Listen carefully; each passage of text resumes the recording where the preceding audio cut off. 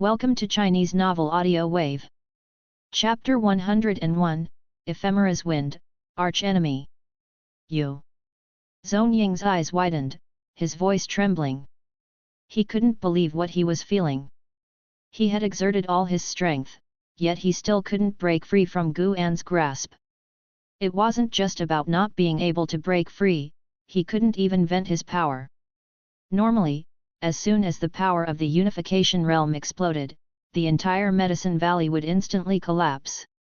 His physical strength and spiritual power couldn't be transmitted out of his body.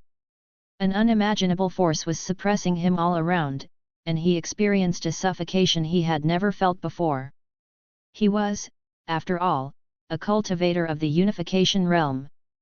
A figure free to roam the lands of the 9 dynasties. Zhong Ying's heart was filled with despair as he realized he was doomed, but he didn't want to die. "Senior, please spare my life," Zhong Ying said through gritted teeth, void of any demeanor befitting his realm. Gu An had already isolated the surrounding space with his own spiritual power, making their voices inaudible to the outside world. He had a good guess about Zhong Ying's identity, so he did not kill him directly. Instead, he asked, "Give me one reason to spare your life." By now, Zhong Ying bore no hostility toward Gu An, likely because he was terrified. "I am known as the Ghost Thief. I came to steal the mystic pure tree not for myself, but for all the mortals of the world.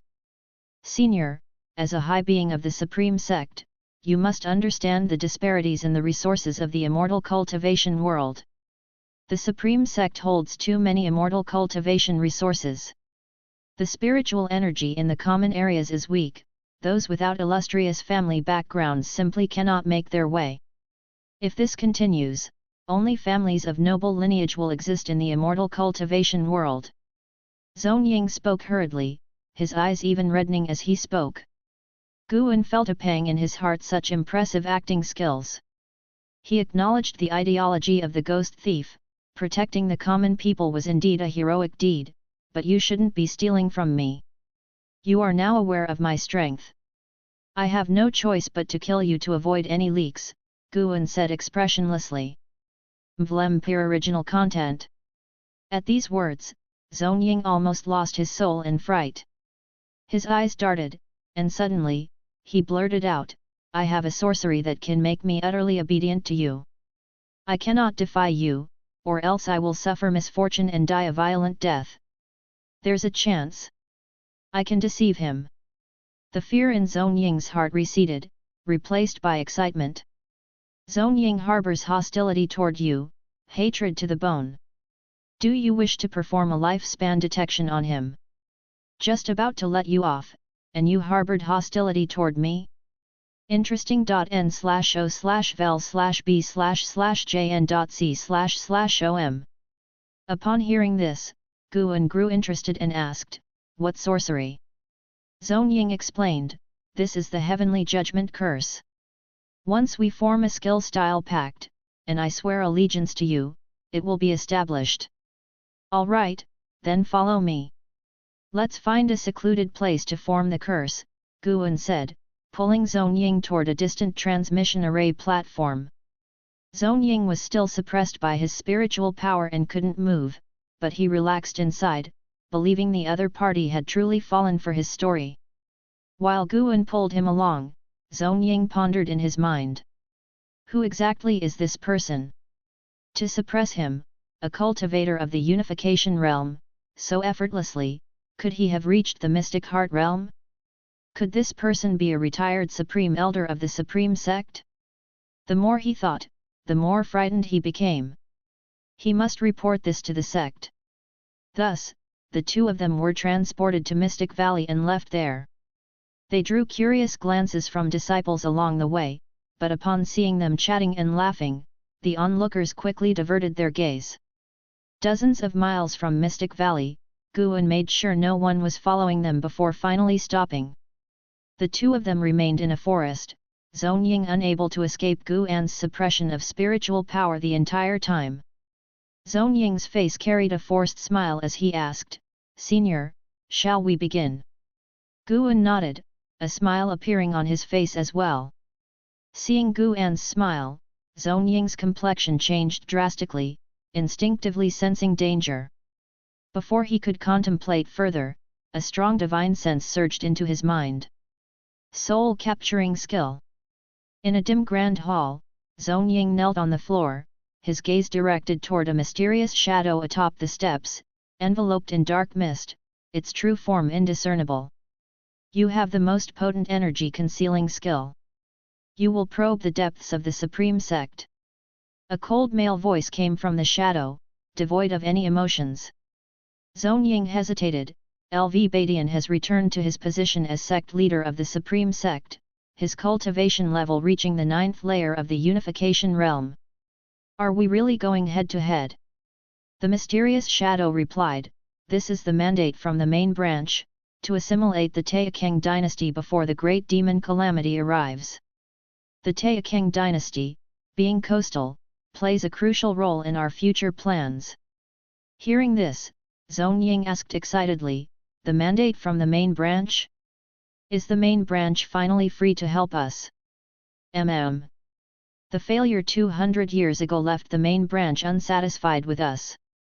Although we have infiltrated the Taixuan dynasty, compared to the actions of other branches, we have brought disgrace to the ephemera sect. Begin your mission to probe the current foundation of the Supreme Sect while waiting for the Mystic Heart Realm Great Cultivator from the main branch to arrive. Then, wage war against the Supreme Sect. Upon hearing the words of the mysterious shadow, Zhong Ying excitedly complied, seeing this as a great opportunity to prove himself. The scene shattered, and Guan's divine sense moved on to other memories within Zhong Ying. This guy wasn't the ghost thief at all, he was merely using the ghost thief's identity to make the Supreme Sect prepare in advance, allowing him to determine how many powerful cultivators the Supreme Sect had hidden. He avoided using the name of the ephemera sect because he feared alerting the enemy. If he failed, he could still survive under the identity of the ghost thief.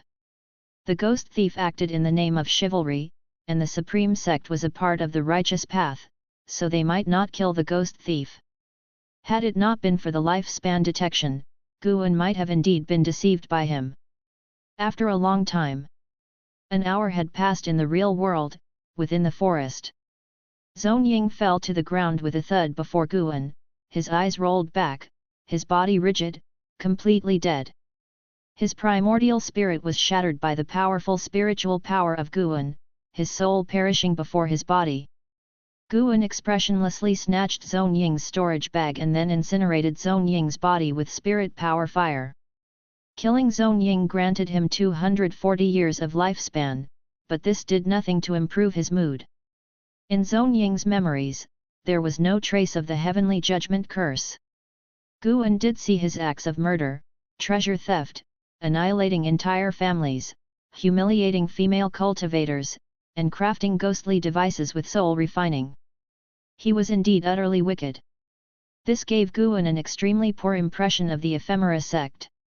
He had thought the conflict between the ephemera sect and the Supreme Sect was just a typical intersect conflict, but now he felt that if the ephemera sect were to unify the Taixuan dynasty, life would only become more difficult.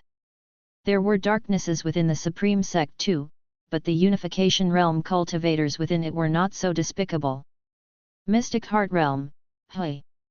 Guan thought to himself and then turned to leave. The autumn wind blew into the forest, scattering Zhong Ying's ashes in the air, where they completely disappeared.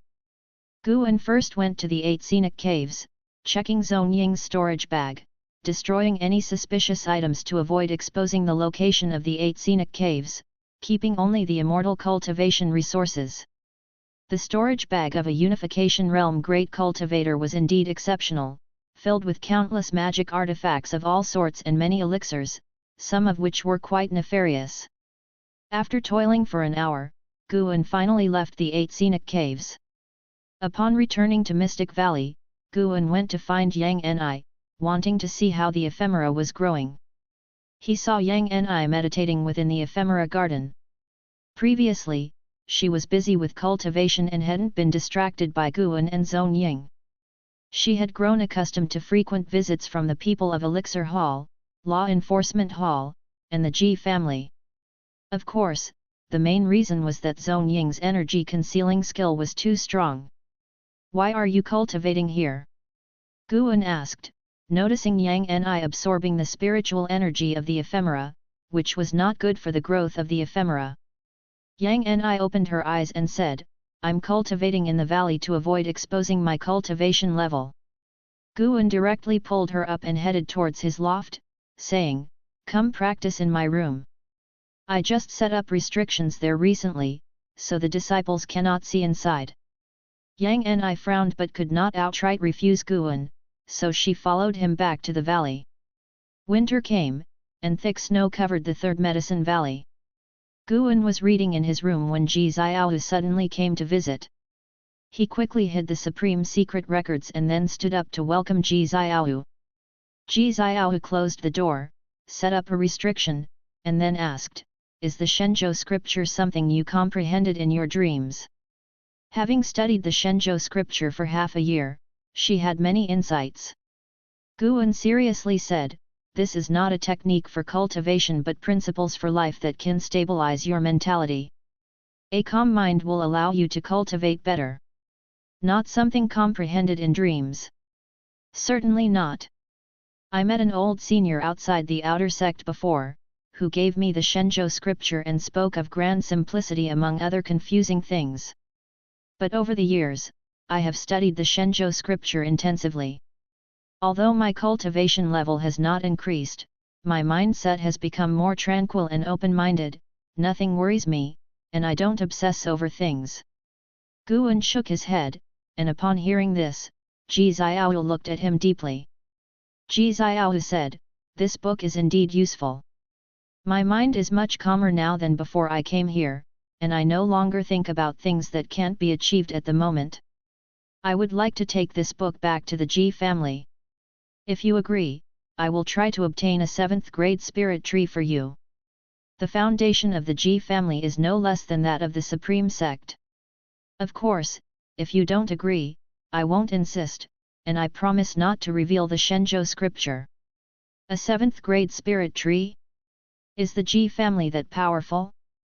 Guan suppressed the surprise in his heart and calmly said, "Naturally, I am willing." The Confucius in the scripture had the aspiration to share his ideals with the world. How could I keep it to myself? The Shenzhou scripture is a compilation of phrases from many ancient Huaxia sages like Laozi, Confucius, Zhuangzi, among others. Guan had also marked their names in the book, portraying their extraordinary images. Upon hearing this, Ji Xiao's face showed a smile, and she began discussing the Shenzhou scripture with Guan. After a long conversation, she finally took her leave. Just as she was about to reach the door, Ji Xiao suddenly turned back and said to Guan, "Now that you own such a vast third medicine valley and your status has changed, you must have heard of the Ephemera Sect. If someone from the Ephemera Sect tries to win you over, do not agree." "Why?" "The Ephemera Sect conducts itself in sinister ways and does not follow the righteous path. Engaging with them seldom leads to good outcomes, and furthermore, the Ji family and the Ephemera Sect are sworn enemies. The real reason is at the end, right?" Guan mused internally while sensing the impact of the Ephemera Sect on the Supreme Sect. Ji Xiao's words signified she was aware that many people had been swayed by the Ephemera Sect. Chapter 102, Chapter 102, Defying Fate, The Fear of the Green Vine Tree. Guan had waited for more than half a year, past his 60th birthday, and still hadn't received the 7th rank spirit tree from the Ji family. He believed that Ji Xiao wouldn't deceive him, guessing that the Ji family's procedures were a bit complicated, and that he would have to wait a bit longer. In this respect, the Supreme Sect was better, for the mystic pure tree they promised him had arrived rather quickly. On a sweltering summer day, Guan was sowing seeds in the Third Medicine Valley, with Gu Yu chattering ceaselessly by his side, talking about the Supreme Immortal Venerable. This year, the plot of Supreme Immortal Venerable reached its peak, when the protagonist, Gu Yu, and the male lead, Zhou Tongzhu, met, preparing to join forces to battle the evil that plagued the world, leaving countless readers hanging in suspense. Guan was in a good mood, because last night he spent 100,000 years of his lifespan to advance the great yin-yang transformation into the 9 extremes yin-yang body. The 9 extremes yin-yang body retained the previous abilities of guarding against prying and deducing cause and effect, with the added intricacy of creating avatars. He could create 9 avatars and control them to fight or act. Afterwards, he had even given it a try and used an avatar to gather herbs. Unfortunately, just like before, it did not capture any lifespan. Nothing to do but carry on as before. As Guan sowed the seeds, he thought about what combat techniques to improve next. Originally, he had wanted to enhance his skills once a month, but over the past year, he frequently felt the presence of great cultivators from the Unification Realm fighting in the North Sea Mountains, so he delayed his plans to become stronger. Gu Yu couldn't help but look at Guan and asked, "Hey, are you really listening?" Without looking up, Guan replied casually, "I'm not going to write a book the way you want, just wait and see. How much longer will Supreme Immortal Venerable take to write?" Gu Yu asked in a soft voice. Within a 10-mile radius, there were only the two of them, so there was no fear of being overheard. "It will be done soon, in just a few more years." "What will you write next?" "Let's talk about that later, I may not write any more." "Don't say that, if you stop writing, that would indeed be a great loss to the immortal cultivation world. Me stopping is actually a good thing, otherwise cultivators wouldn't cultivate properly and would just sneak away to read books all day." "Nonsense, who reads every day? You only write a few words a year, we only read books in our spare time from cultivation." The two began to bicker. It was only after Gu Yu pulled out the latest Supreme Secret records that Guan believed he wasn't slacking off reading. Guan stored the Supreme Secret records in his storage bag, then asked, "Has anything significant happened in the immortal cultivation world recently?" Gu Yu secretly scorned his behavior, then said, "Actually, yes. The Demon Path and Ephemera Sect have been battling in the North Sea Mountains for more than half a year now. Thousand Autumn Pavilion and Wanyan Sect have been nearly decimated by the Ephemera Sect. If this continues, it won't be more than 2 or 3 years before Ephemera Sect unifies the Demon Path." Speaking of the Ephemera Sect, his tone became excited again. "The Ephemera Sect will inevitably have a battle with the Supreme Sect, and this battle will unify the immortal cultivation world of the Taixuan dynasty. The sect doesn't seem in a hurry at all, it seems they are confident of victory." Hearing this, Guan couldn't help but think of LV Badian's ultimate lifespan and harbored doubts whether he could make a successful breakthrough. Regarding ultimate lifespan, Guan was at a loss, as it was not something he could reveal to others. Ultimate lifespan is like a kind of destiny, everyone who embarks on the path of immortal cultivation is struggling against fate, who can believe in destiny? Guan felt that there must be ways to break destiny, but they were very hard to find. After chatting for another ancient hour, Gu Yu left, saying that recently Gu Zong had been in seclusion, apparently preparing for the battle against the Ephemera Sect. He also needed to properly cultivate and contribute to the Supreme Sect's effort when the time comes. On the 7th day after Gu Yu left, the Elixir Hall issued orders to collect herbs from the Medicine Valleys ahead of schedule. Even the Third Medicine Valley had cultivators from the LV and G families coming to gather a large amount of herbs. This indicated that something big was about to happen. Guan didn't think of an attack from the Ephemera Sect, but rather that LV Badian was preparing to challenge his heavenly destiny, to break through into the mystic heart realm. In the blink of an eye, autumn replaced summer. On this day at noon, Guan arrived at Tianya Valley and found that Li Suandeo was also there, his cultivation level having reached the Void Crossing realm. Over 200 years old and in the Void Crossing realm, Guan had only seen him at this level. This fellow was only openly displaying that he was at the first layer of the Elixir Formation realm, quite low-key. Both settled down at the stone table in front of the pavilion to chat, and Li Suandeo praised Guan's outstanding planting ability, thanking the herbs cultivated by Guan for his smooth breakthrough beyond the core formation realm. Without those herbs, Li Suandeo planned to have Yi Liuyun help him transplant a golden core, which, for sure, wouldn't be as strong as the golden core he could form by himself.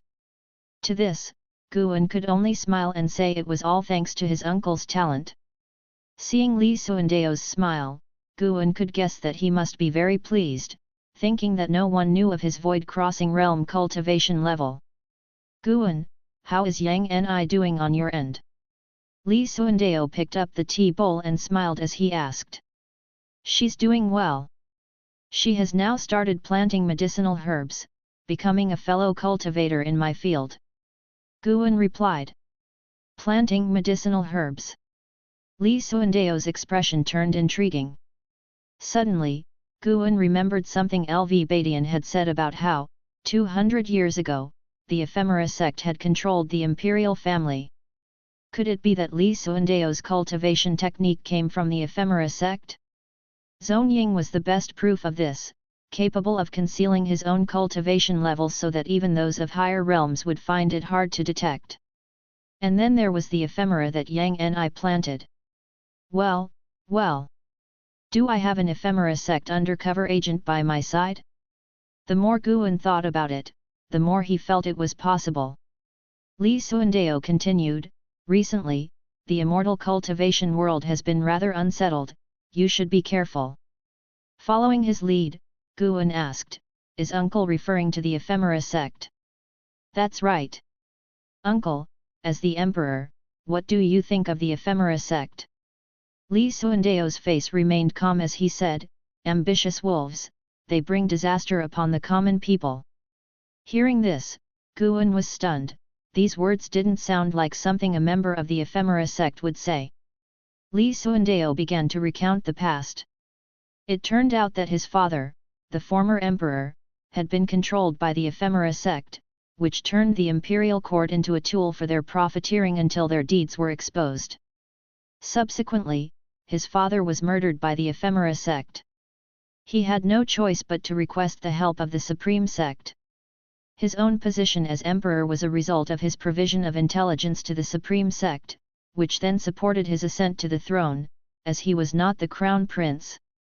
Li Xuandeo's tone was filled with hostility toward the ephemera sect, making Guan feel that it was likely genuine. I do wish to contend with the supreme sect, but that is just an internal imperial struggle. If the ephemera sect were to fight with the supreme sect, I would most certainly support the supreme sect without reservation, Li Xuandeo said coldly, his eyes flashing with a murderous intent aimed at the ephemera sect. Guan asked in surprise, with the ephemera sect committing such detestable acts and their headquarters remaining unknown, how could there be so many willing to join them? Li Xuandeo replied, because of ephemera, it is said that the plant can change the aptitude of cultivators, even delay their demise. Moreover, the cultivation resources they provide to their members are indeed substantial. Thus, there are always people joining them. From what I currently understand, the ephemera sect has an extremely strong foundation, perhaps even stronger than the entire Taixuan dynasty, because we are only dealing with a branch of the ephemera sect. Ephemera? Change in aptitude? Guan raised an eyebrow, no wonder Yang Ni was meditating and cultivating in the ephemera garden. However, he remained skeptical about the effectiveness of ephemera. A sixth-tier medicinal plant that could defy the heavens and alter fate? Li Xuandeo continued to tell Guan about the deeds of the ephemera sect from 200 years ago. Back then, it was common for the population of an entire city to vanish, leaving behind empty cities.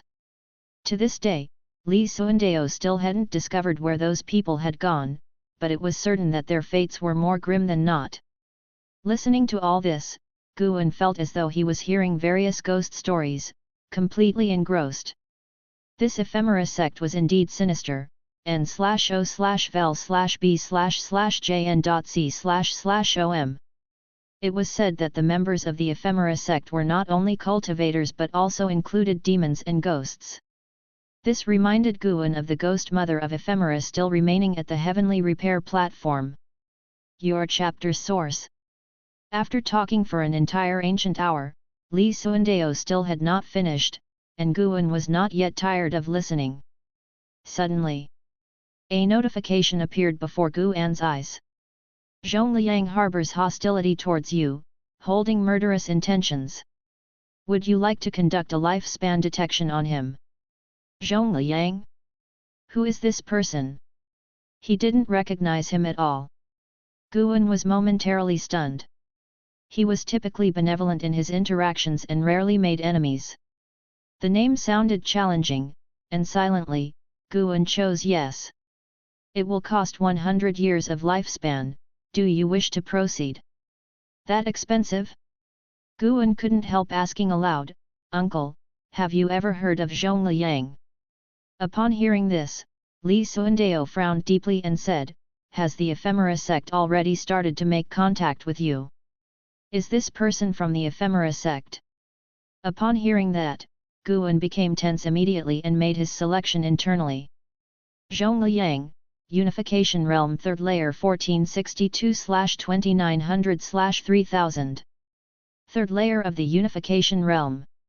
Guan frowned and began to ponder how the other party could have known about him. Was it because of Zhongying? No, that couldn't be. He had checked many times to make sure Zhongying didn't carry any items allowing other great cultivators to send messages, and it had been half a year since Zhongying's death. Who could it be then? As soon as Guan thought that he had already attracted the attention of the Ephemera Sect, he felt an impulse to barge into their lair to silence them. Unfortunately, the Ephemera Sect had no lair, at least not in Zhongying's memory, as the place Zhongying met with that mysterious shadow was always different. 200 years ago, Zhongliang was the sect hierarch of the Ephemera Sect. He was gravely injured by LV Badian and fled. Where have you encountered him? Li Suandao asked with a grave voice. Guan shook his head and said, previously, outside the outer sect of the Supreme Sect, I met him by chance. He wanted to invite me out in search of an opportunity, which I declined. Now, having talked with Uncle for so long, I suddenly remembered him, and I never imagined he really was a demon head of the Ephemera Sect. Li Suandao did not doubt Guan's words but started to consider various possibilities. Could it be that Zhongliang had his sights set on Li Yi, or was it on him? Li Suandao's complexion turned somber.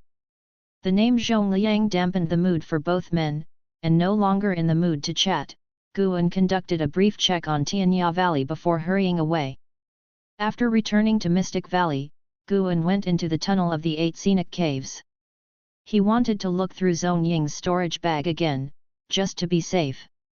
As soon as he arrived, he used his divine sense to see a vine from the green vine tree fiddling with Zhongying's storage bag. He maintained his energy concealing state, making no noise with his footsteps, and approached quietly. When he emerged from the tunnel, the green vine tree was visibly startled, its vine withdrawing swiftly. Guan made his way over to it and said coldly, since you have developed consciousness, why hide and sneak around? Are you afraid of me? Be careful, or I'll burn you with a single fire. As he spoke, his right hand ignited with the spirit power fire.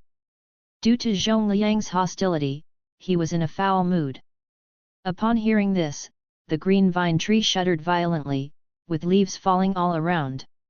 A frail female voice then said, I'm not afraid of you, it's that tree I fear. Chapter 103, Chapter 103, Ephemera Tree, Guan defeats the demon. What tree? Guan asked while looking at the green vine tree, which was nearly 300 years old. The tree's ability to speak did not surprise him. The voice of the green vine tree sounded somewhat similar to Zhang Qiang's, probably because it often heard Zhang Qiang speak while it was nurturing its spiritual consciousness. I'm not sure, but I can feel it, it's going to eat me. The green vine tree's voice rang out again, causing Guan to frown. The first thing that came to Guan's mind was the human-faced tree. That thing also came from the Thousand Autumn Pavilion and was particularly sinister, but its grade and rank were lower than the green vine trees, so why would it strike such fear into the green vine tree? Where is it? Guan pressed on. I don't know. Is it close to you? Very far, very far. Hearing this response, Guan could rule out the human-faced tree. Could it be related to the Ephemera Sect? Could the vanished townspeople have been consumed by some evil tree of the Ephemera Sect? The more Guan thought about it, the more likely it seemed. And when he thought of Zhong Liang having set his sights on him, he felt extremely uneasy. He wasn't afraid of Zhong Liang, he was afraid that someone would discover he was hiding his cultivation level. No. He couldn't just wait for doom. Guan's eyes hardened, and he unleashed a terrifying divine sense of the Mahayana realm, directly enveloping the Taixuan dynasty. The Taixuan dynasty was vast, but not too vast for a Mahayana cultivator's divine sense. He began a carpet search for Zhong Liang, determined to root him out, even if he had to dig 3 feet into the ground. One would never know without searching, but the search was startling. There were so many cultivators in the Taixuan dynasty that Guan felt like he was sifting sand in a big wave. Guan did not retreat in face of difficulties. Disbelieving in curses, he vowed to find the enemy lurking in the shadows. In a dim underground chamber, Su Han, shirtless, was seated in meditation inside a cold pool. The water exuded a cold qi, and beside him stood a white jade longsword that looked like it was made of bones, with blood swirling around the blade, ghastly and ominous. A look of pain crossed Su Han's face as he clenched his teeth and endured. A little while later, suddenly, he heard wailing from afar, which prompted him to open his eyes. Turning to the figure seated in meditation in front of the cavern wall, he asked, "Master, what was that sound just now?" Zhong Liang, with his eyes closed, said indifferently, "Don't bother with them. They are just a bunch of pitiful creatures begging for mercy from the heavens. Whether they live or die has nothing to do with you." His white hair hung loosely, he wore a broad daoist robe, his face was square and stern, and his brows conveyed a sense of oppression. Perpetual frowning seemed to have embedded a third eye at the center of his forehead. Listening to those wails, Su Han couldn't calm his heart. "Don't forget the purpose of joining the sect, and why you picked up my sword." Zhong Liang's voice rose again, tinged with impatience. Su Han took a deep breath and closed his eyes again. As soon as he closed his eyes, Zhong Liang opened his gaze fixed on him, a cold light flickering in his eyes. "This boy's hatred is not yet deep enough.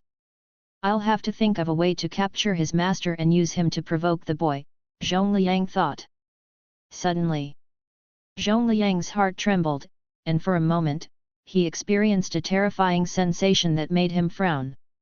"What's going on? Is it an illusion?"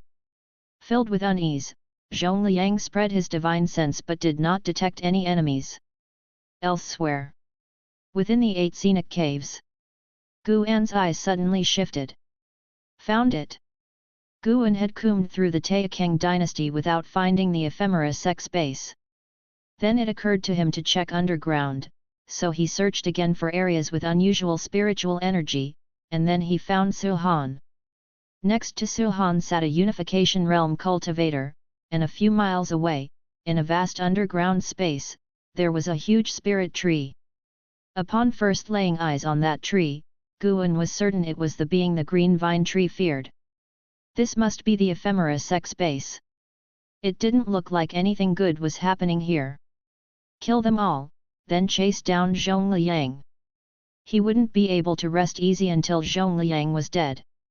Guan turned back to look at the green vine tree and said, "In the future, if you're afraid of something, or if you sense anything unusual nearby, let me know immediately. I won't let you be at a disadvantage." The body of the green vine tree twisted, and it spoke in a timid voice, "Yes, Master." Guan then stepped away.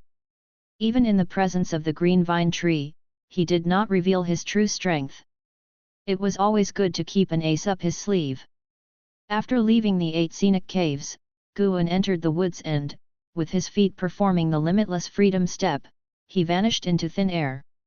In the underground chamber, Zhong Liang's brows were tightly furrowed. His divine sense had swept around several times without detecting any anomalies, but he didn't believe it was his imagination.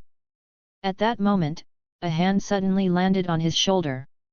His complexion drastically changed, and instinctively, he tried to leap away, but to his horror, he found he couldn't break free. In that instant, he felt the same as Zhongying had before. Incredulous. Terrified. Despair. He was a cultivator of the third layer of the unification realm, yet he was pinned down by a single hand, unable to move. Zhongliang cast a sidelong glance and saw a figure shrouded in demonic qi standing beside him. The one approaching was none other than Guan, who had employed the extreme yin-yang body. His figure was enveloped in a purple-black demonic qi, preventing Zhongliang from seeing his true face. There were over 100 various formations and restrictions in this stronghold, but Guan, relying on the extreme yin-yang body and the limitless freedom step, entered as if into a realm without people, stepping in without causing any disturbance. The surveillance formations also failed to detect any invasion. Guan pressed one hand against Zhongliang, his gaze turning towards Su Han. Su Han's cultivation level had already reached the 9th layer of the Foundation Establishment realm, but his maximum lifespan had not increased and remained at 199 years. The lifespan of a normal cultivator at the 9th layer of the Foundation Establishment realm was definitely over 200 years. It seemed that the hateful Heaven Divine Sword indeed had the potential to exceed limits, but it still could not break the restrictions of one's heavenly destiny. No wonder those who cultivated the hateful Heaven Divine Sword, even if they advanced rapidly in cultivation, were more prone to deviation as they progressed. Su Han had not sensed Guan's arrival, as he was engrossed in his cultivation. Guan's gaze returned to Zhongliang, preparing to use the soul-searching skill, and began to search within Zhongliang, unconsciously initiating lifespan detection. What? It was you all along, kid. Then go to die. Guan's right hand clenched, and the terrifying spiritual power of the Mahayana realm surged directly into Zhongliang's body, annihilating him completely, along with his soul, turning to ash. A gust of wind hit him squarely, causing Su Han to open his eyes instinctively. His pupils dilated suddenly as he hurriedly stood up, drawing the white jade sword beside him. Who are you? Su Han pointed his sword at Guan and asked in a deep voice. Where is Master? Why did he suddenly disappear? Su Han was filled with fear, especially since Guan's figure was frightening and the cave was dimly lit. A terrifying pressure burst from within Guan's body, instantly overwhelming Su Han, who collapsed into the pool. Guan turned and walked towards the nearby cave entrance, his figure vanishing into the darkness. Miles away, in a vast underground space dimly lit, there stood 100 jong tall tree with blood-red leaves. Vines dropped down from the tree branches, each vine tying a person at its end. Their necks were entwined by the vines, unable to break free, their bodies visibly shriveling at a speed visible to the naked eye. Many people had already been sucked dry, turning into mummified corpses. The entire scene was horrific and extremely sinister. Beneath the giant tree stood many members of the Ephemera sect, each escorting a group of cultivators, male and female, their bodies covered with talisman paper, their spiritual power sealed, looking like pitiful prisoners. There were over 1,000 prisoners, and the Ephemera sect members there numbered over 100. All the prisoners looked in despair at the giant tree that was feeding. This is a demonic being, a demonic being. You won't die a good death, deceiving me into joining the sect, only to feed me to this evil tree. What is this, a monster or a demon? Damn it all! Some cursed, some wailed, some begged, their voices made this dark underground space even more terrifying. A demonically charming woman with a voluptuous figure and a beautiful face snorted coldly, "Victors make history, losers are forgotten, what's there to scream about? You are no saints yourselves, who knows, maybe the heavens think we're exterminating villains and eliminating evil." As she spoke, she lifted a man next to her and pressed her mouth to his forehead, beginning to devour his life force. The man's complexion quickly became weak, and his eyes lost their luster. Whoosh! A cold wind blew by, and the female demon cultivator subconsciously glanced at the weeds at her feet. She saw the grass trembling, and before she could react, a leaf shot out abruptly, piercing straight through her brow, and her blood splattered in her mind. It was not only her, but virtually all the Ephemera Sect demon cultivators were assassinated by the grass leaves at the same moment, regardless of their cultivation levels, they all died violently. The prisoners froze, as if sensing something, and they turned their heads in unison to see a figure walking out of the darkness.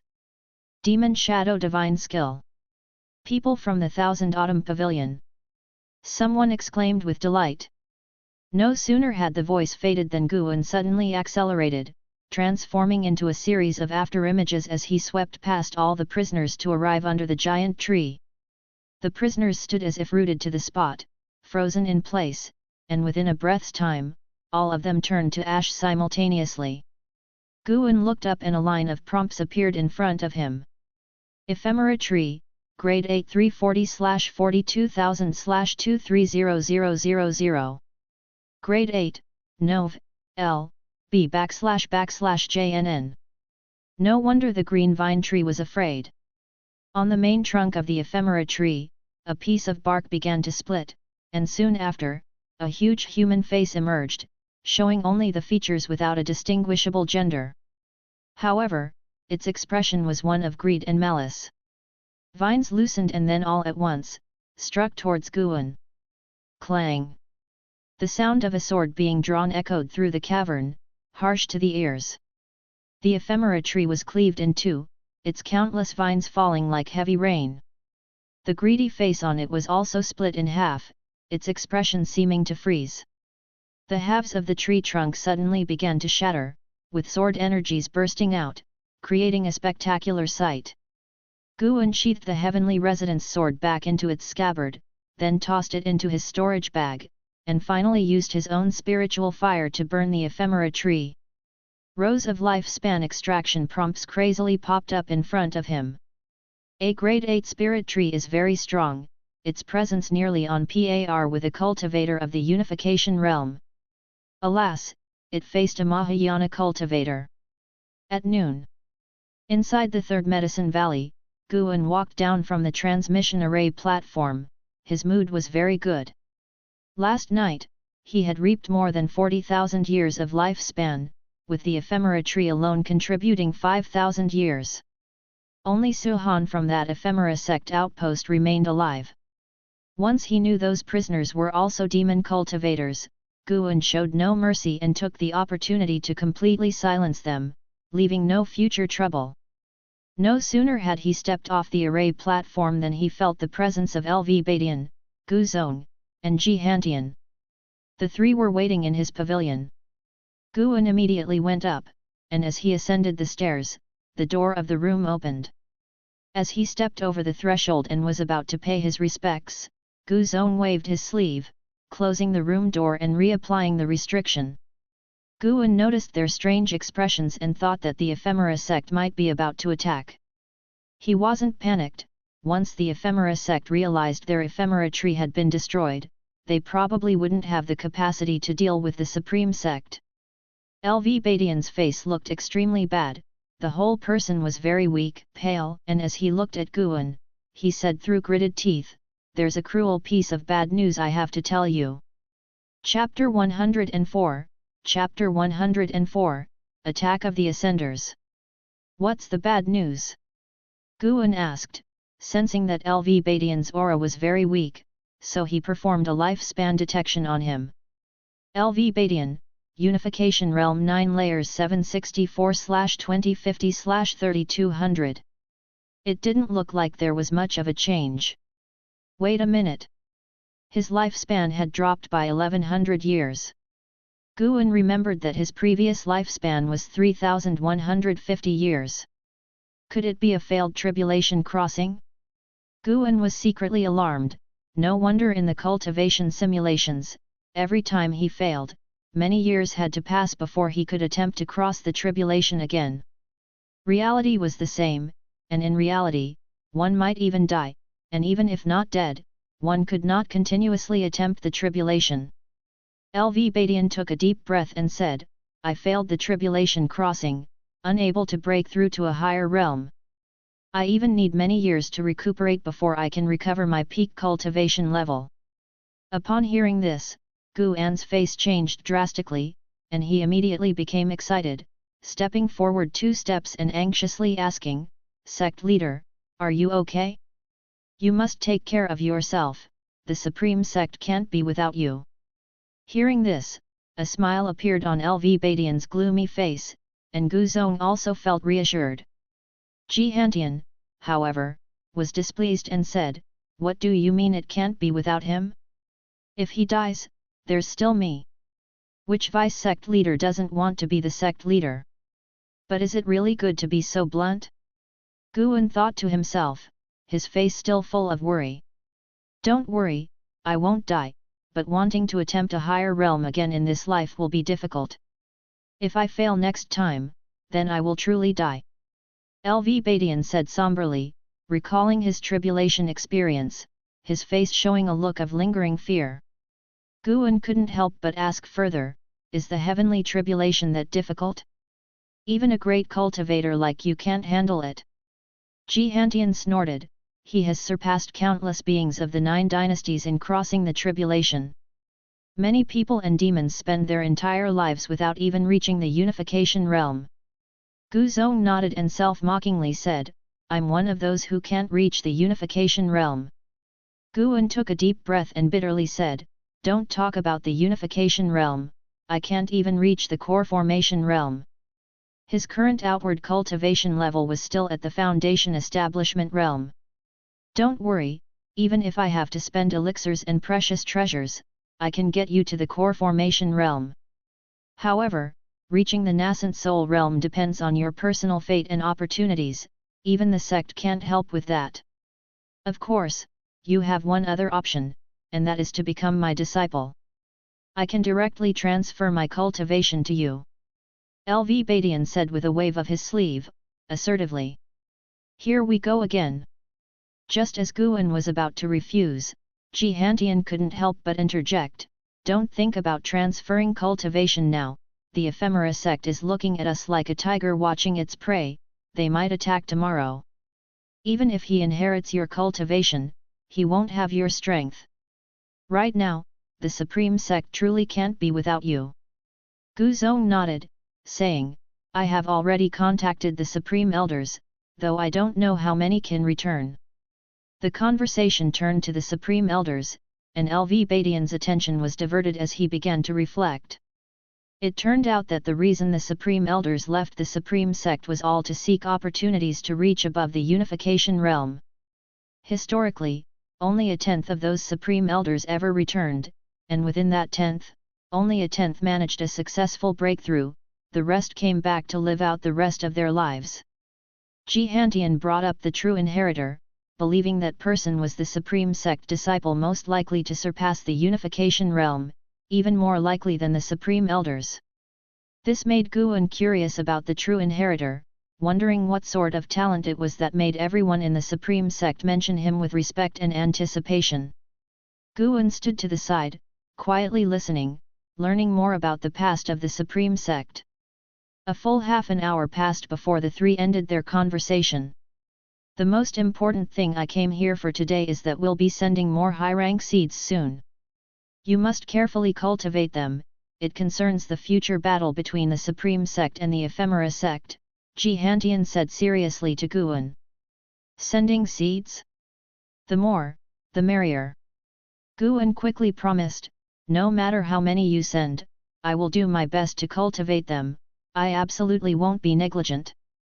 Gu Zong laughed heartily, "I love your enthusiasm. None of the other Medicine Valley masters are as earnest as you, either neglecting their duties or pocketing resources. Keep up the good work, and later we will promote you to an inner sect disciple." Guan promptly expressed his gratitude. Straight after, LV Badian and the other two got up and left. As they walked out of the pavilion, LV Badian's complexion instantly recovered. As the sect leader, he couldn't let the disciples see him in a weakened state. Guan went downstairs and watched them leave in the distance. He felt a bit regretful, he had wanted to ask Ji Hantian when the 7th tier spirit tree would arrive. Neither the news of the fall of the ephemera tree nor of LV Badian's failed tribulation had spread in the world of immortal cultivation, at least not when Yelan came to see Guan. She hadn't mentioned these two events. Upcoming Spring Festival, Yelan was unable to participate since the Law Enforcement Hall had a major mission that would take several months. Guan stood on the edge of the terrace, watching Yelan's figure disappearing into the flurry of falling snow until she vanished. Only then did he withdraw his gaze. He looked at Yang Ni emerging from the woods. As Yang Ni walked past his building, he asked, "You said the ephemera sect has no foundation, yet it attracts so many cultivators to join. How foolish are the cultivators of this world?" Yang Ni stopped in her tracks, looked up at Guan, and said, "Maybe the ephemera sect has something they want to obtain." "Is that so? But I feel it's more like a scam." Previously, the demon extermination hall of the outer sect was just like this. Lu Jujia initially trusted the demon extermination hall, thinking he could follow a clear path upwards, but he ended up being persecuted. Guan spoke in a reflective tone, shook his head, and said, "It appears that looking around this world, everyone can't escape one word, and that is struggle. It's still better here in the Medicine Valley. I don't need to compete for anything." Having said that, he turned and went back inside. Yang Ni frowned, sensing that Guan was hinting at her. If Guan had guessed her connection with the ephemera sect, why didn't he just say it outright? Yang Ni pondered for a bit, then decided to find Lu Jijia to chat and see what Guan was talking about. With winter snow swirling, the Ji family finally delivered the promised 7th rank spirit tree. Pure Yang tree, 7th rank 2/8999/64,000. Guan carried a sapling taller than a person and began searching for a suitable planting site. In the end, he decided to plant the pure Yang tree in the open space in front of the loft, and he immediately summoned his disciples to shovel the snow and dig the soil. Hearing that it was a 7th rank spirit tree, many disciples gathered around to watch the excitement. Even though the pure Yang tree was still in its sapling state, as soon as it was planted, the snow around it began to melt, making everyone nearby feel warm, as if it were a tree of fire. This pure Yang tree was Guan's personal treasure, so listening to the disciples' discussions, he felt a great sense of accomplishment. His gaze suddenly drifted towards the distance. He saw a group of cultivators flying over the mountain peaks on their swords, led by LV Songhan, the elder of the outer sect. Following LV Songhan were 200 Qi cultivation realm servant disciples, all above the 7th layer of Qi cultivation realm. Why has she come? Guan saw Ascender Lu Lingjun also behind LV Songhan. This chap's surface cultivation level was the 8th layer of the Qi cultivation realm, a well-hidden depth. Who would have thought that this servant disciple was actually a 9th layer cultivator of the unification realm, comparable to LV Badian? If it really came to a fight, Guan felt that LV Badian might not be a match for Lu Lingjun, as LV Badian had only lived for over 700 years, while Lu Lingjun was nearly 2,000 years old, an old monster. After LV Songhan landed, he cupped his fists with a smile and said, "Brother Gu, here are 200 servant disciples specially selected for you to command, already approved by the higher UPS. Read this on Novel Bin." The choice of servant disciples was because it is difficult for servant disciples to steal the medicinal herbs here. After all, this is inner sect territory with a whole outer city nearby, so security is not a concern. The main thing is manpower.n/o/vel/b/in.c//om.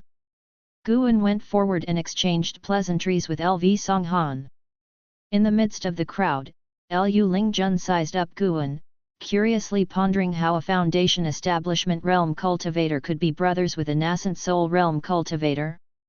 What's his background?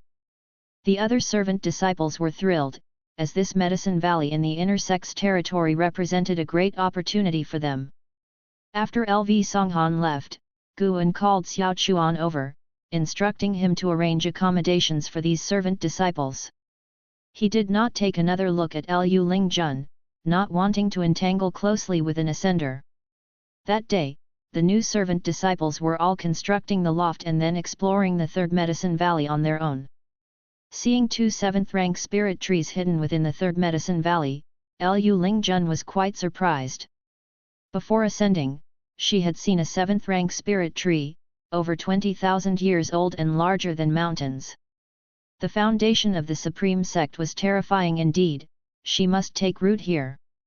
Thus, Lu Lingjun showed great diligence in the days that followed, so much so that Guan could not deliberately ignore her. After New Year, Guan asked Xiao Chuan to select 10 people to be deacons of the Medicine Valley, responsible for managing the other servant disciples, and Xiao Chuan chose Lu Lingjun as one of these 10. Lu Lingjun's intense gaze made Guan quite uncomfortable. She was naturally beautiful, no female disciple in the valley was more attractive than her, and her performance was so impressive that if Guan deliberately ignored her, it would only raise suspicions. Guan spoke to the 10 Medicine Valley deacons, encouraging them with a few words before dismissing them. But Lu Lingjun approached him, whispering, "Valley Master, I have something to tell you, may we speak in your room?" Upon hearing this, Guan hesitated for a moment, then nodded in agreement, leading her toward the loft. The other deacons, still not far away, cast envious glances at Lu Lingjun. Being beautiful is indeed an asset. After entering the room, Lu Lingjun closed the door, and Guan walked over to sit at the desk, casually flipping over the green hero travelogue on the table. Lu Lingjun approached the desk and took out a secret manual from her bosom, handing it to Guan. Guan glanced at it. 9 Revolutions Golden Body Art. Intimidating name. Lu Lingjun whispered, "This is my family's cultivation technique, I hope the Valley Master will not disdain it." Guan frowned and said, "What are you doing? Put it away quickly. What would it look like if someone saw this?" Lu Lingjun nodded, understanding, and she put the 9 Revolutions Golden Body Art back into her bosom, then took out a magic artifact from her storage bag. "I told you, don't act rashly." Lu Lingjun then switched to a bottle of elixirs, claiming they could enhance chi blood and meridians. "Are you testing me with this? Are you questioning my devotion to the Supreme Sect?" Guan rose angrily, his voice low as if he feared the disciples outside might hear. Lu Lingjun cursed greed under her breath. Suddenly, she thought of something else, took out a white jade long bottle from her storage bag, and said, "This is heavenly spirit water. Though it's just a single bottle, if sprinkled on the ground, it can gather spiritual energy, form a lake that water can enhance the soil around it, allowing the heavenly materials and earthly treasures to grow faster. Moreover, it can condense spirit pearls every year, which can be swallowed or used for making elixirs." Upon hearing this, Guan took the bottle from her hand, saying sternly, "This should not set a precedent. Tell me, what do you want, but it must not threaten the interests of the Supreme Sect." Lu Lingjun showed a smile, "Valley Master, may I have your permission to cultivate under the mystic pure tree?" She had previously stood in front of the mystic pure tree and spotted an enormously fat white spirit rat. Although the fat rat seemed to be sleeping, with her insight, she could tell that the fat rat was in a mysterious state of path enlightenment. Chapter 105, Chapter 105, Void Crossing Realm, is it strong? Mystic Pure Tree? Guan hadn't expected Lu Lingjun to discover the mysteries of the mystic pure tree so quickly. To him, this matter was not forbidden. On the contrary, it brought him more inspiration. In the future, he could use the mystic pure tree to motivate the disciples to work harder. Guan pondered and said, "All right, but you can only go there at night. You must leave after dawn. The mystic pure tree is an asset of the sect, and many great cultivators will be watching. Understand?"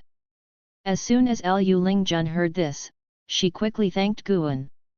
Seeing this unification realm 9-layer great cultivator so respectful before him, Guan felt quite emotional. Wasn't he the same?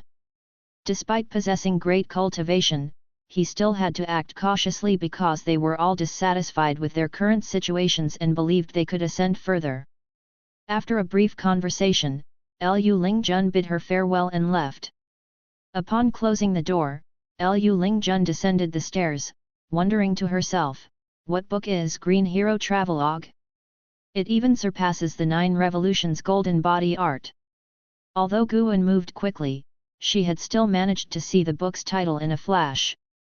She decided to go to the outer city later to investigate further. Having arrived at the great heaven and earth spirit realm, Lu Lingjun was curious about everything here, yet also filled with awe. That's why she started as a servant disciple, familiarizing herself with this world first before gradually advancing. Her goal was to be an elder of the Supreme Sect. Third Medicine Valley was just a stepping stone. On her way, Lu Lingjun couldn't help but wonder what the cultivation level of the sect leader of Supreme Sect was like. It must be higher than hers, right? Late at night, in the North Sea Mountain, a fierce wind whipped through the area, carrying snowflakes with it. Guan sat meditating under a tree, slowly opening his eyes, which flickered with sharp light. He had just spent 100,000 years of his lifespan to advance the Ji family's divine technique from Heaven and Earth Path Gang to Heaven and Earth Dominator Body and then to Deist Gang Primal Energy. Once Deist Gang Primal Energy was perfected, the invisible and colorless primal energy would automatically protect his body, warding off evil spirits and resisting various spells and divine skills.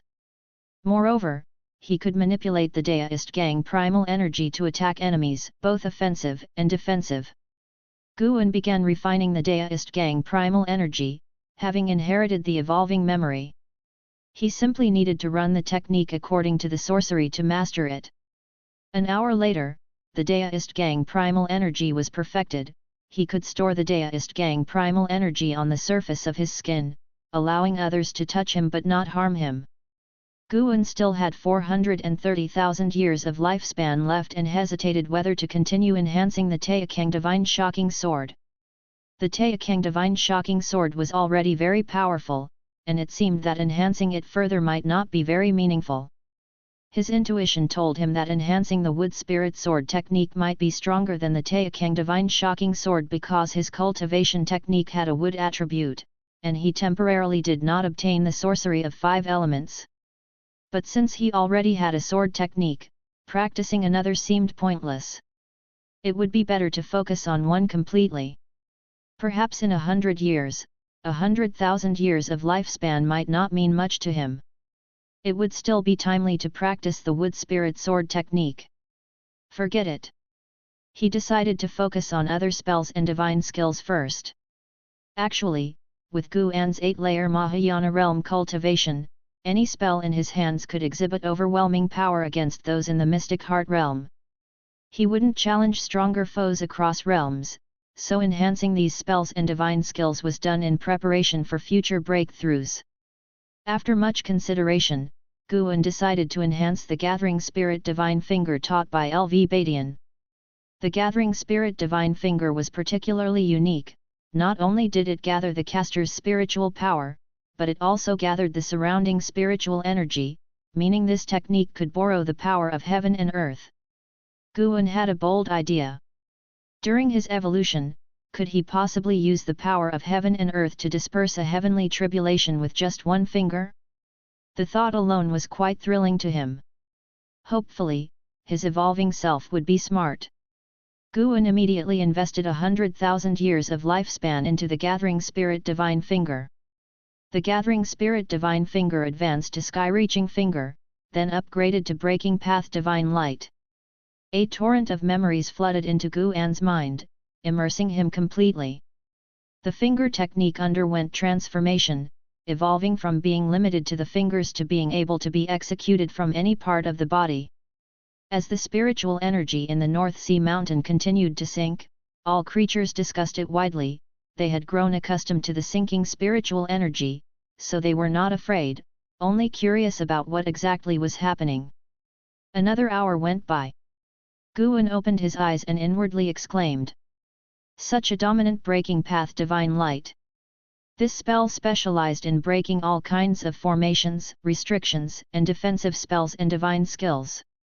It could also directly destroy an enemy, causing their body and path to perish. This round of enhancements hadn't been a mistake. Guan smiled and then stood up. He dispelled the lifespan barrier and walked toward the deeper part of the forest. It was still early before dawn, and he prepared to enjoy the scenery of North Sea, meanwhile going to check on Li Yi. Li Yi was still at the edge of North Sea, diligently practicing the Taixuan Divine Shocking Sword. When Guan had initially taught him the swordsmanship, he had also infused a sword intent within the North Sea heavy sword to guide his practice. With the guidance of sword intent, Li Yi's progress was swift, far easier than the arduous self-comprehension he underwent during evolution. The trees in the North Sea mountain forest were tall, giving one the sensation of having been shrunk. The forest was filled with demon energy, and Guan even saw spirit beasts similar to the white spirit rat, peculiar and varied, some adorable and some extremely ugly. As Guan enjoyed the scenery along the way, thousands of miles away by a lake in North Sea, Li Yi stood bare-chested, wielding the North Sea heavy sword and swinging it toward the bright moon. Read first on Novel Bin. The shimmering surface of the lake held the moon aloft, with snowflakes scatterings, resembling stars falling. Li Yi's body was drenched in sweat, his muscles taut with each sword swing, radiating a sense of power. Never mind how well you have mastered the Taixuan Divine Shocking Sword, your physical body has thoroughly merged with the Dragon Image Divine Primordial, and your strength is comparable to that of a fourth-tier demon beast. The voice of the elder rang out, filled with admiration. Li Yi's lips curled up in a smile as he continued to practice his swordsmanship without responding. He had already begun to imagine defeating Lv Xian, Zhou Tanju, and Ji Xiaoyu, intending to astonish all the clans and rebuild the peak of the Li family. Impressive swordsmanship, truly a formidable young man. A voice sounded from the side, startling Li Yi so much that he turned around to see a scholar-dressed man walking along the beach. Dressed in white, carrying a bookcase on his back, wearing a cloth hat, and holding a folding fan, he appeared to Li Yi in the moonlight like a fierce ghost. Li Yi frowned and asked, "What do you want?" Having stayed in the North Sea mountains for many years, he had encountered both demons and evil spirits, and by now, no being could frighten him. The scholar in white smiled and said, "I hail from the Ephemera Sect. You can call me Traveler of Graceful Crane. I've seen your swordsmanship is quite good, and your chi blood far surpasses those of the same realm. How about it, join the Ephemera Sect with me?" The Ephemera Sect. Li Yi frowned. Over the past 2 years, the Ephemera Sect and various demonic sects had waged great battles in the North Sea mountains, which he had naturally encountered. He resolutely responded, "I am a disciple of the Supreme Sect. Thanks for your kind offer." To him, he still took pride in the Supreme Sect, and in his eyes, how could a sect of unclear origin like the Ephemera Sect compare to the righteous, great Supreme Sect? Many cultivators from your Supreme Sect, including elders, have joined our sect. The Supreme Sect will eventually be replaced by the Ephemera Sect, so joining the Ephemera Sect sooner is the right path, the Traveler of Graceful Crane said, smiling broadly. Li Yi's expression turned cold, and he lifted his sword towards the Traveler of Graceful Crane. "So, you're saying I can't refuse?" Seeing him raise his sword, the Traveler of Graceful Crane laughed, "Young one, you think you are above all because you hold the soul of a great elder within you." As he finished, he suddenly attacked Li Yi. Li Yi's expression changed as he raised his sword to defend. Guan had been wandering around the forest for several hours, and only when dawn was about to break did he leave, stepping with the limitless freedom step. He arrived at the beach where Li Yi was, and from a distance, he spotted Li Yi sitting collapsed in front of a rock, his head buried in his arms. The North Sea heavy sword lay on the sand, enduring the continual wash of the waves. n/o/vel/b/jn.c//om. Something appeared amiss. Guan keenly sensed that the soul within Li Yi had vanished. He immediately walked towards Li Yi. It was only as he approached that Li Yi heard his footsteps. Li Yi slowly lifted his head. Upon seeing Guan, surrounded by demonic qi, his expression dramatically changed. He hurriedly scrambled up and knelt before Guan. Primordial Ancestor! Please save my elder! He has been captured by the traveler of graceful crane from the Ephemera Sect. Li Yi urgently spoke, his voice even breaking into a sob. The reason he felt like crying was because he believed Guan to be the primordial ancestor of the Li family, and in front of his own ancestor, his emotions completely overwhelmed him. Guan asked in an aged voice, "What happened?" While he spread his divine sense to search for traces of Li Yi's soul aura.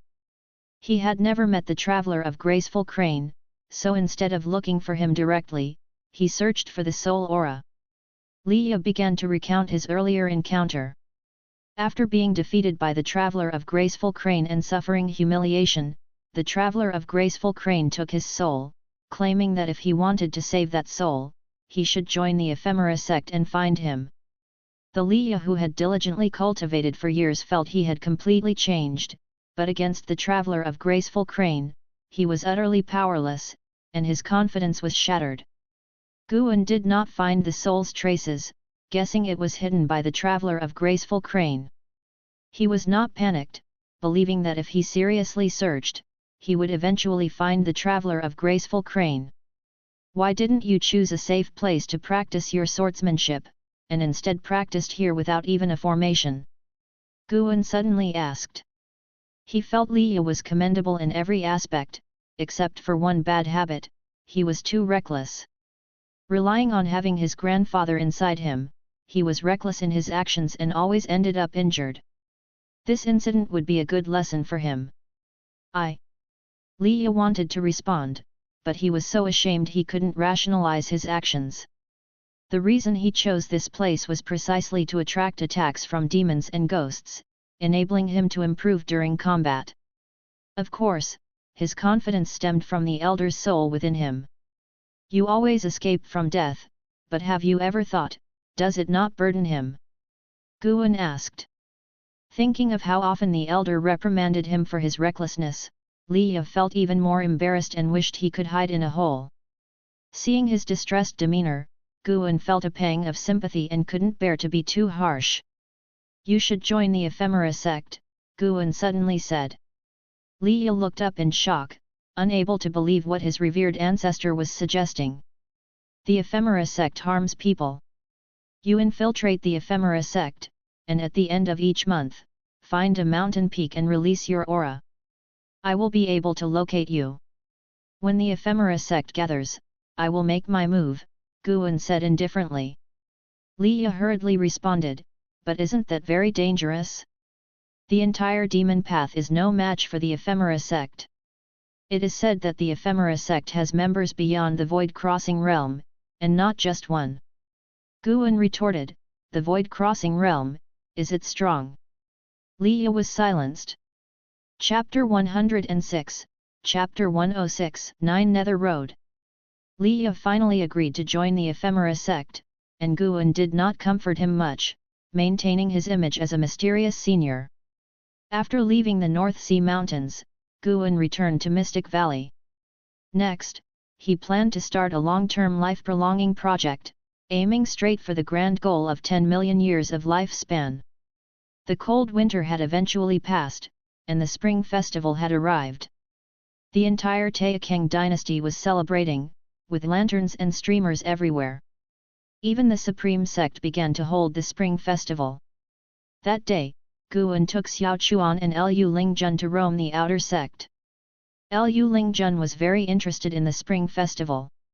This was her initiative to come to the city of the outer sect, and since Heavenly Spirit Lake, formed by the Heavenly Spirit Water, had indeed won Guan's favor, he brought her along. It just so happened that LV Badian had failed his tribulation crossing. If Guan could win Lu Lingjun over as a cultivator for the Supreme Sect, she could shield him in the future. Nov. L. B //JNN. Guan's foundation had been established, and the stronger the Supreme Sect, the more he could survive. These years, the Supreme Sect was improving, with fewer dark events occurring, which increasingly strengthened Gu An's sense of belonging to the sect. Upon arriving at the city of the Outer Sect, Xiao Chuan went off on his own, having his own friends in the city as well. Gu An took Lu Lingjun to the Heavenly Repair platform, wanting her to see the characters for Righteous Path. When he had carved the Righteous Path characters, he had just reached the Unification Realm. This was also why the Demon Path was more wary of LV Badian, as the sword intent on the Heavenly Repair platform was not unbelievably strong for those in the Unification Realm. After all, he was remotely engraving. So many years have passed, and Sword Venerable Fudeo's sword intent still attracts so many cultivators to observe. It is truly impressive, remarked Guan. Lu Lingjun had seen the character's Righteous Path when she first came to the Supreme Sect, and she nodded, indeed impressive. In her world, she had never seen such strong sword intent, which made her full of expectations for the Supreme Sect. If the Outer Sect had such powerful sword intent, what would the foundations of the Inner Sect be like? And the higher status main city of Sect? Just thinking about it excited Lu Lingjun, feeling that she could find ways to break through to higher realms in the Supreme Sect. Guan found Lu Lingjun's reaction quite flat, and his tone was somewhat perfunctory. Oh no! This person looks down upon his sword intent. Could it be that she is confident in defeating him in his unification realm? Thinking this, Gu An's complacency was considerably restrained. There are so many geniuses in the world, let alone those who can emerge from one world to another. He couldn't underestimate anyone. Gu An continued to scan the Heavenly Repair platform, throwing in lifespan detection at those unfamiliar cultivators. Because it was the Spring Festival, there were fewer people on the Heavenly Repair platform than usual, all wandering in the city, relaxing their daist hearts. Valley Master, may I wander alone, if that's okay? Asked Lu Lingjun. This hurt Guan even more. My sword intent isn't attractive at all? Go ahead, let's regroup here at dusk. Guan nodded, secretly deciding that he must keep Lu Lingjun at the Supreme Sect. Such an impressive person should serve the Supreme Sect. Wait a minute. Why am I suddenly thinking like a sect leader? It's all LV Badian's fault. Guan shook his head, then turned towards the Elixir Hall. He also had many friends in the city of the Outer Sect, mainly in the Elixir Hall and Book Collection Hall. Each visit, he would hang out with a few good friends, have a few drinks, and listen to their cultivation experiences, enjoying this simple and leisurely life. Elsewhere, Lu Lingjun wandered around until someone stopped her. Miss, I have good books here, buy one, many female disciples are reading them, said the disciple mysteriously, glancing around as if afraid of being noticed. Lu Lingjun raised an eyebrow, asking, do you know about Green Hero Travelogue? Upon hearing this, the disciple's eyes lit up, expert indeed. I knew from Mrs. demeanor that you are well versed in this area. Indeed, I have Green Hero Travelogue. Buy one Supreme Secret Records, and I'll give you 2 Green Hero Travelogue for free. Oh? How many books are in the complete Green Hero Travelogue? There are many, miss. Would you like the whole set? Yes. All right, for 200 low-grade spirit stones, buy 10 Supreme Secret Records, and I will give you the complete set of the Green Hero Travelogue. Okay. The two completed the transaction, and afterward, the bookselling disciple quickly left, as if he were a thief. Lu Lingjun felt she had been duped. No way such unique and secretive books could be so cheap, but 200 low-grade spirit stones were trivial to her. She stored all the books in her storage bag, planning to read them back at the valley. When Guan reached the Elixir Hall, he saw an acquaintance. It was an Xin, a disciple he had taken in at the Outer Sect before. An Xin was of mediocre talent, only able to stay at the Outer Sect, and Anhao did not forget her, occasionally sending various elixirs. Unfortunately, her cultivation level still improved slowly. Both born in the same village, they had entered the immortal path, but their paths were vastly different, which made Guan lament the unfairness of fate. An Xin was doing odd jobs in the elixir hall. She felt she couldn't always rely on An Hao, she wanted to make efforts on her own. Seeing the fragile An Xin dealing with a male disciple giving her a hard time, Guan sighed internally. Perhaps, should he just take care of her for life? Although he valued An Hao more, An Xin was his disciple as well. Moreover, if he didn't take action, he feared that one day, An Xin would die because of An Hao. As An Hao's level got higher, his enemies would only increase, and sooner or later they would target An Hao's vulnerability, which was An Xin. With that thought, Guan walked over to An Xin. The disciple who saw Guan approaching hurriedly smiled apologetically and bowed in greeting. In the elixir hall, Guan held a significant status. After all, he visited every month, and the disciples who were often there knew he was close to the elders of the elixir hall.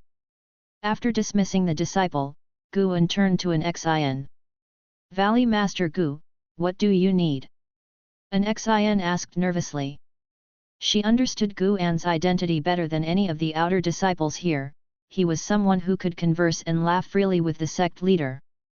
The last time LV Badian brought An Hao to confront Guan during a dispute, An Hao took the opportunity to move An Xin to the Third Medicine Valley, and the two had met then.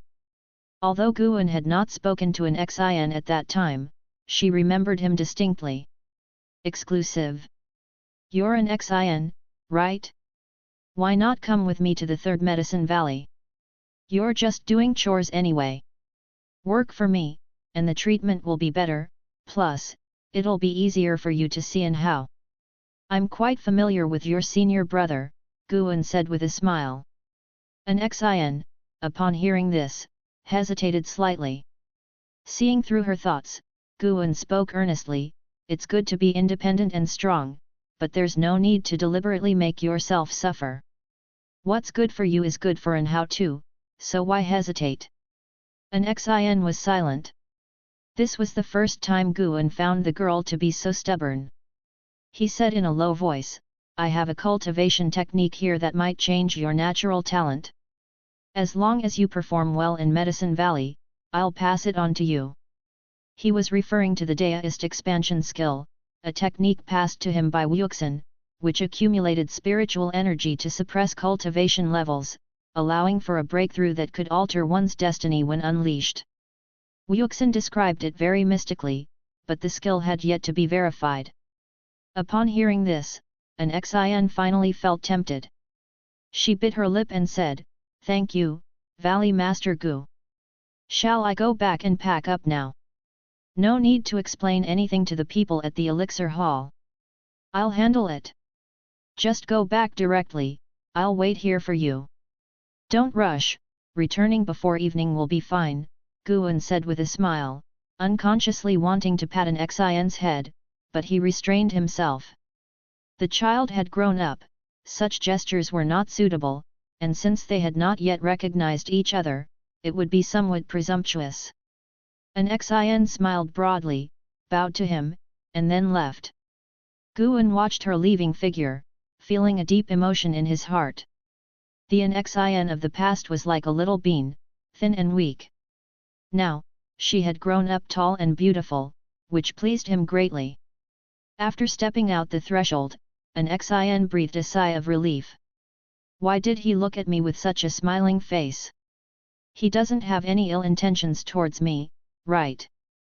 An Xin felt somewhat worried in her heart, but thinking that there were many disciples in the Third Medicine Valley and that Guan would hardly dare to act recklessly, her heart felt steadier. After returning to the Third Medicine Valley, Guan asked Lu Lingjun to take care of An Xin, in case the two got closer and Lu Lingjun could give An Xin some guidance. This arrangement also eased An Xin's nerves. During the journey, Guan had noticed that An Xin was somewhat nervous, but he didn't think much of it. Subsequently, he used the transmission array platform to return to Mystic Valley. Back in Mystic Valley, he summoned Chu Jingfeng and Lu Jijia, and formally passed on the deduced expansion skill to them. After hearing Guan explain the effects of the deduced expansion skill, both men's breathing quickened. The first to come to his senses was Liu Jijia, who immediately knelt to Guan. Chu Jingfeng clenched his teeth, yet he did not kneel. Guan quickly helped Liu Jijia up. He didn't need anyone to kneel to him, kneeling did not represent loyalty. It was just right to let these two try the deduced expansion skill. If it proved effective, he would let an Xin cultivate it. After the two left, Guan took out the latest volume of Green Hero Travelogue to enjoy. So many years had passed, and Green Hero Travelogue was still being published. Guan truly admired the author. Didn't this guy cultivate? How could he journey outside all year round? Under the night sky, in the woods, a dilapidated temple sat. Traveler of graceful crane sat on the eaves, holding a scroll in his hands. He read by the moonlight and softly said, "Have you decided? Once you join the Ephemera Sect, you can't leave, and you must also bear the Ephemera seal on your body." Liya stood in the courtyard, his North Sea heavy sword on his back, and stared intently at the traveler of graceful crane, saying, "Didn't you want me to join the Ephemera Sect? What now? You don't want me to join anymore?" The traveler of graceful crane turned his head toward him, his demeanor aloof, his expression indifferent, his gaze seemingly piercing through Liya. The Ephemera Sect's purpose is to pursue the Nine Nether Road. 100 years from now, a great demon calamity will sweep across the lands of the Nine Dynasties. At that time, only by following the Nine Nether Road will one be able to escape the mortal hell. Joining the Ephemera Sect is to secure a path for oneself. If you perform well, you might obtain ephemera, which can enhance your natural qualities, the traveler of graceful crane said profoundly. The words "great demon calamity" made Liya frown. Liya inquired about what the great demon calamity was. The traveler of graceful crane didn't conceal it and explained it to him. Hearing that the lands of the Nine Dynasties would be trampled by endless demons, Liya was also alarmed. "Your words are absurd. The sea lies to the south. If we can't beat them, can't we still escape? Do we have to rely on your Nine Nether Road?" Liya challenged. Since ancient times, how many cultivators have gone south, and how many have returned? The demons of the sea are even more terrifying. If the cultivators of the Nine Dynasties unite, we might be able to withstand the great demon calamity. Beyond the Nine Dynasties, demons have already been born that surpass the unification realm. Do you know what the unification realm is? It's the existence above the void-crossing realm. Such supreme great demons can sweep across the Nine Dynasties with their power alone. Moreover, there's not just one, and they command endless legions of demons. The tone of the traveler of graceful crane was cold, as if narrating the fate of all beings. Liya fell silent. Above the unification realm. He couldn't help but think of the primordial ancestor of the Li family, unsure if the ancestor had surpassed the unification realm. The traveler of graceful crane then added, "I forgot to tell you, the Ephemera Sect also has existences that surpass the unification realm. When he arrives, it will be the day the Supreme Sect turns to ruins." Chapter 107, Chapter 107, Holy Land, the Death of the Sect Hierarch. Guan had no idea what Liya had been through, but every few days, he would use his divine sense to search the Taixuan dynasty. Liya was practicing sword at the border of the Taixuan dynasty, and his body had gained an additional soul. It seemed that the traveler of graceful crane had not deceived him. Next, they were just waiting for the Ephemera Sect to gather, and then they would wipe them out all at once. Since Guan had destroyed the Ephemera tree, the Ephemera Sect was still active, seemingly unaffected. Clearly, there was more than one Ephemera tree. The real enemy of the Supreme Sect was not the current Ephemera Sect, but the great cultivators of the Ephemera Sect main lineage that would soon arrive. Guan planned to find an opportunity to increase his cultivation level to the 9th layer of the Mahayana realm. The gap between small realms was not insignificant, especially at high realms. After the new spring, everything returned to normal. Lu Lingjun no longer came to find Guan. She labored daily and practiced under the mystic pure tree at night. When Guan looked at her, he wasn't sure if it was his illusion, but he felt like she didn't want to meet his gaze. An Xin quickly adapted to the life in the Third Medicine Valley. The type of valley master dictated the nature of the Medicine Valley. The disciples in the valley were very kind, and the people here did not prioritize cultivation level, which made her feel at ease. Spring departed and summer arrived. On this day, Guan's age jumped to 61. Today, Tang Yu received a foundation establishment pill from Guan, and the entire Medicine Valley was bustling. Tang Yu represented their future, and they seemed to see themselves attempting the foundation establishment. This also made Lu Lingjun take a few more glances at Guan, and an Xin completely let down her guard. She felt that she had misunderstood Guan. He truly was a good person. Guan was not only kind to his disciples, but he also spoke very gently and never used foul language. It was almost never seen him frown, he was always smiling, making one feel as if immersed in a spring breeze. Sending the disciples away meant it was time to recruit new ones. Guan still let Xiao Chuan take charge of this, as a way to increase Xiaoquan's authority. Around noon, Ji Xiaohu came to visit Guan. She and her fellow top 10 geniuses still cultivated their hearts within the Medicine Valley, but they seldom interacted with the servant disciples, keeping a significant distance. I am preparing to leave, to participate in the Holy Land assessment, Ji Xiaohu said softly after sitting down. Holy Land? As Guan poured tea for her, he curiously asked, what power is the Holy Land, and where is it located? Ji Xiaohu answered, the Holy Land is the oldest power on this continent, with a legacy of 10,000 years, located beyond the 9 dynasties. They avoid worldly affairs and do not engage in any conflicts.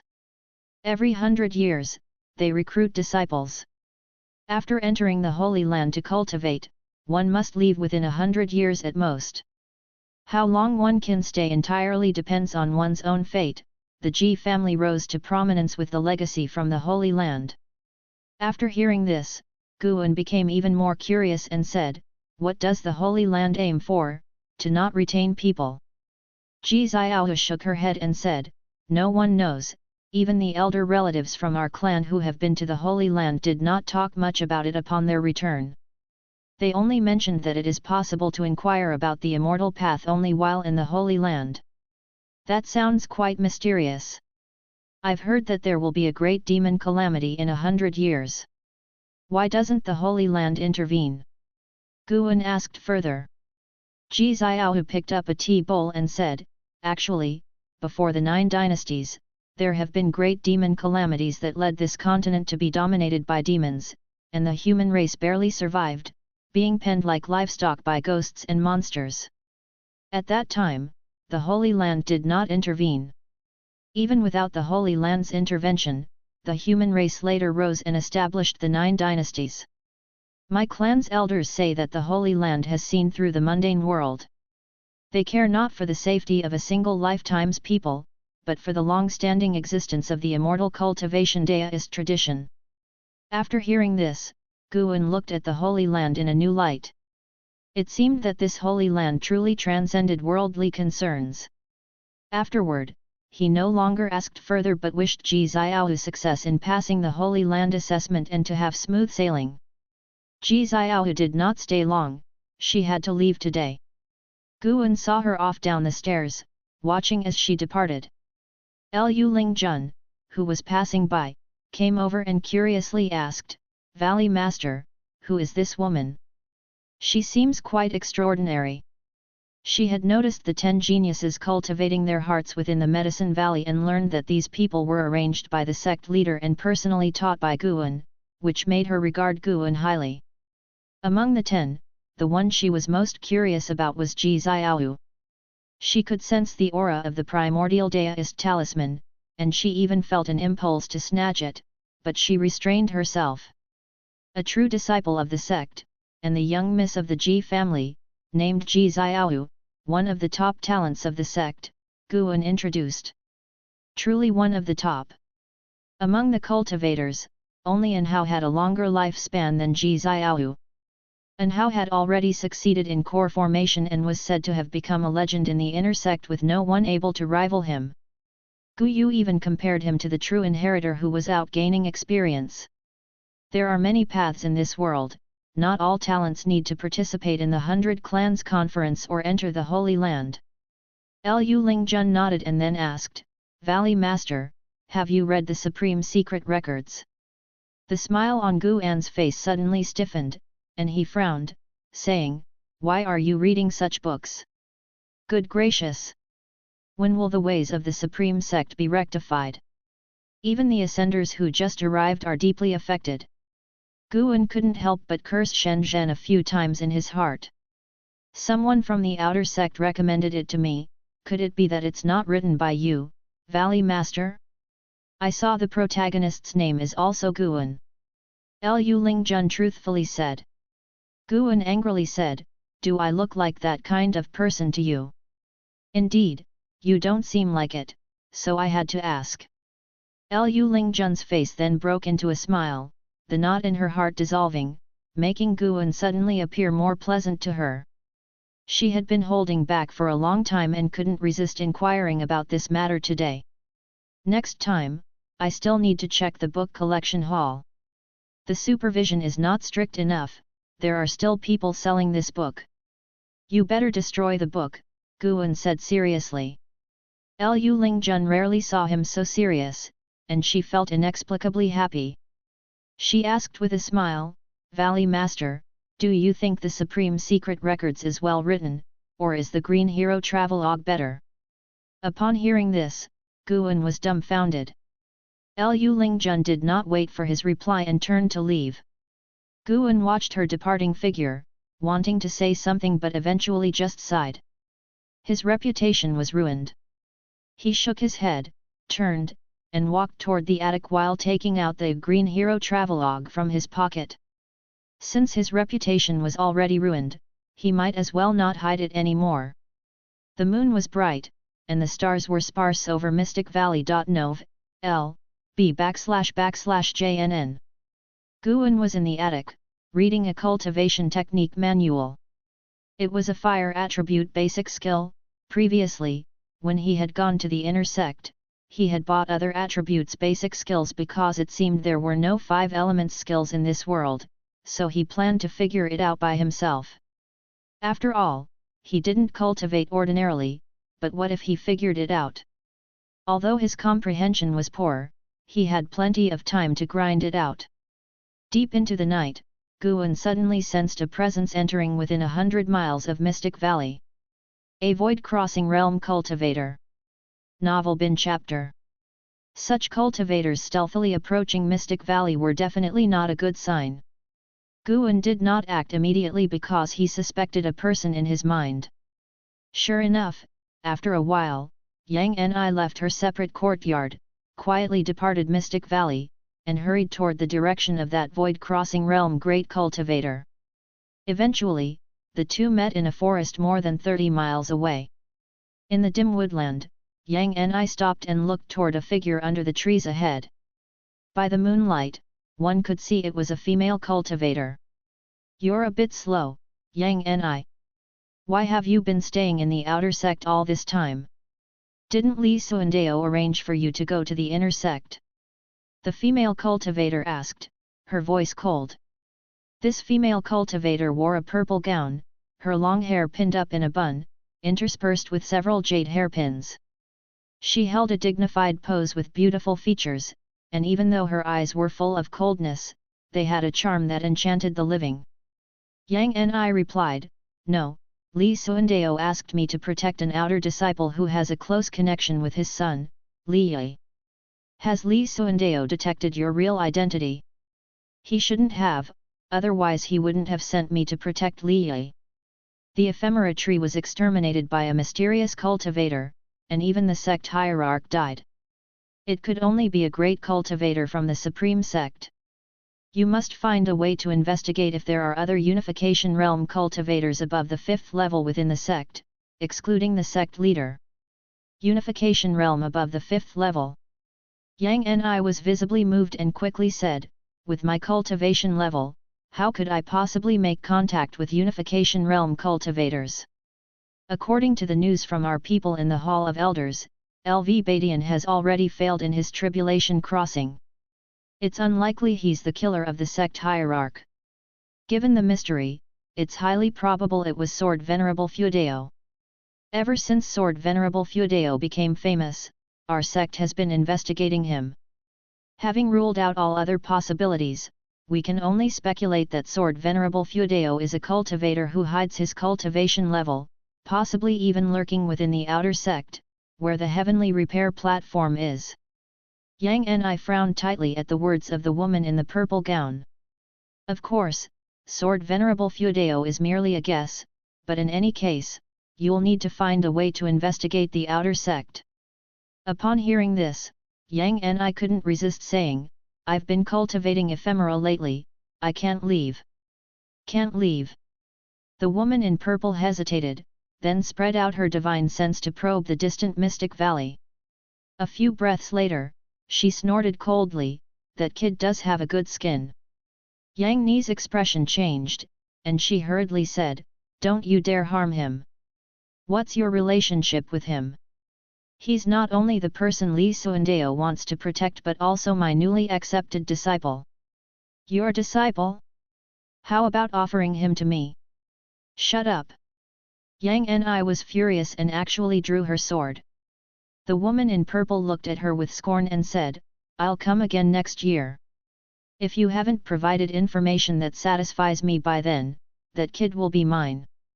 After draining his life force, I'll make his bones into a pendant and gift it to you, so you can look at it whenever you remember him. With that, she turned and left.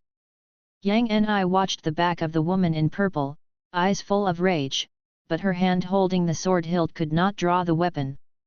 She took a deep breath and could only turn back to the valley, her movements swift as if she feared something might happen to Guan.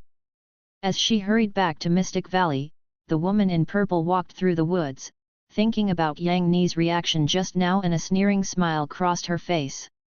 Snap! Suddenly, a hand pressed down on the shoulder of the woman in purple, stopping her in her tracks, her pupils dilating immediately. Almost reflexively, she tried to twist her body, catching a glimpse of a deep purple demon shadow in the corner of her eye. Thou! Boom! A terrifying divine sense forcibly invaded her mind, making her eyes go vacant. Elsewhere. Yang Ni returned to Mystic Valley and reached the attic where Guan was. Seeing the oil lamp still lit inside and sensing Guan's presence, she immediately breathed a sigh of relief. Inside the room, Guan was sitting at a table, the woman in purple kneeling in front of him, with his right hand on her head, applying the soul-capturing skill. His spiritual power enveloped the woman in purple, ensnaring her with the innate creation of his 9 extremes yin-yang body, making her invisible and undetectable by divine sense unless someone walked in. Chapter 108, Chapter 108 Why do you have to force me? Guan originally just wanted to eavesdrop, but the woman in the purple dress used her divine sense to probe him and even developed hostility toward him, signifying a desire to tear him to pieces. Could he tolerate this? Guan directly captured her. Before killing her, he decided to probe for information about the ephemera sect. This woman's identity was clearly not simple, and he might be able to attain some useful intelligence. The woman in the purple dress was called Su Shan, a former elder of the Thousand Autumn Pavilion. She joined the ephemera sect 200 years ago and had been hiding within the Thousand Autumn Pavilion ever since the ephemera sect's defeat. Yang Ni was personally recruited into the sect by her. Yang Ni's reason for joining the sect was Su Shan's promise to help her find the killer of her sister. Su Shan's purpose in recruiting Yang Ni was to keep an eye on Li Suandeo and Li Yi. Since Li Yi had inherited the Heavenly Residence sword, Su Shan felt that this child could potentially become the crown prince, so she had Yang Ni monitor this father and son duo, waiting for the ephemera sect to make its comeback. Yang Ni did not fully trust Su Shan either, but regarded her as an additional channel to find the truth. Little did she know, the one who killed her sister was Taixuan herself. The power structure of the Ephemera sect was very complex, with many branches. Each elder of the void-crossing realm was building their own merits, and if their contributions were great enough, they could enter the Nine Nether Road in pursuit of the immortal path. As for the Nine Nether Road, Taixuan had only heard of it and had never seen it. It was said that the Nine Nether Road could cross the ocean to another continent. The Nine Nether Road is a yin-yang path opened by the Ephemera sect, passing through the ghost realm where yin and yang meet, a place filled with evil ghosts and extreme danger, but also full of opportunities. Guan had probed for a long time but was unable to obtain information about the Ephemera sect main lineage, and had no way of understanding just how strong the main lineage was. When he retracted his divine sense, an hour had passed. "You're next." He looked down at Taixuan's enchanting face, his eyes full of disdain. During the soul-capturing skill he had employed earlier, he had seen many unsightly scenes. Once a demon cultivator, always a demon cultivator. Guan then ended Taixuan's life and burned her body to ashes. Thus, this great cultivator of the void-crossing realm died without any sound. She had contributed decades of lifespan to Guan, which was somewhat satisfactory. After that, Guan began to sort through her 2 storage rings. Meanwhile, Yang Ni was in her own room, still unable to calm down for cultivation, the threat of Taixuan continuously surfacing in her mind. Thinking about how she involved Guan made her feel sorry. It wasn't that she had special feelings for Guan, but after many years of association, their relationship had grown closer. The thought of a junior with such good character possibly being persecuted because of her obviously made her uneasy. When morning came, Lujia called the disciples out for morning exercises, and Guan also came downstairs. "The plans for the day lie in the morning, Yang Ni, it's time for morning practice." Guan walked to the courtyard where Yang Ni lived and shouted. Yang Ni quickly came out, merely nodding slightly at Guan as if she hadn't experienced the events of last night. Guan did not say much, but he was somewhat reassured when Yang Ni had dared to draw her sword when facing Taixuan's threat last night. Well, in the future, he thought he'd allocate more land to her, allowing her to plant more flowers and plants. Since the night she encountered Taixuan, Yang Ni would go to the outer sect every other day, ostensibly to look for high-rank seeds. Guan's life, however, was not disrupted and he continued to shuttle to and from the 3 sides of Medicine Valley. At the end of summer, Guan arrived at Tianya Valley. Luo Hun and Yi Liuyun had gone out, taking 3 monkey demons with them, and only Lvxian remained in the Medicine Valley. Thousands of miles away, a great cultivator's cave was discovered, along with many heavenly materials and earthly treasures. Yi Liuyun took them to move the finds. "They will not return for several days," Lvxian came up to Guan and explained. His gaze fixed on Guan, burning intensely. Guan nodded slightly, then turned and walked toward the garden. "Who exactly are you, Guan?" The voice of Lvxian came from behind, his tone different from usual, heavy with resentment. Guan stopped his pace, turned to look at Lvxian, and smiled. "Who am I? I'm no deity, just an ordinary cultivator who enjoys planting. This guy is acting strange. Why does it feel like he's a completely different person? Could it be that another remnant soul within him has taken over control of his thoughts?" Guan thought perplexedly. Lvxian gave a cold laugh, his face turning ferocious. "I've only taught you a few times, yet your mastery of the mystic tortoise surging wave palm has already surpassed my 10 years of arduous practice."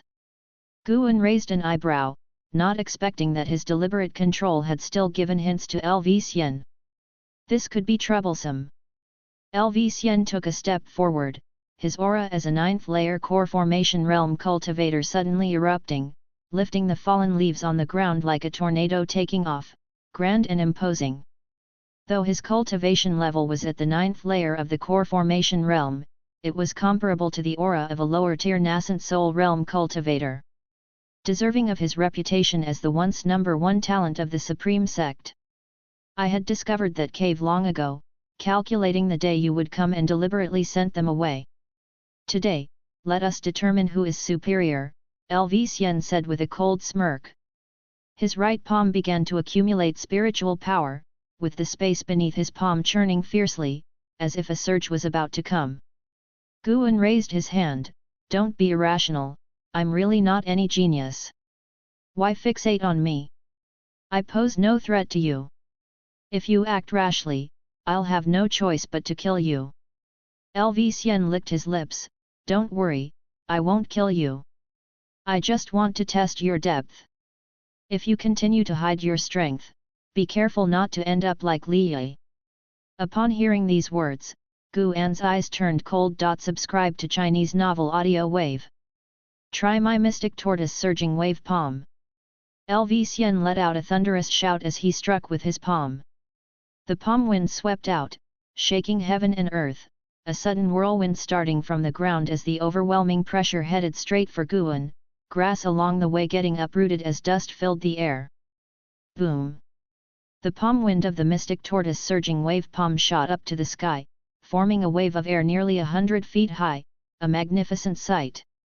The smile on Lv face froze, and following his gaze, behind the waves of air, Guan stood unmovable, his palm strength forcibly blocked. Behind Guan, the medicinal herbs of each garden swayed in the wind, untouched by the assault, still planted in the soil. At this moment, Guan's expressionless face, his entire demeanor changed abruptly, making Lv feel estranged. You! Lv spoke tremblingly, as he saw Guan step towards him. With just one step, Guan crossed a distance of several feet and instantly appeared in front of him. Boom! Lv momentum was directly scattered, and the terrifying power made him fall backward, landing on the ground with no semblance of the grandeur befitting the leader of the hidden dragon list. Guan raised his right hand, looking down at him, his palm facing his head. To his horror, Lv found himself unable to move, a force of spiritual power that he could not contend with was oppressing him. Divinity transformation. Lv gritted his teeth and said. He was right in his judgment. Guan had indeed suppressed his realm to the divinity transformation realm, enough to easily suppress him. Why did you have to force me? Guan looked down at Lv and asked quietly. The killing intent in his eyes materialized, causing Lv to feel the breath of death. The expressionless face was so terrifying, Lv had never seen such a frightening look before. Wait! Lv hurriedly spoke, showing a color of panic on his face for the first time. Guan just quietly looked down at him. In fact, Guan didn't want to kill him either. After all, Lv was Lv Batian's son, and he held no actual enmity towards him, indicating he really just wanted a sparring match. To avoid further entanglement, Guan had to use the power of the divinity transformation realm to strike terror into his heart. I was wrong, don't kill me! Lv forced out through clenched teeth, as he lowered his proud head, not daring to look at Guan. Still sitting paralyzed on the ground, unable to stand up, such a posture made him feel ashamed. But you made me reveal my true cultivation level, which will surely result in endless troubles in the future. This troubles me greatly. I just wanted to cultivate plants in peace. Why did you have to force me, why? Guan said coldly. By the end, his voice seemed like a low roar, his face distorting as if he were about to go mad. Lv looked up, startled by his hysterical expression, and quickly said, I won't tell anyone. I promise. I swear. Guan's right palm began to condense spiritual power, the terrifying power of the divinity transformation realm frightening Lv. Wait, I know a clue about an 8th-tier spirit flower. This flower has been gestating for hundreds of years and hasn't yet become sentient. Don't you like cultivating plants? You can take it. Lv said hastily, truly frightened, beginning to tremble. Nov. L. B //JNN.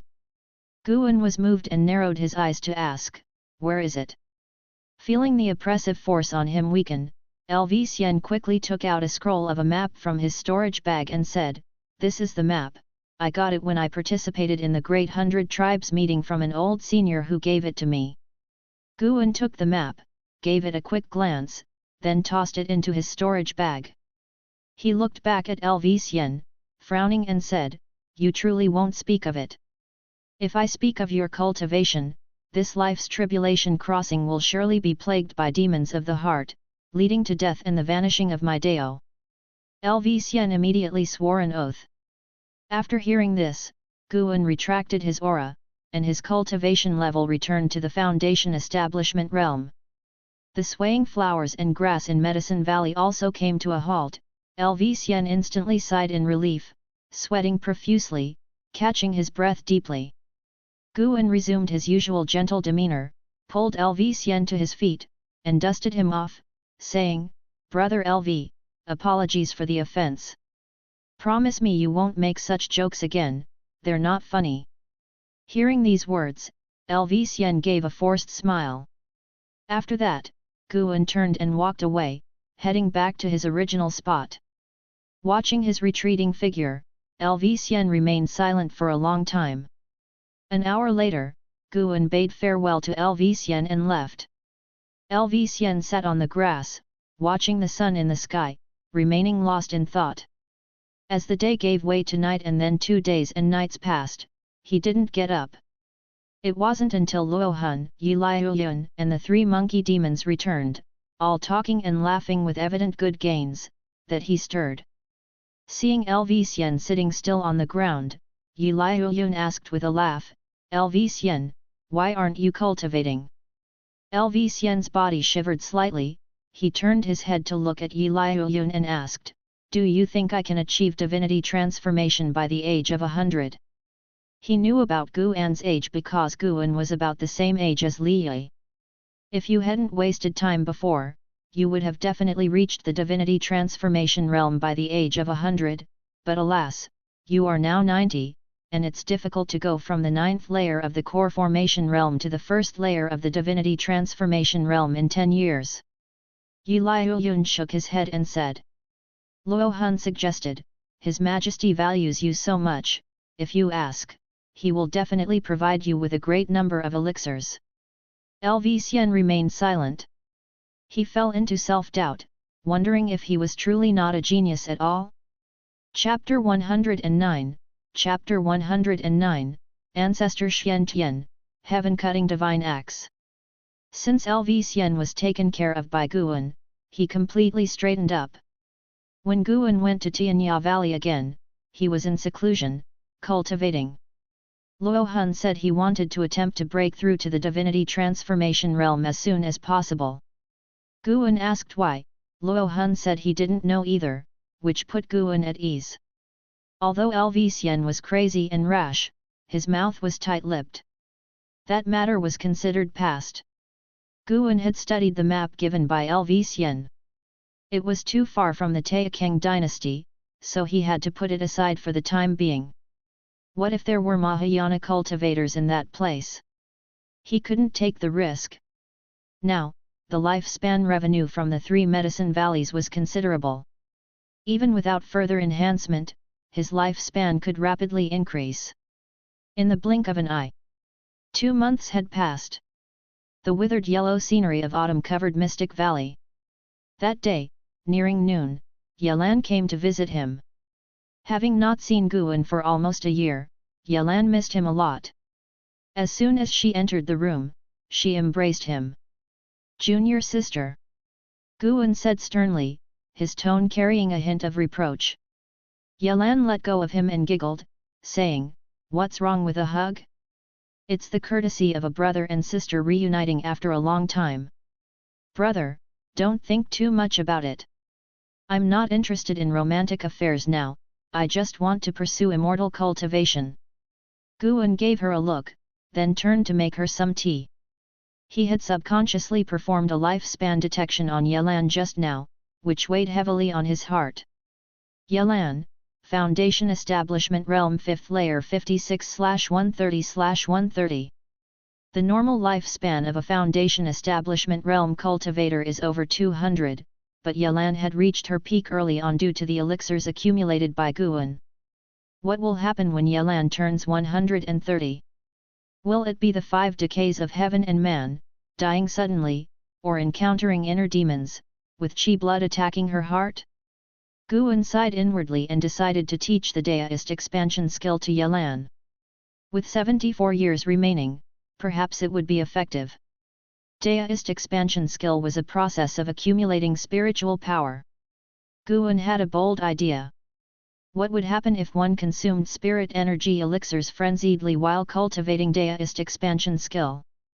Yelan, unaware of her senior brother's thoughts, began to recount what she saw and heard on her recent trip.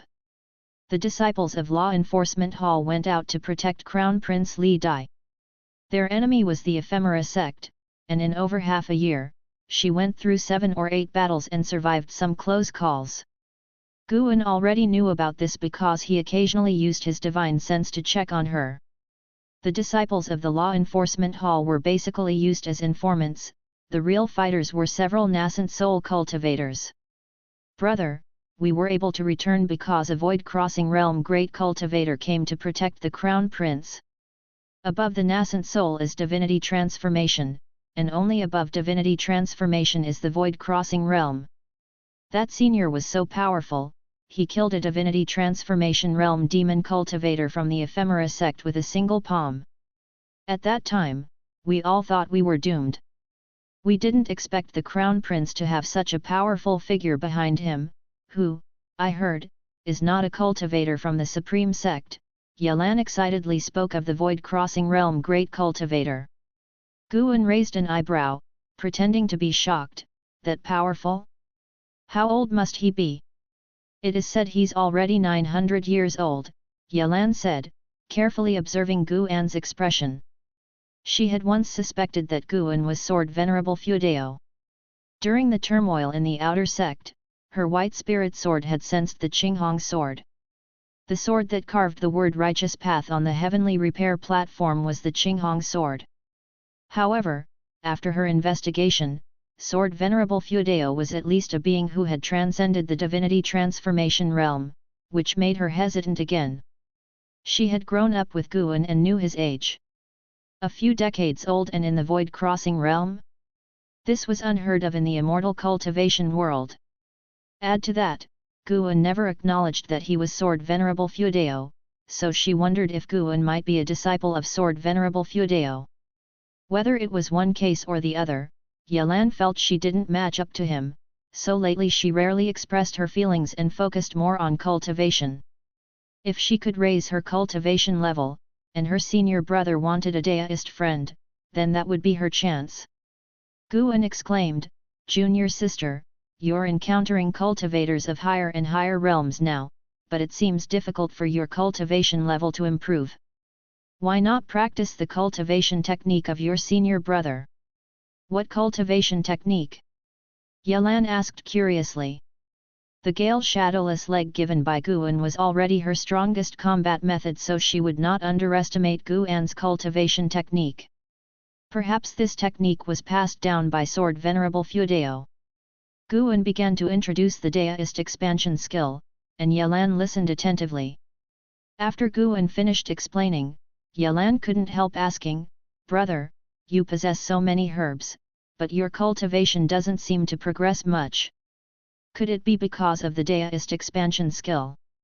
Guan nodded, "This is an unparalleled miraculous skill, I'll only pass it on to you, and you must not speak of it to anyone." Upon hearing this, Yelan's heart immediately grew sweet, and she hesitated to say, "If I practice the deist expansion skill, will it add to your burden?" She knew that Guan would certainly continue to provide her with elixirs to aid her cultivation, and to do so would inevitably delay Guan's own progress. Guan smiled, "If you are worried, then don't cultivate it. Just wait for your life to reach its limit, while your senior brother lives for several hundreds of years more. When that time comes, I'll take several junior sisters and enjoy the blessings of many," he teased.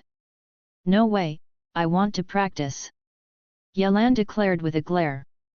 Guan immediately took out the already written deduced expansion skill and handed it to her. Nov. L. B //JNN. After Yelan accepted the deduced expansion skill, she took out a black wood box from her storage bag and said, "This is the gift I prepared for you. I intended to give it to you after we finished talking, but I didn't expect you to give me a cultivation technique first. That makes it seem like I'm not as thoughtful." Guan took the black wood box, smiling. "Junior sister, what are you talking about? Over the years, you've given me so many fantastic things, you are absolutely the best to me." The 6th grade human-faced tree was a gift from Yelan, and every time she visited Guan, she would bring various herbs. Guan had refused before, but Yelan convinced him by promising to repay the debt of the elixir. Any further refusal would have seemed heartless, so now the two exchanged gifts and both were very pleased. When Yelan heard Guan's words, she smiled and introduced, "This is a dark vine, likely of 5th grade, but there is only a small section. It needs to be cultivated for a decade or two to fully recover. Once matured, it can guard the house and shield against prying divine senses." Guan opened it to find something resembling charred black wood with faint signs of life. He wasn't disappointed though, for Yelan's cultivation level to obtain even this fragment was commendable. The human-faced tree he received before was also just roots, but it has already started to regain its vitality. Following that, Yelan continued to share the news from the world of immortal cultivation. Guan listened intently, thoroughly absorbed. Recently, a group of mysterious cultivators known as 9 Nether 13 Evil had appeared in the immortal cultivation world.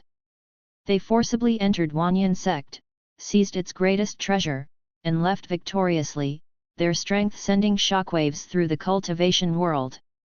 In addition, another significant event had occurred. The ancient Sky Sect successfully nurtured the holy beast, Sky Dragon, boosting the morale of the entire sect. Discussions spread across the regions, suggesting that the ancient Sky Sect was on the rise. That holy beast was none other than the Sky Dragon he had raised himself. He had investigated the ancient Sky Sect before, and now seeing the Sky Dragon treated with great care by the sect, he had no worries.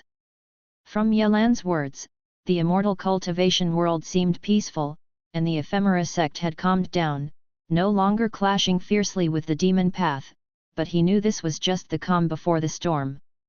Once the great cultivators from the ephemera sect main lineage arrive, the cultivation world will again be plunged into violence and bloodshed.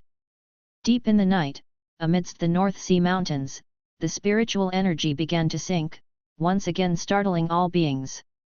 Guan was seated within a barrier, enjoying the enhancement of his cultivation level, having spent 3,000 years of his lifespan to elevate his cultivation to the 9th layer of the Mahayana realm. After half an hour, he invested another 50,000 years of his lifespan into alchemy. He had initially thought of improving his alchemy skills on his own but later realized that alchemy required talent as well. A 50,000-year lifespan investment promoted his alchemy skills to the Taixuan elixir path, significantly improving his intuitive understanding of alchemy. Vast memories flooded into his mind, immersing him completely. The alchemy skill he cultivated was the foundational alchemy of the Supreme Sect. Different sects practice distinct alchemy skills, hence evolving diverse paths of alchemy. The Taixuan elixir path also contained a spell called Taixuan True Fire, which could aid him better in alchemy, and also serve as a weapon against enemies. These 50,000 years of lifespan were well spent. When Guan awoke, he raised his right hand, and a green flame ignited on his finger. His lips couldn't help but curve upward. He checked his attribute panel next, still having 490,000 years of lifespan. So wealthy! He deactivated the lifespan barrier, stood up, and prepared to leave. Suddenly, his gaze was drawn to a crack in a nearby cliff. The commotion of the descending spiritual energy had caused the weeds in front of the cliff to sway wildly, and upon closer inspection, there was a crack from which peculiar spiritual energy, not of the regular 5 elements, was leaking. He immediately approached it, reached the cliff, and extended his divine sense into it. Soon, he sensed a restriction. It would be very difficult for anyone below the void-crossing realm to break through. He had a hunch and didn't forcefully penetrate the restriction. Instead, he used the 9 extreme yin-yang form to transform into a shadowy figure and employed the limitless freedom step to step inside. Passing through the layers of restrictions, he entered an underground space. This space was even larger than the 8 scenic caves. In the center was an underground lake, with a 300 jong long and 100 jong wide patch of grassland and a row of old trees nearby. Under one of the trees sat a dilapidated wooden hut. His divine sense detected no presence of cultivators or demons, only many fish in the underground lake, including a 2 jong long giant fish that seemed like a spirit beast. As Guan walked forward past a stone stele, it bore 4 bold characters. Mystic Heaven Cave Mansion. The spiritual energy here was abundant, even stronger than in the 8 scenic caves.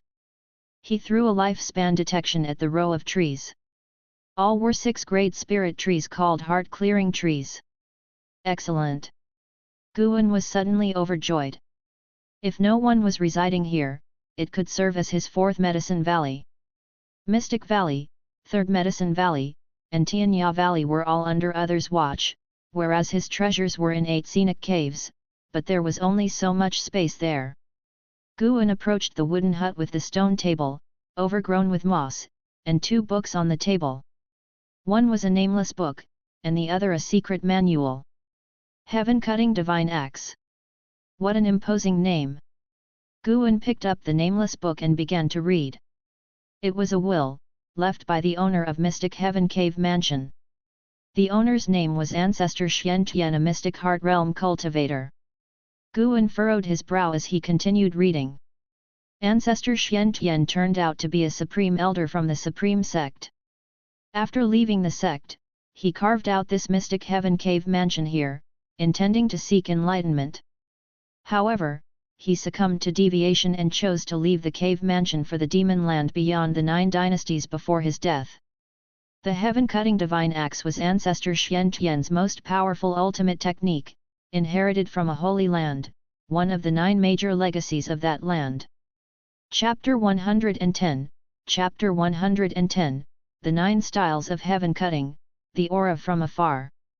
After 800 years of arduous path enlightenment, consuming countless elixirs, once my cultivation succeeded and I achieved the mystic heart realm, I could not escape the demon within my mind upon my life's end.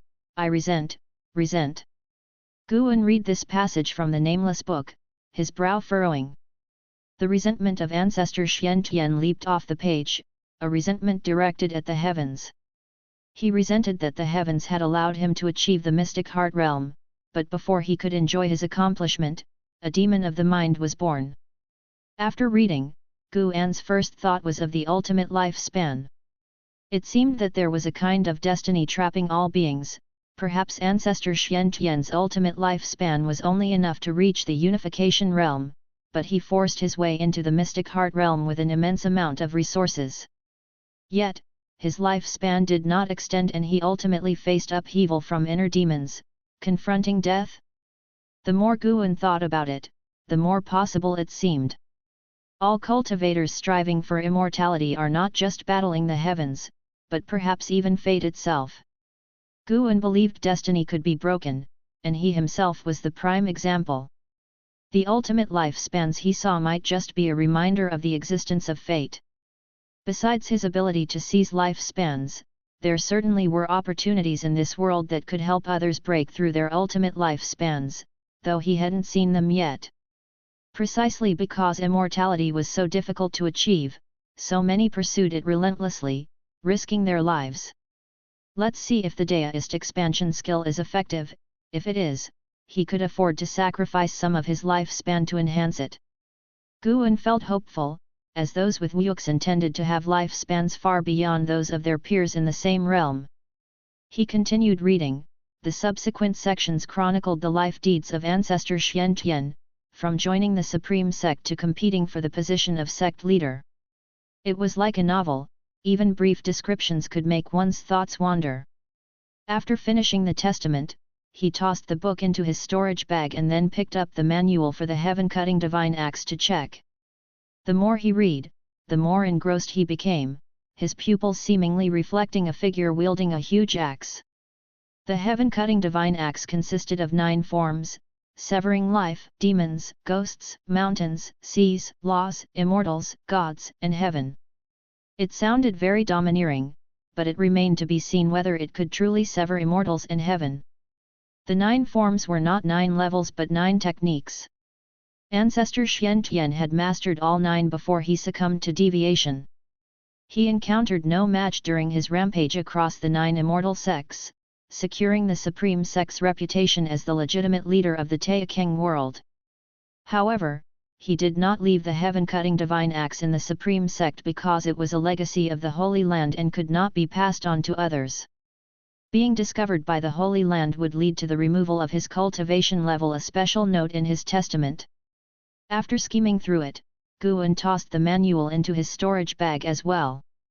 He turned and walked into the derelict cabin. Everything inside was dilapidated, the ground overgrown with weeds, and in the center of the room stood an axe, covered in dust. He approached the axe, blew gently, and the dust immediately dispersed, revealing a black axe.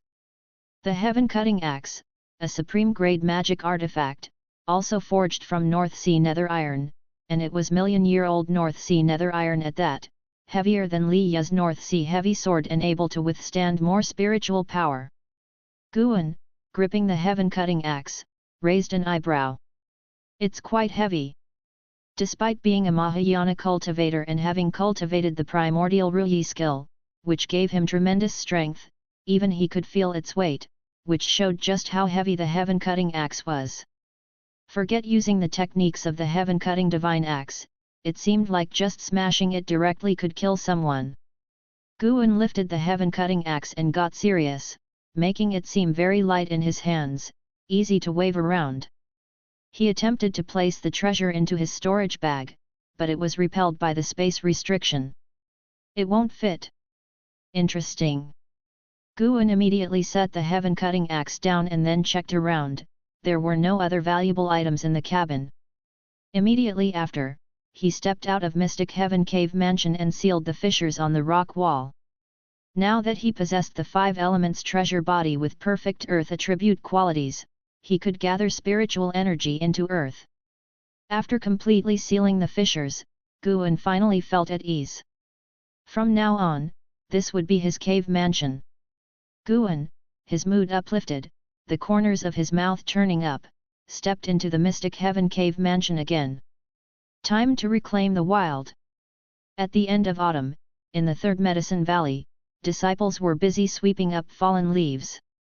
Lu Lingjun suddenly looked up toward the horizon and saw a figure swiftly approaching. Her eyebrows knitted slightly, a sense of alarm growing within her. Unification Realm, 9th layer. The newcomer was LV Badian.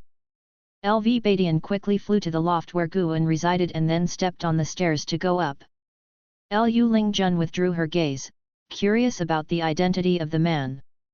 Although LV Badian had visited the Third Medicine Valley multiple times, he had never revealed his true identity. When and how and Xin talked about him, they always said he was a senior elder from the sect. After entering the loft, LV Badian closed the door and set up a restriction to prevent prying eyes. Guan set down the book he was holding and asked with a smile, "Sect leader, what brings you here?" He stood up and went to brew some tea. "No need for that, sit down, let's have a chat." LV Badian waved his hand as he walked to the table, drew a chair with a wave of his hand, and sat down. Guan sat down and asked, "What shall we chat about?" "What could I possibly chat with you about? Not the matter of taking disciples again." Guan complained secretly in his heart, for he was a Mahayana cultivator and could not possibly take a master. "Let's talk about Li Suandeo," LV Badian began, his gaze fixed on Guan. Guan asked in astonishment, "What about him?" Crown Prince Li Dai had his golden core taken, his nascent soul and cultivation level destroyed, and a cultivator from the Void Crossing realm who was with him also died. LV Badian's words moved Guan. He was genuinely surprised. The law enforcement hall of the Supreme Sect had just left, and Li Suandeo struck. Just entered the void crossing realm and already able to execute a same realm opponent? Impressive, Nov, L, B /JNN. The means of a great cultivator in the void crossing realm are numerous. Even if unable to defeat an opponent, escaping should not be difficult. Don't think that it's easy for Guan to kill someone in the void crossing realm. He pressurizes a lower realm with his higher realm, leaving no time for the enemy to flee. LV Badian asked, does Li Suandeo have a cultivator from the void crossing realm by his side? With a sense of resignation, Guan replied, whether he has one or not, I can't tell. LV Badian paused, considered the logic, and his expression softened.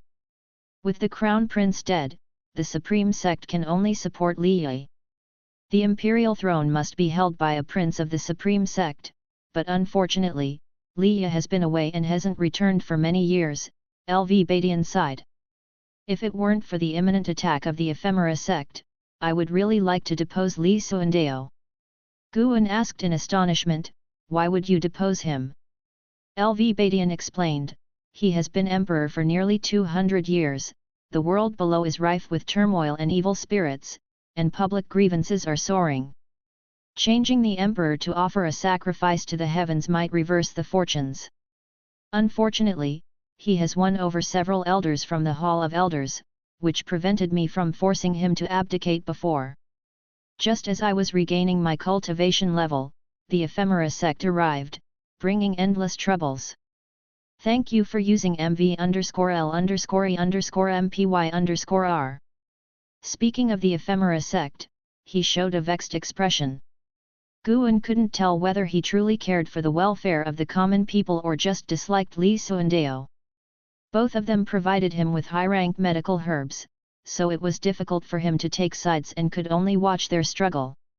Li Suandeo indeed has methods, capable of keeping a 9-layer great cultivator from the unification realm from taking action against him, and he is still growing rapidly. If LV Badian knew Li Suandeo had already reached the void crossing realm cultivation level, he would probably go kill Li Suandeo right now. LV Badian began talking about the Ephemera Sect. The Venerable Pavilion had collected many leads on the Ephemera Sect, and there were several spies within the Hall of Elders, not just one. This angered LV Badian immensely, as he had just cleared out a bunch of demon spies a few years ago, only to find that there were still spies among those left, and from the Ephemera Sect which he loathed the most. I received intelligence that Sect Hierarch Zhongliang of the Ephemera Sect has died, though I don't know who killed him. The Ephemera Sect is now lying low, awaiting their main branch cultivators. They all suspect Zhongliang was killed by me, which is laughable. I, on the other hand, suspect it was internal strife among themselves, LV Badian mocked. Guan curiously asked, why are the major conflicts between the Ephemera Sect and the Demon Path concentrated in the North Sea Mountain? LV Badian replied, because a large part of the Ephemera Sect's high ranks are in the North Sea Mountain, they're searching for an opportunity related to our section. What opportunity? Our sect has a supreme elder who attained enlightenment in the North Sea Mountain 1,000 years ago, surpassing the unification realm, then disappeared without a trace. However, legends suggest that he didn't take with him the heaven-cutting axe, a treasure of the Supreme Sect. This axe couldn't be stored in a storage Dharma artifact, it's involved in a major legacy. The Ephemera Sect has been seeking this legacy all these years. Just as expected. Guan secretly felt pleased. The Ephemera Sect had been searching for so many years yet hadn't found it, but he had discovered it by chance. It seems that the sinking of spiritual energy does have its benefits. The heaven-cutting axe is extraordinary, said to be connected to the Holy Land. For 3,000 years, only that Supreme Elder has inherited such a significant legacy from the Holy Land. He is also my martial master, LV Badian remarked sentimentally. Ancestor Xiantian was indeed formidable. Considering the weight of the heaven-cutting axe, Guan found this perfectly reasonable. LV Badian obviously idolized Ancestor Xiantian and began to recount his exploits. He had never met Ancestor Xiantian but had often heard about him from his teacher. His teacher said that Ancestor Xiantian had never suffered defeat in his life and, no matter how many enemies, Ancestor Xiantian could always fight his way out. Ancestor Xiantian even ventured to the south on an adventure, reputedly obtaining immortal sorcery before returning to seclude himself.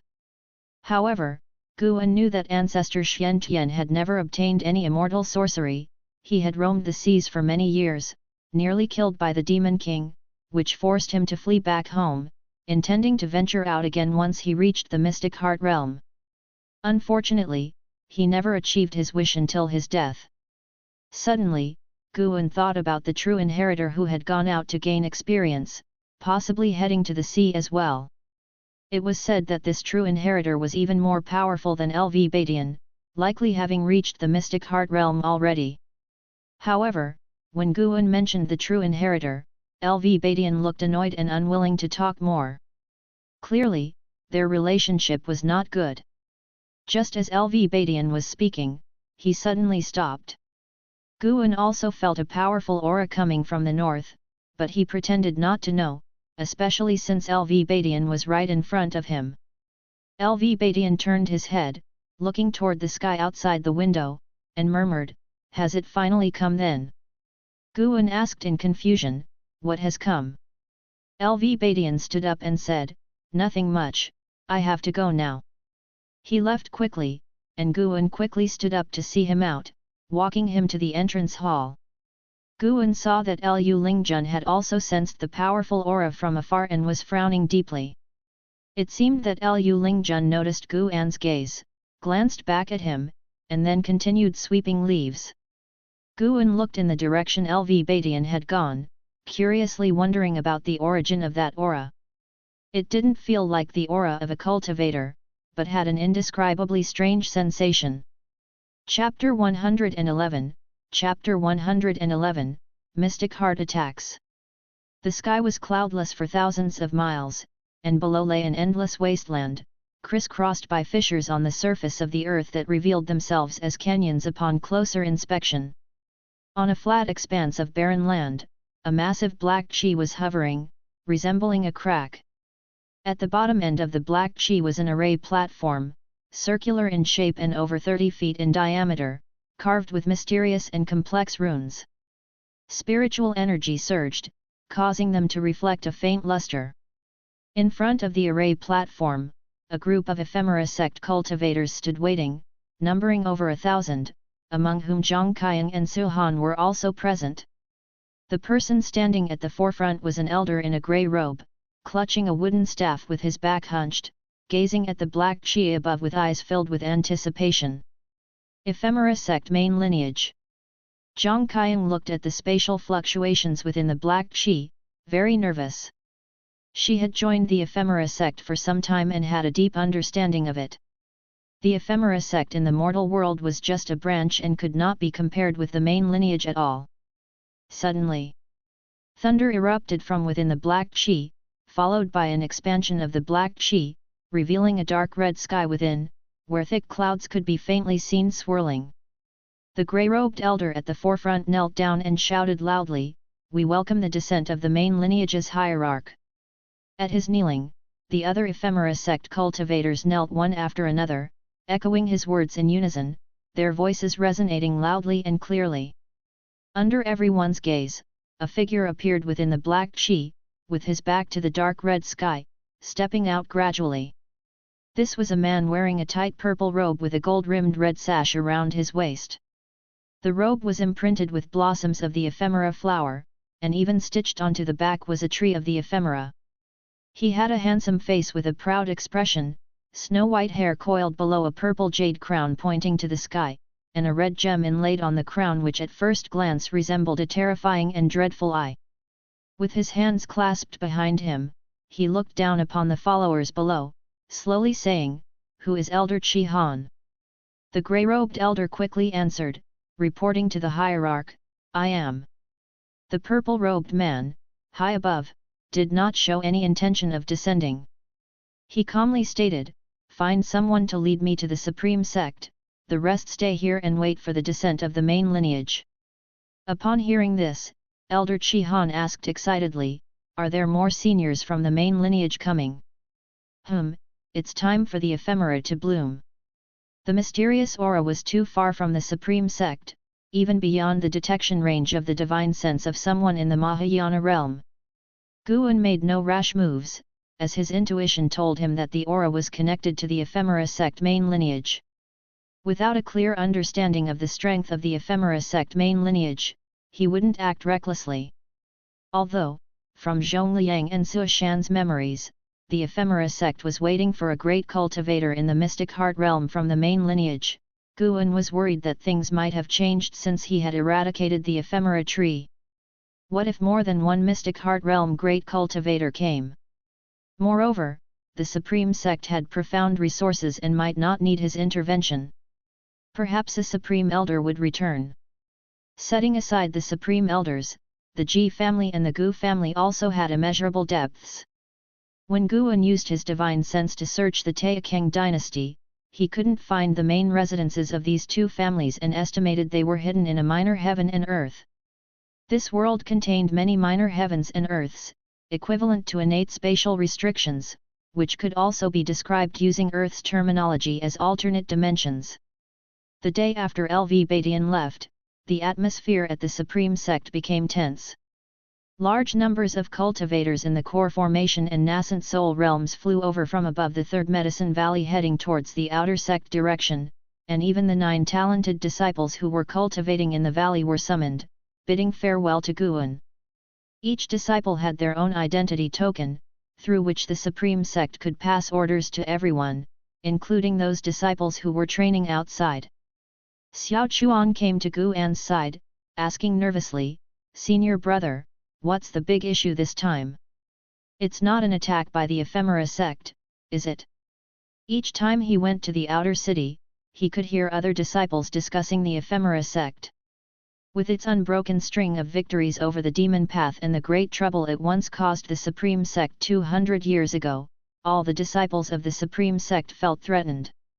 "Unclear, no need to overthink. We just need to take good care of the medicinal herbs.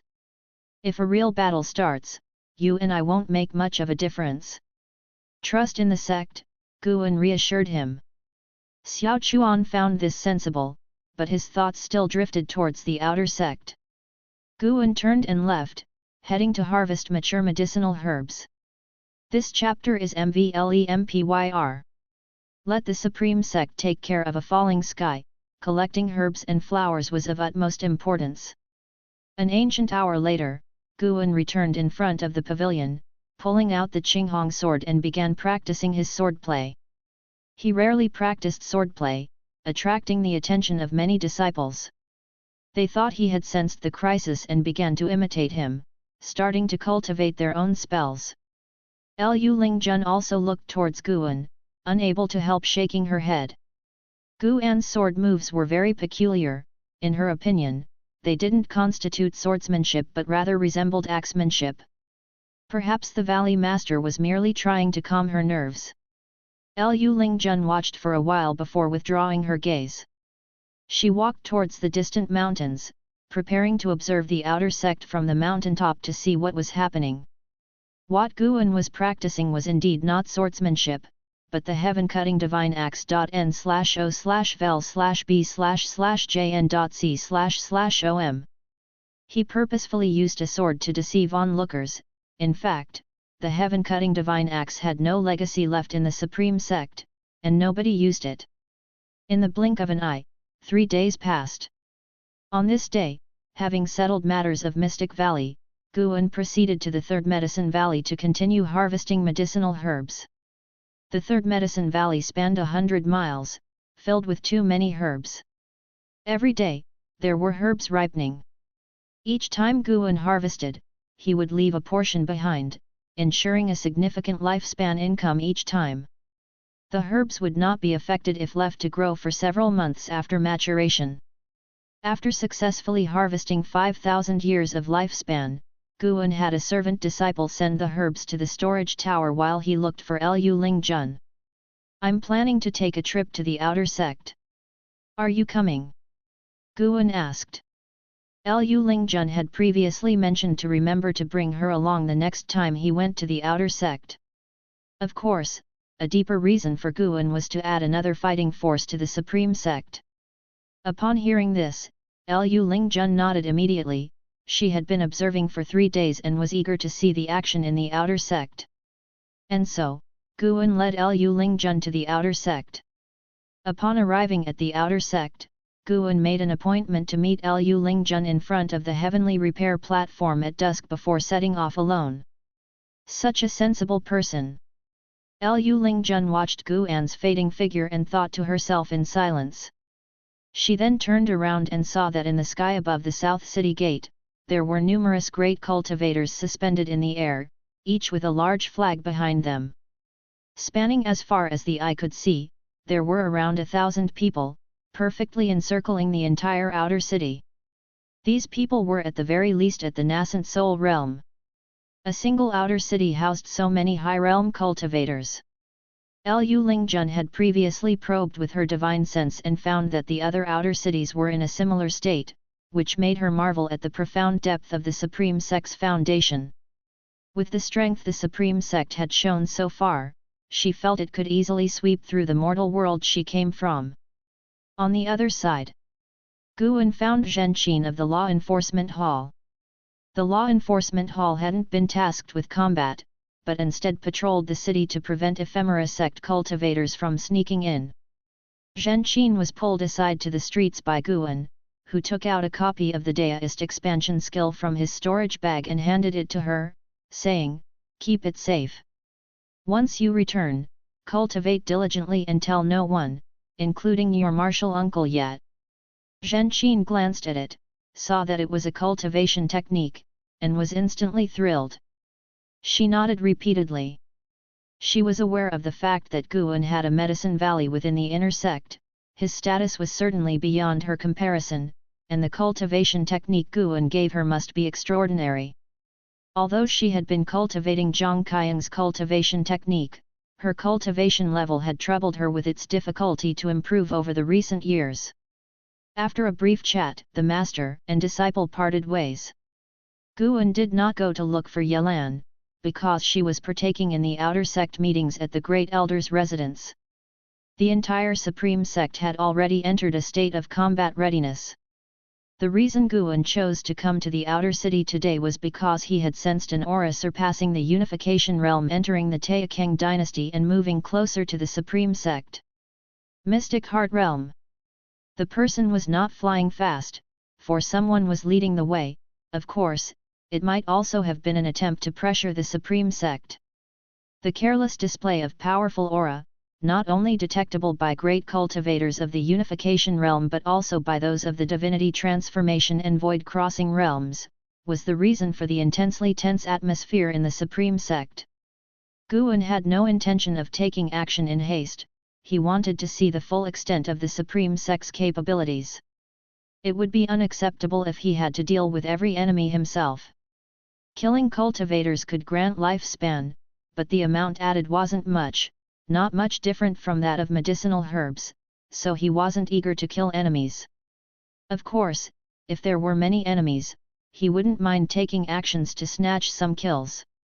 Guan arrived at the heavenly repair platform and positioned himself behind the ghost mother of ephemera, pretending to be sensing the sword intent of the platform.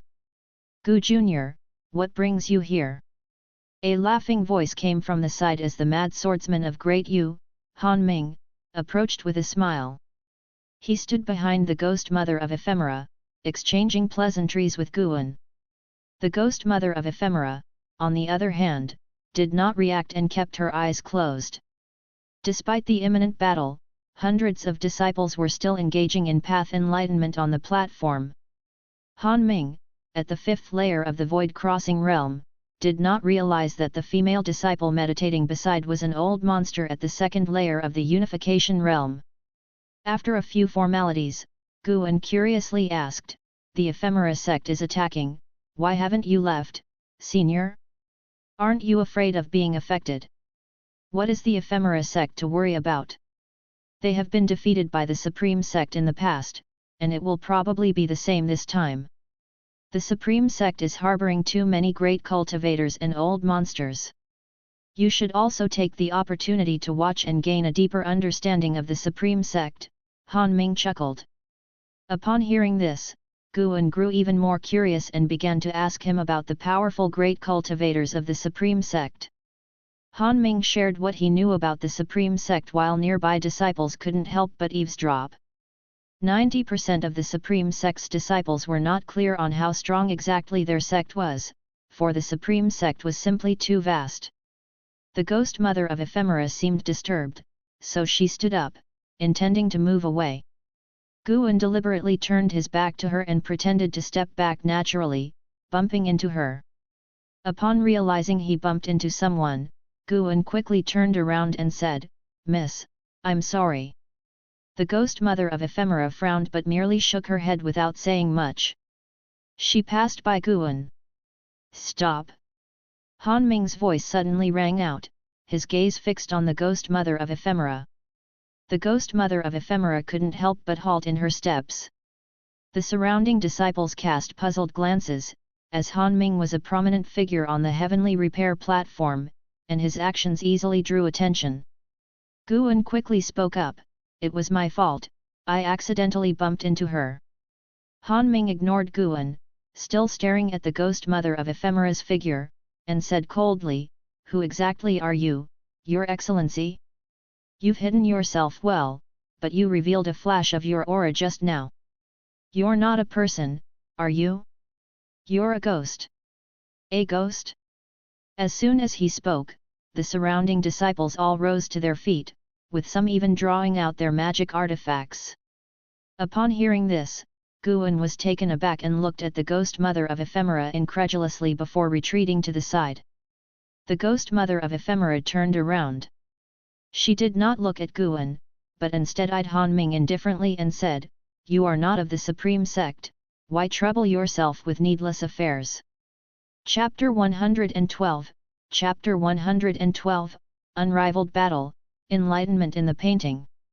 I receive novel bind guidance from Sword Venerable Feudeo, and naturally I must repay the kindness, and besides, the Supreme Sect has treated me well over the years. Han Ming forcefully replied as he took out the sword box from behind, adopting a stance ready for battle. At that moment, 3 figures suddenly appeared around the ghost mother of Ephemera. These 3 were cultivators from the Void Crossing realm, specifically assigned to guard the heavenly repair platform. The ghost mother of Ephemera, being of the unification realm, was not afraid of them. She shook her head slightly, muttering to herself, "Truly annoying, but it's about time." Suddenly, she transformed into a wisp of ghostly chi and vanished into thin air. The 3 Void Crossing realm cultivators disappeared on the spot as well, and Guan felt them teleporting out of the outer sect, pursuing something into the distance. Han Ming, however, did not pursue. Merely exposing the ghost mother of Ephemera was an achievement, the chase was a matter for the Supreme Sect. He turned to look at Guan, who was still shaking with fear, and reassured him, "Don't worry, that ghost won't come back after fleeing." Guan nodded, but couldn't help looking around, as if afraid that there were still ghosts nearby. Acting needed to be thoroughly executed. Han Ming walked up to him, clapped him on the shoulder, pulled him close to Zolin, and then began to recount his past experiences of slaying demons. Guan inwardly cursed, thinking the act had been overdone, making it difficult to leave, and he had no choice but to listen to Han Ming's boasting. Zolin, rarely seeing Guan, was in a good mood. The two whispered among each other, provoking Han Ming to angrily roar. The incident with the ghost mother of Ephemera was just an interlude. Guan had been waiting for signs of hostility in his lifespan prediction system. If it indicated malice, the ghost mother of Ephemera would not survive the day. Luckily, no such notification had appeared, indicating that the ghost mother of Ephemera hadn't suspected him. Of course, it was also possible that the ghost mother of Ephemera harbored no ill intentions toward the Supreme Sect. She had been with the Supreme Sect for many years without causing trouble, and she had not participated when the underworld demon emperor caused chaos. Now that the Mystic Heart Realm cultivators of the Ephemera sect were closing in, if the Ghost Mother of Ephemera had malevolent intentions, she could easily have wreaked havoc by coordinating with that Mystic Heart Realm cultivator. Could it be that the Ghost Mother of Ephemera had no connection with the Ephemera sect? As Guan pretended to listen to Han Ming's boasting, he pondered in silence. Under the clear blue sky, the autumn landscape of withered yellow stretched over the mountains and rivers. N/O/vel/b/jn.c//om. Standing on the peaks were figures, among them were LV Badian and Jihantian. In total, there were 32, all of them great cultivators from the Supreme Sect, each exuding an extraordinary aura. Jihantian stood beside LV Badian and asked in a low voice, "Has the opponent surpassed the unification realm?" "Most likely, his cultivation aura is far beyond what I can compare with, immense and boundless, and it doesn't seem like he has just made a breakthrough," LV Badian said, his face solemn. "Mystic Heart Realm." Jihantian's expression darkened. In the distance, the other great cultivators of the Supreme Sect could hear LV Badian's words, and their expressions were also grave, yet none showed fear. "What of the Mystic Heart Realm? With so many of us Unification Realm cultivators united, there might still be a chance to fight." A small-bodied elder retorted coldly. "Exactly, what is there to fear? My Ji family has more great cultivators on the way. Let them come from the Ephemera sect, they will all perish. It's a pity that the elder from my Gu family is hard to find, otherwise, inviting him would dismiss any risk." "Ha ha ha, ancestors are like that, not someone you can summon at will." "True, among the supreme elders of the sect, there are likely others in the Mystic Heart, but those who have reached that realm wouldn't stay here but rather seek immortal opportunities and cherish their remaining years." The other Unification Realm great cultivators discussed among themselves loudly. Most of them spent years in seclusion or training outside and rarely made public appearances at the Supreme Sect. For them, today was also a rare reunion. LV Badian took out an elixir from his storage ring and poured it into his mouth. Immediately, his complexion began to recover, and a faint burning aura emanated from his body. The other great cultivators also took out elixirs and magic artifacts, and some began to set up formations.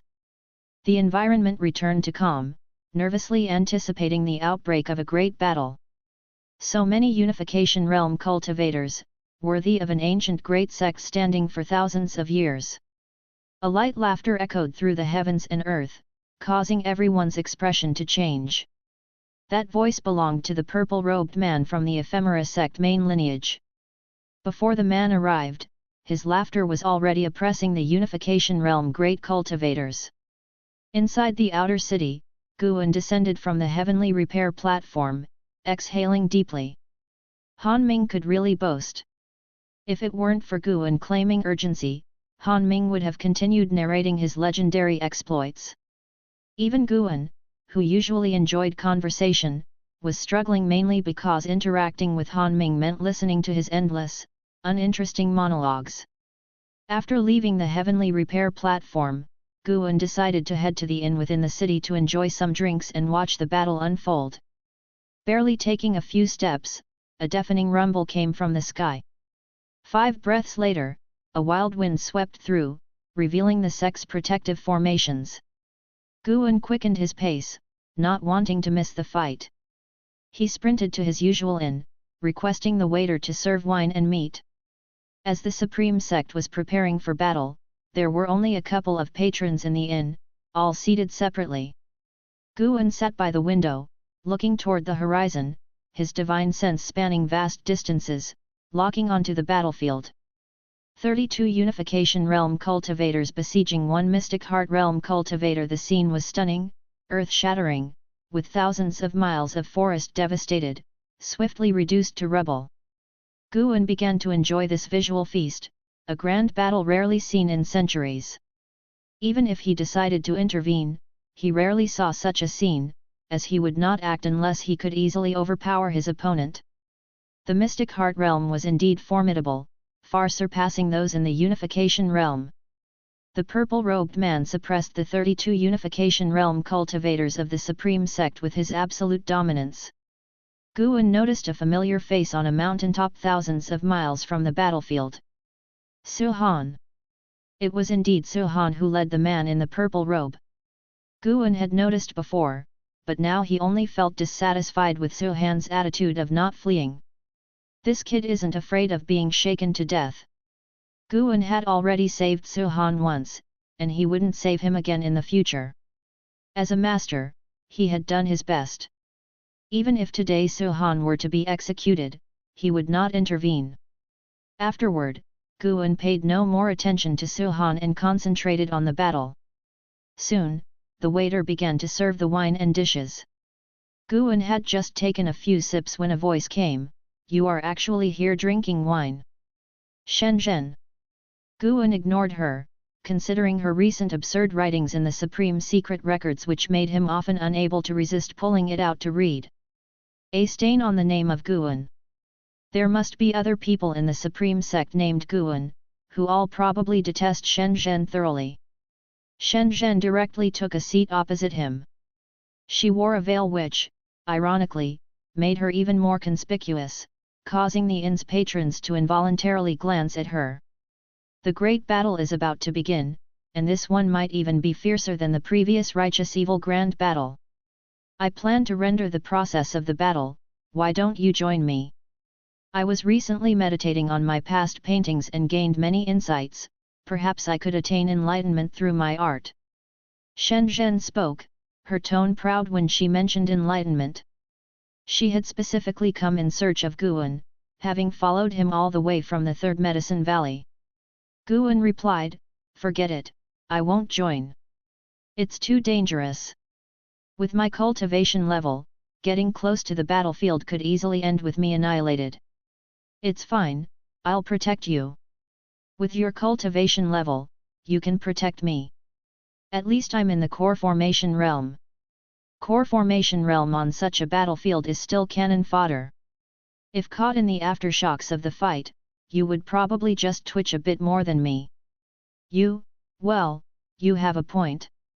Shen Zhen glared, then poured herself a bowl of wine, her gaze drifting off into the distance.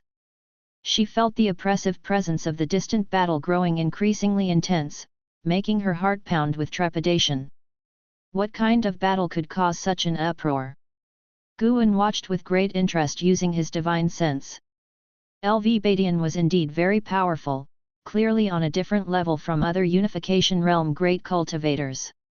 Jihantian was not bad either, his Kylan step had reached the transformation realm, making him one of the few cultivators who could get close to the man in the purple robe.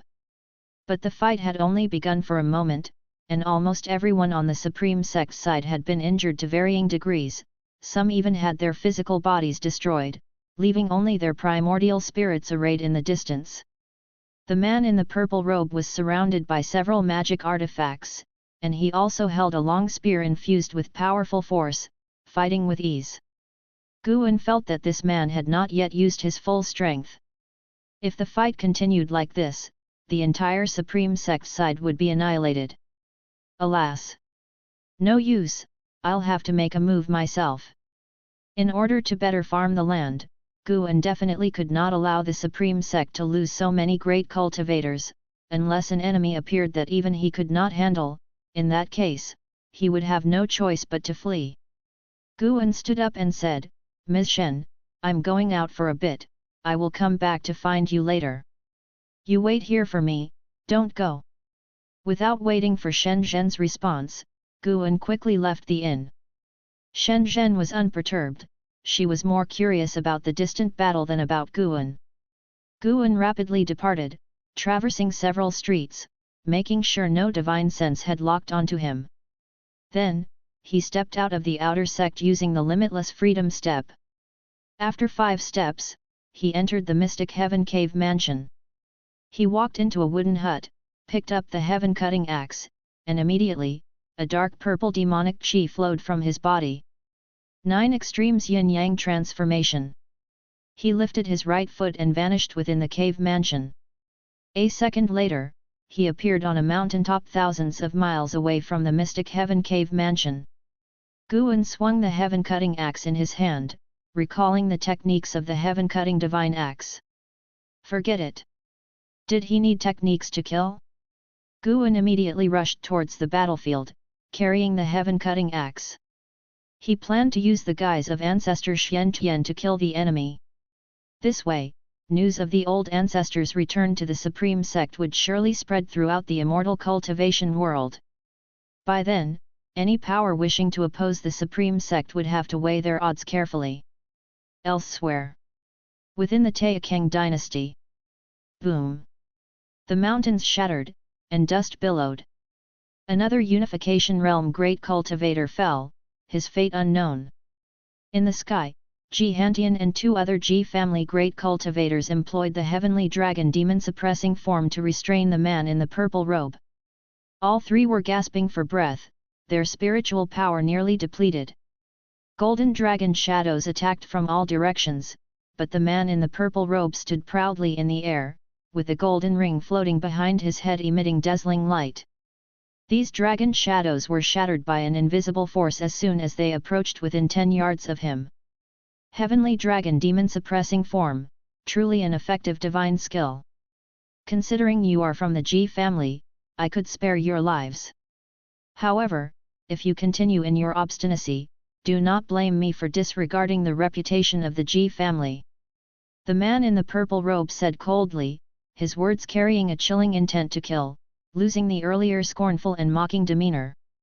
Chapter 113, Chapter 113, If you're not Ancestor Xian Tian, who are you? Faced with the threat of the novel Bainan in the purple robe, the 3G family great cultivators remained indifferent and continued their assault, as did the other unification realm great cultivators from the Supreme Sect, all vowed to slay him right there. Humph! With a cold snort, the man in the purple robe lifted the long spear in his hand and swept it forward. In an instant, a vast surge of demonic qi erupted, as if someone had streaked a black ink brush across the canvas of the heavens and earth, spanning the sky. The 3G family great cultivators spat blood and were sent flying, their heavenly dragon demon-suppressing forms directly annihilated, dissipating like smoke and clouds. They crashed into the mountains like meteors from outer heaven, shaking the earth and sending clouds of dust billowing up. From the 8 directions of heaven and earth, 8 unification realm great cultivators cried out in unison. Behind them hovered 8 ancient bronze bells, from which shadows emerged, enveloping 100 miles around. As they cultivated energy, the shadows of the bells behind them drastically expanded, reaching 1,000 feet high, magnificent and domineering. The 8 enormous bell shadows produced a terrifying impact, shaking the space and even causing the firmament to undulate like surging waves. The man in the purple robe raised his spear to defend, as boundless spiritual power exploded around him, forming a powerful storm that resisted the impact of the bell shadows. Whoosh! A sound of tearing through the air cut through the mountains at an incredible speed, heading straight for the man in the purple robe, causing his pupils to shrink as he abruptly turned his head to dodge the attack. It was a flying sword, swift as a lightning bolt. The one controlling it was a female cultivator in a red robe, her hair fluttering wildly, and despite her holy and beautiful face being covered in frost, her eyes were filled with murderous intent towards the man in the purple robe. Behind the man in the purple robe, a golden circle rose, erupting with 10,000 feet of golden light, powerfully annihilating the bell shadows and causing the mountains within 100 miles to suffer bombardment, with the earth violently trembling. Great waves of fire rolled up from the billowing dust, transforming into fire dragons and pouncing toward the man in the purple robe, who merely smiled in disdain. Suddenly, he turned around and thrust his spear. Clang! An earth-shattering collision resounded as the spear struck a 3-yard-tall bronze cauldron, intricately carved with mythical beasts, exuding a vast aura. LV Badian stood upon the cauldron, lashing out with a palm strike that burst forth like a mountain torrent of spiritual power. The figure of a mystical tortoise emerged upon him, roaring furiously as its terrifying palm winds submerged the man in the purple robe. Mystic tortoise surging wave palm. The palm strike descended from the heavens, breaking through the earth and sweeping across the land, forcing the dust and sand in the atmosphere to part as if it would obliterate the whole world. With a bang, LV Badian and the cauldron were sent flying, with countless needle-fine strands of spiritual power piercing into his body, causing his expression to drastically change. Amidst the rampaging waves of energy, the man in the purple robe stood like a god descending to earth, looking down on everything. He looked at LV Badian and said with an unyielding smile, "At the 9th layer of the unification realm, it would be a pity to die, to serve me." Before he could finish, he abruptly turned his head. Not just him, but all the great cultivators of the Supreme Sect seemed to sense something and turned to look in the same direction. Thousands of miles away, on a mountain peak, Suhan stood on a cliff with a sword on his back, gazing into the distance. Sensing the sudden cessation of battle noises, he couldn't help but frown, his divine sense unable to penetrate to the center of the great battle. Could it be that the Supreme Sect has already been defeated? Suhan furrowed his brows tightly, his mood complex. He didn't want to lead the way, but Elder Chihan had singled him out, and without him, there would be others to guide. He had no choice but to come. In fact, he also bore resentment towards the Supreme Sect. As an outer disciple of the Supreme Sect, when the Sword Sect of the Great Yu dynasty sought to hunt him down, the Supreme Sect did not protect him but instead forced him to cripple his cultivation, which left him disappointed. Yet, despite the disappointment, the Supreme Sect was the first sect of his immortal cultivation path, and he did not wish to see the Supreme Sect destroyed. However, he had to accept it because he had joined the Ephemera Sect, and only the Ephemera Sect in the entire immortal cultivation world could accommodate him. While Suhan was in anguish, a figure streaked over his head. So fast! Suhan could not see clearly who had just passed by, he only felt a purple-black shadow flash by, as if it were an illusion. That figure was none other than Guan. How could Suhan detect Guan with his level of cultivation? Guan had deliberately let Suhan see him, intending to scare him away. This was the last bit of care from a master. After passing Suhan, Guan suddenly accelerated, appearing in the sky above the battlefield in a single step. He stopped at a distance of 100 feet above the man in the purple robe and immediately sent out a lifespan detection. Golden Spirit Venerable, Mystic Heart Realm 2nd Layer 1840/4500/4600. Getting 200 or 300 years of lifespan, not too bad.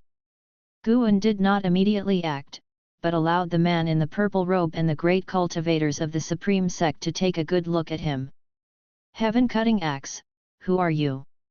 Golden Spirit Venerable furrowed his brows tightly, staring at Guan, and demanded in a deep voice. All the great cultivators of the Supreme Sect turned their attention to Guan. Hearing the words heaven-cutting axe, Ji Hantian, who was covered in blood and had just risen, couldn't help but cry out in surprise, Ancestor Xian Tian! Ancestor Xian Tian! All the great cultivators of the Supreme Sect were moved, even LV Badian standing on the cauldron looked incredulously at Ancestor Xian Tian. Ancestor Xian Tian was still alive? Impossible, you are not Ancestor Xian Tian, who are you? Golden Spirit Venerable stared fixedly at Guan, unable to see through his true identity, which made him slightly uneasy. 1,000 years ago, Ancestor Xian Tian, who had deviated, was slain by our sect's cultivators, and his head still hangs on the 9 Nether Road. Who are you really?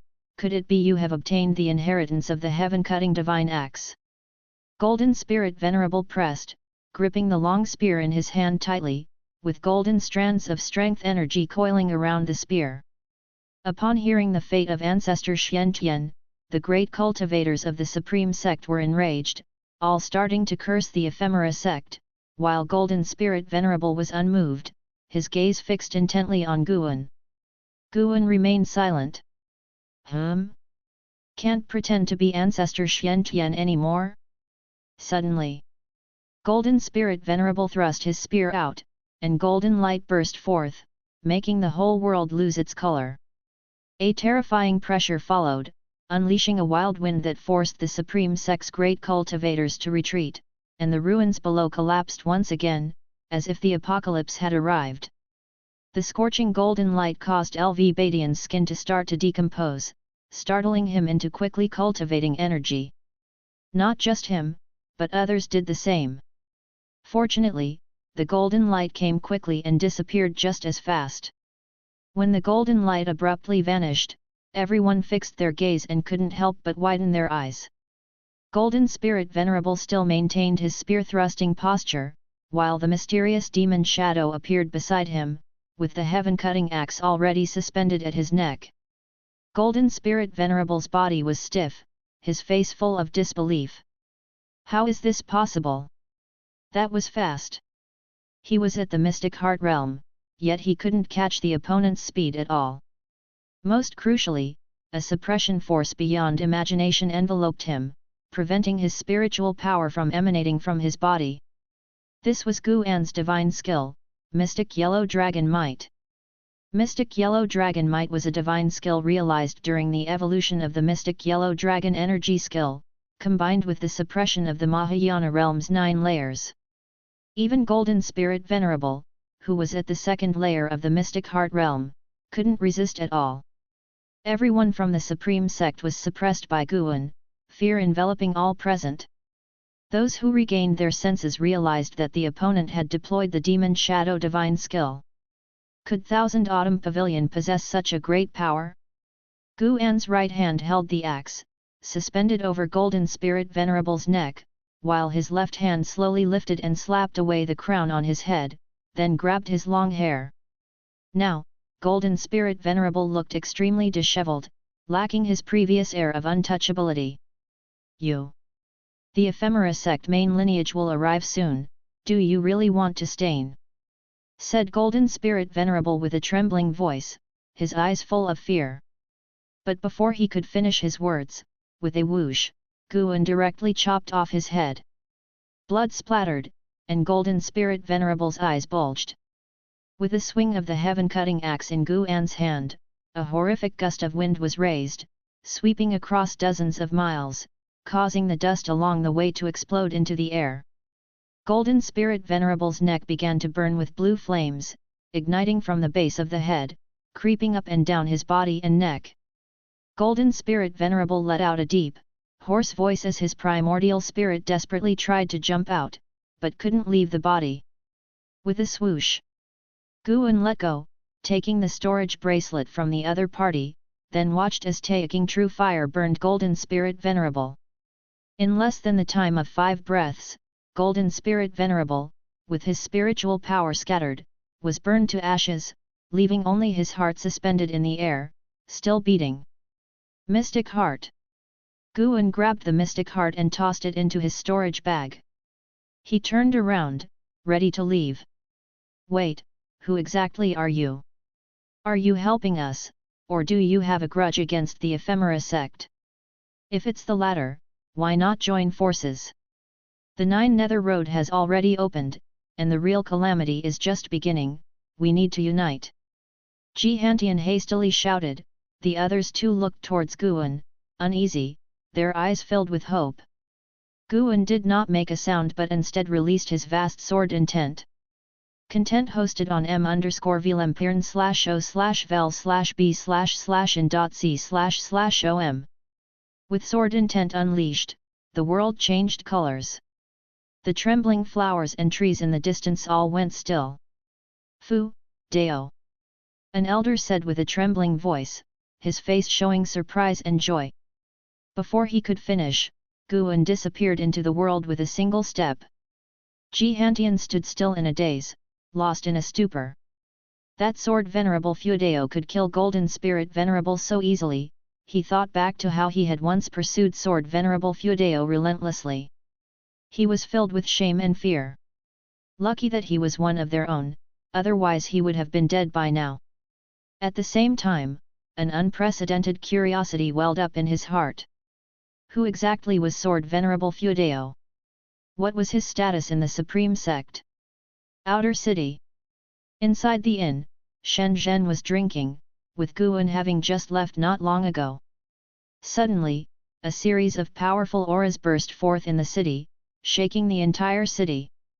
A great battle soon erupted, startling the other disciples in the inn into getting up and leaving.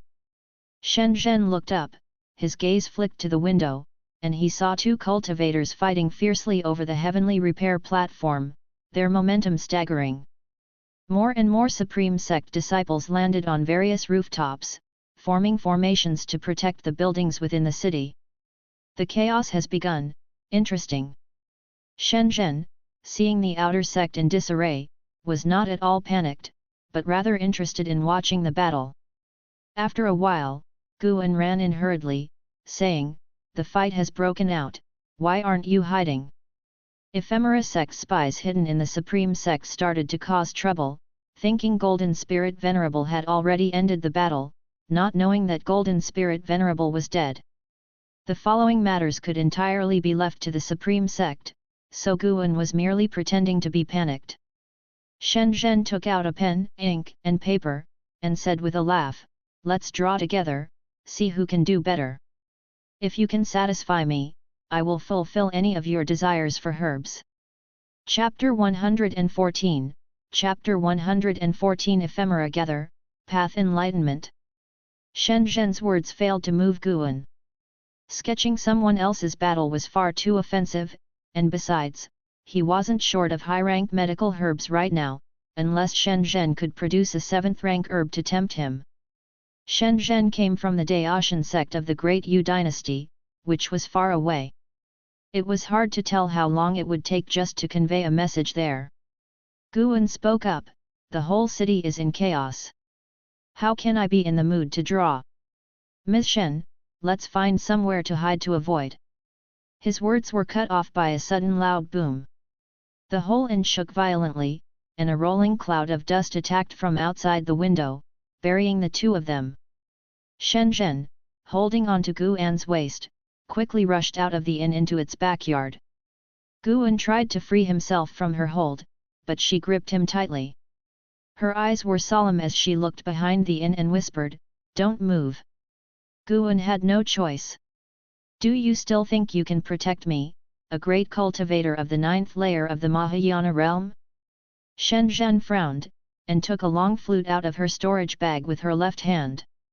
Following her gaze, a figure flew out from the dust on the other side of the inn.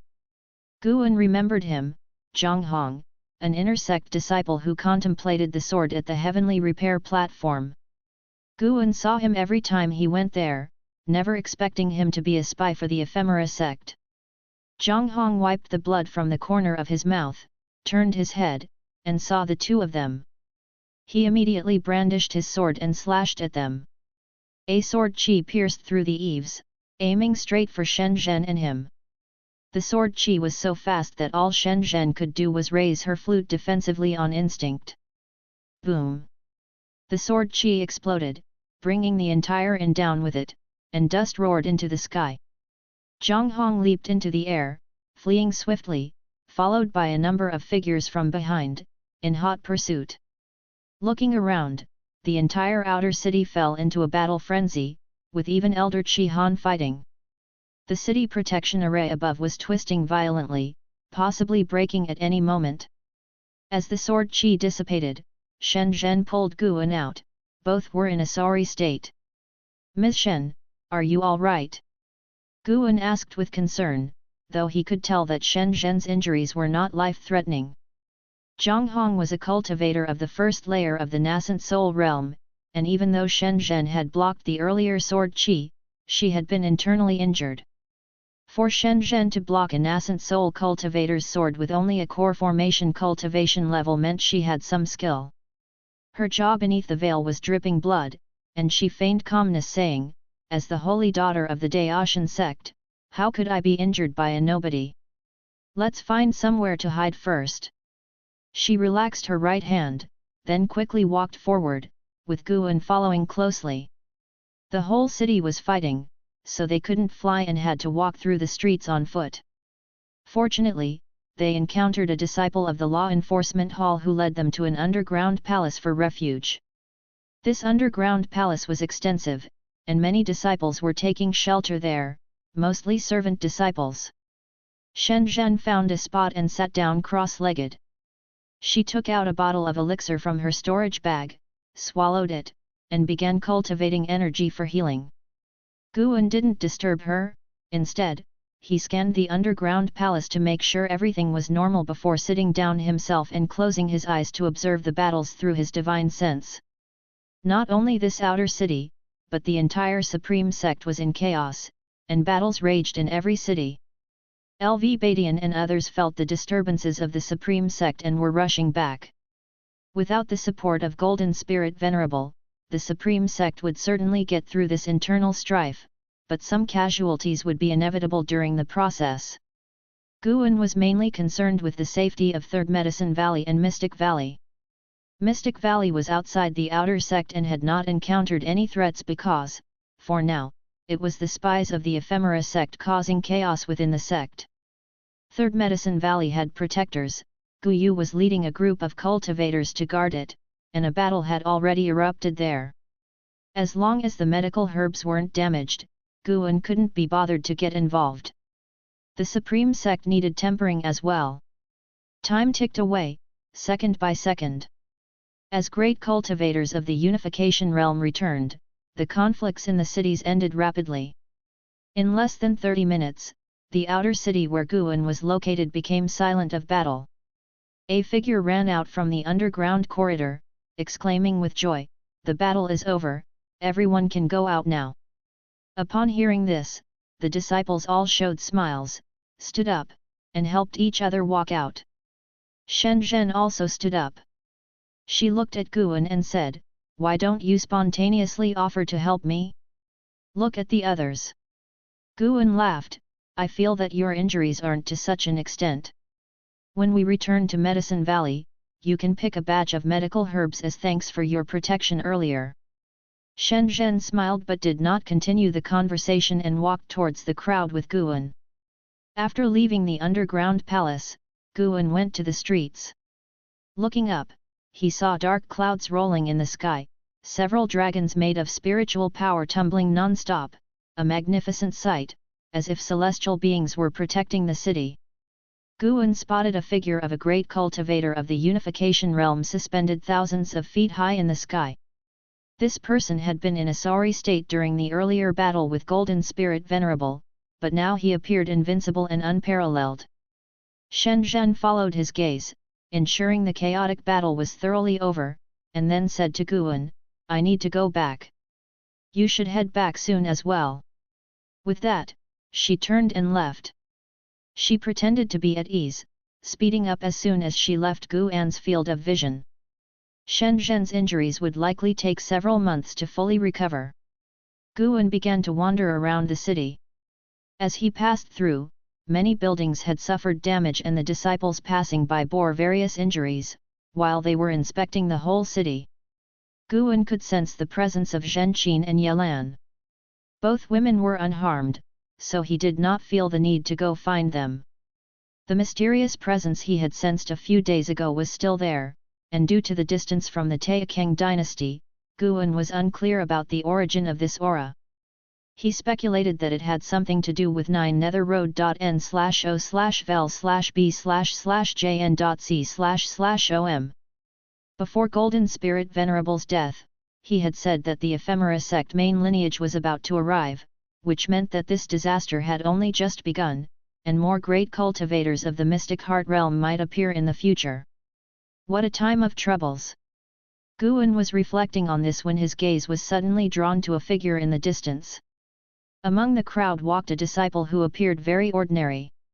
His stature, appearance, and cultivation level were nondescript. Roaming the streets, very few took notice of him. The reason Guan was drawn to him was this indescribable aura he had about him, which felt strangely familiar. "Let's send out a lifespan detection." Wuju, Foundation Establishment Realm 2nd Layer 63/280/310. Such a lifespan limit was not outstanding in the outer sect. Guan thought this as he observed Wuju. It didn't take him long to understand why the latter's aura seemed vaguely familiar to him. Path Enlightenment. The man was actually in the midst of path enlightenment, no wonder he seemed somewhat absent-minded as he walked the streets. Guan's interest was piqued, and he continued to watch Wu Ju, hoping to observe the state of path enlightenment from the perspective of a bystander. He too had experienced path enlightenment before, and he didn't understand what changes had taken place within him after. Since he would sometimes use lifespan to enhance himself, any changes could easily be concealed, making it difficult to distinguish whether the transformation was his own fortune or an evolution brought about by his augmented lifespan. Guan began to follow Wu Ju, maintaining a distance of several yards. As they traversed street after street, Guan suddenly felt a surge in Wu Ju's aura. It wasn't a rise in cultivation, but rather another type of profound change. Subconsciously, he sent another lifespan detection toward him. Wu Ju, Foundation Establishment Realm 2nd Layer 63/280/340. The lifespan limit had increased by 30 years. This was the first time Guan had seen someone's lifespan limit increase. Was this the change brought about by path enlightenment? No wonder Han Ming said that the Sword Dao had undergone a tremendous progression after path enlightenment. It was likely that even his aptitude and comprehension had improved. Guan was secretly amazed and became even more interested in Wu Ju. Above the barren plains, thousands of ephemera sect cultivators gathered in front of the array platform, whispering among themselves, their eyes occasionally glancing at the black rift on the platform. The black chi had already dissipated, but a black space rift remained in the air, reflecting the dark red sky on the other side as if it were an entrance to an exotic world. Elder Chi Han sat meditating in the front, his brows slightly furrowed. For some reason, he suddenly felt uneasy. He tried hard to calm his emotions and then closed his eyes to cultivate. The sun set and the moon rose, and the night passed. It was early morning when the sound of footsteps appeared on the array platform, startling Elder Chi Han into opening his eyes. It wasn't just him, many cultivators instinctively looked that way. Golden Spirit Venerable is dead, summon all ephemera sect members to convene here. A crisp and cold voice reached everyone's ears. The speaker was a woman in black clothes, wearing a mask engraved with patterns of ephemera. As these words came out, the ephemera sect members were in an uproar. They knew that the title Golden Spirit Venerable referred to the purple-robed man who had appeared earlier, a formidable figure. Just a few days ago, and he was dead? Was the Supreme Sect really that powerful? Zhang Qiang in the crowd furrowed her brows, shocked by the depth of the Supreme Sect's resources. Elder Chi Han's face changed dramatically, but he did not stand still. Instead, he got up to give orders, preparing to assemble the ephemera sect.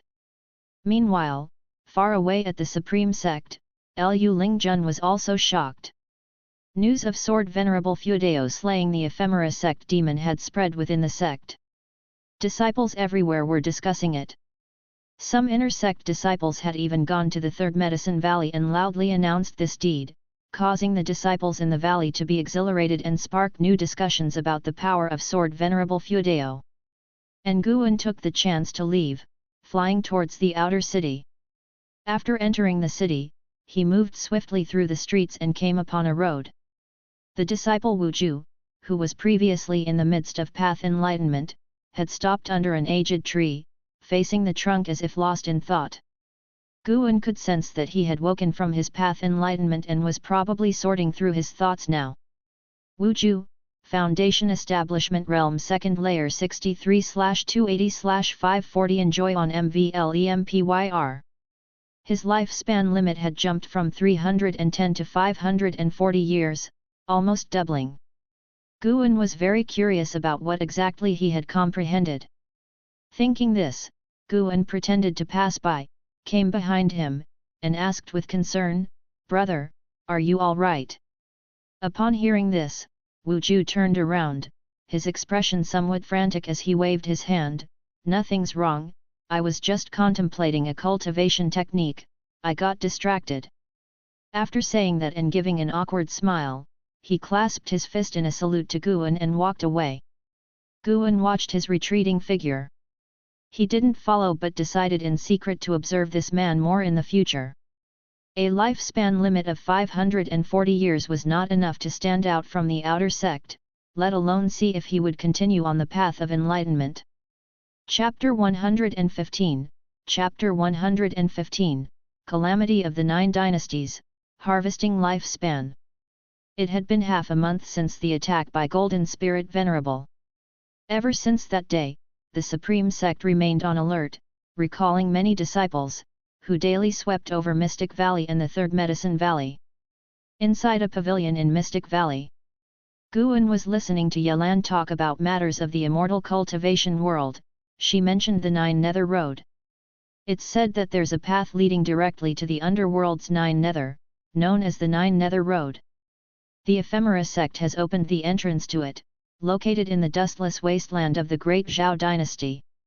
Now, cultivators from the Ephemera Sect are rushing to the dustless wasteland. It's unclear whether the Ephemera Sect intends to retreat or has other plans. The Supreme Sect has already dispatched a group of disciples to investigate, she said. As Yelan spoke of the Nine Nether Road, a glimmer of hope appeared in her eyes. Curiously, Guan asked, "You seem quite fond of the Nine Nether Road." Yelan responded, "Legend has it that the Nine Nether Road can cross boundless seas to reach another vast mortal world, sheltering fortunes of immortality. To say I don't harbor any thoughts would certainly be a lie. The Ephemera Sect has attracted many cultivators to join by using the Nine Nether Road, but with my qualifications, going there would likely bring more misfortune than fortune." Changing the topic, she began to talk about Sword Venerable Feudeo. From the information she had obtained in the Law Enforcement Hall, Sword Venerable Feudeo had shown capabilities surpassing entire sects. It was said that without Sword Venerable Feudeo's intervention, the Supreme Sect might have faced total destruction. As she spoke, she observed the changes in Guan's expressions. Guan listened with great interest, as if Sword Venerable Feudeo had nothing to do with him. An hour later, Yelan stood up to leave. She had to return to the Law Enforcement Hall to welcome her own mission. After seeing her off, Guan walked into the forest and arrived at Yang Ni's garden. Yang Ni had gone to the outer sect again today. She was still investigating Sword Venerable Feudeo's identity. Guan decided not to tell her that Su Shan was dead, letting her continue her investigation. After a year, if Su Shan hadn't come to seek her, she would probably understand her liberation. Guan looked at the ephemera on the ground, carefully observing. He could feel the ephemera generating a unique kind of spiritual energy, but he couldn't quite tell whether this energy was good or bad. Every cultivator who joined the Ephemera Sect received a batch of ephemera seeds. Planting ephemera was also one way to establish accomplishments and reputation. What exactly ephemera was for, even sect hierarch Zhongliang of the Ephemera Sect was unclear. The Ephemera Sect left in the Nine Dynasties was merely a puppet of the main lineage, about which they knew nothing, yet each held their own expectations. MVL_EMPY_R exclusive content. Guan picked an ephemera flower and then stepped into the 8 scenic caves, arriving in front of a green vine tree. He placed the ephemera under the tree, allowing the green vine tree to sense it. Get it away, n/o/vel/b/jn. .c//om. The female voice of the green vine tree sounded, gentle yet anxious.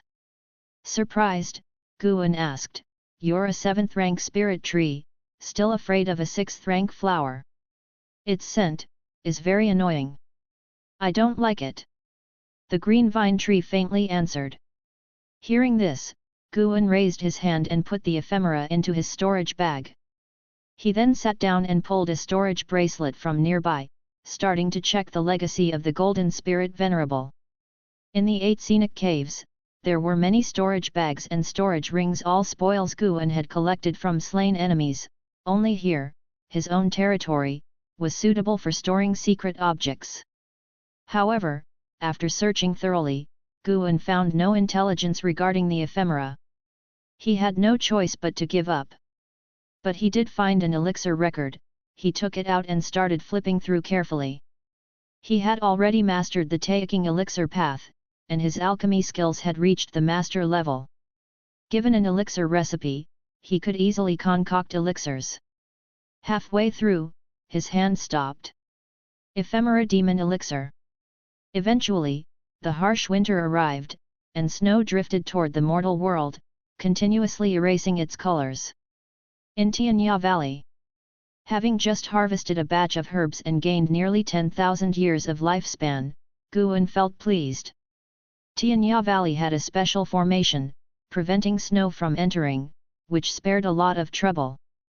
Guan let Sunda move all the herbs into the barn, while he walked to the courtyard where Luo Hun and Yi Liuyun were sitting, drinking and discussing the Nine Nether Road. The Nine Nether Road has now drawn the attention of the cultivators from the Nine Dynasties. It's said that various dynasties and sects have sent people to investigate, but the entrance to the Nine Nether Road is encircled by ephemera sect cultivators, and all have returned defeated, Luo Hun said with a furrowed brow. Yi Liuyun glanced at Guan walking toward them, then said to Luo Hun, "That's also a good thing, at least the Taixuan dynasty doesn't have to bear the pressure of the ephemera sect alone." Luo Hun nodded, adding, "The forces behind the ephemera sect will definitely cross the Nine Nether Road, and this will be a calamity for the Nine Dynasties. Moreover, I've received messages that ephemera has appeared across the dynasties.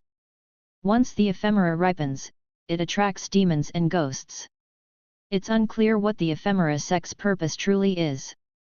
Guan sat down beside them, listening to their discussion about the immortal cultivation world.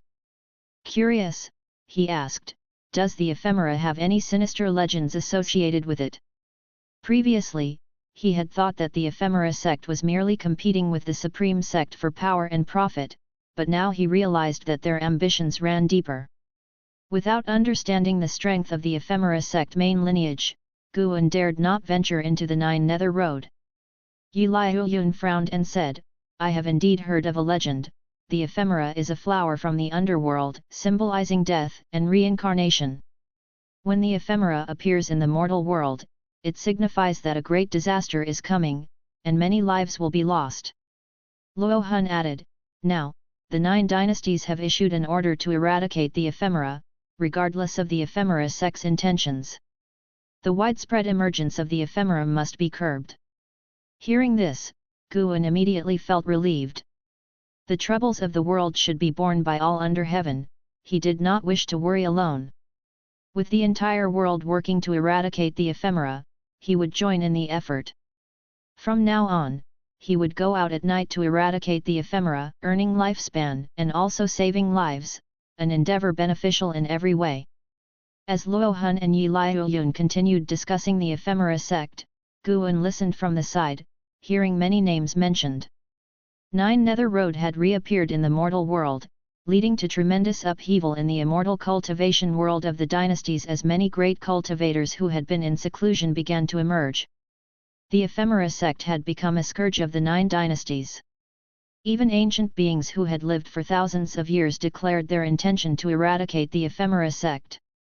This was actually a good thing. The ephemera sect became an entity everyone wanted to eliminate. Those who had been recruited might waver and take the opportunity to break away from the sect. By evening, Guan returned to Mystic Valley. His divine sense swept the area, his expression peculiar. Yang Ni had burned all the ephemera she had planted, leaving only ashes in the garden plot. Could it be that Yang Ni had come to a realization? Guan did not go to ask Yang Ni but instead returned to his house. Late at night, Guan began to scan the Taixuan dynasty with his divine sense, searching for ephemera. This scan even scared him. How had so many ephemera sprouted so suddenly? There weren't any last month. Guan immediately vanished from inside the house, departing to eliminate the ephemera. 2 steps later, he arrived in a forest thousands of miles away, near a village where the ephemera were mostly concentrated. He picked an ephemera, gaining only a year of lifespan. These ephemera were growing very fast, clearly unnatural, as if some force had drained their potential, leaving them with little remaining lifespan. 1 year is 1 year, it adds up. Guan began to eradicate ephemera. At dawn, Guan came downstairs, his spirit incredibly vibrant. Last night, he had harvested more than 40,000 years of lifespan, indicating just how abundant the ephemera were everywhere. He joined the disciples in practice, and Yang Ni was there too, but she was listless, clearly preoccupied with something on her mind. After practice, Yang Ni approached Guan and announced her intention to leave. "Where are you going?" Guan frowned and asked. Yang Ni replied, "To take care of some matters." Guan advised, "Recently, the Ephemera sect has been causing chaos, and the 9 dynasties are preparing to jointly punish them. You should stay away from this." Yang Ni nodded and said, "Don't worry, I have no ties with the Ephemera sect." Having said this, she gazed intently at Guan. Some things went unspoken, but both understood the underlying message. 30 minutes later, Yang Ni had packed her belongings and departed. Guan stood by the window, watching the direction of her departure, feeling that this farewell meant they would not meet again for many years. Meanwhile, on the distant dustless wasteland, ghostly mists pervaded, forming dark clouds that covered the sky, and crows flew across. Li Ye, carrying the North Sea heavy sword, stood on a cliff, gazing down at the dense throng of people below, forming a vast sea of humanity, his brow furrowed. He hadn't expected the Ephemera sect to have secretly recruited so many followers. That 9 nether road is quite sinister, containing an immense amount of ghostly and demon energy. The voice of the primordial ancestor sounded in Li Ye's ear. Li Ye involuntarily looked towards the traveler of graceful crane sitting on a rock in the distance, who was holding a scroll and deeply contemplating. "No matter, when the primordial ancestor descends, we'll capture them all in one net." Li Ye thought to himself. He now had full confidence in that mysterious demon shadow, feeling that the figure was an invincible presence in this world. It's not that simple. No matter how powerful he is, his spiritual power will deplete. It's nearly impossible for him alone to avert the calamity of the 9 dynasties. If he were really that powerful, he wouldn't need to practice the demon shadow divine skill from the Thousand Autumn Pavilion to conceal his identity. The primordial ancestor sighed. Li Ye was displeased to hear this. Ever since encountering the Ephemera sect, the primordial ancestor had become timid, no longer bearing the aloof and profound demeanor of the past, which made him feel like his fantasies had been shattered. But remembering the caution of the Li family's primordial ancestor, Li Ye did not contradict the primordial ancestor's words. Just then, the ground began to tremble, startling Li Ye into swiftly flying up, while the traveler of graceful crane remained seated on the rock, unmoved. Li Ye looked towards the entrance of the 9 nether road where he saw the array platform below the black crevice begin to break apart, and a tree branch emerged from the soil, followed by the trunk. As all the followers of the Ephemera sect retreated amidst their alarmed stares, a colossal tree shot up from the ground. It was indeed an ephemera tree. This ephemera tree was even more enormous than the one Guan had eradicated, towering over 500 meters tall, its top reaching into the dark clouds. The massive ephemera tree standing behind the black crevice appeared even more horrifying. "Humph, they really planted an ephemera tree." A cold snort echoed throughout the heavens and earth, chilling everyone's hearts.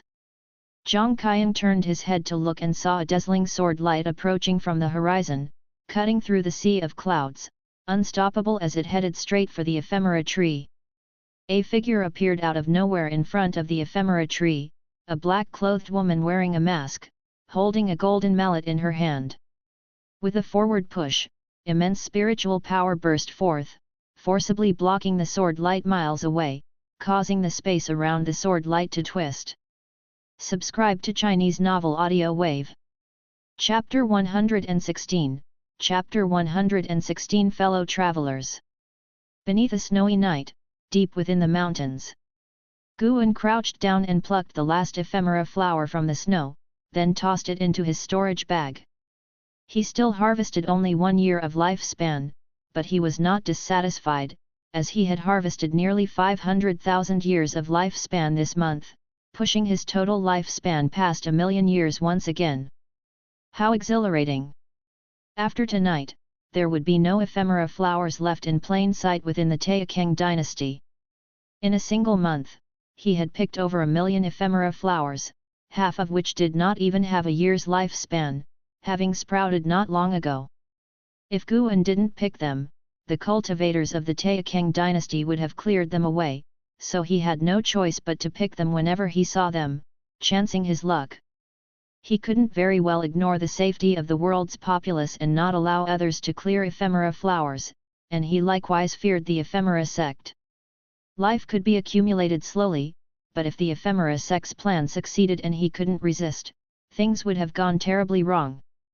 In the dimly lit woods, Guan stretched lazily, then headed for a nearby city. It was nearly dawn, and he planned to stroll around within the city walls. Always staying in Medicine Valley wasn't good, and stepping out occasionally to take in the landscape and foreign scenery could help him gain insights. Ever since he encountered Wu Ju's state of enlightenment, Guan had been contemplating the concept of enlightenment. He felt that enlightenment depended not only on chance but also on life experience. MPYR. The sun was slowly rising. From a city 100 li away, the noise started to pick up, signaling the start of a new day. At noon, Guan sat on the second floor of an inn drinking alcohol, positioned by the window overlooking the streets where martial heroes shouted and displayed their martial skills. Where there were people, there was the martial arts world. Even though everyone within the Taixuan dynasty knew of immortal cultivation, 90% of the people couldn't cultivate, giving rise to the world of martial arts. They existed independently from the world of cultivators, having their own glory and disputes. In the entire city, Guan could only sense 3 other cultivators, who, like him, were disguised as mortals. The immortal cultivation world was facing threats from the ephemera sect, with endless demons looming outside the 9 dynasties, yet the mortal populace remained unaffected. Most of their lives spanned merely a few decades. By the time their lives ended, the great calamity of demons might still not have arrived. This was the difference between immortals and mortals. Cultivators and mortals lived under different temporal rules. Guan pondered the differences between immortals and mortals, stirring many feelings within him. He wanted to see if such thinking could lead him into a state of enlightenment. However, he sat for an entire day without entering a state of enlightenment, though he didn't feel his time was wasted. Occasionally sitting down, not speaking, and experiencing the myriad states of human existence held its own kind of pleasure. Dusk fell again, and the snow that had paused for a day began to fall once more. Guan stood up, left some silver, and then departed. He did not leave the city directly, but started wandering the streets among the crowd, letting the falling snow land on him as he immersed himself in the mortal world. Only by the next morning did Guan finally return to the valley. Arriving at the 3rd Medicine Valley, Guan saw that the disciples had gathered together, creating quite a lively scene. From afar, he heard the disciples discussing the Supreme Elder. A Supreme Elder had returned. This news shook the entire Supreme Sect, and the identity of that Supreme Elder had also been disclosed, a Supreme Elder who had lived 1500 years, whose cultivation level was remarkably profound. Currently, with the Supreme Sect facing threats from the Ephemera Sect, the return of the Supreme Elder greatly boosted the sect's morale. The leading orthodox powers had regained their disdainful dominance. This Supreme Elder had the name Xian Chuan, known as Ancestor Xian Chuan. Guan guessed he had returned because the Supreme Sect had informed him that Ancestor Xian Tian had been killed by the Ephemera Sect. After listening for a while, Guan continued to pick herbs. During the herb picking process, he reflected on the insights from the past 2 days. Although he hadn't entered the state of enlightenment, a new rune had formed on his mystic heart. The mystic heart could gather divine skills. Guan had reached the 9th layer of the Mahayana realm, but this divine skill was still brewing. Its formation depended not on cultivation level but on insight. He already had an idea, which he would continue to refine until the divine skill solidified. 3 days later, Guan visited the Outer Sect's book collection hall, where Elder Lu, as always, received him personally. Having not seen him for several months, Guan noticed that he had aged a lot, and his vitality was deteriorating. Elder Lu, Foundation Establishment Realm Layer 9 258/270/340. Seeing the other's lifespan, Guan sighed inwardly. Elder Liu's cultivation level had clearly been elevated through elixirs, hence his lower lifespan relative to others in his realm. Having been close for many years, the two had become friends despite the difference in their ages. Seeing an old friend approaching death, he inevitably felt some melancholy. But he had long been prepared. Sooner or later, he would bid farewell to everyone around him. The path of prolonged life was destined to be lonely. Even if he later found a way to extend the utmost limits of lifespan, it would only be an enhancement. To make someone immortal was immensely difficult, and Guan could not transfer his own lifespan to others. This anticipated loneliness didn't upset Guan but rather strengthened his resolve. The more so, the more he wanted to live on. He wanted to visit the mortal world on behalf of his old friends to see the wonders of the next 10,000 years and to witness the transformation of the ocean and fields in 10 million years. Elder Lu, this is the last volume of Supreme Immortal Venerable. Guan took out a book from his storage bag and said with a smile. Elder Lu took the book, curious, I thought you were going to wait a few more years. How come it came out so soon? The story should also come to an end. Isn't it perfect that the conclusion has the protagonist joining hands with the people of the world to eliminate demons and bring peace to the world? Doesn't it echo the current state of affairs in the world? Guan laughed. He paused and said, although I am of mediocre talent, lacking the power to turn the tide, if I can inspire the fighting spirit of the people, that would also count as a contribution, however modest. Elder Lu didn't flip through the book but admired, your book has influenced many. Before you, cultivators rarely read books beyond cultivation. The name Panan now carries an air of a sage. Elder Lu, you jest. It's not that exaggerated. Haha, what are you planning to write next? I don't feel like writing for the time being. I'll see later. That's also true. A masterpiece comes by chance, and it cannot be rushed. The two chatted casually, and Elder Lu began to talk about the scene when the two first met. Guan listened intently and responded earnestly. After chatting for 2 ancient hours, Elder Lu suddenly said, after I get the last volume of Supreme Immortal Venerable arranged, I will resign from the position of elder and prepare to leave the Supreme Sect to visit my hometown. Nov. L. B/JNN. Having joined the sect 240 years ago, I don't know if my hometown has changed. He already sensed that his end was near. People wish to return to their roots before they die. Guan couldn't help but think of Chengsu and Dan, who had also left alone when his end was near. Then I wish Elder Lu a smooth journey. Guan said softly, laughing as if unaware of Elder Liu's impending end. After bidding farewell to Elder Lu, Guan went to the elixir hall. He didn't enter the elixir hall, he just stood on the street, looking at the signboard of the elixir hall. Because of Elder Lu, he thought of Zhu Qinglu. Zhu Qinglu was the elder of the elixir hall, also the person responsible for handing things over to Guan, and he too didn't have many years left.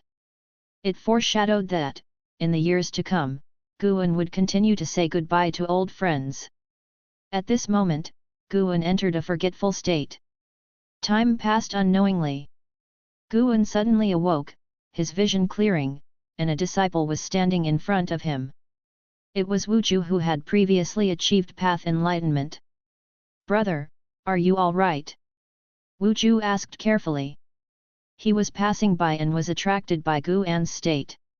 He suspected that Guan had entered a state of path enlightenment like him, only when he approached did he realize that this was the disciple he had met on the day he finished his path enlightenment. Fate truly is marvelous. That day, this disciple encountered him during his path enlightenment. Today, he encountered this disciple during path enlightenment. Wu Ju felt a fondness for Guan and decided to stay nearby to keep people from disturbing him. He had been guarding for a while and thought he had disturbed Guan when he suddenly opened his eyes, which made him somewhat nervous. Guan had indeed entered a state of path enlightenment, his mystic heart had gained another rune. He looked at Wu Ju and smiled, "I'm fine. Have we met before?" Wu Ju smiled and said, "Yes, I was under a tree back then, and you asked me if I was all right, just like I'm asking you now."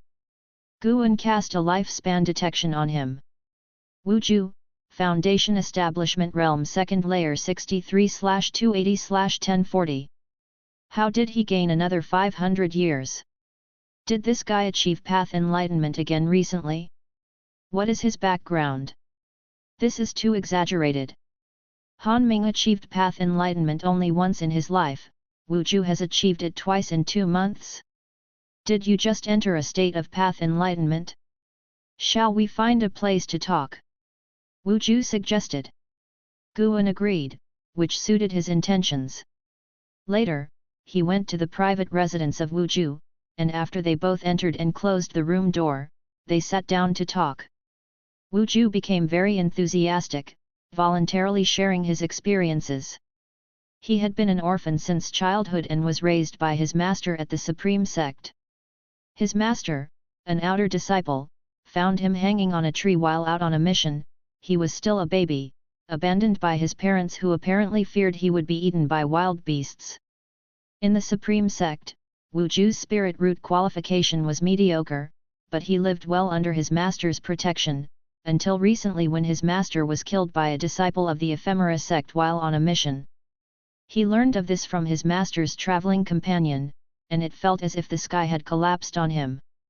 Coincidentally, the next day, the Ephemera sect attacked, and watching the cultivators fight, Wu Ju felt puzzled, unable to understand why people must fight to the death. In this state of confusion, he entered a state of path enlightenment. After Wu Ju finished, he looked at Guan and asked, "Brother Gu, what caused you to achieve path enlightenment?" Guan replied, "My path enlightenment was also related to life and death. An old friend of many decades is nearing his end." He spoke very calmly, but Wu Ju felt he must be very sad, though Guan's reason for path enlightenment also made Wu Ju feel closer to him. "Brother Gu, we must never speak of the matter of path enlightenment with others. After I achieved path enlightenment, I found that my energy absorption speed increased and even my understanding improved. My master always cautioned me from childhood that one must not be too ostentatious in actions and always hold a reserve," Wu Ju said seriously. Guan nodded, amused inwardly. It seemed Wu Ju's master was a man of the same path. Yet, he felt Wu Ju's path enlightenment was not due to sudden understanding, because his master's death led to 2 instances of path enlightenment. Unreasonable. Chapter 117, Chapter 117, Kill him, do I need a sword? Guan and Wu Ju exchanged experiences about their path enlightenment, talking until the next morning, both benefiting greatly. Before parting, Wu Ju once again urged him not to reveal anything about path enlightenment to others. Seeing how cautious the other was, Guan smiled and assured him. Wu Ju watched Guan leave, a smile spreading across his face. Having lived in the Supreme Sect for so many years, Guan was the first true friend he had made. Before, he felt very inferior and dared not interact much with others. The only person he was close to was his master, so his master's death was a huge shock to him. Wu Ju turned and went back inside to continue his cultivation, while looking forward to his next exchange with Guan. Guan stayed in the city for an hour before returning to the Third Medicine Valley. After checking the valley, he hurriedly left again.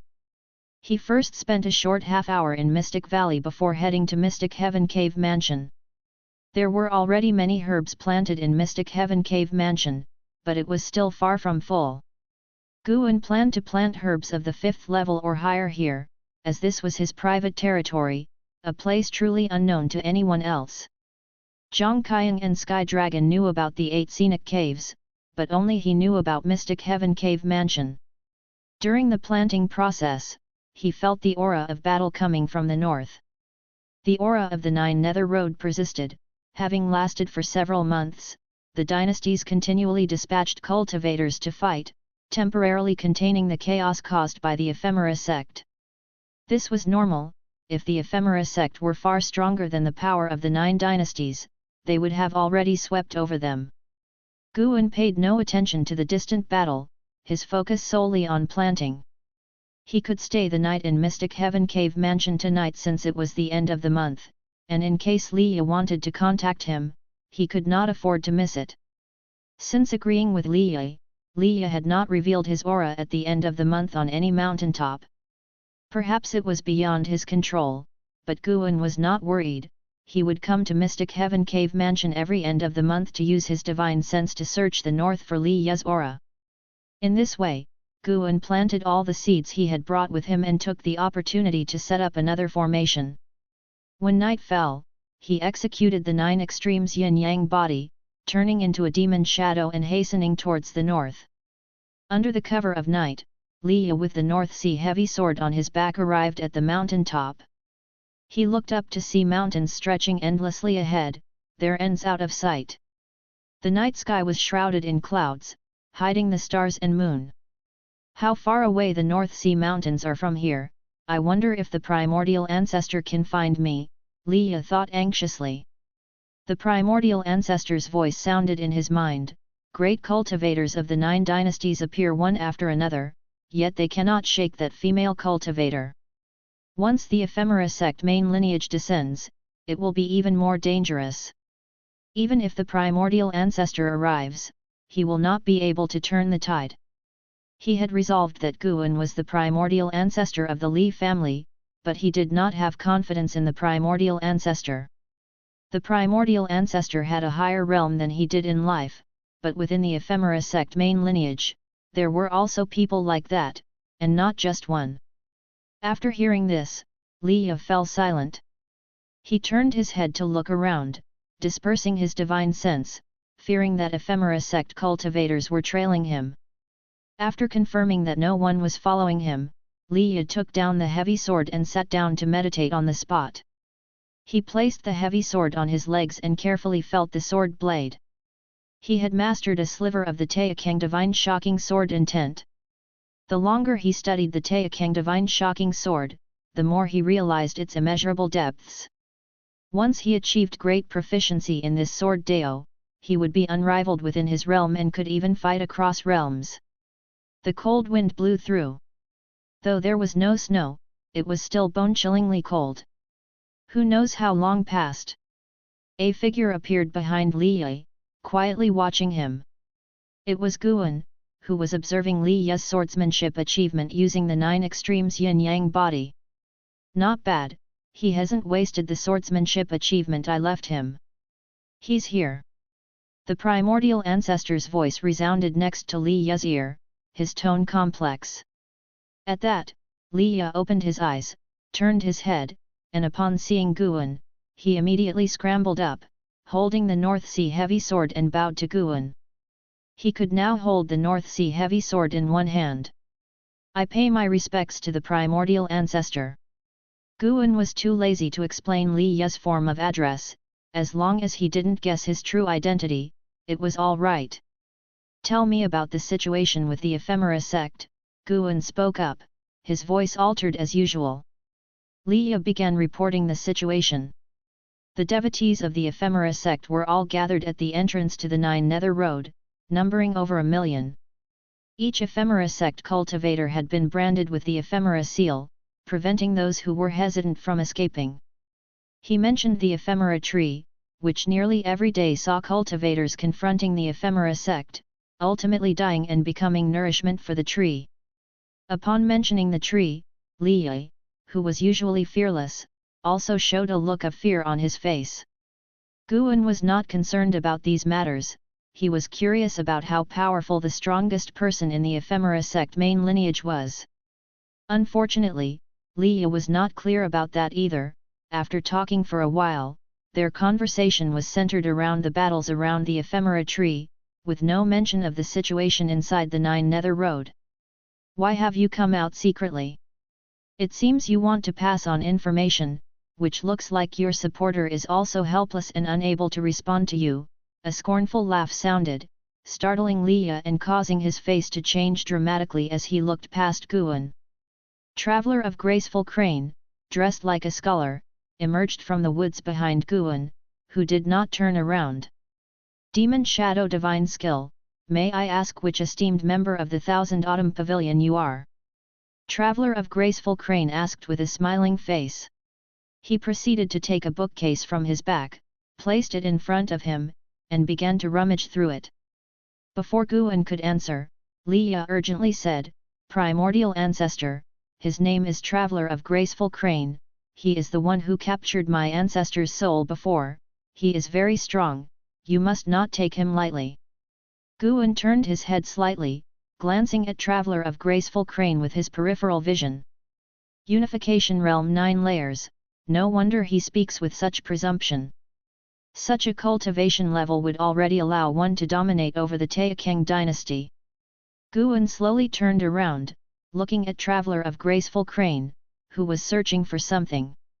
He wasn't in a hurry and just watched Traveler of Graceful Crane act. A great cultivator of the Unification Realm 9 layers still needs to search for things by hand? This man clearly thought he had Guan in his grasp and was deliberately messing with Guan's and Liya's mental states. Primordial Ancestor? Turns out we are family. Then I'll have to torture you to death right in front of him, so he gives up any of those twisted thoughts he shouldn't be having, Traveler of Graceful Crane said with a sneer. Upon hearing this, Liya immediately came by Guan's side and presented the North Sea heavy sword to Guan. "To kill him, do you need a sword?" Guan's hoarse voice rang out, causing Liya to startle, and Traveler of Graceful Crane's movements searching for objects also stalled. N/O/vel/b/jn.c//om. Traveler of Graceful Crane looked up at Guan, the two stood on a slope with Guan positioned higher up. He couldn't make out Guan's true face, but for some reason, as he looked at this figure, unease brewed within him. Suddenly, he pulled a scroll from his book box, which when unfurled, exploded with terrifying magma that blotted out the sky and was shockingly formidable. Liya stood in place, completely unable to react in time. Guan raised his right hand at an extremely fast speed, flicking his finger to shoot a powerful beam that pierced through the terrifying magma, forcibly penetrating the throat of Traveler of Graceful Crane, with blood blossoming from the back of his neck. Traveler of Graceful Crane's eyes widened, filled with disbelief. Just as his body started to tilt backward, a foot stepped on his back. Boom! The mountains trembled violently, and under the watch of Liya, that overwhelmingly powerful Traveler of Graceful Crane who had once driven him to despair was now stepped upon by the Primordial Ancestor, with rubble flying. Ugh! Traveler of Graceful Crane spat out a mouthful of blood in reverse.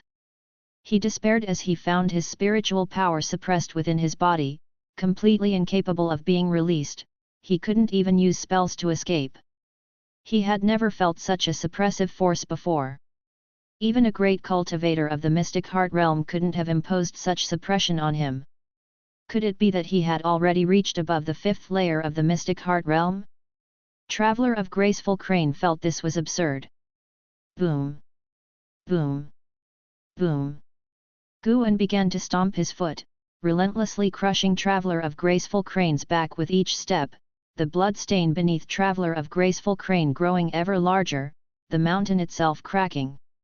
Enveloped in dark purple demonic chi, Guan appeared like a demon god from the netherworld. Even Liya couldn't help but feel a touch of fear at this moment. The old ancestor's soul within him also fell silent. After stomping 9 times, Traveler of Graceful Crane had lost his ability to fight. Guan's right foot ignited with Taixuan true fire, attaching it to Traveler of Graceful Crane, who then fell back while Guan's left hand captured his primordial spirit and his right hand picked up the nearby book box. Traveler of Graceful Crane's body was quickly reduced to ashes. As Guan's figure disappeared, he left behind a sentence. "From now on, do your best to stay alive. There's no need to come looking for me again." Liya stood on the slope, staring at the remains of Traveler of Graceful Crane, reduced to ashes, silent for a long time. After a good while, he couldn't help but ask himself, "Do you still think that the primordial ancestor has no chance of defeating the Ephemera Sect main lineage?" The old ancestor did not respond. Inside the Mystic Heaven Cave mansion, Guan sat in front of a stone table, performing the soul-capturing skill on Traveler of Graceful Crane's primordial spirit. It turned out that Traveler of Graceful Crane was not a man of the 9 dynasties, he originated from the Ephemera Sect main lineage and had arrived very early. 300 years ago, the Ephemera Sect main lineage came to the land of the 9 dynasties. He and several fellow sect members dispersed, with the others acting in accordance with the main lineage's grand scheme, seeking suitable puppet sects for manipulation, while he traveled alone in search of immortal fates. He had the audacity to act so uniquely because he was a core disciple of the main lineage with a prominent background. 200 years ago, having witnessed the strong LV Badian, aware that he was no match, he avoided direct confrontation and lay in hiding for 200 years. The Ephemera Sect main lineage arrived in the land of the 9 dynasties because they knew it was to be devoured by demons. In their eyes, the human race here was bound to die sooner or later, so it might as well contribute to the ephemera tree. The ephemera tree's favorite food was the spiritual power and flesh of cultivators of the human race. If it could devour the people of the 9 dynasties, it could transcend heavenly destiny and reach the legendary 9 layers realm. At that point, the ephemera tree could open the 9 nether road at will, providing convenience for the actions of the Ephemera Sect main lineage, allowing them to go wherever they wished. Through the memories of Traveler of Graceful Crane, Guan learned about the hierarchical status within the Ephemera Sect main lineage. The golden spirit venerable he had previously killed was one of the 100 venerables of the main lineage, all of whom possessed mystic heart realm cultivation. Furthermore, the leader of the main lineage had, 500 years ago, crossed the boundary of the mystic heart realm to reach the legendary Mahayana realm. This meant that the Ephemera Sect main lineage had only one cultivator in the Mahayana realm. Could 500 years have allowed that lineage leader to reach the 9 layers of the Mahayana realm? Guan quietly pondered. Several ancient hours later, he finally withdrew his divine sense, then finished off Traveler of Graceful Crane, seizing 209 years of lifespan. Guan's right hand rested on the book box, his index finger gently tapping it, his eyes flickering. No more waiting. Tomorrow he would deal with the ephemera tree beneath the 9 nether road, better to prevent any further complications. After all, if he didn't act, the Ephemera Sect main lineage would not rest either. MPYR Chapter 118, Chapter 118, Sword Venerable Feudeo makes his move. Dustless Wastelands. Dawn. Because of the cloud cover above, the desolate plains were never graced by the sight of the sun or the moon. Atop a ruined wall, dozens of cultivators were gathered, among them the vice-sect leader of the Supreme Sect, Jihantian. Looking towards the horizon, worry furrowed their brows. That demoness is truly too powerful. Without a mystic heart realm cultivator, no matter how many of us join forces, it will be futile. Our dynasty does not possess any mystic heart realm cultivators. Our sect does have one, but they've been gone for 800 years, and their whereabouts are hard to trace. How many mystic heart realm great cultivators stand behind the Ephemera Sect? We are out of options, there is no turning back. They were all rulers of various dynasties and sects, with each one's cultivation level reaching the unification realm. Before the upheaval caused by the Ephemera Sect, each was a legendary figure within the 9 dynasties of the immortal cultivation world, capable of great deeds that could alter heaven and earth. Yet gathered here for many days, they were helpless and dared not act rashly. Already, many unification realm cultivators had perished beneath the ephemera tree. Some acted alone, while others had launched an all-out assault, all returning defeated, their spirits shaken by the terror of the mystic heart realm. Jihantian suddenly raised his right hand, revealing a finger ring that burst forth with strands of flowing light that entered the space between his eyebrows. His face revealed a look of surprise, and then he lowered his hand, and said, "Gentlemen, the Supreme Elder Xian Chuan of my Supreme Sect has returned and is on his way here. We will be able to launch an attack alongside him. Our Elder Xian Chuan has attained the Mystic Heart Realm." Upon these words, the cultivators of the various sects all turned their eyes towards him, similarly surprised. For a moment, praises for the Supreme Sect echoed, prompting Ji Hantian to stand straighter. Although the Supreme Sect was the strongest of the Taixuan dynasty, it was not necessarily in the top 3 of the 9 dynasties. If the Supreme Sect could establish unparalleled merits in the face of the calamity brought by the Ephemera Sect, its fame would surely resonate throughout the world and attract many more families and cultivators to join in the future. The mood atop the cliff took a turn for the better, as everyone saw hope in defeating the demoness of the Ephemera Sect. Meanwhile, thousands of miles away, the Ephemera tree, hundreds of feet tall beneath roiling clouds, stood like a fearsome giant with its branches extended like claws touching the sky. Vines hung from the branches, most with corpses tied to their ends, some of the bodies writhed slightly, eyes bloodshot, necks bulging with veins, a sight of utter misery. Amidst the sea of people, Zhang Qiang looked at the hanging cultivators, her delicate eyebrows furrowed. She reached for the blood-red ephemera seal on her wrist, and her heart filled with anxiety. If things continued like this, she feared she would be either killed by the cultivators of the 9 dynasties or devoured by the ephemera tree. Waiting passively for death was not an option. But what could she do? The ephemera seal limited her freedom.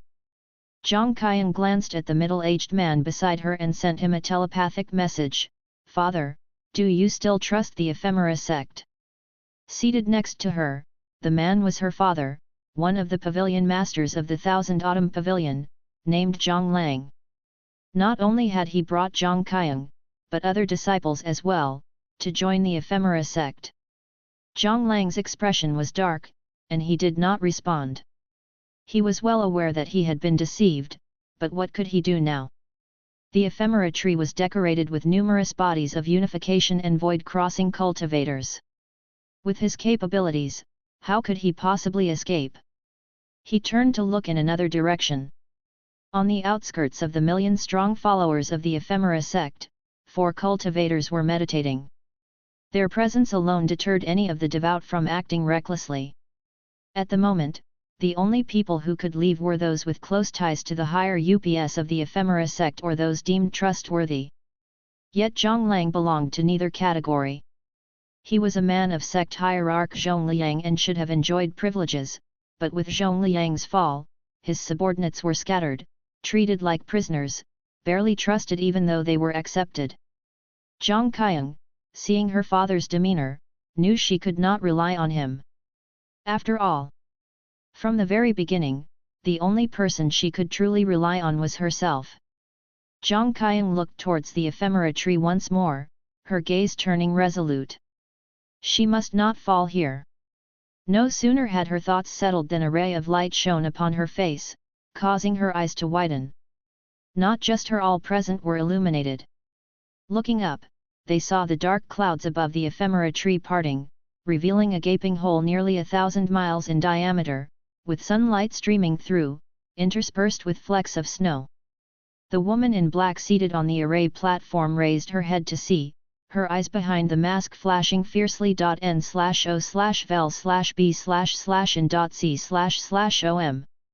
It wasn't just her, the 4 great cultivators from the Ephemera Sect who were standing guard at the perimeter also looked upwards. Under the sunlight, the ephemera tree began to tremble as if it disliked the sunlight. "Who is this eminent personage, and why not show yourself?"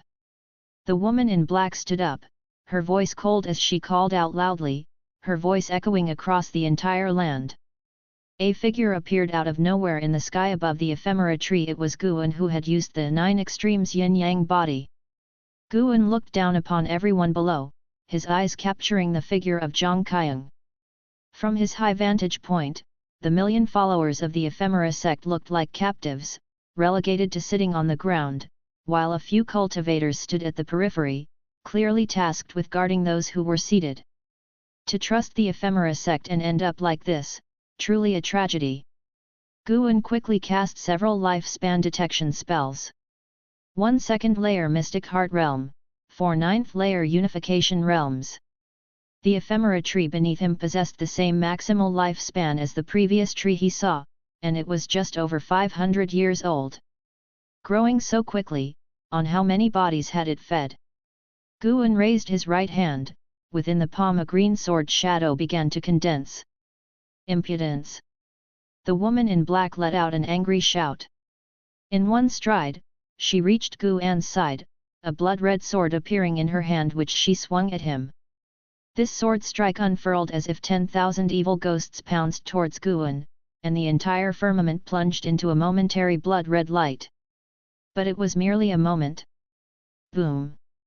The woman clad in black was sent flying backward, sweeping over the heads of 1,000,000 sect followers, crashing through the ground's surface, her fate unknown. Everyone witnessing the scene was deeply moved. How could this be possible? Everyone inwardly exclaimed in shock. During this time, the woman in black had fully displayed her formidable strength, almost invincible under the heavens. No matter how strong or renowned a cultivator came attacking, they would be effortlessly suppressed by her. How could such a mighty being appear so powerless before this person? Guan lifted his left hand, his index finger shooting out a beam of intense light, sweeping across the firmament and piercing through the rolling dust, striking the spot where the woman in black had fallen. A prompt emerged before Guan's eyes. You have successfully seized 47 years of lifespan from the Night Cultivator Fairy, second layer of Mystic Heart Realm. Not bad. With another reach of Guan's left hand, he remotely captured the Mystic Heart of the Night Cultivator Fairy. The Mystic Heart dispersed the rolling dust and fell into his hand, only to be tossed into his storage bag. Seeing the bad turn of events, the 4 Unification Realm 9 layers great cultivators guarding the ephemera sect's 1,000,000 followers in all 4 directions immediately fled in different directions. Guan raised his hand and quickly tapped 4 times. Breaking path divine light. 4 beams of intense light, like shooting stars, fell, and while the eyes and divine senses of 1,000,000 sect followers couldn't catch their trajectory, everyone felt the 4 people's prospects were grim. All of a sudden, silence fell upon the world. There is actually such a person in the Thousand Autumn Pavilion. Zhang Lang murmured to himself, still in shock. Zhang Qiang was equally frightened, secretly relieved that she hadn't caused trouble in the Thousand Autumn Pavilion before. One after another, 4 prompts sprang forth before Guan. He released the green sword shadow in his right hand, the tip pointing directly at the ephemera tree.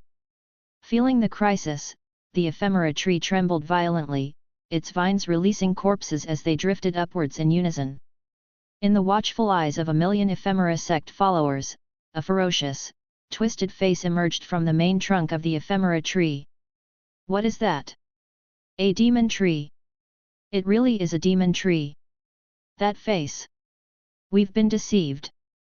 No, it can't be. A thunderous uproar rose among the 1,000,000 sect followers. Not everyone was like Zhang Qiang.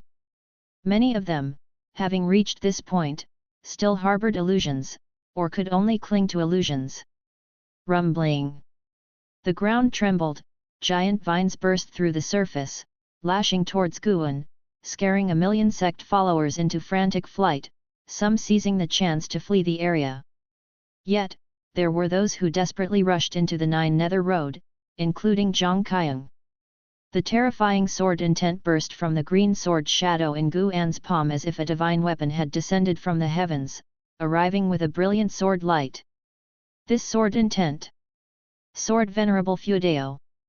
Zhang Qiang, while flying, looked up at Guan's figure and thought to herself in fear. So Sword Venerable Feudeo was this powerful. The green sword shadow, carrying the sword intent of the Taixuan divine shocking sword, fell from above. As cultivators just got to their feet, nowhere near escaping the battlefield, the green sword shadow landed on the ephemera tree's crown. This time, with an overwhelming sword intent, it forcefully suppressed the ephemera tree, turning it from top to bottom into ashes. As the sword shadow hit the earth, the ground shattered, fissures spreading rapidly in all directions, looking from the sky like an expanding giant spider web. Guan watched Zhang Qiang flee into the Nine Nether Road. He did not stop her. After today, even if Zhang Qiang stayed, it was doubtful she could find a foothold.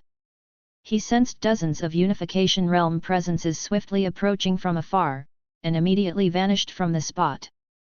As for the Million Sect followers, Guan had harbored the intent to kill, but he also feared that many, like Yang Ni and Li Yi, had been deceived or forced into the sect. The causal entanglements were too great. He dreaded killing the wrong person. To kill wantonly, how would that differ from the ephemera sect? He didn't wish to be labeled a great demon and later be besieged by the whole world. Yet, even so, with that sword strike of his, many cultivators were still shaken to death. That was not Guan's concern. Everyone must pay the price for their choices. He was already restraining the goodness in his heart by not killing them all. A series of prompts crazily popped up before Guan's eyes as his figure disappeared into thin air.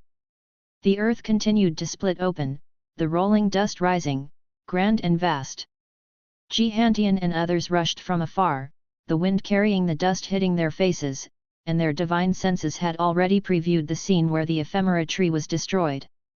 Ha ha ha, our Supreme Sect's sword Venerable Feudeo has made his move. An impatient Jihantian laughed loudly, boasting about the might of sword Venerable Feudeo. Another cultivator from the Supreme Sect?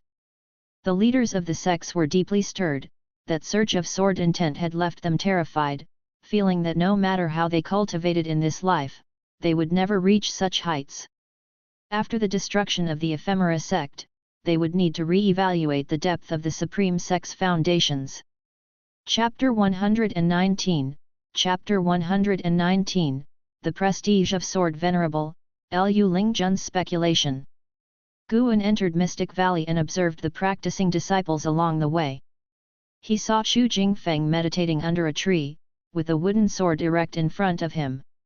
He suddenly became interested and turned to walk over. "Brother Chu, what are you doing?" Guan asked curiously. Chu Jingfeng opened his eyes and replied, "I am contemplating my own sword Dao, hoping to create a new swordsmanship." "Create swordsmanship? That's quite impressive. Why use a wooden sword? If you need a sword, you can just tell me." Guan exclaimed and then took a magic sword out of his storage bag. Chu Jingfeng's storage bag had long been confiscated, and the spirit stones he earned from his daily chores were kept in his room. Nov. L.B//JNN. Facing Guan's offer of a sword, Chu Jingfeng shook his head. "No need, I want to comprehend a pure swordsmanship, to understand the sword through heart, not through the sword itself." That sounded quite profound. Guan retracted the sword and smiled, "Then if you need anything, just let me know." After speaking, he headed towards his own loft. Chu Jingfeng looked at Guan's departing figure, sensing his cheerful mood. Though he is weak, he always seems happy. Chu Jingfeng watched Guan's retreating figure and thought to himself, feeling a trace of envy. He was born into a wealthy family but ended up as a prisoner due to family infighting. If given a choice, he too would want to start as a servant disciple, unburdened by much. Chu Jingfeng stopped pondering and continued his sword enlightenment. After practicing the Daoist expansion skill, he couldn't increase his cultivation level and was lazy to practice other spells, planning to solely focus on the sword Dao. Just like the mad swordsman, Han Ming of Great Yu, once he understood the sword Dao, his momentum was unstoppable. Meanwhile, Guan returned to the loft, sitting at his desk and bringing up his attribute panel. He had gained over 300,000 years to his lifespan. This also indicated that when he destroyed the ephemera tree, he had killed thousands of ephemera sect cultivators. Guan suddenly realized why there were so many demon cultivators. He tried to calm his emotions, keeping his original heart, not falling into the demon path. Planting flowers and grass was preferable, and the lifespan a great cultivator at Mystic Heart Realm brought was equivalent to a 5th-tier herb. For him, the benefit of slaying enemies was not much different from harvesting herbs but could bring potential troubles. Guan took out Green Hero Travelogue to shift his attention. Soon, he was immersed, experiencing the love and hatred between the Green Hero and his beloved. At the same moment, in the dustless barrens, numerous cultivators navigated through the sky. Some were arriving while others escorted away the captured Ephemera Sect cultivators. On a cliff, Jihantian stood behind a white-robed elder, respectfully narrating the previous battle. "That's the situation, Ancestor, thanks to Sword Venerable Feudeo. Who exactly is he among the Supreme Elders? The great cultivators at Mystic Heart Realm are powerless against him," Jihantian, trying to contain his excitement, asked. The intervention of Sword Venerable Feudeo had pleasantly surprised him and allowed him to feel triumphant. Thinking back to the stunned expressions of other faction leaders, his heart was exceptionally gratified. The white-robed elder before him was none other than Xian Chuan, the recently returned Supreme Elder. Xian Chuan remained silent, his eyes also closing. Jihantian did not disturb him, thinking the Supreme Elder was pondering who Sword Venerable Feudeo was. Little did he know, Xian Chuan was filled with shock. There was no such powerful Supreme Elder in the Supreme Sect. However, he had heard about Sword Venerable Feudeo soon after returning, which at least indicated that the person was loyal to the Supreme Sect, most likely one of its members, just not a Supreme Elder. He had encountered such situations overseas as well. Those exceptional sects would often produce remarkable talents who would step forward during crises, known as the great luck of the sect. Could the Supreme Sect also have such luck? Xian Chuan slowly opened his eyes and said, "Sword Venerable Feudeo prefers to stay hidden, surely wishing not to be disturbed. The more so, the less we should try to uncover his identity, even considering ways to protect his information, but we must extensively promote his deeds to strengthen his sense of belonging to the Supreme Sect. Otherwise, as time goes by, he might leave, feeling that the Supreme Sect brings him no benefits, only holding him back." "Ancestor, I think the same. I have already sent a message to the sect leader to promote this matter," Jihantian said with a smile. The Supreme Sect had survived another calamity. After difficulties come great advancements, a pattern established since ancient times. "You can go now. I will check the entrance to the Nine Nether Road, maybe this path will become an opportunity for the Supreme Sect." Xian Chuan left these words and vanished into thin air. Jihantian turned and left, preparing to discuss with other factions on how to handle the Nine Nether Road. As the year's end approached, Guan went to the outer city to find Wu Ju, bringing along fine wine and roast chicken. When Wu Ju saw him, he was very pleased and pulled him into the house. After closing the door, Wu Ju exclaimed excitedly, "Brother Gu, what brings you here?" This was the first time someone had visited him voluntarily, how could he not be delighted? "Just checking on you, didn't want you to get bored," Guan said with a chuckle. He actually wanted to see if Wu Ju had achieved any further path enlightenment. Unfortunately, he had not.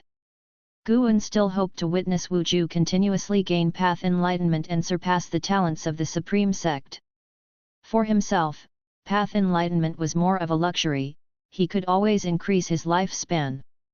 He reflected on path enlightenment for two reasons, one being out of boredom, and the other to see if he could devise a way to extend one's ultimate lifespan to help those around him. As it seemed, achieving path enlightenment was extremely difficult, not something that could be accomplished merely through profound experiences or rich emotions. Wu Ju brought the bowls and chopsticks to the table while Guan placed down the fine wine and roast chicken. He looked around the room and saw that nothing had changed. Wu Ju's cultivation level had risen from the second layer of the foundation establishment realm to the fourth layer since he had last attempted path enlightenment. How long had that taken? Why did his talent seem even higher than the limits of lifespan? But judging from his living environment, Wu Ju hadn't sought a new master. Speaking of which, have you heard about the deeds of Sword Venerable Feudeo? He single-handedly defeated the Ephemera Sect, which is incredible. The Demon Lord, whom no great cultivator of the 9 dynasties could defeat, was killed by him in just 2 moves. That's more impressive than Guyu in the Supreme Immortal Venerable. While pouring wine for Guan, Wu Ju laughed. The deeds of Sword Venerable Fuedao had spread throughout the Supreme Sect. Not just Wu Ju, but even the servant disciples of the Third Medicine Valley and Mystic Valley were discussing it. He had been to Tianya Valley a few days ago, and even that scoundrel Luo Hun had gotten wind of it and had inquired about it. Of course, I've heard of it, he's indeed formidable. I really wonder what he's like in person, Guan said with a grin. The two of them started talking about Sword Venerable Fuedao, sharing drink after drink, quickly finishing a jar of wine. Wu Ju took out a manuscript from his bosom and said, "Brother Gu, I traded all my savings for this fist technique manual. Take a look and memorize it. You should practice it when you get back." Guan hastily declined, "How could I do that? No, I can't take advantage of you." "What do you mean take advantage? You're my only friend, and besides, learning more combat skills can never be a bad thing. I've come to realize that peace in the immortal cultivation world rarely lasts for decades, conflicts between the righteous and the demonic are bound to erupt," Wu Ju said earnestly. Upon hearing this, Guan could only accept and began perusing the fist technique. Sunset Fist. After browsing it once, Guan had memorized it all. He returned the manual to Wu Ju. Wu Ju was taken aback and asked, "That fast? You didn't like it?" Guan replied, "I'm not fond of fighting, and this technique is too lethal for me." Wu Ju sighed in resignation, "For cultivators, fighting is a matter of life and death, unless you plan to stay in the Supreme Sect forever." "Hey, I actually do want to stay for a lifetime." "Alright then." Guan didn't want to take unfair advantage, so he took out a sword technique manual and said, "I have a swordsmanship manual here, would you like to take a look?" "No need, even though I respect Sword Venerable Fuedao, I don't like swords, or rather I don't like using magic artifacts in battle. I only believe in my fists and feet," Wu Ju said, waving his hand while he flexed his robust arm. Guan laughed and then took out a manual for the Gale Shadowless Leg, asking, "How about this one then?" Wu Ju glanced at it and couldn't look away. "It sounds really powerful. Must be quite valuable, hey? Don't worry, take it. If you become someone important in the Supreme Sect one day, just don't forget about your brother here," Guan said. Hearing Guan put it that way, Wu Ju no longer hesitated, picked up the manual, and started browsing it carefully. Guan held his bowl of wine, watching Wu Ju who was absorbed in the book. He wondered what he would be like 1,000 years from now. As the new year arrived, this year's snow season extended, continuing until the spring festival without stopping. The Third Medicine Valley became very lively, the attic area was decorated with lights and colors, and the disciples were all busy, their faces full of smiles. Guan sat at a long table in the courtyard, happily watching the disciples busy themselves. Having many people around was beneficial, he didn't need to worry about anything. Guan looked at Lu Lingjun, who was cutting paper. Surrounded by female disciples, she appeared extremely virtuous and gentle, which made it hard to imagine she had a cultivation level of the 9th layer of the unification realm. Xiao Chuan came over and sat next to him, excitedly saying, "Brother, they are building a statue of Sword Venerable Fuedao next to the heavenly repair platform. It looks magnificent, you should definitely see it next time." He had also started practicing the deist expansion skill, but he clearly wasn't as diligent as Chu Jingfeng or Lu Jujia. He had accepted his mediocre talents and chose to simply enjoy life, a choice that Guan respected, as he couldn't force someone to cultivate. After all, even with serious practice, one would still eventually grow old and die, merely delaying the process. "Really? I definitely need to check it out," Guan said, raising his eyebrows with a smile. He was satisfied with the attitude of the Supreme Sect, at least they gave him enough respect. Xiao Chuan continued talking about changes in the outer city when suddenly, Guan sensed that LV Badian was flying toward them. It wasn't long before LV Badian landed. As soon as he arrived, Xiao Chuan stood up and left, not daring to disturb them. "Let's talk inside."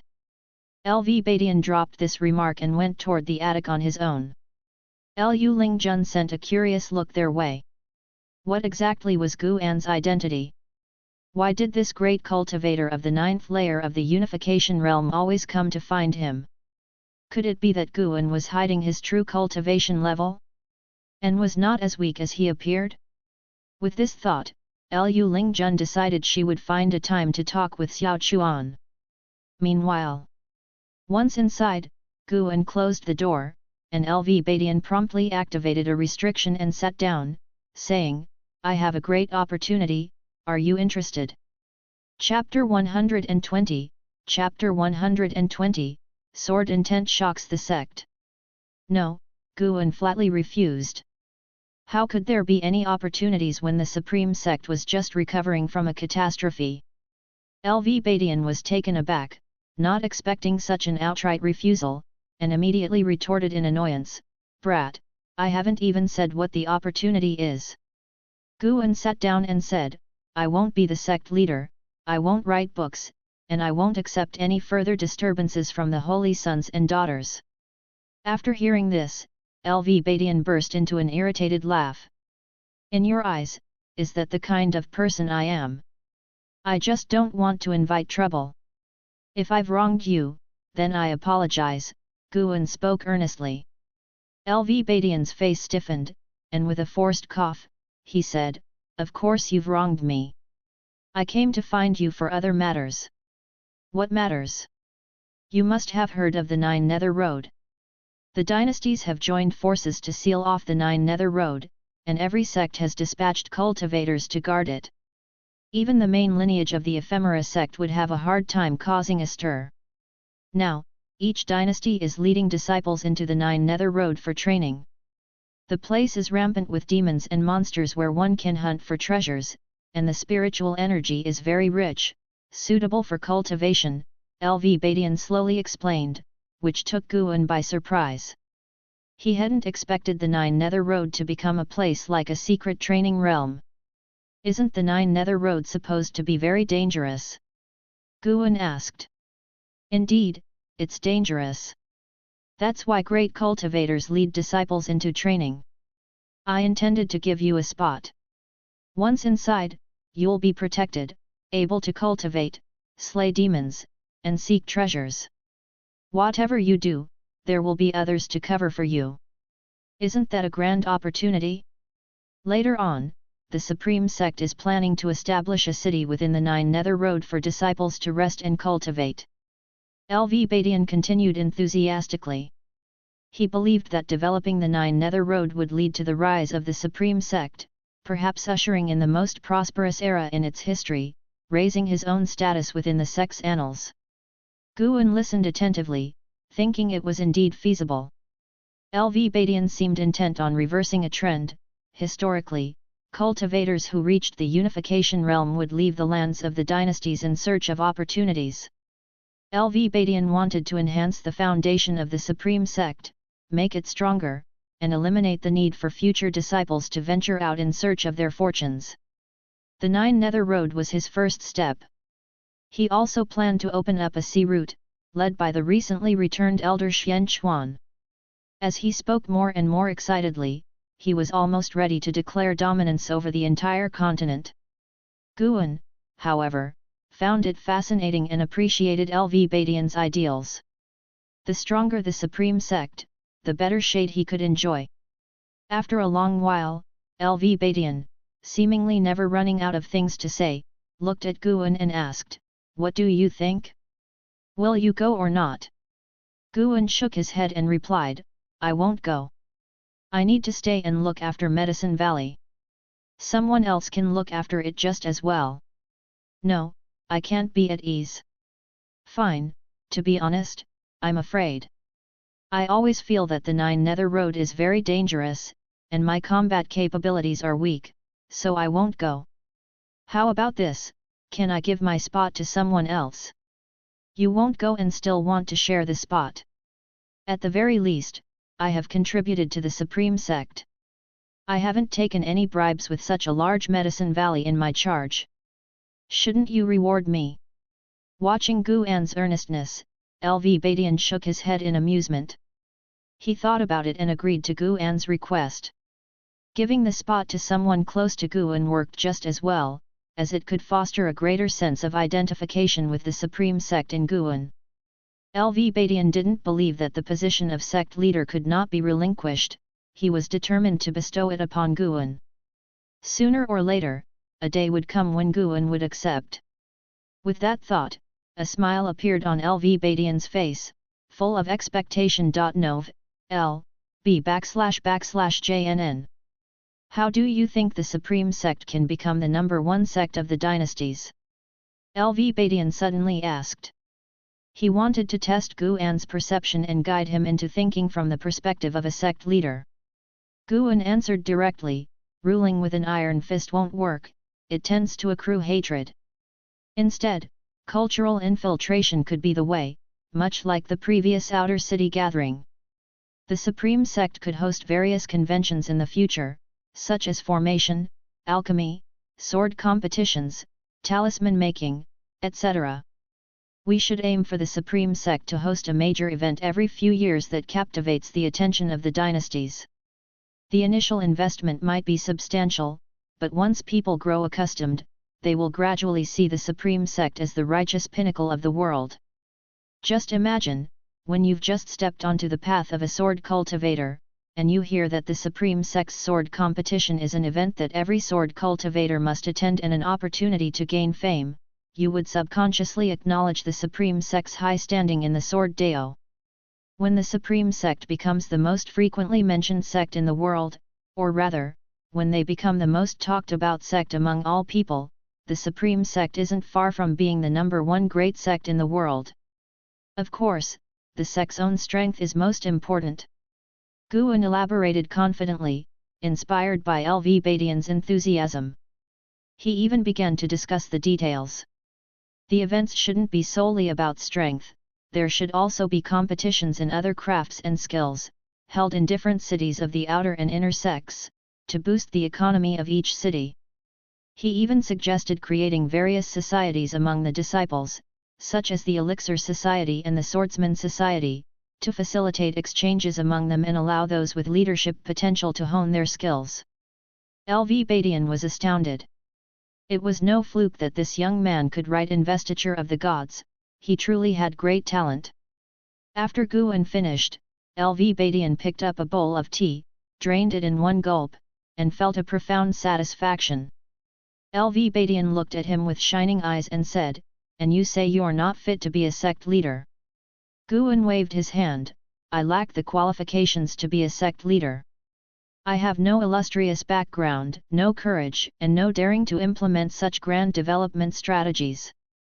At most, I can only provide suggestions. Execution is the hardest part. Gu An will never become the sect leader." LV Badian smiled and then began to question Gu An about the strategies he had just outlined, to which Gu An patiently replied. An hour had passed before the two finally exited the attic. Following behind Gu An, LV Badian was still pondering Gu An's ideas.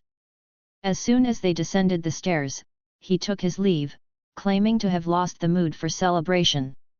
Gu An didn't try to keep him. Without LV Badian, the festive atmosphere of the Third Medicine Valley became even more relaxed. After the new year, the opportunity to train on the Nine Nether Road spread quickly within the Supreme Sect. Treasures, precious materials, demon cores, and spiritual energy, among other benefits of the Nine Nether Road, began to circulate wildly. Clearly, LV Badian took Gu An's advice to heart, emphasizing the specific advantages of the opportunity to motivate the disciples and strengthen their sense of belonging to the sect. Inside the Law Enforcement Hall, Yelan was summoned to meet with the Elder of the Law Enforcement Hall. The Elder of the Law Enforcement Hall said cheerfully, "Yelan, you've been specially designated a spot for the Nine Nether Road journey by the higher UPS. You're really something. Don't worry, the law enforcement hall won't mistreat you and will help you enter the Nine Nether Road more smoothly. Yelan was stunned. The Nine Nether Road? Her first thought was of Guan. Despite her many years entrenched in the law enforcement hall, how could an opportunity like the Nine Nether Road fall to her? She had heard that the first batch of spots for the Nine Nether Road was limited to 200 people, with virtually no chance for those from the outer sect. Yelan's lips curled into a smile. She felt absolutely no burden about being looked after by Guan, only surprise and sweetness. "Oh elder brother, it seems you do care about me after all, you're just too stubborn to admit it." Yelan could understand Guan's reasoning. Affairs of the heart could indeed delay one's cultivation. And that's exactly why she intended to seize every opportunity to grow stronger and prove her resolve to her elder brother. As winter passed and spring arrived, all things were reawakened. The time had come to the beginning of March. Inside the Third Medicine Valley, Guan squatted next to the Heavenly Spirit Pond formed by the Heavenly Spirit water. He had just released a group of carp into it and was watching them swim freely in the pond, observing if they could absorb the spiritual energy within. Liu Lingjun stood by his side and said, "With this method of raising them, perhaps they could develop spiritual intelligence. Will the Heavenly Spirit water continue to expand?" Guan asked curiously. Liu Lingjun replied, "Given the volume of water I have provided you with, it should reach a diameter of about 30 feet. Guan felt this was rather small. He was about to say something when suddenly, a surge of sword intent came from afar, stirring the heavens. Liu Lingjun's expression shifted slightly as she turned her head to look, her delicate eyebrows knitting together. Guan looked up to see clouds of thunder churning in the sky, moving at high speed towards the direction of the inner sect. The sword intent of the Taixuan divine shocking sword. Guan could sense Enhao's presence. The talented youth, already mastering the sword intent of the Taixuan divine shocking sword. Guan felt both proud and a bit astonished in his heart. Enhao's talent was truly astounding. Liu Lingjun expressed her surprise. This sword intent is similar to the one left by Sword Venerable Fuedao at the Heavenly Repair platform, but it's far less vast. Could it be that one of Sword Venerable Fuedao's disciples has made initial progress in the Sword Dao? Guan asked curiously, "A disciple? How can you determine that so clearly? Even I can't sense it." Liu Lingjun remained unflustered and calmly said, "Perhaps it's because I've witnessed someone else achieve sword intent." Having served as a servant disciple for so long, she had come to understand the Supreme Sect and was ready to aim higher. If she wanted to climb the ranks, her cultivation level was naturally the most crucial element. She did not plan on starting as an outer disciple, instead, she hoped Guan would recommend her. Elsewhere, surrounded by clouds and mist, a mountain peak emerged from the sea of clouds, resembling an immortal realm. Atop the mountain, someone was meditating in Enhao. Enhao's white clothing flapped violently, and a sword shadow condensed in front of him, exuding a vast aura. Several figures appeared out of thin air around him, with LV Badian and Xian Chuan among them arriving. Gu Zong looked at Enhao, astonished. "This sword intent is..." Another elder spoke solemnly, "The sword intent of Sword Venerable Fuedao. Has he comprehended it from the Heavenly Repair platform?" "Not right, relying on the Heavenly Repair platform alone wouldn't suffice. He must have obtained the legacy of Sword Venerable Fuedao." A female elder said with gravity. "He's a disciple of Sword Venerable Fuedao? No wonder such a genius willingly joined the Supreme Sect without any known background. It turns out Sword Venerable Fuedao was grooming him for us," Gu Zong remarked with emotion. LV Badian watched Enhao closely, his eyes flickering. Xian Chuan stroked his beard and said, "Such a domineering sword intent could be considered the foremost in the Taixuan dynasty." His assessment made the other elders even more excited as they began to discuss Enhao's origins and talents. Xian Chuan then waved his sleeve, and several large banners flew out, surrounding Enhao. The flapping banners began to gather nature's spiritual energy, channeling it into Enhao's body. Chapter 121, Chapter 121 Battle for the title of the world's best. Unhoused Taixuan divine shocking sword intent stirred the entire supreme sect, drawing endless discussions among countless disciples, and the sword intent only dispersed after several ancient hours. In the days that followed, all kinds of rumors emerged, the only certainty being that the oppressive force came from a type of sword intent, which led to an increasing number of sword cultivators on the heavenly repair platform. Guan's days were fairly tranquil, traveling to and from the three medicine valleys, occasionally visiting the mystic Heaven Cave mansion at night, and enjoying life at other times. In the blink of an eye, nearly half a year had passed. Guan had reached the age of 62. It wasn't until now that the news of Sword Venerable Fudeo's annihilation of the demon cultivators of the Ephemera sect fully spread throughout the immortal cultivation world. When Guan visited the outer sect, he often heard people chatting. Sword Venerable Fudeo had evidently gained the reputation of the foremost sword cultivator in the Taixuan dynasty. Some even believed he was the best in the world. One midday, Guan stood at the edge of the heavenly repair platform, looking at the 100-jong statue before him with a pleased mood. This 100-jong statue was the divine statue of Sword Venerable Fudeo, depicting Guan as he displayed the form of the 9 extremes yin-yang body, with surrounding demonic chi crafted into a fierce aura. The statue had one hand pointing obliquely and the other holding a sword, exuding formidable dominance. At this moment, it wasn't just Guan sizing up the statue of the Sword Venerable, there were a dozen people gazing up at it, discussing amongst themselves. Listening to those words of admiration for Sword Venerable Fudeo, Guan's mood was even more uplifted. Who wouldn't want to be famous across the world? Guan did too, but he kept a low profile for fear of others discovering his life-stealing abilities. However, being able to shake the world under another identity also satisfied his vanity. Sword Venerable Fudeo can indeed be considered the number one sword cultivator of the Taixuan dynasty, but he may not be the number one sword cultivator in the world. A voice caught Guan's attention and also drew the gazes of many surrounding disciples. The speaker was a man clad in blue, holding a folding fan and exuding elegance, with a calm look on his handsome face, as if the previous audacious claim hadn't come from him. One tall and burly inner sect disciple looked toward the man in blue, saying in a deep voice, "Oh? Let's hear it, who do you think is the first sword cultivator in the world?" Sword Venerable Fudeo had become the pride of all Supreme Sect disciples, not to be questioned by others. The man in blue answered, "In the westernmost land, within the Tianwei dynasty, there is a sword cultivator known as deduced Tianjian. 700 years ago, he was the top sword cultivator of Tianwei. Later, he secluded himself in the deep mountains to focus on his sword Dao. Not long ago, a sword intent burst forth in Tianwei, proving he is still alive. If Sword Venerable Fudeo hadn't acted quickly, he might have been the one to end the Ephemera sect. Tianwei, one of the 9 dynasties, lies on the far west, constantly plagued by demons. Yet, its territory is even more expansive than Taixuan, which is enough to prove the strength of Tianwei's national power." Guan sensed that this person was concealing his true cultivation level.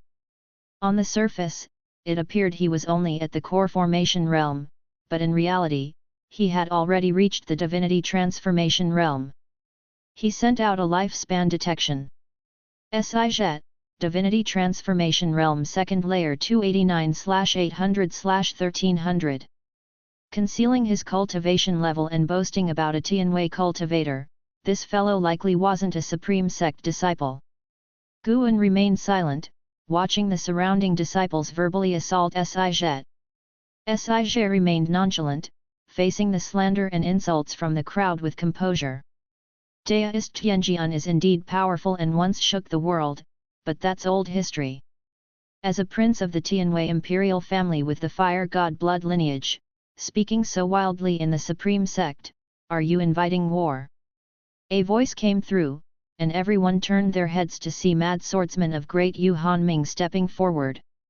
SIJet turned around to look and saluted with his hand, saying, "So it's the renowned Mad Swordsman.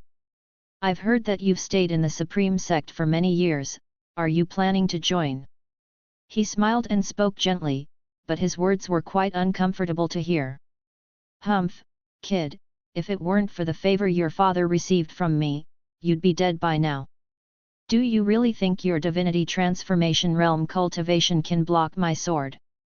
Han Ming snorted coldly. Divinity transformation realm. As these words were spoken, the disciples who had been insulting Sij changed their expressions and quickly retreated. If that's the case, then I'll drop the pretense. Sij smiled, then looked around and shouted with chi supporting his voice, I am a disciple of deist Tianjian from the Tianwei imperial family, Prince Sij. Today, on behalf of my master, I come to extend a challenge. In 3 months, my master will personally visit the heavenly repair platform to seek guidance on the swordsmanship of Sword Venerable Fuedao. His voice echoed under the heavens, and everyone in the city could hear it. Someone was extending a challenge to Sword Venerable Fuedao? Han Ming laughed. He was the first sword cultivator to seek guidance from Sword Venerable Fuedao.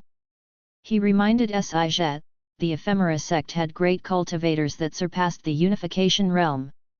Does your master have such a realm? Sij closed his fan and said with a laugh, naturally, he does. My father was about to ask him to take action against the Ephemera sect, it's just that he was one step too slow. His tone was arrogant, as if deist Tianjian was bound to defeat Sword Venerable Fuedao, making the disciples of the Supreme Sect even more displeased. An elder appeared beside Sij out of thin air and whispered a few words using the sound transmission skill. Sij's expression changed slightly, and he huffed, then let's go. The words have been delivered, whether to accept the challenge or not is up to Sword Venerable Fuedao. Nov. L. B //JNN. With that, he left with the elder. Guan watched his retreating back and was on his guard internally. Just as Sword Venerable Fuedao had crushed the scheme of the Ephemera sect and his reputation was at its peak, someone daring to jump out at this time might possess great strength. Guan didn't think too much about it and turned to leave the heavenly repair platform, planning to check on Wu Ju. A month ago, Wu Ju's maximum lifespan had increased again, which made Guan even more interested in him, curious to know how far his lifespan could extend. In the attic of the Third Medicine Valley, LV Badian said disdainfully, Tianwei really has big ambitions, wanting to suppress the Supreme Sect in order to seize control of the Nine Nether Road. Although deist Tianjian is strong, daring to come to the Supreme Sect is truly seeking death. It had been a month since Sij shouted his challenge, and the duel had already spread throughout the Taixuan Immortal cultivation world, with cultivators from various sects and regions coming to watch. LV Badian, sly as ever, took the opportunity to promote the Golden List throughout the cities. The so-called Golden List is an index of the world's talents launched by the Supreme Sect, recording only geniuses under the age of 500, encompassing the lands of the 9 dynasties. It has a huge attraction and is widely talked about. Guan, worried, asked, the sects of the 9 dynasties won't start infighting, will they? You can rest assured on that. With the demonic calamity imminent, no one dares to act rashly. Moreover, with the possibility of the Ephemera sect main lineage causing trouble on the 9 Nether Road, the sects of the 9 dynasties must cooperate. Otherwise, one-on-one, no one can be absolutely certain of crushing the Ephemera sect main lineage. That's exactly why Tianwei requested deist Tianjian to intervene, in the guise of a friendly match, to apply pressure, LV Badian said with a wave of his hand. Guan asked again, if Sword Venerable Fuedao kills deist Tianjian, wouldn't that trigger a war? Han Ming is one thing, but now this. Guan really couldn't stand it anymore. This time, he was determined to make a move, to avoid these endless troubles. Naturally, it wouldn't. If even deist Tianjian died, Tianwei would only fear the Supreme Sect more. It would be for the best if Sword Venerable Fuedao killed deist Tianjian. LV Badian snorted, his face showing a fierce expression. Guan suddenly remembered this guy had once been impeached by the Hall of Elders for his overbearing actions. LV Badian's tone changed as he said, "And how is a disciple of Sword Venerable Feudeo? Do you think his appearance before me is a reminder from Sword Venerable Feudeo?" "A reminder of what?" "A reminder that my position as sect leader is not secure." When LV Badian spoke these words, his eyes became profound and his tone elusive, leaving others uncertain what he was thinking. Guan was torn between laughter and tears, saying helplessly, "If that's the case, isn't Chu Tiankai already dead?" LV Badian asked, "Do you think not? But and how is extremely talented and surely favored by Sword Venerable Feudeo. If you were in his shoes, would you send your most beloved disciple to the side of your enemy to serve as a sword?" Guan felt LV Badian was somewhat obsessed. "What you say makes sense," LV Badian said with a chuckle. Looking at his smile, Guan felt a sudden surge of apprehension. "Wait a minute. Why ask him about such things?" LV Badian continued, "And how is too gifted? Once he fully matures, it will be easy for him to earn respect throughout the Supreme Sect, much like that true inheritor. Boy, if you don't take the position of sect leader, it might well be his. Wouldn't that be even better? I don't want to be sect leader anyway." Guan shook his head, and LV Badian smiled, saying no more. Afterward, Guan inquired about Yelan's situation, since the first group to head towards the Nine Nether Road had already departed. "Don't worry, I've personally instructed the leading elder to take care of her," LV Badian said. With the Qinghong sword in hand, Guan could always sense Yelan's condition. He could intervene only when she was in danger. He didn't want her to be neglected or bullied during normal times. The two chatted for a while longer, and before leaving, LV Badian left a book behind. Guan waited for him to leave before picking it up to read. Defying Fate Divine Skill. At dusk, carrying the North Sea heavy sword, Liya arrived at the edge of the heavenly repair platform and gazed at the divine statue of Sword Venerable Feudeo, his eyes unable to conceal his excitement. Ancestor, the primordial ancestor really was Sword Venerable Feudeo. Liya roared inwardly. The ancestor was also shocked, musing, "I thought he was the demon from Thousand Autumn Pavilion." "Yes. Ha ha ha, I knew it, our primordial ancestor couldn't possibly be a demon cultivator." Liya felt elated, having heard about Deist Tianjian's challenge on the way. So, he had specifically come to the heavenly repair platform to pay homage to Sword Venerable Feudeo. To his revelation, Sword Venerable Feudeo truly was the primordial ancestor of the Li family. He began to look forward to the forthcoming great battle. "Why don't you go see your junior brother Gu?" teased the ancestor's voice. In his mind, Liya replied, "I'd rather not disturb him. I'm not ready to face him, but once I master the Taixuan Divine Shocking Sword, I will. Especially with the Supreme Sect about to launch the Golden List, I must make my mark at the Golden List conference." His tone was full of confidence. After ingesting the Dragon Image Divine Primordial and learning the Taixuan Divine Shocking Sword, his confidence was through the roof. 7 steps away, another figure approached, also looking up at the divine statue of Sword Venerable Feudeo. "Wu Ju." He gazed at the divine statue of Sword Venerable Feudeo, his eyes filled with sadness. "Master, you respected Sword Venerable Feudeo the most during your lifetime. It's a pity you won't witness the upcoming great battle," Wu Ju thought, standing silently with his thoughts drifting away. Gradually, he began his path of enlightenment. Liya watched for a good while and then turned to leave. "Wait a moment." The ancestor's voice suddenly rang out. Chapter 122, Chapter 122, The True Taixuan Divine Shocking Sword. "What's the matter?" Liya wondered inwardly as he couldn't wait to return to the inner sect cave and cultivate vigorously, then become famous all over the world. The voice of the ancestor rang out, "Look at the person next to you, he is actually in the midst of path enlightenment." His tone was grave and even carried a hint of shock. Path enlightenment? Liya was puzzled and couldn't help but turn to look, quickly fixating his gaze on Wu Ju. Wu Ju seemed entirely absent-minded, strikingly different from the vibrant disciples of the Supreme Sect around him. He was in path enlightenment. Enlightening what path? Thinking about cultivation techniques. Liya asked in his heart.n/o/vel/b/in.c//om. The ancestor replied, path enlightenment is a special state, which is fortuitous and cannot be sought. During the process of path enlightenment, one will perceive the heaven and earth true meaning, thus encountering a transformation in both enlightenment and physical aptitude. Those who achieve path enlightenment, even if only once, can defy the heavens and change their fate. Even I have never experienced path enlightenment, but I've seen a good friend of mine achieve it once. If he were still alive, he would certainly be among the top cultivators in the 9 dynasties of the immortal cultivation world. That powerful?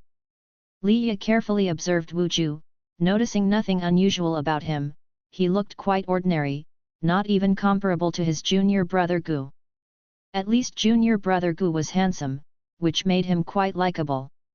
The Supreme Sect truly has hidden dragons and crouching tigers, not to mention LV Xian, Ji Xiao, and the pace of in-house cultivation is astonishing.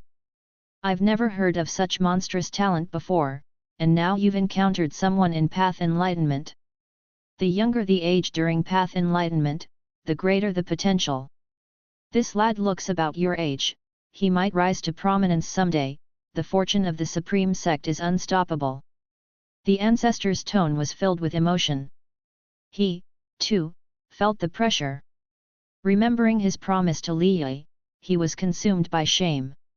He had promised to help Liya reach the pinnacle of immortal cultivation and become the best in the world. But seeing LV Xian, Ji Xiao, and hearing the legends about and how, he felt the pressure. The talents of these 3 were too exaggerated, and their backgrounds far surpassed Liya's. At least the ancestor felt he couldn't offer Liya any advantage in resources for cultivation. It's good that the Supreme Sect is so powerful, having rivals gives me something to look forward to. Liya thought confidently, leaving the ancestor at a loss for words.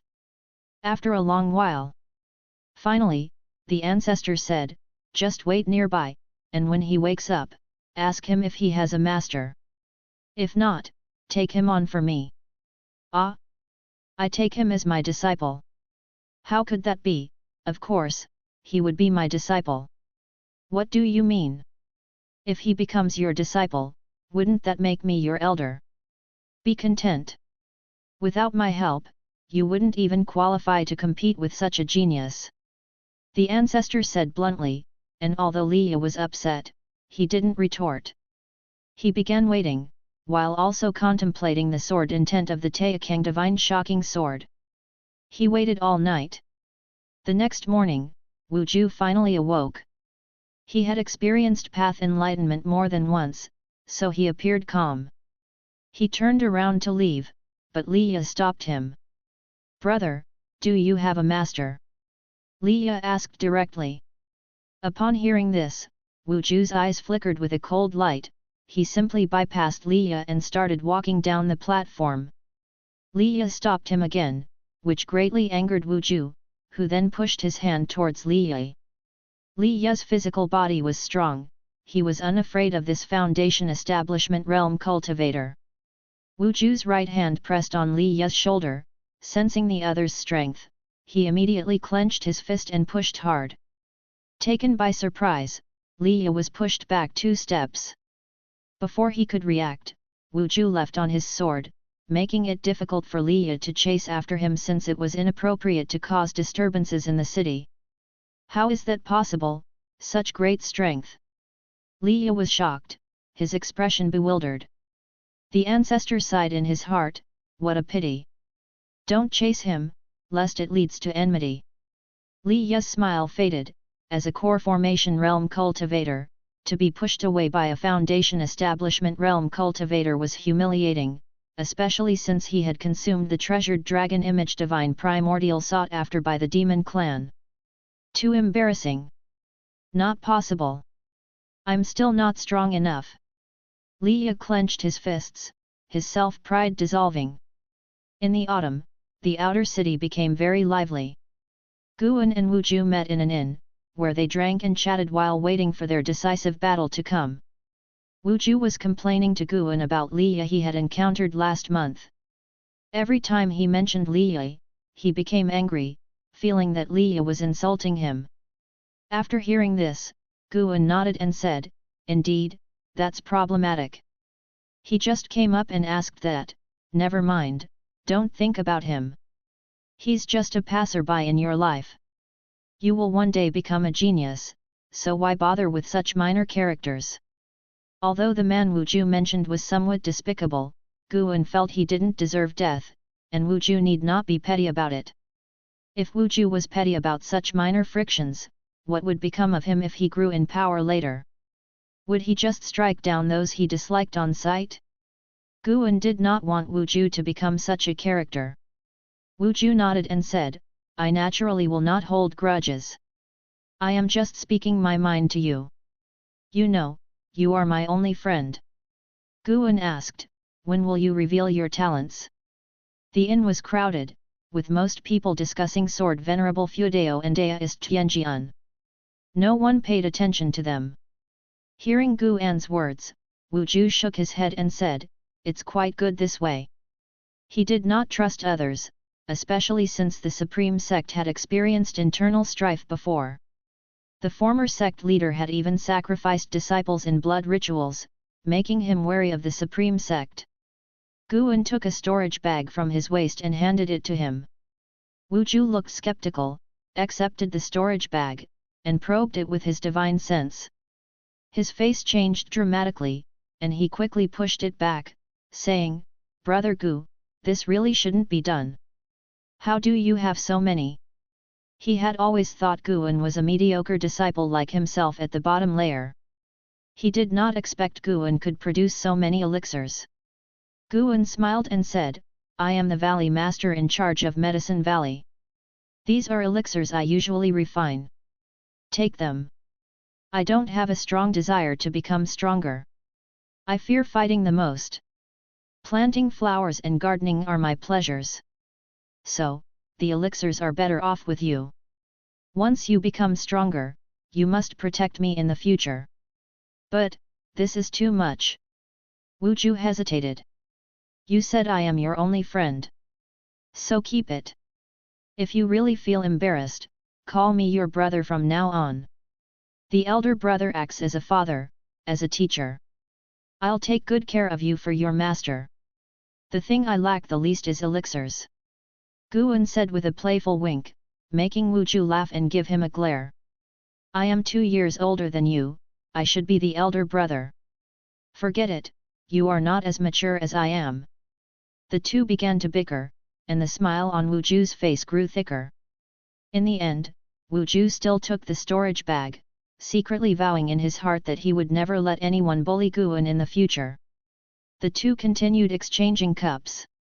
30 minutes later, a loud voice echoed through the outer city. "I, deist Tianjian, have come to seek guidance from the Sword Venerable Fudeo of the Supreme Sect." Accompanied by the fall of his words, a vast and boundless sword intent enveloped the entire outer city. Wuju's complexion changed instantly, and he turned to look, while Guan had sensed the presence of deist Tianjian early on, so he remained indifferent. Deist Tianjian was indeed very strong, probably even stronger than the Night Cultivator Fairy of the Ephemera sect, estimating around the 4th or 5th layer of the Mystic Heart Realm. Reaching the Mystic Heart Realm, even a small difference in levels was difficult to surpass. No wonder deist Tianjian dared to come. Guan stood up and said, "I just remembered I have something to take care of at the Elixir Hall. I need to finish that first, so I can watch the decisive battle between Sword Venerable Fudeo and deist Tianjian. I'll come find you later." Having said that, he hurriedly left. Wuju did not have a chance to persuade him, and after he went downstairs, Wuju poked his head out of the window and shouted, "Make it quick." Guan did not look back but waved his hand and quickly disappeared around the corner of the street. Deist Tianjian has arrived. The outer city immediately boiled over, with more and more cultivators soaring into the sky, looking around for deist Tianjian's figure. Just then, a sword shadow flashed with white light descending from the sky, suspended above the south city gate, 30 meters in height, with an old man with a celestial aura standing on the hilt, dressed in white, without a sword or magic artifact in hand, his hands clasped behind his back. He closed his eyes and began to wait. The news spread rapidly, and disciples from all directions of the outer city gathered swiftly. LV Badian brought An Hao to the heavenly repair platform, followed by appearances of Xian Chuan, Gu Zong, and other high-level members of the Supreme Sect. An Hao looked at deist Tianjian with much curiosity in his eyes.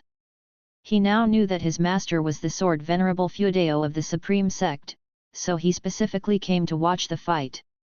In his heart, his master was invincible, so he was not worried about his master losing at all. He just wanted to see how deist Tianjian would lose. Xian Chuan stroked his beard and exclaimed, "Such a strong sword intent, profound cultivation. Worthy of his reputation, as dominant as he was 1,000 years ago." He and deist Tianjian were contemporaries, and having witnessed deist Tianjian's strength, he did not underestimate him. The figures on the heavenly repair platform quickly multiplied, and the vast platform rapidly became crowded. Liya also arrived, standing on a roof, watching deist Tianjian from afar. The aura of deist Tianjian was too strong, giving one the impression of facing an immortal descending to earth, far beyond the traveler of graceful crane, which made Liya nervous. "This old fellow is not simple," Liya inwardly exclaimed. "Indeed, probably a being above unification. Daring to make a move at this critical juncture, he surely is confident, stronger than I was in my lifetime," the elder said gravely. "How could he be stronger than you again?" Liya wanted to retort, but he held back. But the elder could hear his thoughts. For a moment, they were caught in an awkward silence, only able to wait for sword venerable Feudao to appear. Prince Si from Tianwei stepped onto the heavenly repair platform and laughed, "Everyone, watch carefully. Witness the finest sword of Tianwei and see what being a sword immortal of the mortal world is like." Hearing his words, the disciples of the Supreme Sect were immediately unconvinced, but with deist Tianjian's overwhelming presence, they dared not speak recklessly under his watch. Time continued to flow. Shen Zhen also arrived, standing on a roof, taking out her paper and pen, her gaze fixed on deist Tianjian, filled with anticipation. Meanwhile, Guan had already moved to a forest. He sat under a tree, contemplating how to defeat deist Tianjian. Rarely making a move and being under the watchful eyes of all, he must put on a grand show. Guan looked at a leaf in his hand, suddenly threw the fallen leaf on the ground, and muttered, "Forget it, let you all witness the real Taixuan divine shocking sword." Chapter 123, Chapter 123 The number one in the world. The outer city's city walls, deist Tianjian standing on the giant white sword, motionless, the autumn wind causing his robe, white hair and beard to flutter, giving him the appearance of a transcendent being, capable of ascending to immortality at any moment. Every eve of the city was crowded with the silhouettes of disciples, not only from the Supreme Sect but also cultivators from other sects and noble families, all eager to witness who would be the number one swordsman in the world. Rolling dark clouds surged from the horizon, swiftly enveloping the entire city, making the atmosphere even tenser. No one dared to speak loudly, only whispering among themselves. Wu Ju stood atop a roof ridge, facing the wind as it grew stronger. The wind became so fierce that he had to cultivate energy in order to prevent his hair from covering his eyes. What a powerful presence, truly worthy of an immortal. Why hasn't Sword Venerable Feudao appeared yet? We can't avoid this battle, the Prince of Tianwei has gone too far. Don't worry, the Sword Venerable will surely come. Even the mad swordsman of Great Yu had to wait a while when he came to challenge him. What's the rush? A good show needs time to brew. Listening to the discussions around him, Wu Ju's eyes were full of yearning, wondering when he might possess such a commanding presence. One day, he too would have such a momentous duel under the watchful eyes of the top fighters of the era. He hoped his opponent would be Sword Venerable Feudeo. Boom!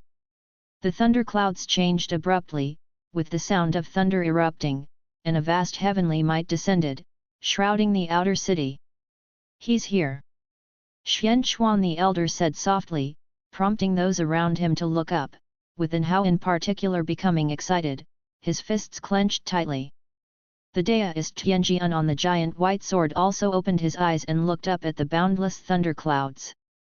The thunderclouds covered the entire sky, and the lightning within them surged like dragons, causing many cultivators to feel oppressed as if a terrible natural disaster was about to strike. The roaring thunder continued, and big winds ravaged the land. Deist Tianjian stood on the hilt of the sword, his white robes billowing violently, like roaring white flames. "Sword Venerable Feudeo, why do you not show yourself? Is this the hospitality of the Supreme Sect?" Deist Tianjian's voice rang out, cold and detached.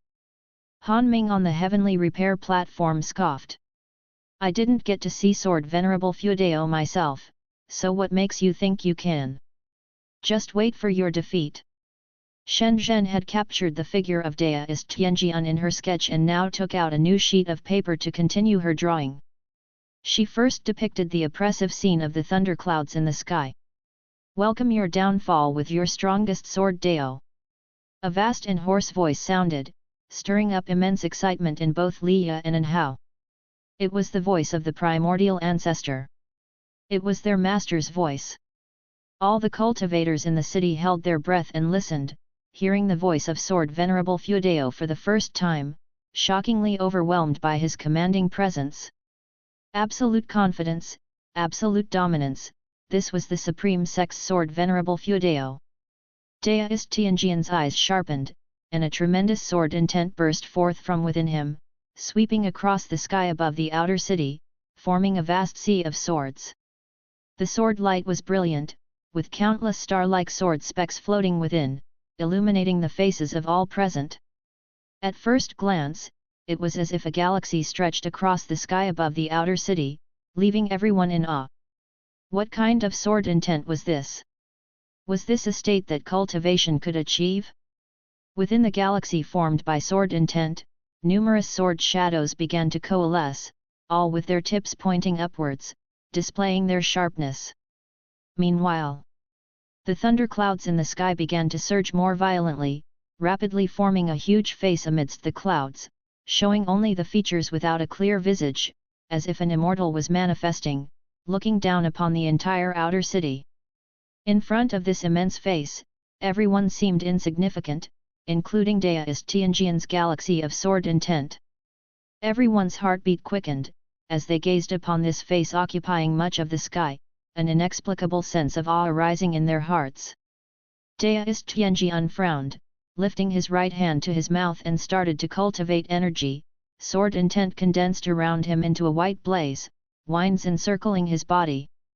His aura peaked, disturbing the outer city's city protection array, which formed a massive light barrier around the city. He floated above the city gates, right at the edge of the barrier. The ground trembled, and mountains swayed. Mystic Valley in the distance was disturbed, and all the servant disciples turned their heads to look. Chu Jingfeng quickly reached the peak of the mountain. He looked towards the horizon where thunderclouds roiled, as if a cataclysm was upon them. It wasn't just Mystic Valley, even Tianya Valley far away was stirred. Yi Liuyun sat cross-legged on the mountaintop, squinting toward the distance. His hands, hidden within his sleeves, were clenched tight. In this moment, he, a seeker of the sword Dao, felt his own insignificance. On the heavenly repair platform, Prince Sije of Tianwei began to feel anxious. Though Sword Venerable Feudeo had not appeared, the face in the sky was so terrifying that even he could not imagine what force was needed to overcome that oppressive presence. Heavenly Sword, appear! In the silent and oppressive world, Deist Tianjian's voice suddenly rang out, like the first ray of light cutting through chaos, jolting everyone's spirits. Deist Tianjian's right hand thrust skyward and the myriad sword shadows floating in the galaxy of sword intent rose together, converging in the air into a tremendous and spectacular flood. Just then, the immense face in the sky abruptly opened its third eye on the forehead, from which a ray of sword light shot forth, like the light of the heavenly Dao, bringing with it supreme heavenly might. Boom! The two terrifying forces of sword intent collided in mid-air, shaking heaven and earth, trembling the senses of countless cultivators. Their vision blurred, an array of noises flooded their ears, and their divine sense felt searing heat, instinctively retreating into their bodies. Mystic Heart. Subscribe to Chinese Novel Audio Wave. LV Badian looked up at this world-changing duel and muttered to himself. His face was illuminated by two kinds of strong light. The lower half glowed with silver-white light, while the upper half bore a dimmer radiance, which was steadily consuming the silver-white light below. Deist Tianjian's complexion changed drastically, the sword intent of his opponent far surpassed his imagination. Impossible! Could it be he is not at the mystic heart realm? Deist Tianjian found it unbelievable. At that moment, the third eye of the colossal face's emitted sword light suddenly intensified, shattering his sword intent with a force far greater than lightning and plunged down, striking him with ferocious speed. His white hair and robe billowed out, his eyes bulging, his body becoming rigid.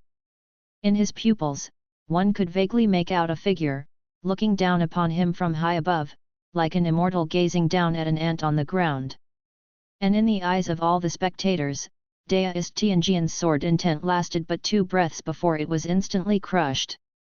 The vast sword light galaxy was shattered, turning into countless silver fragments that floated both inside and outside the city, a sight so stunning it moved all onlookers, no matter how high their realm.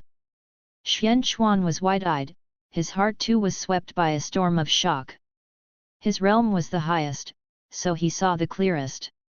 The gap between Sword Venerable Fuedao and Deist Tianjian was immensely vast, with Deist Tianjian not standing any chance at all. He could even be certain that Sword Venerable Fuedao had deliberately held back at the beginning, otherwise, he could have killed Deist Tianjian in an instant. It was Deist Tianjian who first demonstrated his powerful sword intent, only to highlight just how terrifying the sword of Sword Venerable Fuedao was. At least Xian Chuan was scared, even he couldn't fathom just how strong Sword Venerable Fuedao could be. Sijia looked at Deist Tianjian's body, his pupils dilated, his face filled with incredulity. Before Sword Venerable Fuedao made a move, Deist Tianjian was the undisputed number 1 in his eyes. Yet this number 1 was defeated without the slightest ability to resist. The mad swordsman of Great Yu, Han Ming, was in a daze. The strength displayed by Sword Venerable Fuedao made him feel ashamed, realizing how overconfident he had been in the past. An Hao's face was all smiles, struggling to contain his urge to cheer. Li Yi stood on the eaves, utterly dumbfounded. Shen Zhen recovered quickly, with rushing strokes, he captured the dismal figure of Deist Tianjian in his defeat. A gale blew past, and Deist Tianjian fell backward, his mystic heart had shattered, his primordial spirit was breaking apart, with no power left to turn the tide, not even able to utter a word. Yet his face bore a contented smile. The world's number 1, sword. I have witnessed. Deist Tianjian's eyelids grew heavier, his gaze fixed on the giant face in the sky until the very end, and even as his eyes closed, the corners of his mouth still turned upward involuntarily. With a thud, Deist Tianjian's corpse fell before the South City Gate, stirring up a cloud of dust. The oppressive force that had enveloped heaven and earth dissipated, and the colossal face formed from thunderclouds in the sky faded away. Boom! The whole city shook, and a cacophony of noises erupted, like thunder on a clear day. Everyone became excited, their cheers, shouts, and exclamations merged into a deafening roar. My God! It ended with just one move. Ha ha ha, I always said that Sword Venerable Fuedao could never lose. Isn't this disparity a bit too much? To be honest, Deist Tianjian truly was strong. Before Sword Venerable Fuedao made his move, I really thought he was the best in the world. Yes, that vast sword intent made even my own sword want to unsheath. Wu Ju listened to the voices from all directions, equally excited, but alas, without Guan there, he did not want to express his emotions alone.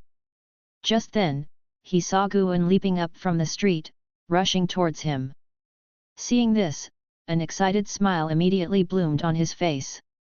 My heavens, did you see that just now? It was unbelievable. Guan came up to Wu Ju, exclaiming excitedly. Wu Ju responded enthusiastically, I saw it. I saw it. He grabbed Guan, and they began to marvel, as excited as everyone else in the city.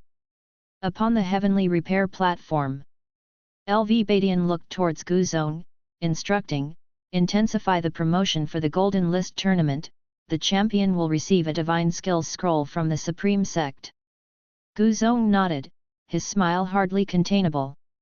LV Badian turned to another elder, the plan for the world's first sword society begins.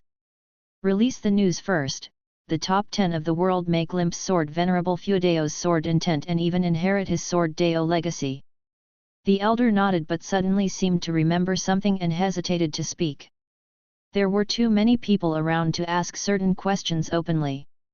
The entire outer city was bustling, more than during the New Year's, or rather, it had never been so lively. Xian Chuan looked around, stroking his beard and sighing, the Supreme Sect is destined to prosper. And Hao closed his eyes, carefully savoring the sword strike from sword Venerable Fudeo just moments before. As if grasping something profound, he became immersed in that sensation. Nov. L. B //JNN. Xian Chuan seemed to sense something, turning abruptly to look at An Hao, and so did others. When they saw An Hao's state, they were all deeply moved. This youngster. Chapter 124, Chapter 124, 2 million years lifespan. In the inn, Guan and Wu Ju had squeezed into seats, and after sitting down, continued their discussion about the earlier earth-shattering battle. Although brief, it was enough to make all spectators' blood boil. Guan agreed with a smile, feeling a slight regret in his heart. To kill deist Tianjian and gain 10 years of lifespan because deist Tianjian had less than 200 years left. Hence, he used withering to describe deist Tianjian.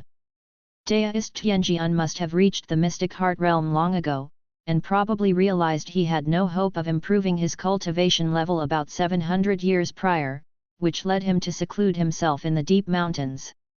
Sadly, even after sitting in meditation for 700 years, he still failed to find his path. This time, deist Tianjian came seeking death. Guan didn't think too much about it, his attention was quickly captured by An Hao on the heavenly repair platform. An Hao was actually enlightening on the path. Elders from the sect gathered around him, protecting him. Good lad. Guan felt a sense of relief in his heart. The stronger An Hao became, the happier he would naturally be. An Hao was his true disciple, unlike those from Medicine Valley. The more formidable An Hao became, the prouder Guan felt. With so many great cultivators protecting him, Guan felt reassured.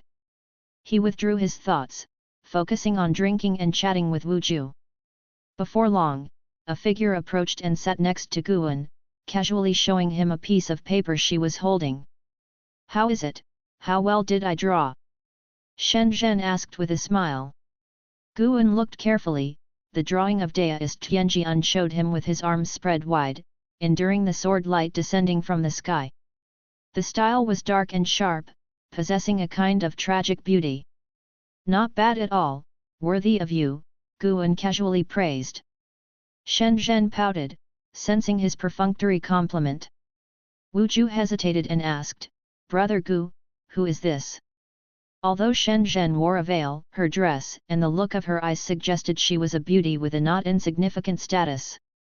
Guan smiled and said, This young lady's name is Shen Zhen. You can address her as Ms. Shen, just like I do.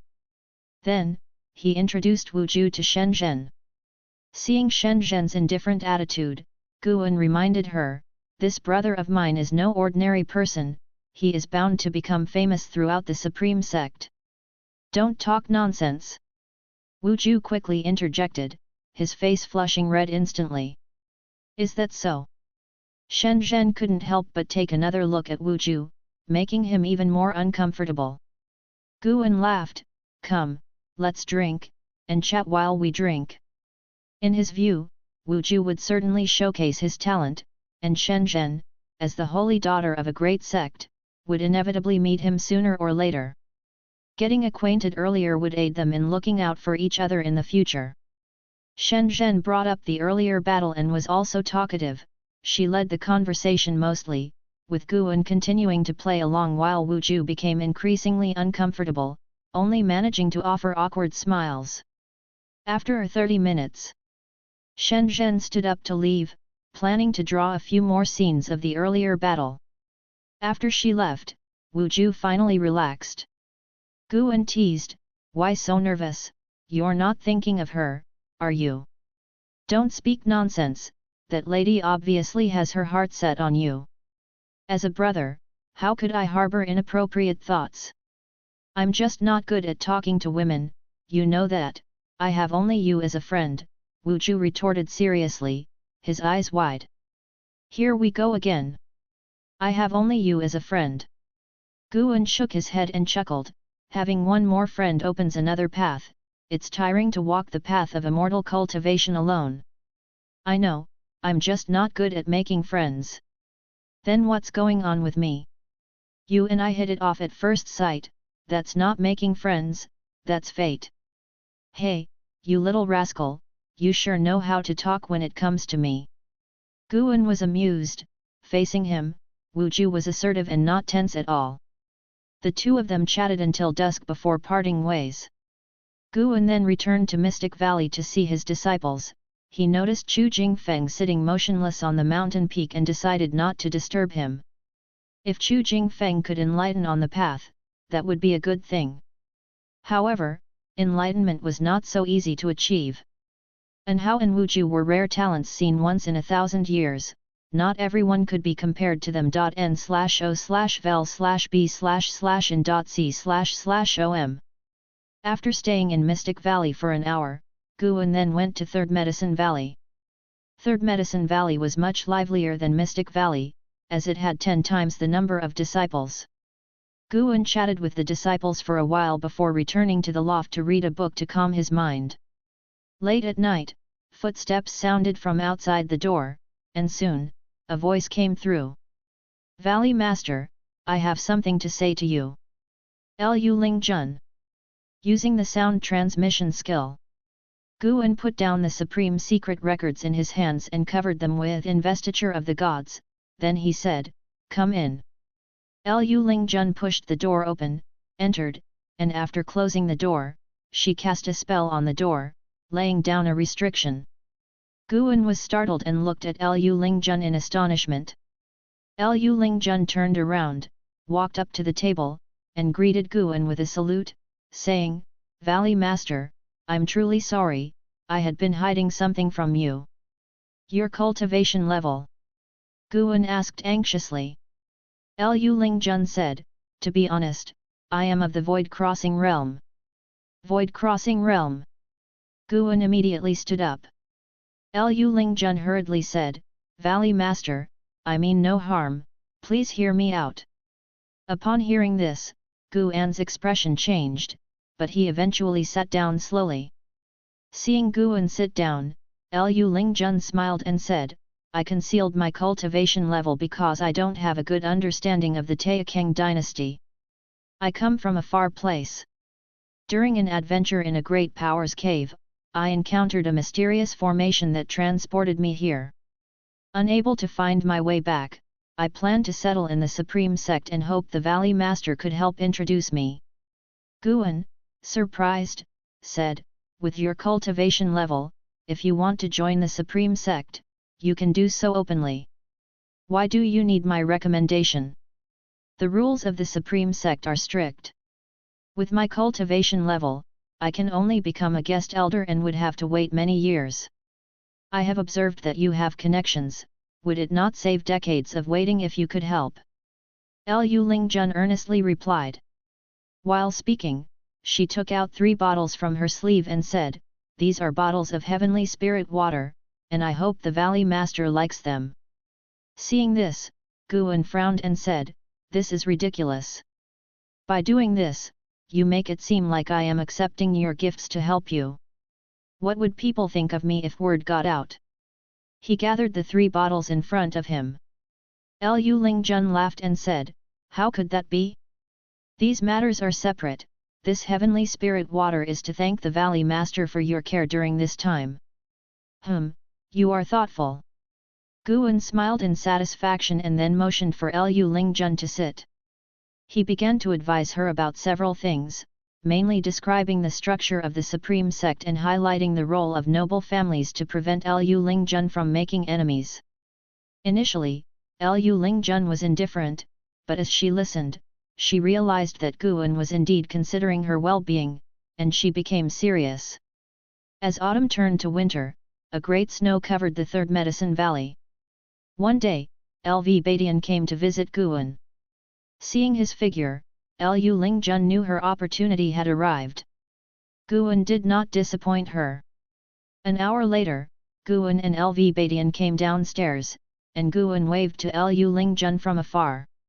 She quickly walked up to the 2 men, and Lv Badian looked her over and said, "Guan has told me about you.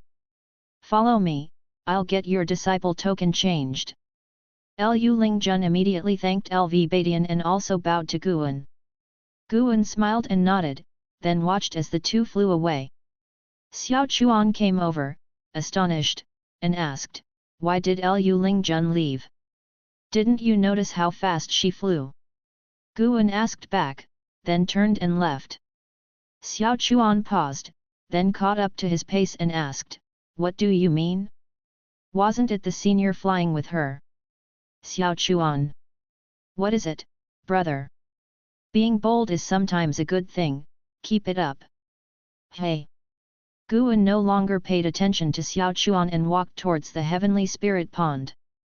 Watching the koi in the pond had become one of his pleasures. Lv Badian had come earlier to discuss the Golden List Conference and the world's first sword society. Guan didn't want to become an advisor, so he didn't offer many opinions, which is why Lv Badian did not stay long. The following days should be much more peaceful. That's what Guan thought. In the cold winter season, the news that Sword Venerable Fudao had executed Deist Tianjian with a single strike began to spread across the 9 dynasties, and the Supreme Sect also used this opportunity to start negotiations with other dynasties, preparing to establish themselves in other territories. The process was difficult, but the top officials of the Supreme Sect did not feel the slightest bit tired. From top to bottom, everyone felt a surge of momentum that the Supreme Sect was about to soar. With the support of the world's #1 cultivator, how could the Supreme Sect not cover the land of the 9 dynasties? Time flew like a shuttle. 5 years swiftly passed, and the 67-year-old Guan walked out of the elixir hall. He stopped in front of the gate, looked back, and sighed softly. Zhu Qingluo had already retired to return to his hometown, and although the new elder was very respectful toward him, it still made him somewhat uneasy. Old friends are gone, and today there are new ones. Guan turned back and blended into the crowd on the street. In the past 5 years, as the Supreme Sect soared, the number of disciples from the outer city could be seen. The Golden List Conference had spread across the world, and it was to be held at the Supreme Sect in 5 years. The sect had invited 100 noble families, scattered across the 9 dynasties, to drive participation. With their involvement, the number of geniuses joining the Golden List in the future would increase. Guan guessed that the Ji family and the Gu family had put forth much effort, of course, and other noble families also wanted to invest in the Supreme Sect. Having an additional path was always a good thing. As Guan walked along the street, he heard passing disciples discussing, with many names of talents entering his ears, among which Anhao was mentioned the most. Last year, Anhao went down the mountain for training and had conflicts with the demon path. As an elixir formation realm cultivator, he had slain a nascent soul realm great cultivator, making his name resound throughout the immortal cultivation world. The title of the Supreme Sect's #1 genius was firmly placed on an house head, unshakable by anyone. As for Lv-Xian, although he was the foremost in the 100 Clans Conference, the 100 Clans, aloof and high, did not connect with the immortal cultivation world. Over these 5 years, Guan's life was uneventful, but his lifespan had increased by over 700,000 years. His lifespan had already broken through the 2 million year mark, the 10 million year threshold no longer seemed so far away. Therefore, he felt motivated every day, never feeling tired or bored. "Brother Gu, long time no see." A voice came from around the corner of the street.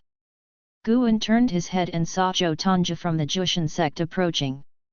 Zhou Tongji was followed by an elder with a plump figure and a feather fan in hand, appearing quite amiable. Before he could reach Guan, Liu Lingjun appeared out of nowhere in front of Guan. Back then, after Liu Lingjun followed Lv Badian and left, she returned the next day. Her current position was that of an inner sect elder, but her duty was to protect Guan, which had frustrated her for a long time. If not for her wariness of sword Venerable Feudeo, she might have drawn her sword against Lv Badian. Chapter 125, Chapter 125, The Golden List Poster, Ghost Shadows in the Night. The guy behind him is no simple matter. Liu Lingjun reminded Guan using the sound transmission skill, her gaze bypassing Zhou Tongji to look at the obese elder behind him. Guan had already discerned the other's cultivation level, yet he still performed a lifespan detection. Zhou Li, Unification Realm, 7th Layer 1478/3000/3100. Same surname Zhou. Guan was secretly curious Zhou Tongji hadn't had a great cultivator accompany him during his last visit. Zhou Tongji sized up Liu Lingjun, laughing, "Brother Gu, it's been many years since we last met. You also have a master to protect you, it seems you've done quite well over these years." Guan smiled and asked, "I wonder, Brother Zhou, did you come this time to participate in the Golden List Conference?" "Indeed, this time, I aim to claim the top spot, become famous throughout the world. What do you think about sparring in your Medicine Valley?" Zhou Tongji asked, his eyes sparkling. Although it had been many years since they last met, Guan's cultivation level was still mediocre, but he felt that Guan had his strengths. Guan shook his head, "Let's not. I won't go looking for trouble now. The Supreme Sect has a wealth of talent these days, you should find someone else." "Haha, I actually came especially after hearing the name of An Hao and decided to visit ahead of time. Since you're not interested, I'll go look for An Hao now," Zhou Tongji said with a laugh, turning around to leave. The 7th Layer Unification Realm Zhou Li nodded with a smile to Liu Lingjun, then followed the steps of Zhou Tongji. Once they were far off, Liu Lingjun turned around and asked, "A nascent soul realm cultivator challenging you to spar?" Zhou Tongji had already achieved the nascent soul realm and didn't hide his aura. Back then, he suppressed his cultivation level to spar with me, and I was slightly better, Guan said pretentiously proud. Liu Lingjun chuckled, "Who would have thought you had such skills? Truly, appearances can be deceiving." After living together for 5 years, the two were quite familiar with each other and dispensed with formalities. Of course, she still harbored some resentment towards Lv Badian's arrangements, so her attitude towards Guan was not as reverent as before. "What does that mean? I don't look handsome?" "You do look a bit handsome, suitable for being a cauldron for a female demon." "Cough cough, and you're still a female cultivator. Please watch your words." Guan glanced at Liu Lingjun, then marched forward. Ever since Liu Lingjun returned, her temper had changed, and Guan felt somewhat embarrassed. Knowing he was in the wrong, he could only accommodate. "It's all Lv Badian's fault. What kind of situation is this?" Guan didn't need Liu Lingjun's protection, thankfully. Liu Lingjun was also quite lazy. The reason she came to the outer sect today was that she had her own matters to attend to and just came along casually. Liu Lingjun watched Gu An's retreating back, snorted, and then turned to walk in a different direction.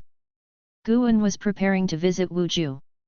He noticed that there were many great cultivators in the city, most of them concealing their cultivation levels. It looked like the Golden List conference was going to start problems.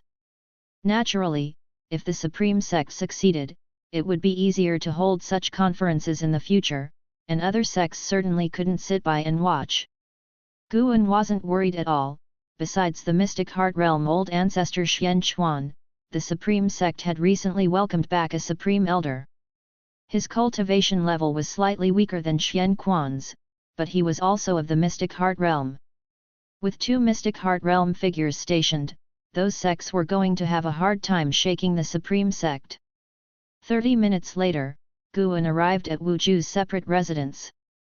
Wuju was practicing boxing in the courtyard, not employing spiritual power, just practicing the moves. Bare-chested, he looked very strong, with each punch capable of shaking the air. Wuju, Foundation Establishment Realm, 9 layers 69/350/3500. The limit for his lifespan had risen again. Gu An realized that if he didn't visit Wuju for more than 2 months, the guy always achieved a path enlightenment. There was a year where he visited every month and Wuju couldn't achieve enlightenment. After achieving path enlightenment, Wuju would emit a lonely, solitary aura. This made Gu An think crooked thoughts. Could it be that this guy only achieved enlightenment when neglected? Well, let's not visit him for the next year and see just how far he can achieve enlightenment. Gu An was looking forward to Wuju catching up to Anhao, adding another competitor so Anhao wouldn't develop an arrogant nature. Being too smooth is not good either. Seeing Gu An approaching, Wuju glanced at him but didn't speak. Look at what good thing I brought you. Gu An's voice came. Upon hearing that, Wuju immediately stopped, walked toward Gu An unwillingly, and asked, "What good thing?" Gu An took out a poster from his storage bag, gold-rimmed and red-backed, with 4 big characters engraved on it. Golden List Conference. How do you have it? Wuju asked in astonishment. The Golden List Conference was not something just anyone could participate in. One must have a certain reputation and pay 10 top-grade spirit stones for an entry pass. The rewards of the Golden List Conference were also very rich, with awards for the top 100 participants. The higher the ranking, the better the reward. Wuju knew about it and had once envied those geniuses. Gu An said with a proud grin, "It took me quite the effort. But with my current cultivation level, participating would be futile." Wuju shook his head. Gu An reassured, "Don't worry, the Golden List Conference tests talent, not cultivation level. As long as your strength within the same realm is strong enough, you will be able to break through." Really? Truly? The rules are set by me, how could it not be true? Gu An thought to himself, Wuju's biggest lack was resources. Muddling along like this was not a solution. In fact, Wuju also wanted to stand out, he was just too shy to ask others for help. Wuju took the poster, hugged Gu An tightly, patted his back heavily, then grasped his shoulders and said, "Brother, I won't say much, I definitely won't let you down." Having achieved enlightenment several times, he could feel his own transformation. He had developed confidence, and this confidence was gradually altering his personality. Confidence of the strong. Gu An smiled and said, "There are still 5 years left, you must work hard in your cultivation. For the next 5 years, I won't come looking for you." Upon hearing this, Wuju immediately became anxious. Why?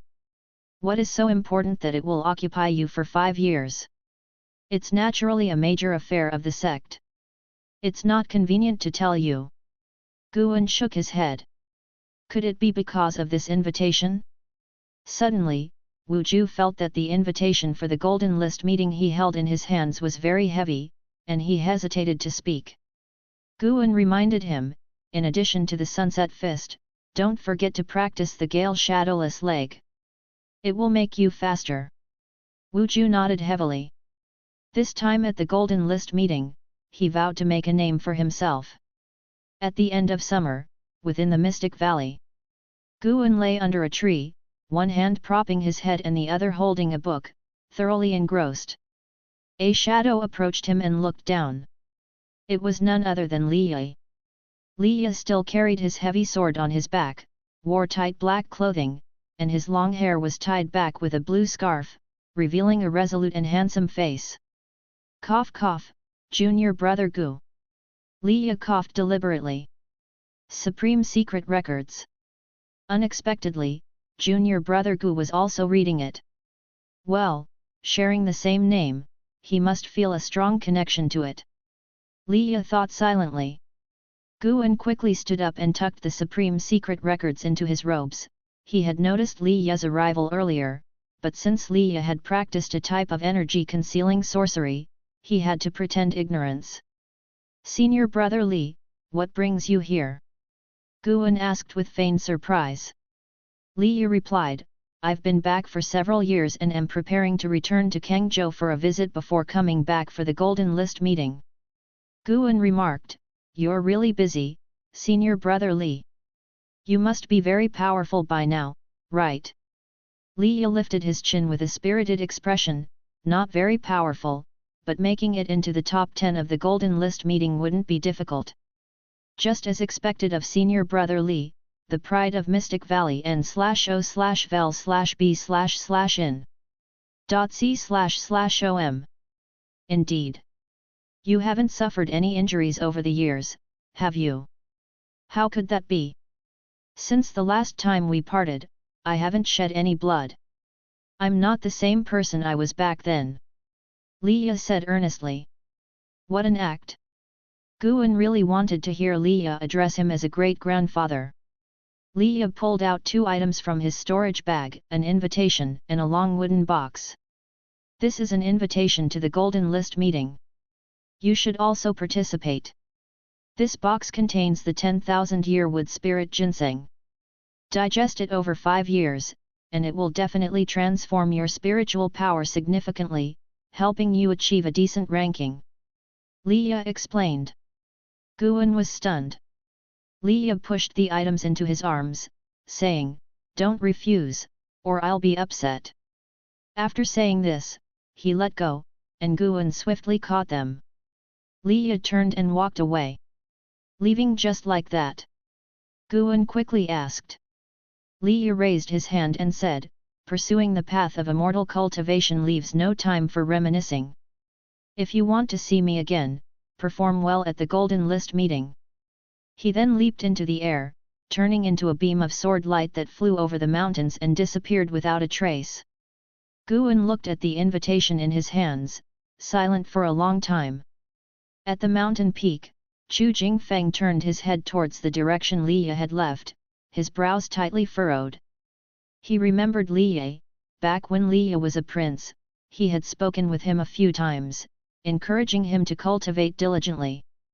After many years without seeing each other, their statuses were now worlds apart, but he was not the heavens.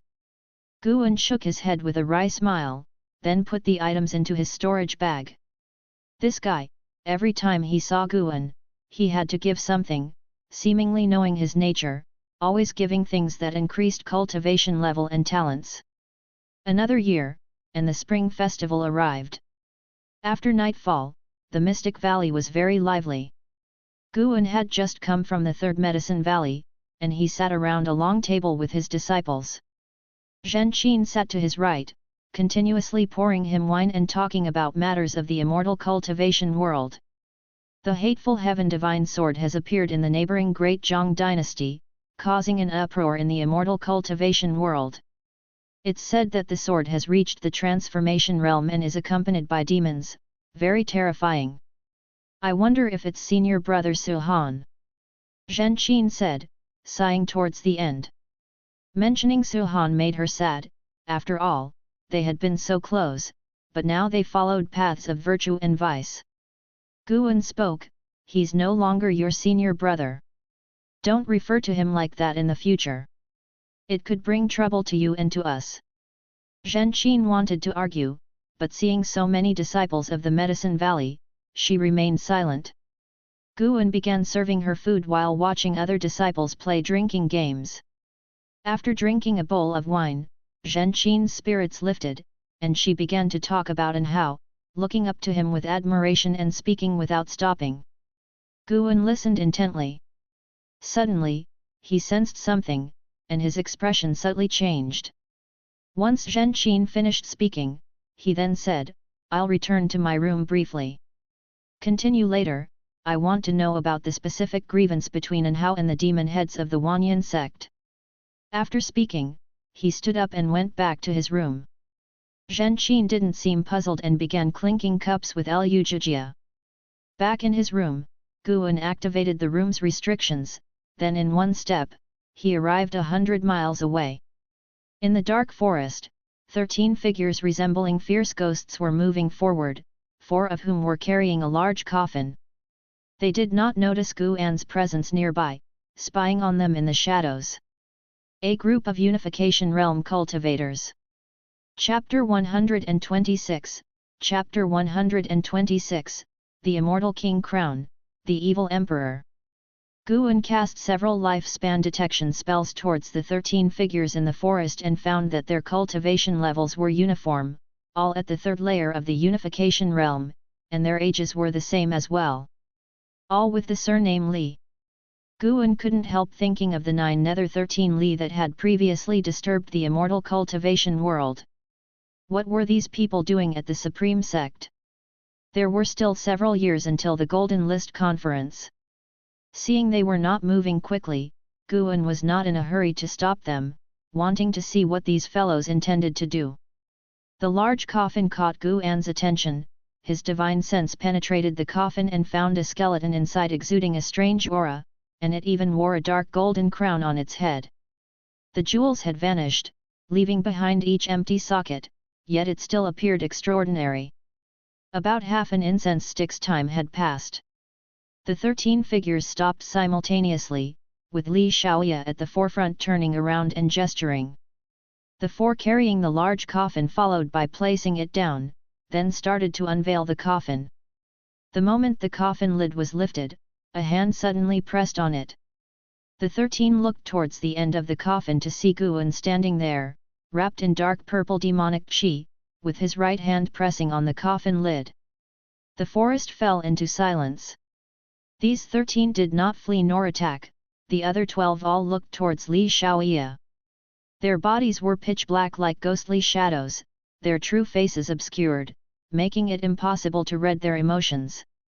Li Shaoya nodded slightly, then knelt down, and the rest of the 12 followed suit and knelt as well.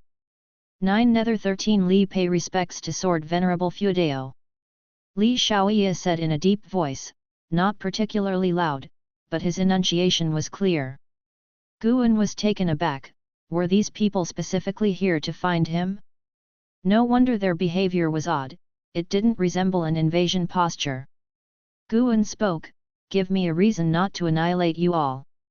These 13 must be ghost cultivators, surrounded by ghostly qi, but they still possessed human qi blood and vitality. Li Shaoya responded, "We are the 9 Nether 13 Li, commanded by the Ghost Mother of Ephemera to present the Immortal King Crown to Sword Venerable Feudao, to assist in reclaiming your position among the land immortals." Ghost Mother of Ephemera? Astonishment grew in Guan's heart. The Ghost Mother of Ephemera's cultivation level was a minor realm lower than that of the 9 Nether 13 Li, how could she command them? Why? Guan asked. He did not sense any hostility from them, which suggested they might not be lying. Li Shaoya answered, "It is the Ghost Mother's command. She has studied your sword intent at the Supreme Sect for many years and realized that you must have mastered the Taixuan Divine Shocking Sword. This swordsmanship was promoted by the imperial family of the Taixuan dynasty from the Li family, however, in truth, it was not created by the primordial ancestor of the Li family but came from the Ephemera Sect's immortal king, who is also the ancestor of the Ghost Mother. For this reason, the Ghost Mother came to the Taixuan dynasty, wishing to find the ancestral heritage of the Ephemera sect before it destroyed the Taixuan dynasty. 200 years ago, the Ghost Mother had visited, but unfortunately, the descendants of the Li family were mediocre and no one understood the Taixuan divine shocking sword, forcing the Ghost Mother to lie in wait. Indeed, Guan's Taixuan divine shocking sword came from the Li family, but he had not expected the Li family's primordial ancestor to be related to the Ephemera sect. "Does your Ghost Mother want to obtain the Taixuan divine shocking sword?" Guan asked. Li Shaoye replied, "The Ghost Mother wishes to invite you back to the Ephemera sect and use the sword intent of the Taixuan divine shocking sword to reclaim the position of sect hierarch." After hearing this, Guan fell silent. What kind of ploy was this? To set a tiger to fight a wolf? Guan pushed the coffin lid with a palm, noting the durability of this coffin and the abundant restrictions within it. It was likely a magic artifact. His gaze landed on the skeleton within the coffin. Despite being lifeless, the skeleton felt exceptionally sinister. To be safe, he still sent a lifespan detection towards it. Evil Emperor, Mahayana Realm 5th Layer 7600/9999/9999. What a surprise! He could still detect it and the maximum lifespan was exactly like in house. Guan remained composed as he leaped and landed on the edge of the coffin, looking down at the evil emperor's bones. N/O/vel/b/in.c//om. The 9 Nether 13 Li immediately knelt, not making a sound. Guan's eyes suddenly widened, and 2 streaks of cold light burst forth. Boom! The evil emperor's bones were instantly shattered into dust, leaving only the immortal king crown lying inside the coffin, while the bottom of the coffin was pierced by the breaking path divine light. The 9 Nether 13 Li looked up, gave a glance, and then lowered their heads again. A prompt appeared before Guan. "You have successfully seized 320 years of lifespan from the evil emperor, Mahayana Realm 5th Layer." Guan sighed with relief. Damn it! He had almost been scared to death. Who would have thought that this skeleton was still alive, and with a cultivation level of the Mahayana Realm 5th Layer? In that moment, Guan imagined many possibilities and even felt that he had resolved a major disaster for the common folk. The name Evil Emperor did not sound like anything good. Moreover, this one feigned death, hiding inside a coffin, clearly harboring a shocking conspiracy. Guan raised his hand and drew the immortal king crown towards him. He did not grab it directly, but used his spiritual power to envelope the crown, preventing his body from making contact. He glanced at Li Shaoye and asked, "Do you know about the evil emperor?" Upon hearing this, Li Shaoye was momentarily stunned and hastily said, "To be completely frank, these bones are indeed those of the evil emperor. 5,000 years ago, the Ephemera sect was in chaos. The evil emperor was ambushed by a traitor, struck by a deadly poison, unable to gather spiritual power. In desperation, he put on the immortal king crown and in an instant, his vitality was drained, turning him into white bones. Henceforth, the Ephemera sect deemed the immortal king crown an evil artifact, which no one dares to touch. Knowing this, you still dared to bring this thing before me." Guan's tone was laced with bone-chilling murderous intent. Li Shaoye responded calmly, "If the Taixuan divine shocking sword is perfected, the immortal king crown will sense the sword intent and acknowledge its master. The creator of this crown is the same individual who forged the Taixuan divine shocking sword."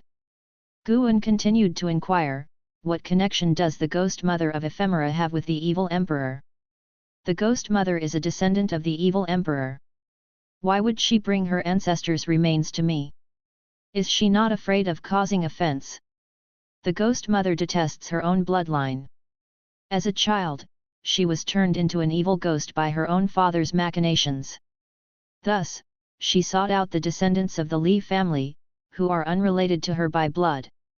The primordial ancestor of the Li family was merely a disciple of the Ephemera sect. She wants someone who can inherit the Taixuan divine shocking sword to seize the position of sect hierarch of the Ephemera sect and complete her revenge." How could you be so sure that you'd be able to find me? The Ghost Mother once said that as long as we approached the outer city where the heavenly repair platform is located, even if we were to conceal our cultivation level, you would notice us due to the vast disparity in our powers. The energy concealing techniques practiced by Li Xiaoyu and the others were indeed formidable, visible only to Guan. Up to now, they had not revealed a trace of their aura. Guan continued his questioning, and Li Xiaoyu answered each one. After about 30 minutes, Guan pondered and said, I will keep the Immortal King crown. You all may leave now. Li Xiaoyu took a short flute from his sleeve and said, This is the 9 nether flute. As long as you play it, we will come as soon as possible, awaiting your orders. From now on, you are the sect hierarch of the Ephemera sect, at least in our hearts. Guan reached out and, using his divine sense, made sure there were no surveillance, tracking restrictions, or other traps within. Only then did he place it into his storage bag. He jumped down from the coffin and signaled the 9 Nether 13 Evil to leave. The 9 Nether 13 Evil bowed to him and then lifted the coffin and departed. Guan did not immediately return to the valley. Instead, he sat down under a tree and placed the Immortal King crown in front of him. According to Li Xiaoyu, millennia ago, the mortal world had an immortal dynasty. Everyone could practice immortal cultivation, and there was no emperor back then. The ruler of the immortal dynasty proclaimed himself the Immortal King, commanding the land and the immortals. Eventually, disaster struck the immortal dynasty, calamities were unending, cultivators faced constant inner demons, plagues spread, and in a mere decade, the dynasty went from its zenith to destruction. The Immortal King survived, but the immortal dynasty was no more. He dared not claim to be an immortal or challenge heaven's might anymore. In the years that followed, his descendants founded the Ephemera Sect. One of the sect hierarchs created the Taixuan divine shocking sword, its sword intent startling the firmament and invoking celestial tribulation, hence the name divine shocking. This hierarch believed he had reached the level of his immortal king ancestor, but still, he could not achieve eternal life. Facing the end of his days, he forged the Immortal King crown using his own cultivation level. The crown contained the power of the Immortal King, and successive hierarchs of the sect studied it but failed to subdue it, instead finding misfortune befall them because of it. Guan probed the Immortal King crown with his divine sense, but even a cultivation level of the 9th layer of the Mahayana realm could not penetrate it. He certainly didn't dare to test it with his own sword intent. Setting aside whether Li Xiaoyu was lying, even if it was the truth, this method had never been proven, given that no one had ever succeeded before. Upon reflection, Guan felt that the artifact was too sinister and better off not kept close by. He stood up and, using the limitless freedom step, quickly made his way to the North Sea mountain. He dived straight into the bottom of the North Sea and buried both the Immortal King crown and the short flute in the seabed's mud, placing restrictions on them. He could examine them later after breaking through a few major realms. After all, Guan didn't need to borrow the power of the Immortal King crown. Once everything was done, Guan quickly returned to Mystic Valley and continued to celebrate the festival with his disciples.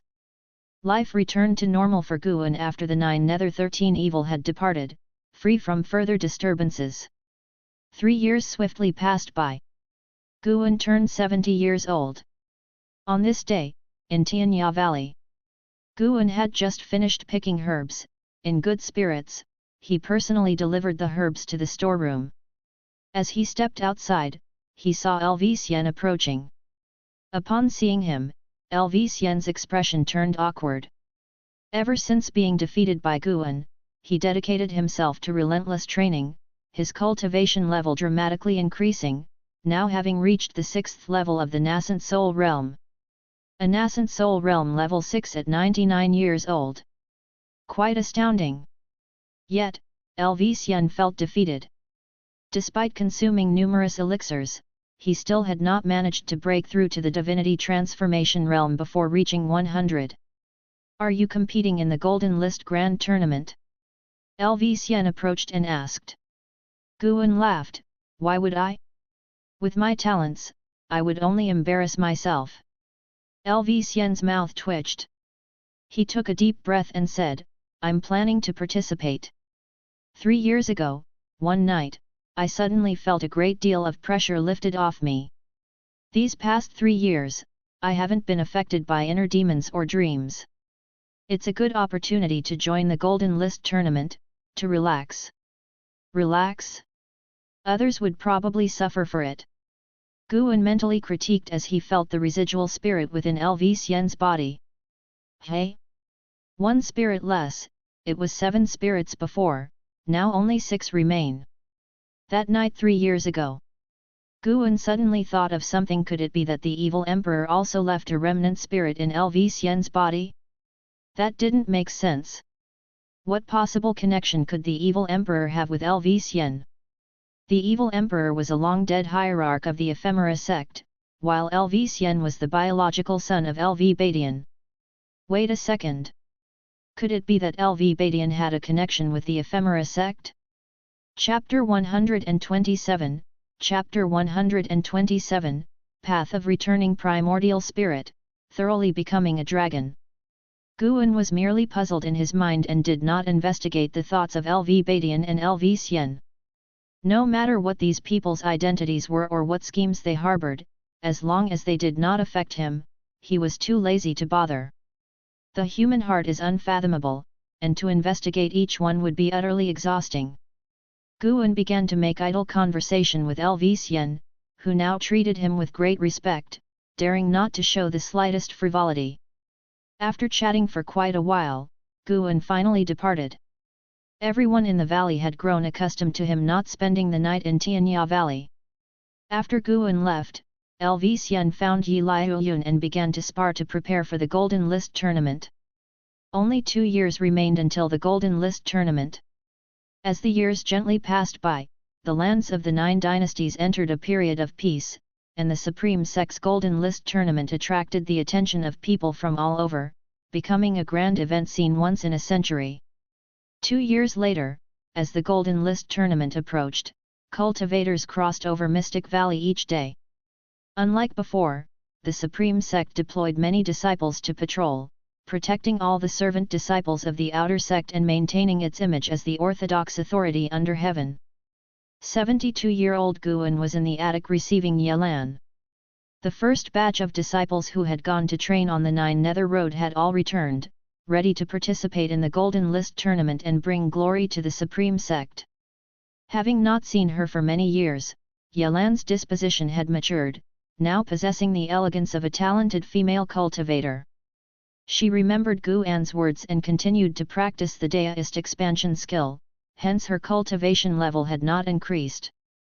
The two sat opposite each other chatting, with Yelan vividly describing the wonders of the 9 Nether Road, and Guan listened with great interest. The 9 Nether Road, though called a road, might better be described as a secret realm teeming with demons and ghosts, having its own ecosystem and harboring many exceptional heaven and earth treasures. Yelan mentioned encountering cultivators and demons from lands outside the 9 dynasties during her journey on the 9 Nether Road. Listening to her descriptions, Guan imagined many scenes and found them very intriguing. After chatting for an ancient hour, Guan eventually asked, "Are you going to participate in the Golden List tournament?" Yelan nodded and replied, "Yes, the elder gave me an invitation, all 100 disciples from the 9 Nether Road must participate. The first Golden List tournament must be conducted splendidly, and we cannot tarnish the Supreme Sect's reputation." Guan blinked, feeling a bit helpless.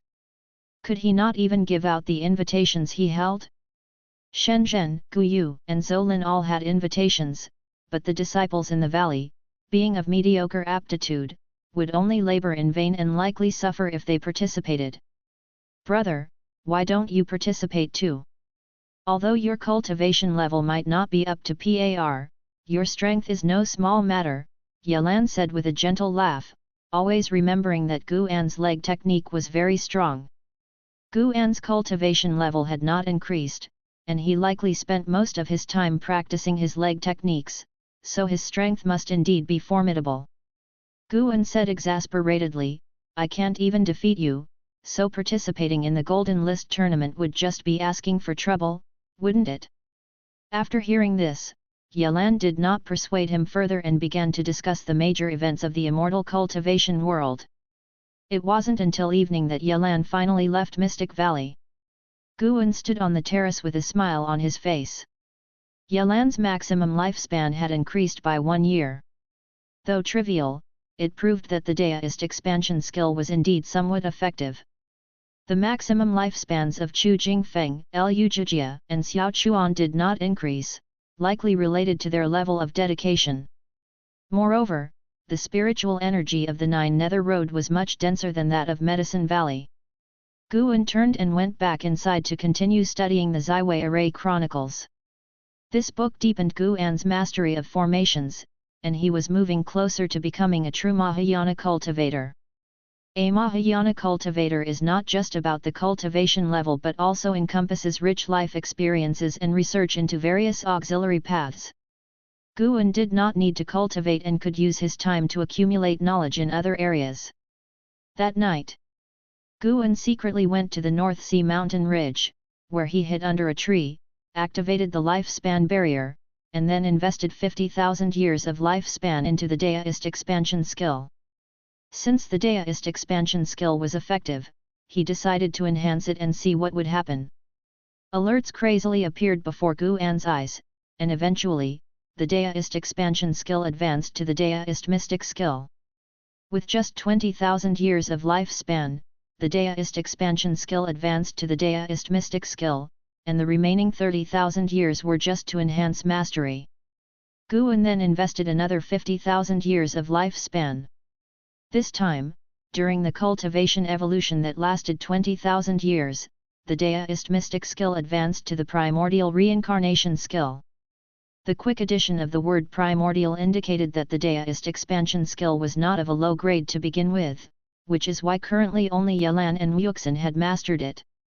Afterwards, the primordial reincarnation skill enabled him to master a divine skill called the Path of Returning Primordial Spirit. Guan began to inherit the primordial reincarnation skill, as earth spirit energy surged into his body, and vast memories occupied his mind. The primordial reincarnation skill, possessing the mysteries of the deist expansion skill, also extended the secrets of accumulating cultivation level through countless lifetimes.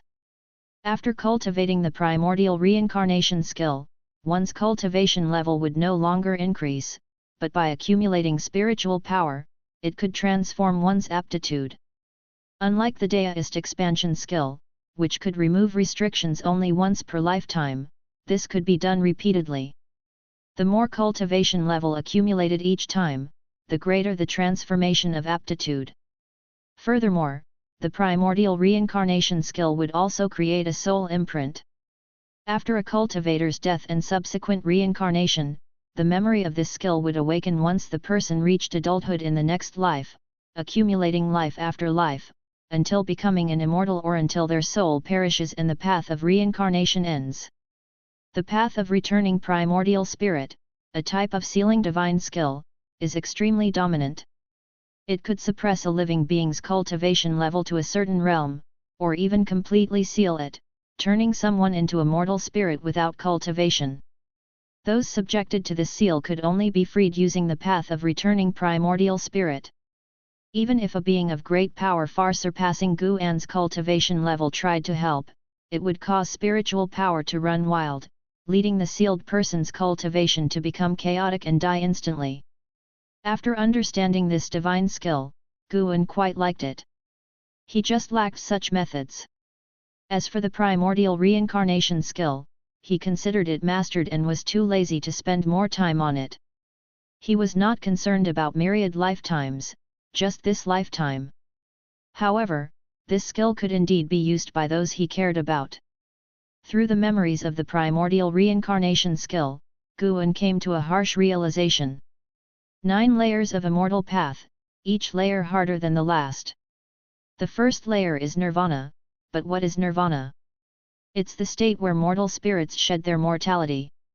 Before reaching nirvana, a lifespan cannot exceed 10,000 years, but only after nirvana can one undergo a fundamental transformation in life, dramatically increasing lifespan. Guan suddenly realized that the maximum lifespan might not only represent talent but could also represent the longest time each being could exist in the world, essentially a measure of one's life. For example, An Hao could use nearly 10,000 years to pursue the realm of nirvana, whereas Yalan had less than 200 years. Regardless of how many opportunities the latter had, it was all in vain. The deduced expansion skill could help Yalan extend her time in the world, but only to a limited extent. Even if Yalan mastered the primordial reincarnation skill, her lifespan could at most increase several times. Guan slowly opened his eyes, his gaze profound. Heavenly destiny. With the arrival of summer, the Golden List Conference of the Supreme Sect proceeded as scheduled. Participants of the Golden List Conference were all cultivators under 500 years of age, whose foundational qualities would be specifically tested by the Supreme Sect. Liya gave Guan the entry post for the Golden List Conference, which he did not know whom to give and felt it wasteful to discard, so he chose to register. Leveraging his youth of 72 years, he successfully registered. The Golden List Conference unfolded in one-on-one battles, with no fixed duration, continuing until completion.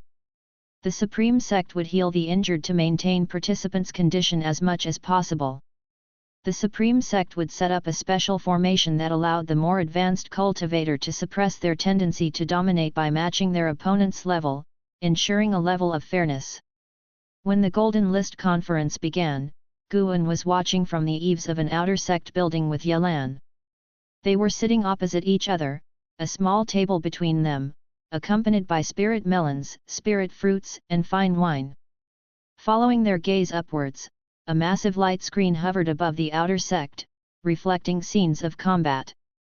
Guan did not recognize the two cultivators currently engaged in combat, but that didn't stop him from enjoying the spectacle.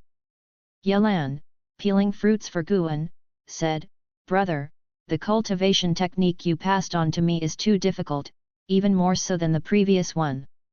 I don't know when I'll be able to master it." Guan replied, "Cultivation, hey, it's never easy. The deduced expansion skill could at most double the lifespan, while the primordial reincarnation skill could increase it several times.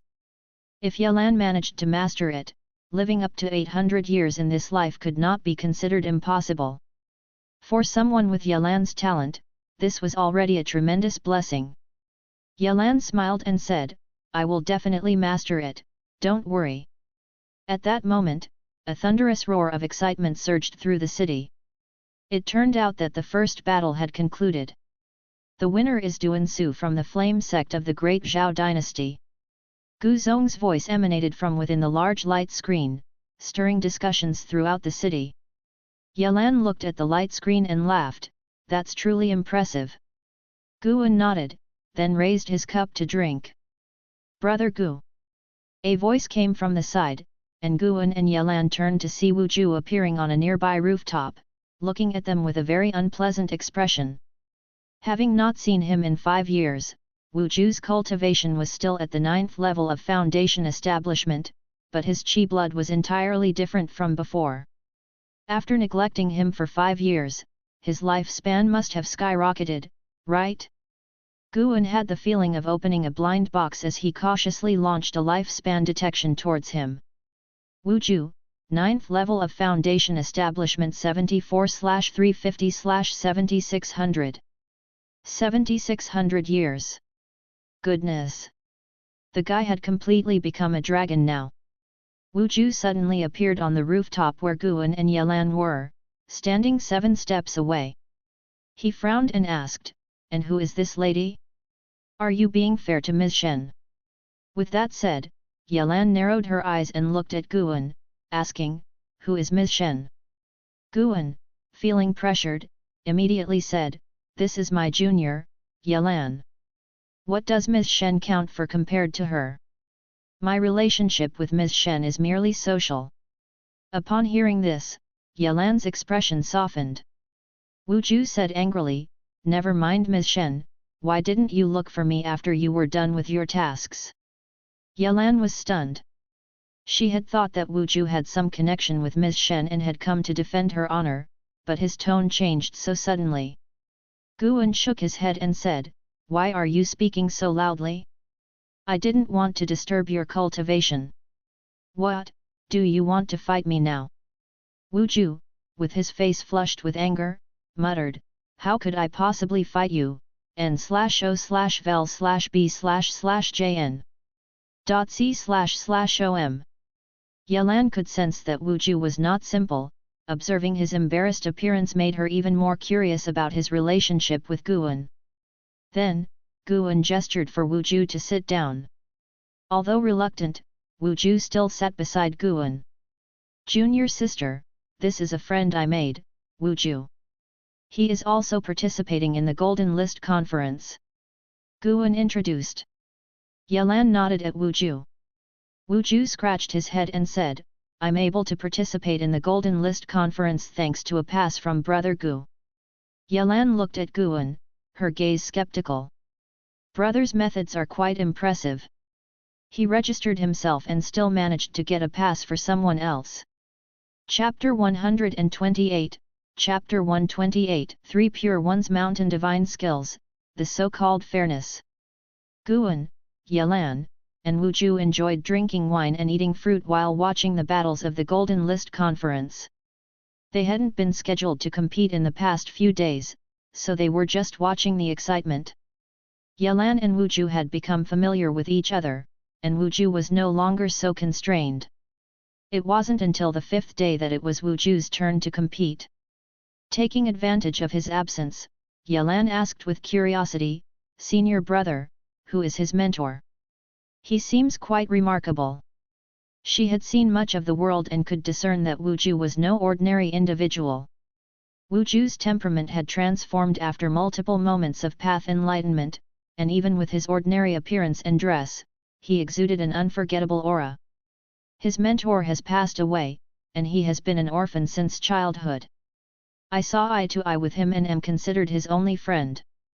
For the past 5 years, I deliberately didn't go to see him, that's why he got so angry, Guan replied. After hearing this, Yelan felt both sympathy for Wu Ju and found it amusing. She exclaimed, "Senior brother, you really are." "What?" "Nothing." Yelan's gaze shifted to the huge screen in the sky, and Guan followed her gaze. The two competitors on the screen were extraordinary. One was a young Taoist in a green robe, and the other was a warrior in battle armor wielding a long weapon. Guan immediately discerned that both competitors were of a higher realm than those before. The green-robed Taoist was likely in the divinity transformation realm, while the armored warrior was a void-crossing realm cultivator. Both were under 500 years old, absolute top-tier geniuses. Above the core formation realm, it's not possible to excel simply by throwing resources at one's cultivation.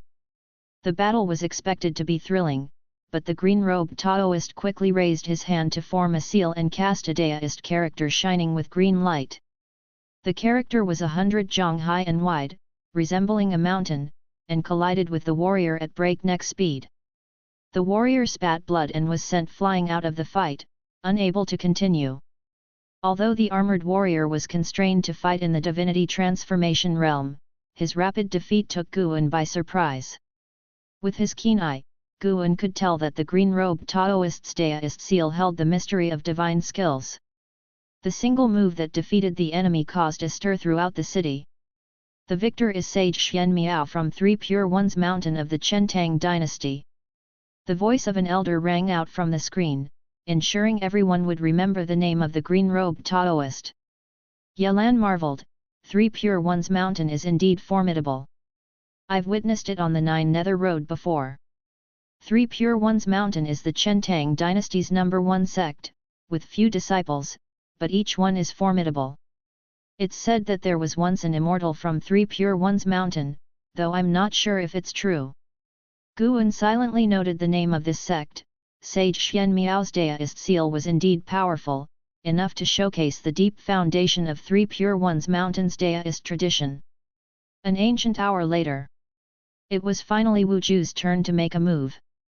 The battles in the Foundation establishment realm weren't as exaggerated as Sage Xianmiao's, so many people weren't looking forward to them much. However, as soon as Wu Ju threw a punch, the earth-shattering momentum immediately caught the attention of everyone in the city.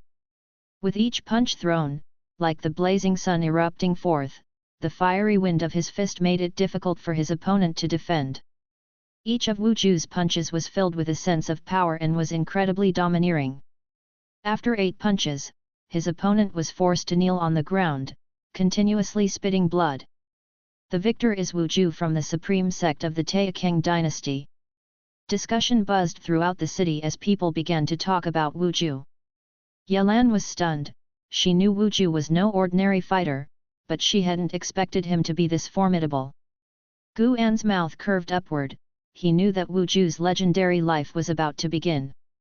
The Sunset Fist, seemingly so ordinary, had been perfected by Wu Ju to the point of reaching the transformation realm, even showing signs of further advancement. It seems that path enlightenment could indeed enhance one's understanding of fist techniques. In the afternoon, inside the Third Medicine Valley, Guan met with LV Badian in the pavilion. It had been months since they last saw each other, and LV Badian was full of vigor, his face brimming with smiles. He opened his right hand, and a bead appeared in his palm. He laughed and said, "This is a supreme-grade magic artifact, the 1000 Shadow Pearl. Spend the next couple of days refining it, and use it at the end of the month at the conference." Guan took the 1000 Shadow Pearl with a bittersweet smile and asked, "You still want me to keep winning?" In the recent days of the Golden List conference, there had been cultivators winning by relying on magic artifacts. According to the rules, each cultivator could only bring one magic artifact or one set of formations, ensuring relative fairness. Sword cultivators, array repairers, and others all needed to use magic artifacts. Prohibiting them outright would unfairly disadvantage them. Even with the limitation to a single magic artifact, victories thanks to magic artifacts had already occurred, leading to public disapproval across the cities. LV Badian laughed and said, "I have already planned your opponents and combat times. You still have time. I don't expect you to become world-renowned, but if you can get close to the top 500, it would be a solid foundation." With the gathering of geniuses from 9 dynasties, naturally, the top 500 would all be exceptional. Guan had intended to just go through the motions, but he hadn't expected LV Badian to play such a hand. "Sect leader, fairness, let's not forget those 2 words," Guan reminded helplessly. LV Badian's methods were too far from the righteous path. But on second thought, he realized that his own past actions were also unorthodox, including his cultivation techniques. Unconcerned, LV Badian replied, "How is it unfair? Those heirs of great clans, who amongst them isn't using their family's resources? I'm giving you a magic artifact, and they have elders from their clans to assist them as well. As for arranging opponents, it's just giving you a bit of luck. I'm not harming your opponents, and the final victory still depends on individual strength." Guan fiddled with the 1000 Shadow Pearl, somewhat hesitant. "If you enter the top 500, I will reward you with a rank 6 spirit tree," LV Badian said earnestly. Upon hearing this, Guan immediately gripped the 1000 Shadow Pearl and said, "Alas, since that's the case, I can only do my utmost." Li Badian rose to his feet and chuckled, "All right, start refining the restrictions early. The most difficult restriction has been refined by me, the remaining won't stump you." Then, he left the attic. Guan did not see him off but looked at the 1000 Shadow Pearl in his hand, lost in thought. The Golden List tournament was going to last for several months, and Guan had to take care of Medicine Valley, so he didn't go there to watch the event every day. Yelan and Wu Ju also had to prepare for battle. It was not until the end of the month that Guan's opponent arrived. The Golden List token he had exchanged for was a magic artifact specially used for sending messages. At dawn that day, the Golden List token emitted a sound, instructing him to go and wait. Each outer city had a teleportation array for the Golden List tournament, which was easy to find. After Guan was teleported to the venue of the Golden List tournament, he began to wait patiently. This place was a vast valley, divided in half, with one side as the waiting area and the other as the combat area. The combat area was several miles long, surrounded by mountains with formations set up to isolate it from the world. Guan, you're participating too? Not afraid of getting beaten up? A light, mocking voice came through. Without turning his head, Guan knew Shen Zhen was approaching him.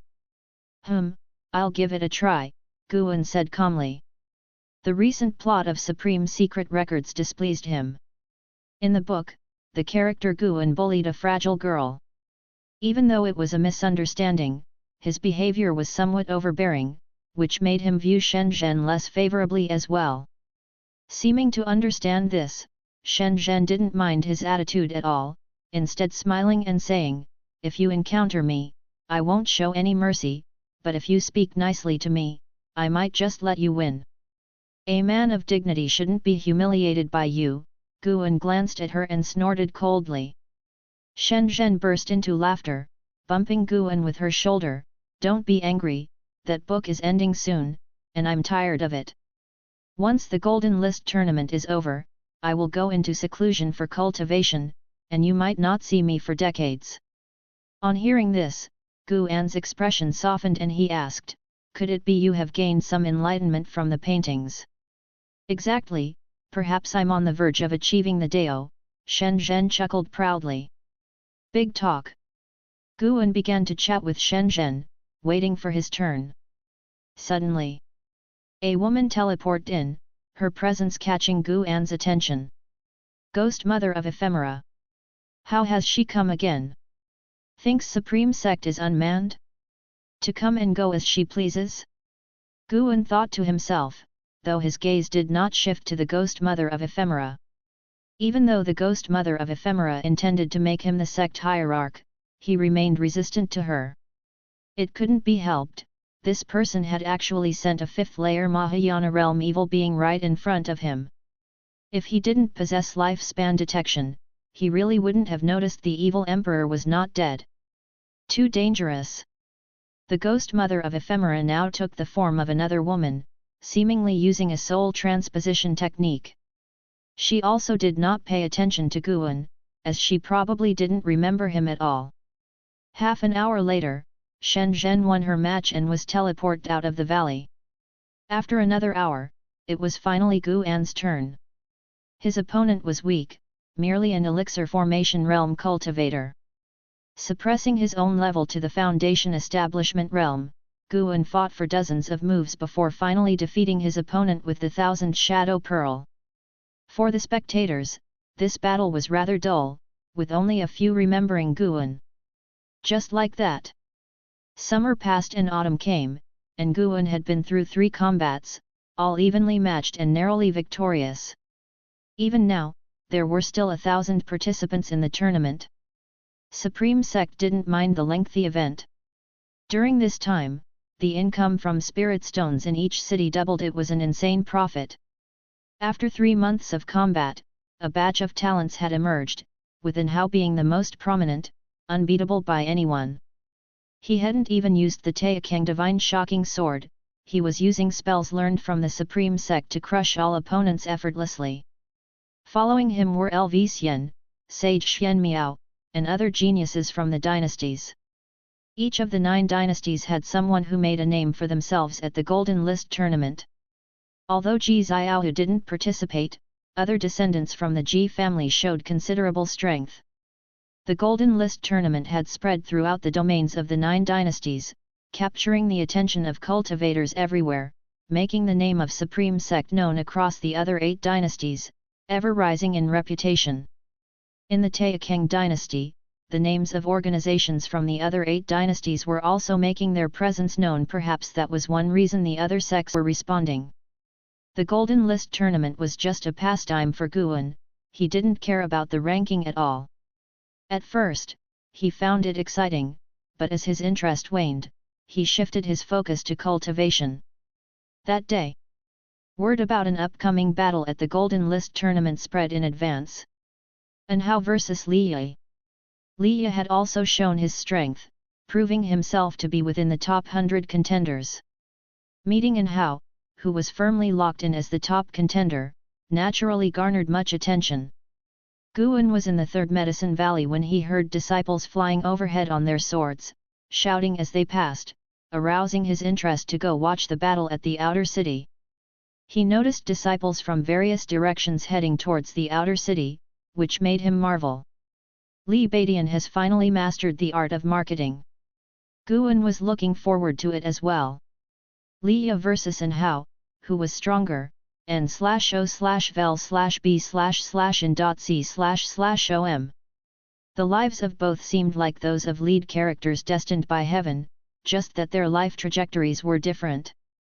Chapter 129, Chapter 129. How do you also know the Taixuan Divine Shocking Sword? On the combat arena, Li Yi, dressed in black, slowly took out the North Sea heavy sword from his back. His expression was cold and stern, his gaze set on the figure more than 100 zhang away, his eyes brimming with the desire to fight. His opponent was none other than An Hao. An Hao stood tall and straight, dressed in luxurious blue clothes with a gold-threaded, purple-based belt, his long hair coiled under a silver crown inlaid with a golden phoenix. He fiddled with his wrist guard, equally exquisite. A gentle breeze tousled the black hair on the sides of his cheeks, his smile radiantly confident. He slightly raised his chin, looking down at Li Yi with a laugh. In the past, you've relied solely on the weight of your sword to defeat your enemies. This time, your opponent is me, don't even think about holding back any strength. Li Yi asked, And how old are you this year? An Hao answered, 40, what of it? A 40-year-old at the Elixir Formation Realm's 9th layer. Li Yi fell silent, feeling envious just from hearing it. He took a deep breath, lifted the North Sea heavy sword, and declared, Then let me see the might of the Supreme Sect's #1 genius. As his words fell, he took a step forward, closing in on An Hao in 3 steps, and swung his sword, the hefty North Sea heavy sword stirring up a strong gust. An Hao used 2 fingers of his right hand as a sword, sending out sword chi from his fingertips to deflect and parry Li Yi's sword moves. The flash of swords and the overflow of sword chi intertwined as their figures crossed a fierce and swift battle unfolding, eliciting waves of cheers from the outer city below. Guan stood on the roof, looking up at the battle. Wu Ju suddenly joined him, gazing together at the light screen in the sky, commenting with a sense of admiration, These two are quite impressive. Of course, they are celebrated talents of the Supreme Sect, after all, Guan responded. Both An Hao and Li Yi were at the Elixir Formation realm, but the battle they showed far surpassed that of other talents at the same realm. Li Yi wielded tremendous power, his moves carrying a wild momentum as if he could split mountains and sever rivers. An Hao was light and graceful, facing Li Yi's sword techniques with ease. They moved rapidly, so fast that the majority of the disciples within the outer sect couldn't keep up with their speed, only catching glimpses of their whereabouts through the flashes of their swords. Clang! An Hao flipped over, wielding his arm, his sword chi forcing Li Yi's legs to bend and the North Sea heavy sword atop his head to tremble, a testament to An Hao's significant strength. Li Yi hadn't anticipated that An Hao would match the force of someone who had taken the dragon image divine primordial, leaving him feeling immense pressure. Boom! A terrifying sword intent erupted, sending An Hao flying. An Hao somersaulted in the air and landed steadily 100 zhang away. An Hao looked at Li Yi in surprise, but then his face broke into a wild smile.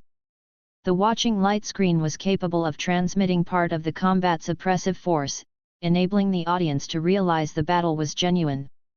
Therefore, as Li Yi's sword intent was unleashed, the whole Supreme Sect was electrified. That's Sword Venerable Fudeo's sword intent. Li Yi actually received the inheritance of Sword Venerable Fudeo. I've spent several days at the Heavenly Repair platform, that's definitely Sword Venerable Fudeo's sword intent. Li Yi is so impressive, I never thought he'd be the strongest among the royal offspring. He's even more formidable than his sister Li Xuanyu. Guan's city was also caught in a chorus of shock, as Li Ye's use of the Taixuan divine shocking sword amazed countless people. Wu Ju, feeling the force of the sword intent, expressed his admiration. That's incredibly powerful. I feel like it won't be easy to defeat him. Guan glanced at him. Just not that easy? Li Ye, surrounded by sword intent, stood up straight. He raised his sword, pointing it from afar at Anhao, his black hair whipping wildly, his black robe fluttering noisily, his aura drastically changing, his face so stern. The battle is just beginning now. Li Ye stated coldly, not having expected to be forced to use the Taixuan divine shocking sword so early on. He could only blame his bad luck for facing Anhao ahead of time. Now that the Taixuan divine shocking sword had been employed, he felt the battle could end. Even if Anhao had not yet used his powerful spells, no spell could compare to the Taixuan divine shocking sword. Anhao had comprehended sword intent before, but the news had been sealed. Li Ye, who had been away for many years, was oblivious to Anhao's combat methods. However, seeing Anhao laughing left Li Ye quite puzzled. Has this guy gone mad? Anhao patted his clothes, his mouth curving upward. Boom! An overwhelming sword intent, far surpassing Li Ye's, exploded, causing the entire valley to shake. The fierce sword chi above Anhao's head condensed into a colossal face, looking down at Li Ye.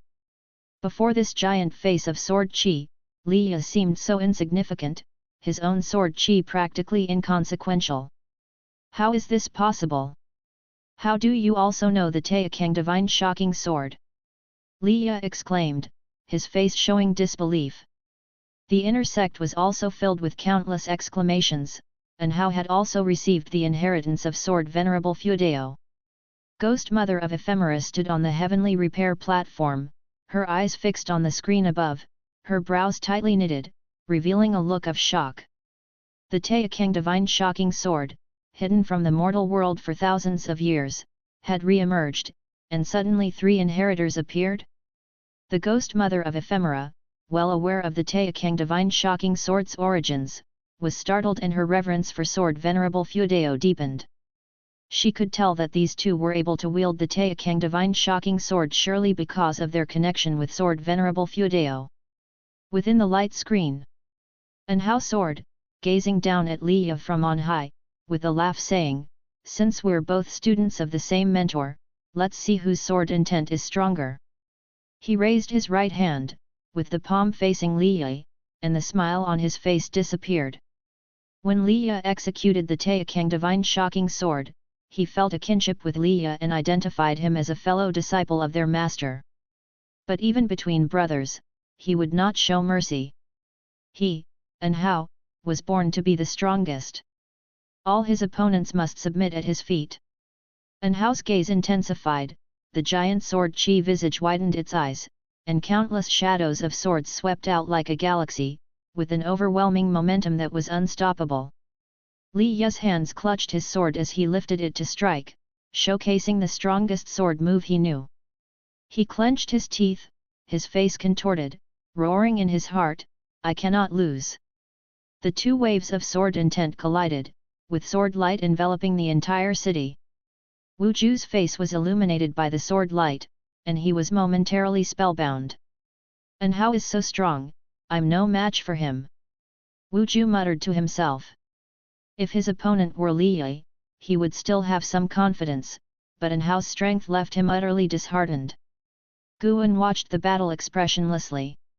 He was pleased with the progress of Anhao and Li Ye, but the imminent serious injury to Li Ye made it hard for him to feel happy. He even suspected that LV Badian had arranged this on purpose. LV Badian had always been displeased with Li Suandeo, so did he arrange for Anhao to target Li Suandeo's most beloved son, n/o/vel/b//in.c//om. No matter what, Li Ye's journey ended here, unable to even break into the top 500. A few moments later, the sword's might dissipated. The ground shattered, and Li Ye, covered in blood, lay on the ground, his black clothes torn and no longer having the strength to stand up. The winner is An Hao from the Supreme Sect of the Taixuan dynasty. When the elder announced the result, the entire city was exhilarated, marveling at An Hao's strength. Previously, An Hao had never used such a powerful sword move but always easily defeated his enemies. This time, everyone saw just how astonishing An Hao's sword chi and spiritual power were. He seemed not just an elixir formation realm cultivator but could easily pass for someone in the nascent soul realm. Guan looked towards Wu Ju and said, "If you encounter An Hao, don't try to take him head-on." Within their realm, whoever faced An Hao was bound to be eliminated. Even Wu Ju, who had experienced path enlightenment multiple times, was no exception. Looking at all the cultivators present, probably only Guan could defeat An Hao, but he had no intention to do so, and LV Badian would not allow him to face An Hao either. "You too," Wu Ju said, his voice low. Guan smiled. This kid was quite interesting. The news of An Hao's inheritance from Sword Venerable Feudeo spread like a whirlwind across the immortal cultivation world. As for the defeated Li Yi, many believed he had gained sword intent on the heavenly repair platform rather than being the true inheritor of Sword Venerable Feudeo. His sword intent was far inferior to An Hao's even though both used the Taixuan Divine Shocking Sword. An Hao's fame skyrocketed while Li Yi was quickly forgotten. After his defeat, Li Yi did not seek out Guan, probably recovering from his injuries in seclusion within his cave. 10 days later, inside Tianya Valley, Guan met Li Suandeo. Li Suandeo waved at him from a distance, and he immediately went over.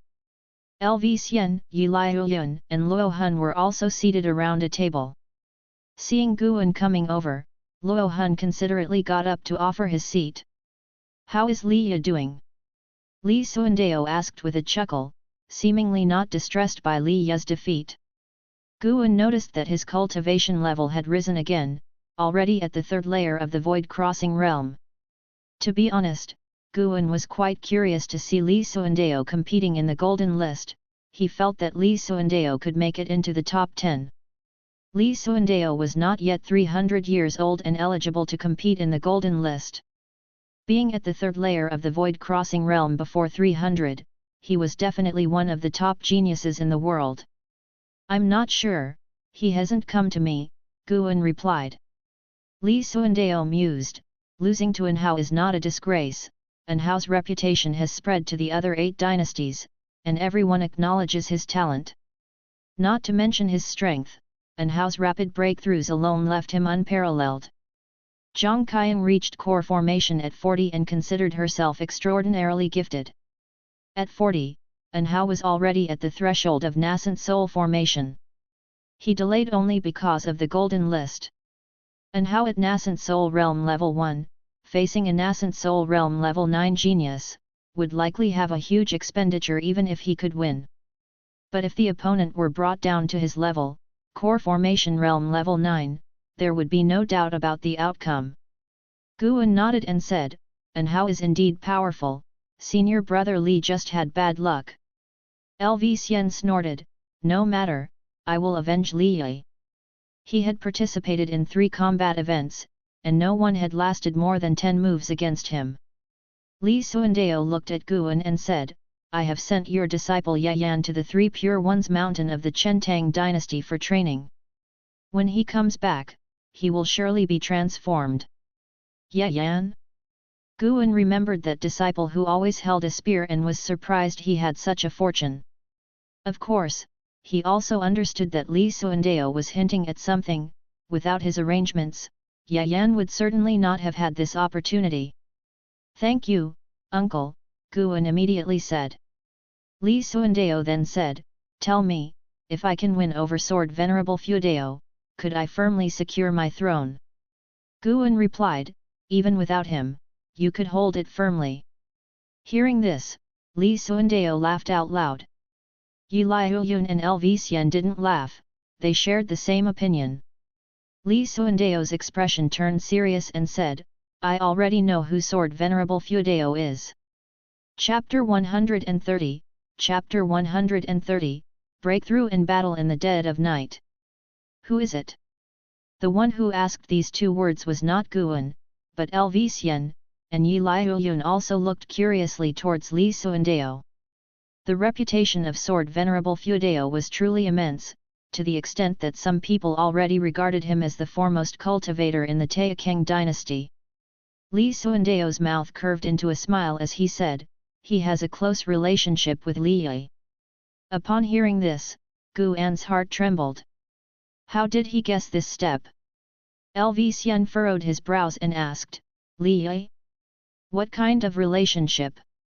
Li Suandao shook his head and said, "The specific details I cannot tell you, lest I offend the elder." Elder? Gu An's heart relaxed somewhat.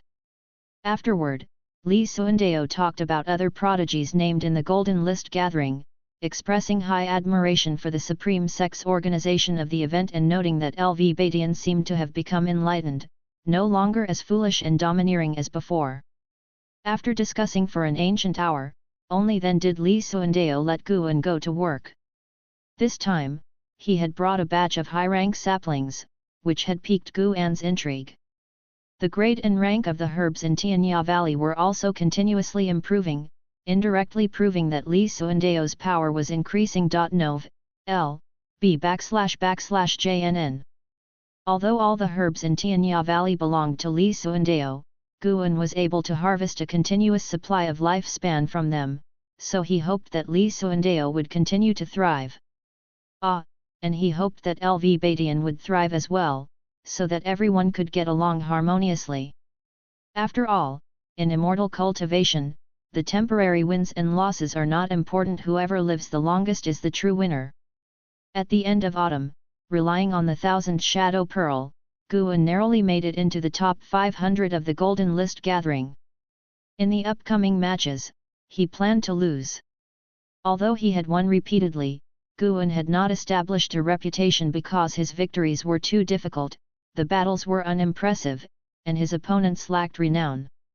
At noon, within Mystic Valley, Gu An was instructing Yelan on the primordial reincarnation skill.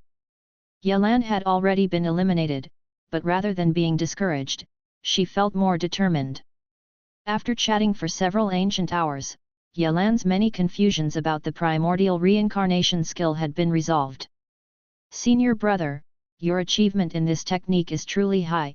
It seems you have diligently practiced it in secret, no wonder your cultivation level doesn't increase," Yelan remarked. She felt even more reverence towards Sword Venerable Fuedao.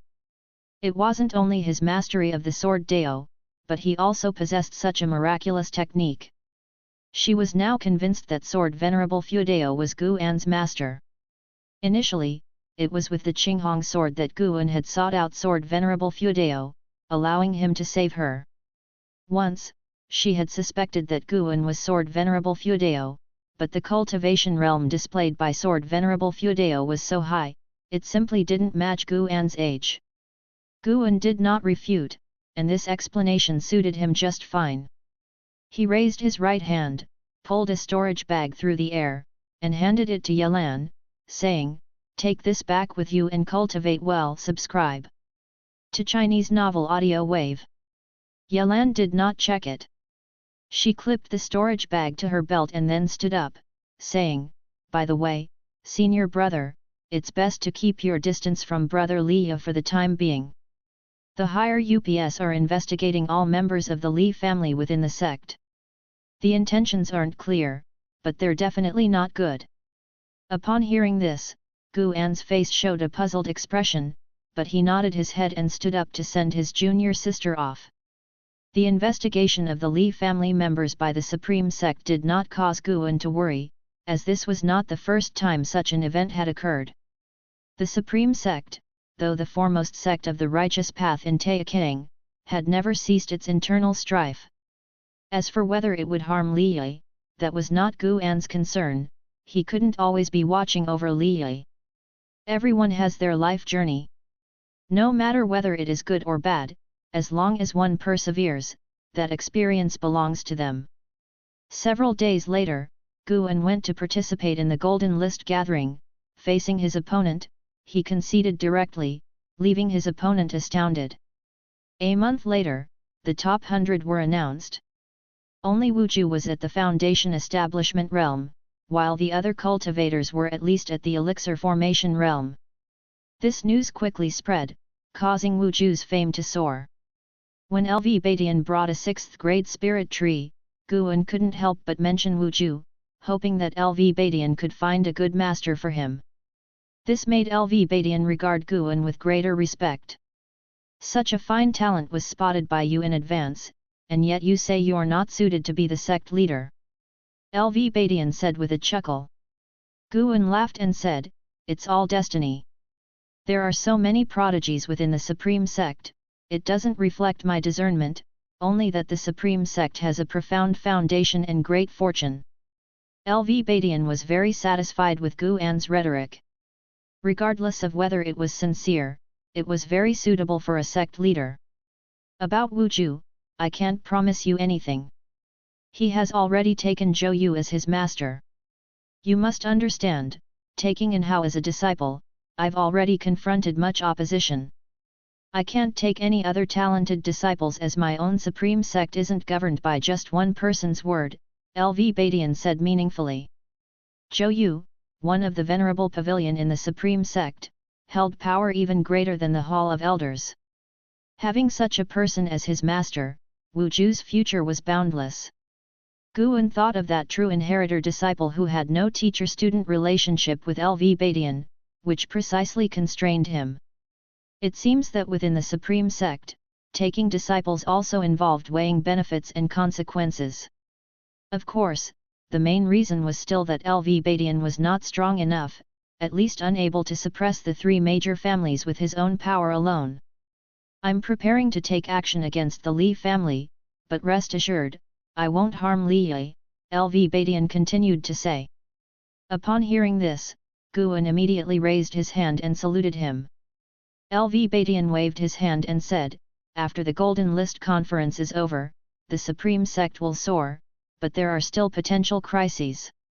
Not to mention the Ephemera Sect main lineage at the other end of the Nine Nether Road, there are also those within the 9 dynasties who wish to scheme against the Supreme Sect. To avoid unnecessary trouble, I will visit your Medicine Valley less frequently in the future. You must not indulge yourself any further. Focus on your cultivation, understand?" In the end, he sounded somewhat helpless. He had already imparted the defying fate divine skill to Guan, but Guan had yet to make any significant achievements with it. Guan nodded and said, "I will manage the Medicine Valley well and not let the Supreme Sect down." Upon hearing this, LV Badian gave him a glare, then stood up and left. Guan hurriedly stood up to see him off. The great snow had already covered the 3rd Medicine Valley.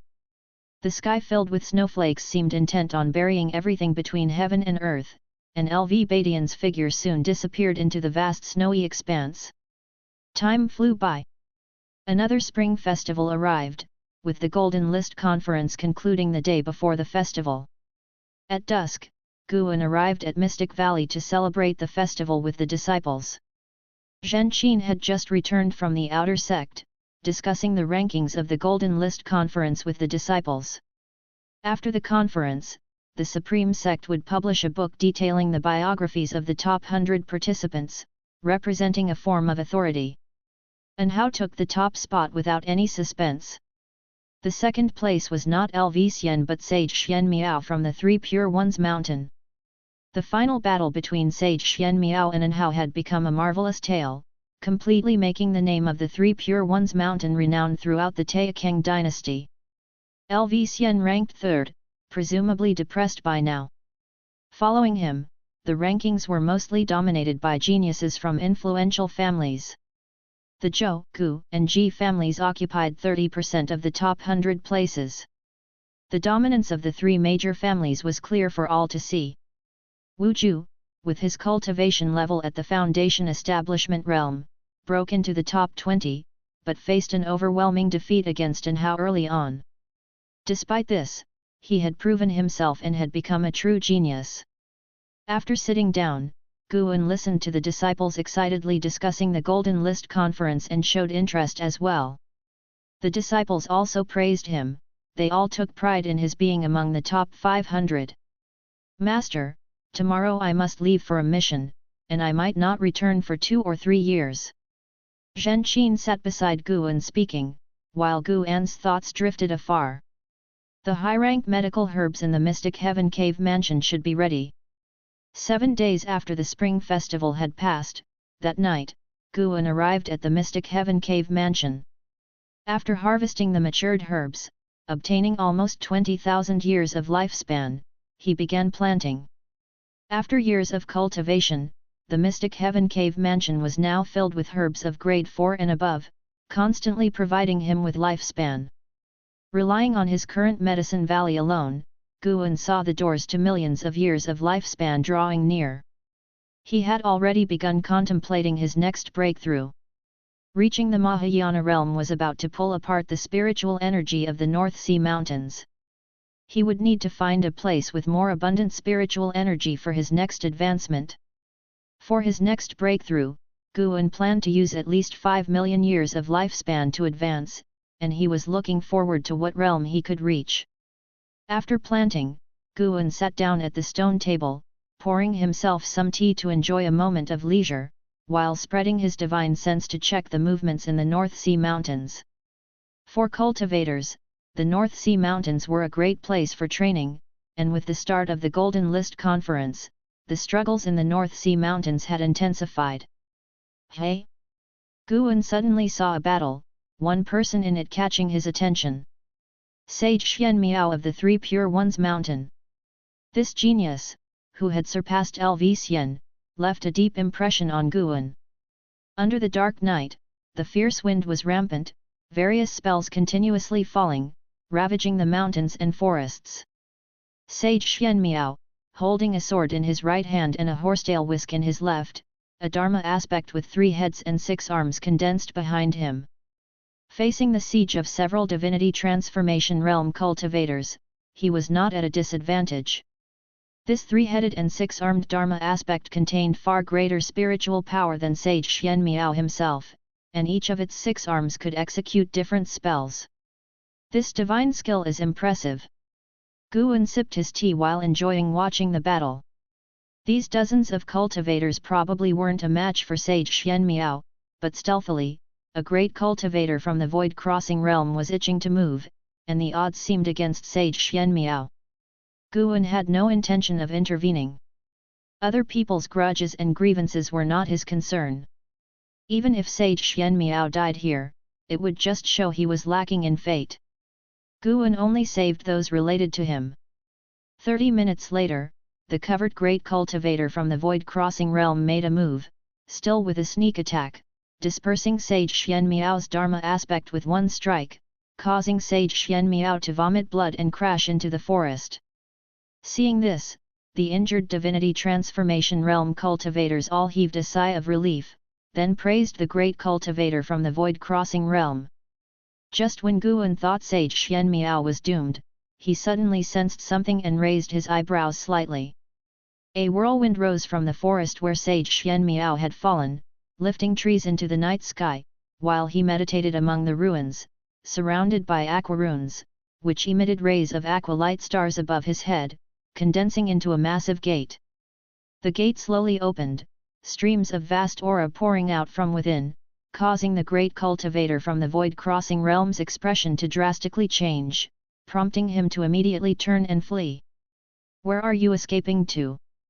a hoarse voice echoed through the heavens and the earth.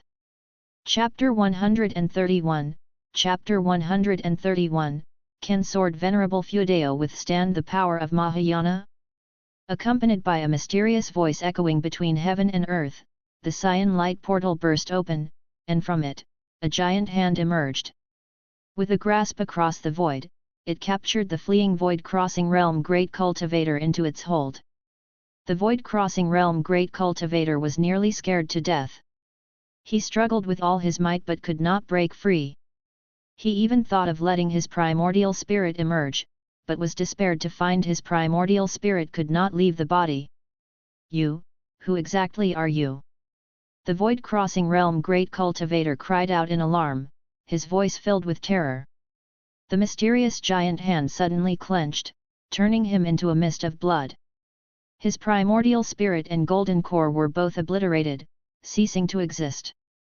The other divinity transformation realm cultivators, terrified, scurried away in a panic, while the mysterious hand did not strike again, simply retracting slowly back into the cyan light portal. Under the night sky, the wild wind still raged. The cyan runes surrounding Sage Xian Miao began to dissipate, and the cyan light portal above his head vanished with them. Sage Xian Miao spat out a mouthful of blood, and his condition rapidly deteriorated. He continued to cultivate energy, regulating his breath. Far away within the mystic heaven cave mansion, Guan toyed with his teacup, his face showing a look of curiosity. The mysterious giant hand just now was definitely in the mystic heart realm and above the 5th level, no less. No wonder Sage Xian Miao dared to come alone to participate in the Golden List convention. He had a method of dealing with trouble at hand. Guan was very interested in this divine skill. Such a divine skill was both imposing and capable of protecting the younger generation. Even he, Sword Venerable Feudeo, was tempted. At the same time, he was also full of curiosity about Three Pure Ones Mountain. That Three Pure Ones Mountain hid a great power above the 5th level of the Mystic Heart realm, although not in the Mahayana realm, was enough to surprise Guan. The lands of the 9 dynasties were indeed full of crouching tigers and hidden dragons. No wonder the Ephemera sect previously dared to cause chaos only in the Taixuan dynasty, instead of directly sweeping across all 9 dynasties. Guan listened to Yelan before, that the number of disciples in Three Pure Ones Mountain wasn't large, barely surpassing 1,000. With such a number, yet capable of becoming the Chentang dynasty's foremost sect, it sufficiently demonstrated the multitude of great cultivators in Three Pure Ones Mountain. The Chentang dynasty was not simple, either. The reason this dynasty was named Chentang was that the previous Tiantang dynasty once nearly united the lands of the 9 dynasties. Later, the emperor did something heaven-defying, provoking fury from the heavens, which brought down torrential rains, flooding the entire dynasty and causing the internal power structure to change. The Chentang dynasty has the most lakes, with the vast majority of cities and sects located on islands.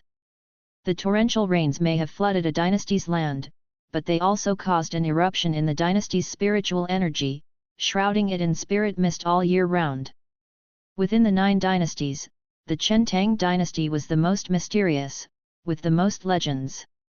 Many believed that on those solitary islands hid immortals. Guan withdrew his gaze. Although he was very interested in Sage Xian Miao's divine skill, he was too lazy to make acquaintances or provoke unnecessary attention. Being just one major realm higher than himself, it left no room for Guan to be complacent. Grow cautiously, don't be rash. 1,000 years later, how many major realms would he exceed over the lands of the 9 dynasties? He was very excited about that prospect. Clouds shrouded the skies, and mountains undulated across the earth. The forests seemed to gather demons, ghosts, and goblins, and a vast palace sat between 2 mountains, with blood-red columns and eaves, radiating a terrifying presence. Inside the grand hall, a group of black-robed figures knelt on the ground, comprising humans, demons, and soul bodies. The man kneeling at the forefront wore a mask, concealing his true appearance. He spoke, "Sect Hierarch, the 9 dynasties have collectively entered the 9 Nether Road and have impacted our grand scheme. Should we retreat or continue to lie in wait?" His voice was hoarse, and as he spoke, a chilling ghostly air seeped from beneath his mask. Standing above him on the stairs was a towering figure in a large black robe. A blood dragon coiled on the robe, its fangs and claws as if ready to leap out at any moment. His white hair gently fluttered, and he wore a bone crown embellished with 2 slender horns, sharp to the extreme and glittering coldly. He was the sect hierarch of the Ephemera sect main lineage, known as Butcher Immortal Jing. Butcher Immortal Jing slowly turned around, revealing a pale and indifferent face. His eyes were blood red, and on his forehead were marks of 2 evil ghosts. These ghosts were fused together, their bodies pitch black and having sharp claws utterly terrifying. The 9 dynasties, ridiculous. They even dare to step into the Nine Nether Road. Truly seeking death. Butcher Immortal Jing spoke coldly, and a gust of chilling wind blew into the grand hall, billowing the cloaks of all the followers. A black-robed follower with a white tiger head spoke, "The 9 dynasties all have mystic heart realm great cultivators. Sword Venerable Feudeo of the Supreme Sect is particularly inscrutable. To swallow up the 9 dynasties before the demon calamity seems unlikely." Another black-robed soul body added, "Our Golden Spirit Venerable and Night Cultivator Fairy were both killed by Sword Venerable Feudeo. This person is the biggest obstacle to our swallowing the 9 dynasties. His cultivation level is at least above the 5th level of the Mystic Heart Realm, and he might have already reached the 8th level." Boom! Low thunder rumbled outside the hall, as if some fierce beast was roaring. "Humph! Mystic Heart Realm 8th level? Then tell me, can Sword Venerable Feudeo withstand the Mahayana power?" Butcher Immortal Jing said with disdain, his white hair dancing. His eyes sparkled with malice. "Mahayana power?" The masked man at the front replied, "It has been nearly 10,000 years since a Mahayana realm tribulation appeared in the lands of the 9 dynasties. Naturally, he is no match for you. But if you act, might it affect your healing? Fools, all of you! Prepare to gather the followers. Once they are assembled, follow this hierarch to sweep through the lands of the 9 dynasties. Remember to bring the origin tree of ephemera." Butcher Immortal Jing said expressionlessly. N/O/vel/b/jn.c//om. His words caused an uproar in the grand hall. "Sect hierarch, you're not thinking of directly." The hoarse voice of the masked man betrayed his nervousness. "My mind is made up, all of you may leave." Butcher Immortal Jing flicked his sleeve, turning to walk into the darkness. The followers of the ephemera sect in the hall exchanged looks. Another night fell, and Guan once again came to the Mystic Heaven Cave Mansion. It had been half a month since his last visit. He began by picking herbs and then sowing seeds. After completing all these tasks, he did not rush to leave, as usual. He planned to spend the night alone here, enjoying the tranquility. He walked over to the old tree beside the wooden lodge and jumped onto the rope hammock he had woven half a month earlier. Twisting his body, he found a comfortable position to lie in. "Comfy." Guan revealed a content smile as he took out a travelogue and began to flip through it. Recently, he had made a trip to the inner sect and purchased many travelogues, one to pass the time, and two to see if there was a better place for breakthroughs than the North Sea Mountains. The cave mansion was tranquil, with occasional fish leaping from the underground lake, their movements echoing inside the cave mansion, creating a unique atmosphere. It wasn't until late at night that Guan finally set aside the travelogue. He spread out his divine sense, wanting to see if there was any activity in the North Sea Mountains tonight. Every time he came here, he made a habit of observing the North Sea Mountains. Soon, Guan's attention was drawn to Sage Xianmiao. This fellow is still here. He saw that Sage Xianmiao had built a simple Taoist temple in the midst of the mountains.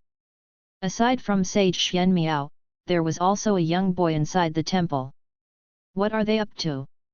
Guan took a closer look and saw Sage Xianmiao meditating in front of a large cauldron, with wisps of blue smoke rising from his head. And that boy, in the wooden hut nearby, was practicing martial arts, a demon boy with a fox's tail.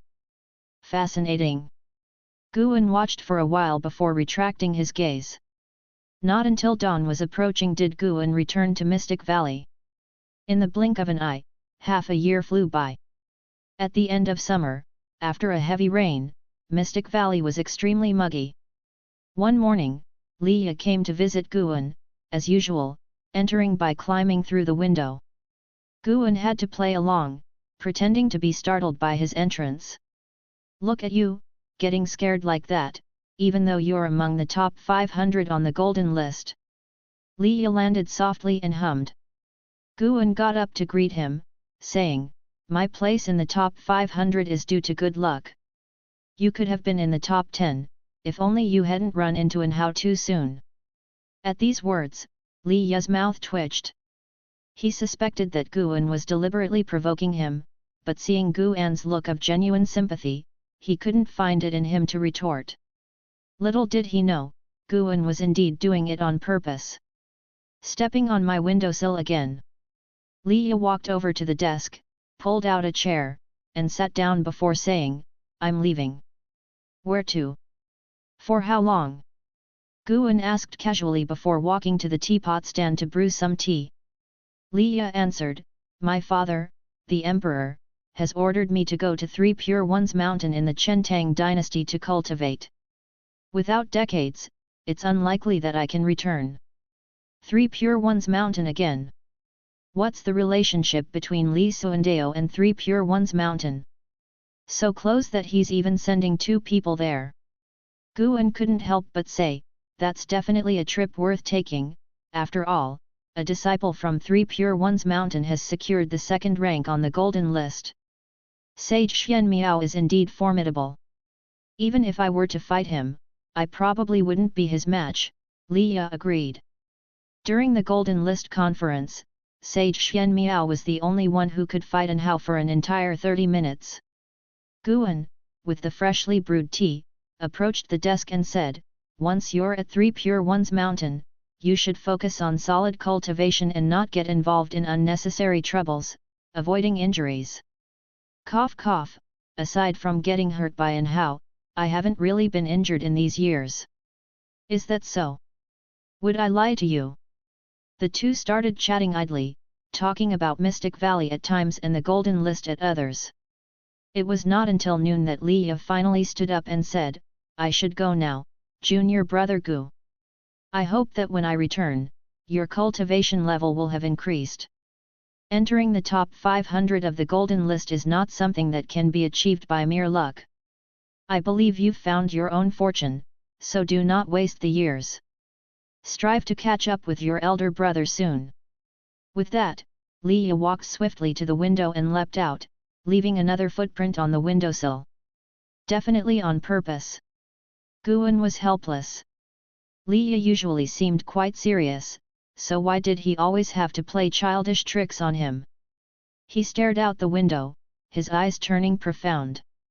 Why is Li Suandeo sending Li Ye away at this time? Could there be other reasons? And the soul inside Li Ye, why has it become so weak? It feels like it could dissipate at any moment. Guan shook his head.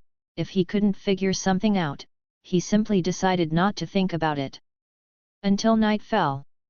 Once again, Guan arrived at Mystic Heaven Cave Mansion. He was just about to pick some herbs when he frowned. Why is Sage Xian Miao nearby? The distance from Sage Xian Miao's Taoist temple to here was a good 8,000 miles. He couldn't have come all this way by coincidence. At the same time, in the forest a dozen miles away, Sage Xian Miao held a compass in hand, muttering to himself as he moved forward, it should be around this area. Who knows what kind of blessing? Chapter 132, Chapter 132, Mountain God, Karmic Entanglement. Guan heard Sage Xian Miao's mutterings, which silenced him. To seek blessing, they come to my home. His gaze fell on the compass in Sage Xian Miao's hands, curious about what kind of treasure it was that could search for blessings, far more powerful than his white spirit rat. Ever since the mystic pure tree had appeared, the white spirit rat spent all day napping and no longer went out to hunt for treasures. It was practically useless now. The forest at night was quiet and serene, with wisps of mist swirling among the trees. Sage Xian Miao could see the figures of ghosts drifting past, but he remained indifferent. Whoosh! A gust of wind blew from ahead, billowing Sage Xian Miao's daoist robe and making him squint his eyes. This is the land of the mountain god, forbidden to mortals. A voice, ethereal as mist, made Sage Xian Miao halt, and he looked up, unable to see the speaker. Even when using divine sense to search, he could not detect the slightest sign of life. Sage Xian Miao was sure he wasn't hearing things, so he clasped his hands in a salute and said, I am Li Xian Miao, a dedicated disciple of the taking lineage from Three Pure Ones mountain of the Chentang dynasty. A last name Li? Li Xianmiao, Li Suandao. If there's no connection, Guan wouldn't believe it even if he were beaten to death.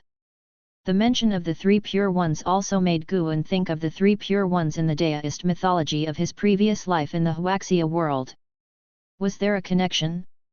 There probably wasn't, otherwise, his writing of the investiture of the gods would have already caused trouble. Perhaps the way of the Three Pure Ones reflects across all heavens, with traces of the Three Pure Ones present in this world as well as in the Huaxia world? Guan's thoughts raced, but he did not immediately reply. Sage Xianmiao continued, I come in search of blessing. May I have the honor of meeting the mountain god? He seemed not to question Guan's words, which made Guan wonder.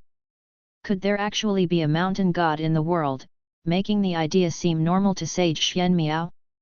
This made Guan suddenly consider getting to know Sage Xianmiao better to increase his understanding of this world. Why do you seek the mountain god? Guan's voice rose once more, remaining elusive. Sage Xianmiao said, meeting an immortal of the mortal world is an elusive fortune in life. Of course, I do have a selfish wish. Meeting the mountain god thrilled him, even more meaningful than finding treasures. With his cultivation level of the divinity transformation realm, he scanned in all directions, unable to find the other party, indicating an enormous disparity in cultivation levels. Even if the other wasn't the mountain god, they were a great cultivator whose realm far surpassed his own.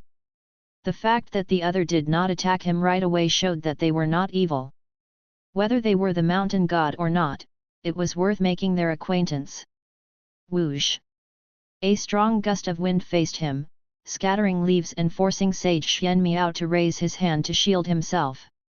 When the wind had passed, Sage Xianmiao looked ahead, his pupils suddenly contracting, his face showing astonishment. Following his gaze, there was a tiny figure in white standing on a large tree ahead. That's right. A tiny person. Just 3 inches tall, small enough to be held in one hand. This person wore white clothes and a theatrical mask on their face, appearing very mysterious. This white-clothed tiny person was Guan, who had used the Great and Minor Ruyi divine power to shrink himself.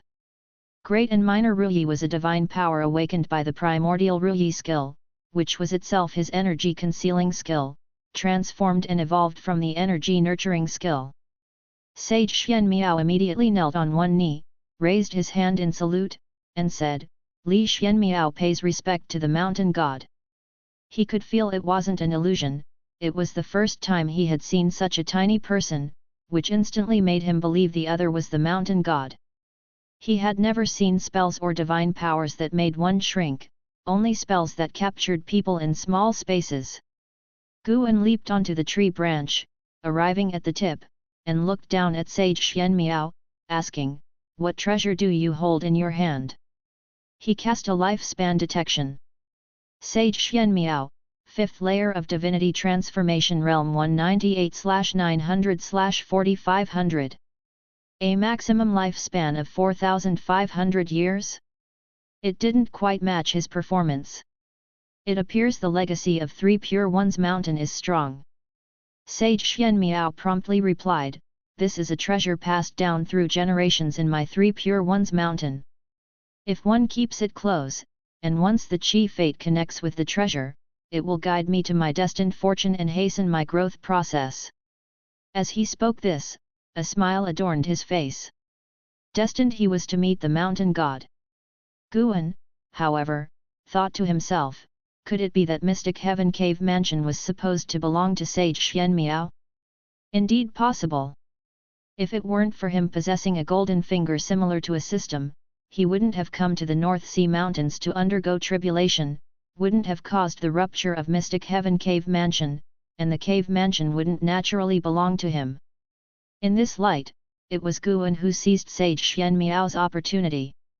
Sage Xianmiao then said, Senior Mountain God, I have just taken a disciple, but he is afflicted with severe poison, and I am unable to cure him.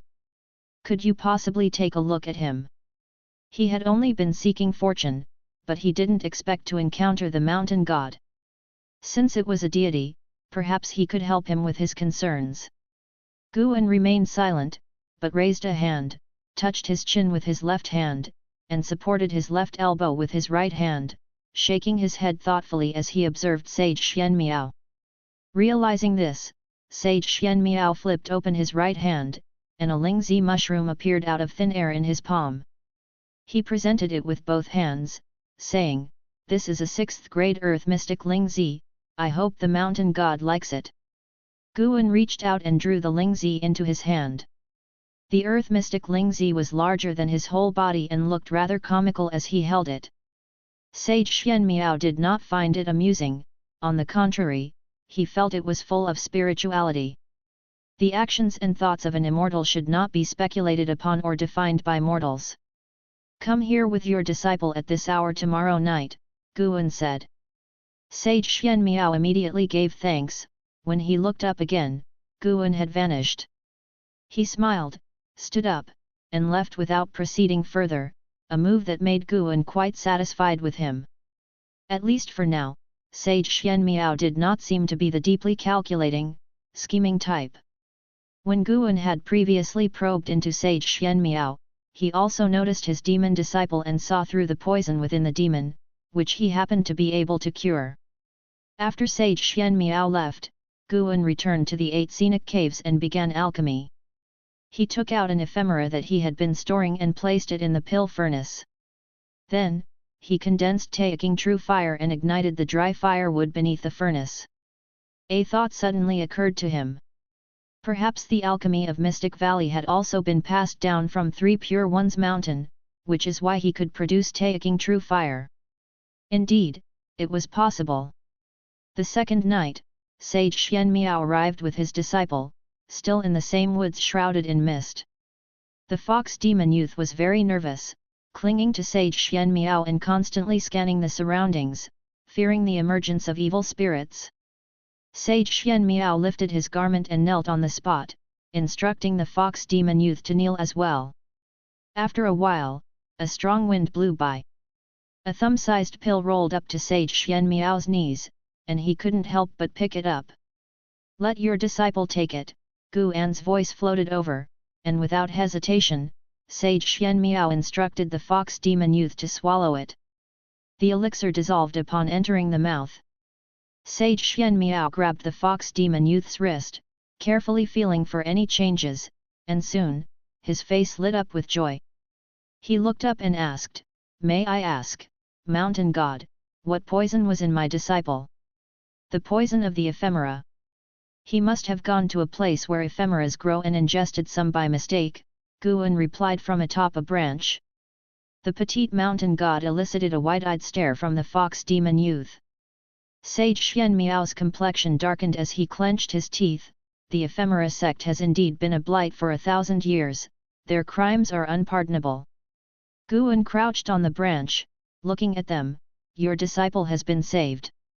It's time for you to go. Remember, don't reveal my existence to anyone, or I will trouble you." Sage Xianmiao looked up. "Mountain God, would you impart to me the ultimate skill to become number 1 in the world? I am willing to exchange all that I have." Being defeated by Anhao had become his obsession.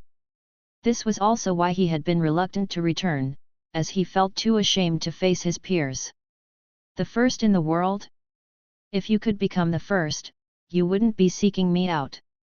Since you can't become the first, all that you have is not worth the value of the first," Guan said casually. A look of hope sparked in Sage Xianmiao's face despite his displeased expression. The mountain god had not rejected him. He had only been testing the waters but now saw a real possibility. After all, no disciple from 3 Pure Ones Mountain had ever encountered a terrestrial immortal. Such beings were incredibly elusive. Sage Xianmiao said, "Please, Mountain God, enlighten me. As long as it doesn't contravene the principles of 3 Pure Ones Mountain, I will surely comply." Guan feigned deep contemplation, arms crossed, and after a while, he suddenly spoke, "I have it. The divine skill you used to summon the mystic heart realm cultivator, give it to me in exchange." Sage Xian Miao's face changed drastically. His reverence for the mountain god deepened. The mountain god could discern his reliance on rituals, showing the high level of the mountain god's practice. Moreover, the location of that battle was so far from here. Sage Xian Miao hastily said, "The skill is called Divine Reaching Mystic Gate. It can only summon others and poses no harm to the common people. I am willing to exchange it with you, mountain god." While speaking, he took out a scroll from his sleeve and held it up. N/O/vel/b/in.c//om.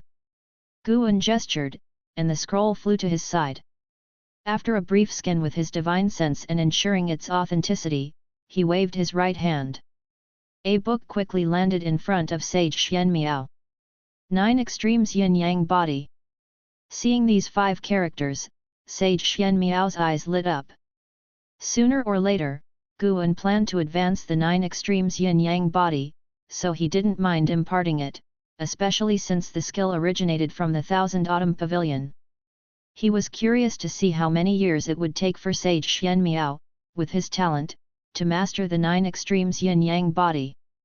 Sage Xian Miao picked up the secret tome and began flipping through it. Guan was in no rush and stored the Divine Reaching Mystic Gate scroll in his storage bag. After a while, Sage Xian Miao's hands trembled. Suddenly, he closed the secret tome, tucked it into his chest, and then extracted 7 wooden boxes from the storage ring on his thumb. He said, "This ultimate skill is stronger than the Divine Reaching Mystic Gate, I cannot take advantage of you.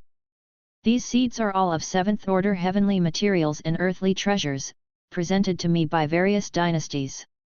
I had planned to use them to enhance my cave, but now I offer them to you." Consider it. Guan's goodwill towards Sage Xian Miao increased. He gestured and placed the 7 wooden boxes on the nearby tree trunk. "You may leave now." Sage Xian Miao immediately kowtowed, then had the fox demon youth do the same, before pulling him away without lingering. Guan watched their departing backs, inwardly reflecting, this truly is a karmic bond. It wasn't the bond between him and Sage Xian Miao he was referring to, but rather that between Sage Xian Miao and the fox demon youth. He couldn't help but conduct another lifespan detection. Underworld Fox Demon, Energy Cultivation Realm 4th Layer 14/999/14000. This maximum lifespan was exactly the same as that of the Underworld Demon Emperor, and both bore the name Underworld, definitely related. Guan even suspected that this individual might be the Underworld Demon Emperor himself. Chapter 133, Chapter 133, Becoming the Sect Leader of the Supreme Sect. The sky was high and the air was brisk, early autumn's breeze making one's mood cheerful. 3rd Medicine Valley. Guan was picking medicinal herbs, while Liu Lingjun followed closely, carrying a bamboo basket to collect the bundled herbs he handed over. "I see you not doing anything significant on normal days, why do I need to guard you?" Liu Lingjun said with a trace of resentment. "An inner sect elder guarding an outer disciple? If word got out, it would be a disgrace to the inner sect elders of the Supreme Sect. I haven't troubled you much on normal days either. You enjoy the treatment of an inner sect elder, and you even get to meditate under the mystic pure tree. Many elders envy you," Guan said nonchalantly, unable to keep a smile from curving his lips. Now, the harvest was all 6th grade medical herbs, each one bringing 60 to 100 years of lifespan. Gardening surely was more delightful. Killing a unification realm cultivator would give about the same lifespan, with much more grudge involved. Hearing Guan's words, Liu Lingjun found them logical, but still felt that her task was beneath her status, showing at least that LV Badian didn't respect her. Liu Lingjun had already set a new goal in her heart. That was to become the sect leader of the Supreme Sect. Since LV Badian had tied her and Guan together, she had to establish a better relationship with him. Guan had significant advantages, especially with the high-rank medical herbs in this medicine valley, which were enough to grant him substantial influence. In the future, she would protect Guan and use his medicinal herbs to draw people in, establishing a power group centered around them, and gradually plot their course. Thinking this, a smile suddenly bloomed on Liu Lingjun's face, like a lively flower, which Guan happened to witness, causing him to shiver. "What's with that expression? You aren't scheming against me, are you?" Guan asked warily. Liu Lingjun smiled and said, "How could I scheme against you? You are my valley master. Without your connections, how could I have the treatment I have today? Cough cough, nowadays I don't even restrict your cultivation time under the tree anymore. The outcome is better now, isn't it? After all, the Supreme Sect's 7th grade precious trees are few and far between." Guan feigned a cough and said, then continued to bend down picking herbs. Yes, you're right, I owe you a favor, and I'll repay it in the future." "That's more like it." Liu Lingjun no longer disturbed Guan as he worked. 30 minutes later, the two returned. Along the way, Liu Lingjun asked, "Valley Master, don't you want to improve your cultivation level? Making it onto the golden list shows your qualifications aren't bad, it's just that you don't love to practice." The higher Guan's cultivation level, the more it would benefit her grand plans. "Even if not bad, I'm definitely not a genius. My place on the list is thanks to magic artifacts. Stop persuading me. Even if I live for 700 or 800 years with arduous practice, most of that time would be spent on cultivation. Why shouldn't I just enjoy life? Not practicing is avoiding detours since my talents are not as incredible as yours," Guan argued with conviction, not knowing why, but Liu Lingjun felt a bit of melancholy. As an ascender, throughout her journey, she indeed had seen too many who spent their lives without escaping their fate. Countless people practiced arduously their entire lives and still died during tribulation crossing, were killed out of revenge, or succumbed to inner demons. Even for her, upon reflection, has she had as many happy moments in her life as this person has? At this moment, Guan's image in Liu Lingjun's heart began to change.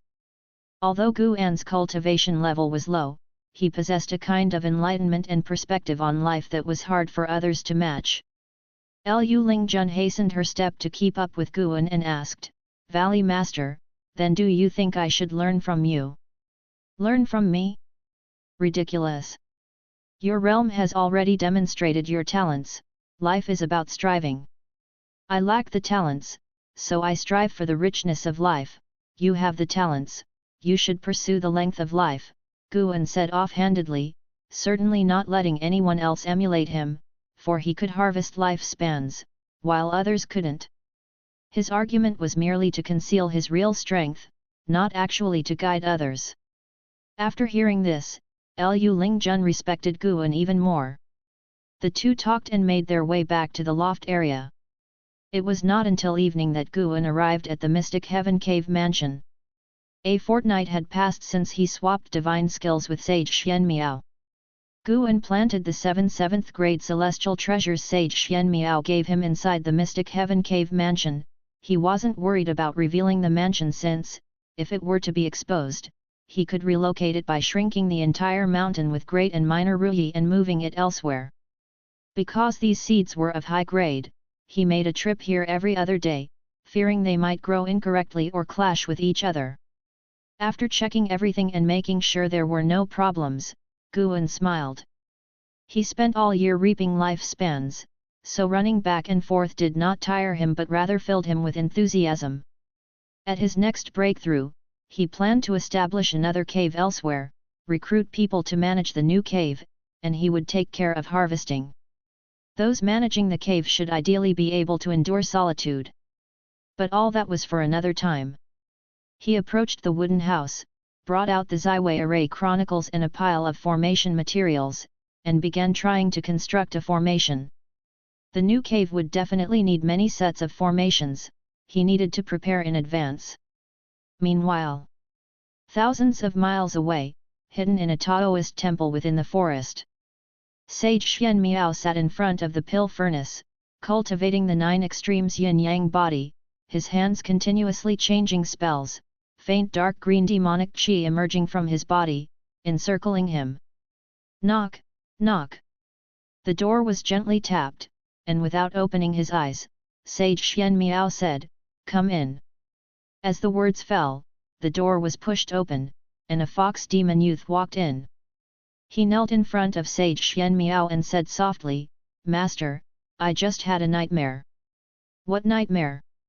"I dreamt that the sky tore apart, countless demons and cultivators burst forth, wantonly slaughtering all the living beings on the ground.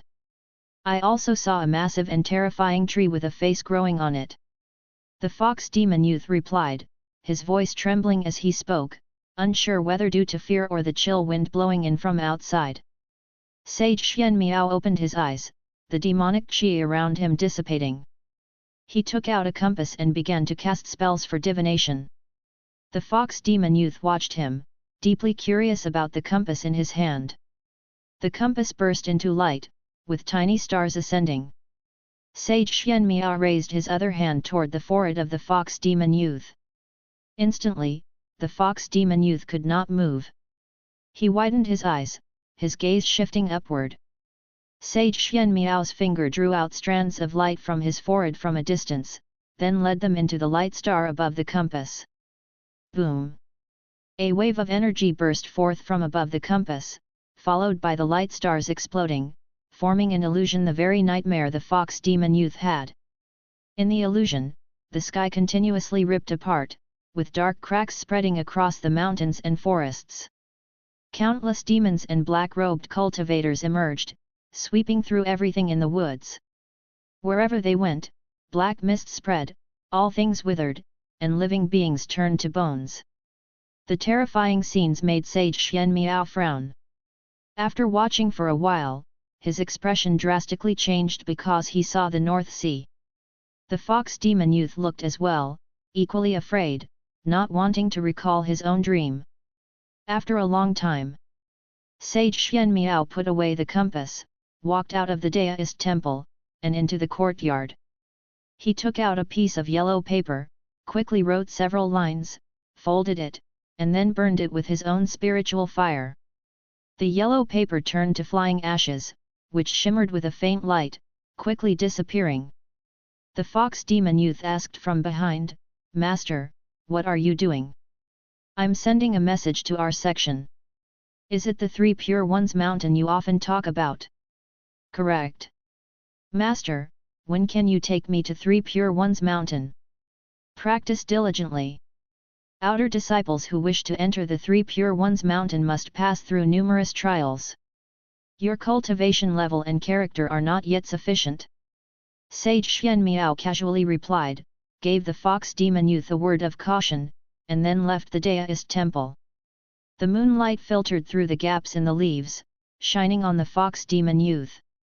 He watched the direction in which Sage Xian Miao departed, his innocent face slowly turning stern, his eyes flashing with a cold light. "Mountain God, hui!" Inside the mystic heaven cave mansion, Guan set down the brush and talisman paper in his hand, his expression stern.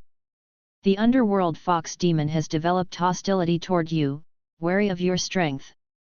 Do you wish to perform lifespan detection on it?" "Wary? What degree of hostility does this entail? Should I kill it?" Just thinking about the underworld fox demon's maximum lifespan of 14,000 years made him uncomfortable. Although demons generally have much longer lifespans than humans of the same realm, any who live up to 10,000 years are considered great demons. Guan looked up, his divine sense seeing Sage Xian Miao approaching him.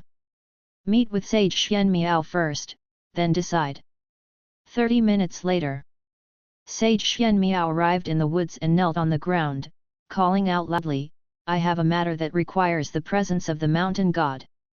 As his voice fell, the mountain god appeared on a nearby tree branch without any warning, which secretly impressed Sage Xian Miao with the vastness of the mountain god's divine skills. Before Guan could speak, Sage Xian Miao took out the compass and, while performing a spell, relayed the dream of his disciple.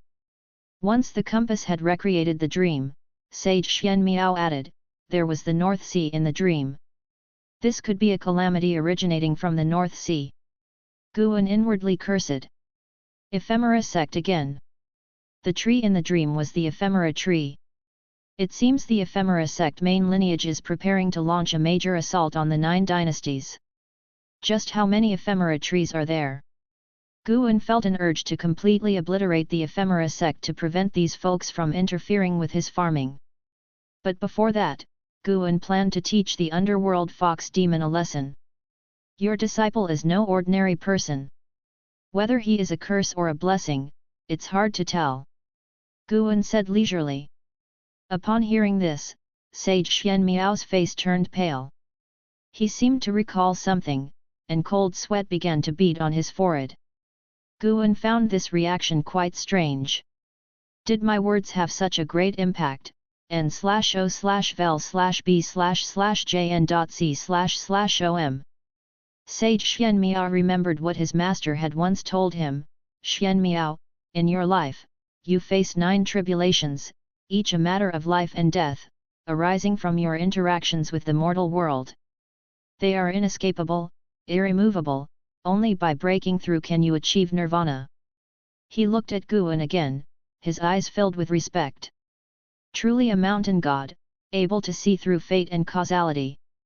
Taking a deep breath, he slowly stood up and then bowed deeply to Guan, saying, "Thank you for your guidance, mountain god. I will be careful." Having said this, he turned and left. Guan tilted his head, his face under the theatrical mask full of confusion. Chapter 134, Chapter 134, 9 Nether Domain, Great Chaos Under Heaven. After returning to the Mystic Heaven Cave Mansion, Guan lost interest in practicing formations, and instead began to watch the drama unfold, his divine sense following Sage Xian Miao. As expected, when Sage Xian Miao returned to the Deist temple, a conflict erupted with the underworld fox demon. Darkness conveniently ushered in a heavy rain, causing noise throughout heaven and earth. In the rainy night, Sage Xian Miao, holding a treasure sword, questioned the underworld fox demon about his origins. The underworld fox demon, in panic, said he had been injured before and had forgotten his origins. Had it not been for his master saving him, he would have died under the claws of another demon. The master and disciple duo erupted into intense conflict under the rainy night. After arguing for a while, Sage Xian Miao, chanting about breaking through calamity and seemingly possessed, raised his sword to strike the underworld fox demon.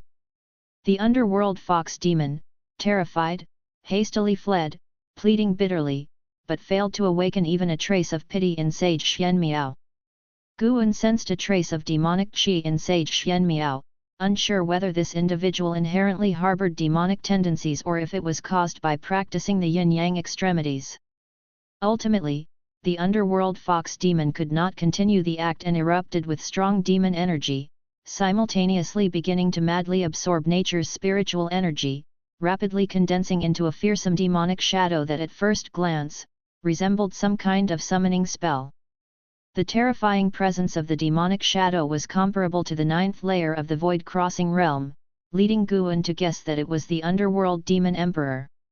As a divinity transformation realm cultivator, Sage Xian Miao simply couldn't defeat this demonic shadow. In the critical moment, he once again used divine reaching mystic gate, calling upon a Mahayana cultivator from the mystic heart realm to intervene. As soon as the Mahayana cultivator made a move, he directly dissipated the demonic shadow, and the underworld fox demon took the chance to escape. In the critical moment, Sage Xian Miao softened his heart, allowing the Mahayana cultivator to spare the underworld fox demon. When the divine reaching mystic gate dispersed, Sage Xian Miao collapsed once more, beginning to cough up blood frantically. It seems the cost of using the divine reaching mystic gate was very high. Truly, a thrilling sequence of conflicts. Guan felt moved, feeling as if he were reading a novel. The underworld fox demon has generated hostility towards you, detesting you to the bone. Do you want to perform lifespan detection on it? Here it comes. Time to work. Guan got up, beginning to move his limbs. Within the forest, the underworld fox demon quickly fled. Under the downpour, he appeared very bedraggled. Unsure how long he had been running, he stopped under a large tree, pressing on the wound at his waist, the rain drenching his long hair, and his face turning fierce. Mountain God, damn it, I was almost successful. The underworld fox demon muttered to himself, his eyes filled with a murderous intent. He did not believe in any mountain god, that person was probably transformed by some malevolent spirit. In any case, daring to ruin his plan to enter the Three Pure Ones mountain, he was determined to take revenge. Are you talking about me? A voice suddenly rang next to the underworld fox demon's ear, startling him enough to instinctively turn his head, only to see a figure in white robes wearing a theatrical mask standing on his shoulder. Before he could react, a terrifying divine sense assaulted his soul. Hey? So here you are. When Guan's divine sense intruded into the underworld fox demon's body, he discovered another primordial spirit hidden in the depths of the underworld fox demon's soul. The underworld demon emperor. This guy was really formidable, to have escaped the notice of Mahayana cultivators. Unfortunately for him, he should not have harbored ill intentions. Guan began to use the soul-capturing skill, seizing the memories of the underworld demon emperor. The memories of the underworld demon emperor were exceedingly vast. Guan, deeming it troublesome, took only the most recent 100 years of memories. After a quick soul search, he finally understood the origins of the underworld demon emperor. The underworld demon emperor came from the Nine Nether Road, a demon from within the Nine Nether domain who had long suffered persecution from the Ephemera Sect. 200 years ago, taking advantage of the Ephemera Sect's opening of the Nine Nether Road, he escaped to the Nine Dynasties. Over 200 years, he had wandered the world, visiting many sects. He considered the mightiest sect to be the Three Pure Ones Mountain. The rich foundation of deist sorcery at the Three Pure Ones Mountain, established for over 10,000 years, made it the most ancient sect in the lands of the Nine Dynasties. He attempted to infiltrate it but was discovered just as he stepped halfway through the sect gate, nearly dying at the Three Pure Ones Mountain. Therefore, throughout the following years, he constantly kept the Three Pure Ones Mountain in his thoughts. The underworld fox demon was a small fox seized by the underworld demon emperor. Its original soul had been erased. He was using a special seizing technique, difficult to be detected. The reason he manifested the scene of the Ephemera Sect attacking was to force Sage Xian Miao back to the Three Pure Ones Mountain, to not linger in the North Sea Mountain. Unexpectedly, after learning of this, Sage Xian Miao went to find the mountain god. This caused the underworld demon emperor to harbor hostility towards the mountain god. After a major battle, once Sage Xianmiao returned to settle accounts, his hostility towards the mountain god turned into a killing intent. The whole affair felt somewhat coincidental, but now that the underworld demon emperor harbored a killing intent towards Guan, he could not let him live. An hour later, Guan withdrew his divine sense, using Taixuan true fire to burn the underworld fox demon, reducing him to ashes, completely obliterating his soul, successfully seizing 93 years of lifespan. He then returned to the Supreme Sect. Back in the attics of Mystic Valley, Guan sat at his desk, taking out paper and a pen. First, he wrote down 3 big characters. Nine Nether Domain. Through the memories of the underworld demon emperor, Guan learned that the Nine Nether Road was an independent world, known as the Nine Nether Domain, inhabited by the demon clan and malevolent spirits, constantly oppressed by the Ephemera Sect. He planned to write the Nine Nether Domain into an encyclopedia, later in another form to pass on to the Supreme Sect, facilitating their exploration. The leaves of autumn carpeted Mystic Valley. Over 20 servant disciples were busy sweeping the fallen leaves. Guan walked downstairs, just in time to see several disciples of the Supreme Sect flying overhead, traveling extremely fast. He just glanced once before withdrawing his gaze, preparing to head towards the Third Medicine Valley. Before reaching the transmission array platform, Guan sensed a presence. He stopped and turned to look at the working servant disciples. Half an hour later, Yelan flew into the Medicine Valley, pulling Guan upstairs to talk. After closing the door, Yelan said in a deep voice, "The Nine Nether Road is in urgent trouble, the Ephemera Sect has arrived. A great battle is about to erupt, not just at the Nine Nether Road, but Ephemera Sect's demon cultivators have also appeared in various places. This situation is completely different from the past. The law enforcement hall must go out to protect the common people. I need to leave today. Is it that urgent?" Guan immediately took out a batch of healing pills and handed them to Yelan. Yelan did not refuse and cautioned, "During this time, you must be careful. According to our previous investigations, there are still spies from the Ephemera Sect within the Supreme Sect. This time, we are facing the Ephemera Sect main lineage, and they might come out in full force. This is a calamity that occurs once in 1,000 years. I understand. Take care of yourself, don't let go of the White Spirit Sword," Guan nodded. Upon hearing this, Yelan lifted the White Spirit Sword in her hand and smiled, "All right." After she passed on some important intelligence, she hurriedly left. Guan stood in front of the pavilion, watching her leave. He had already felt the outbreak of battles in the distance, and not just in one place. N/O/vel/b/jn.c//om. This time, the Ephemera Sect's offensive was far greater than before. Previously it was defense, but now it was an invasion. Guan had no immediate plans to act. He decided to let the 9 dynasties withstand it first to avoid startling the enemy. His target was dealing with that Mahayana cultivator. Before that, Guan decided to find a place to make a breakthrough. A Mahayana versus Mahayana, no confidence.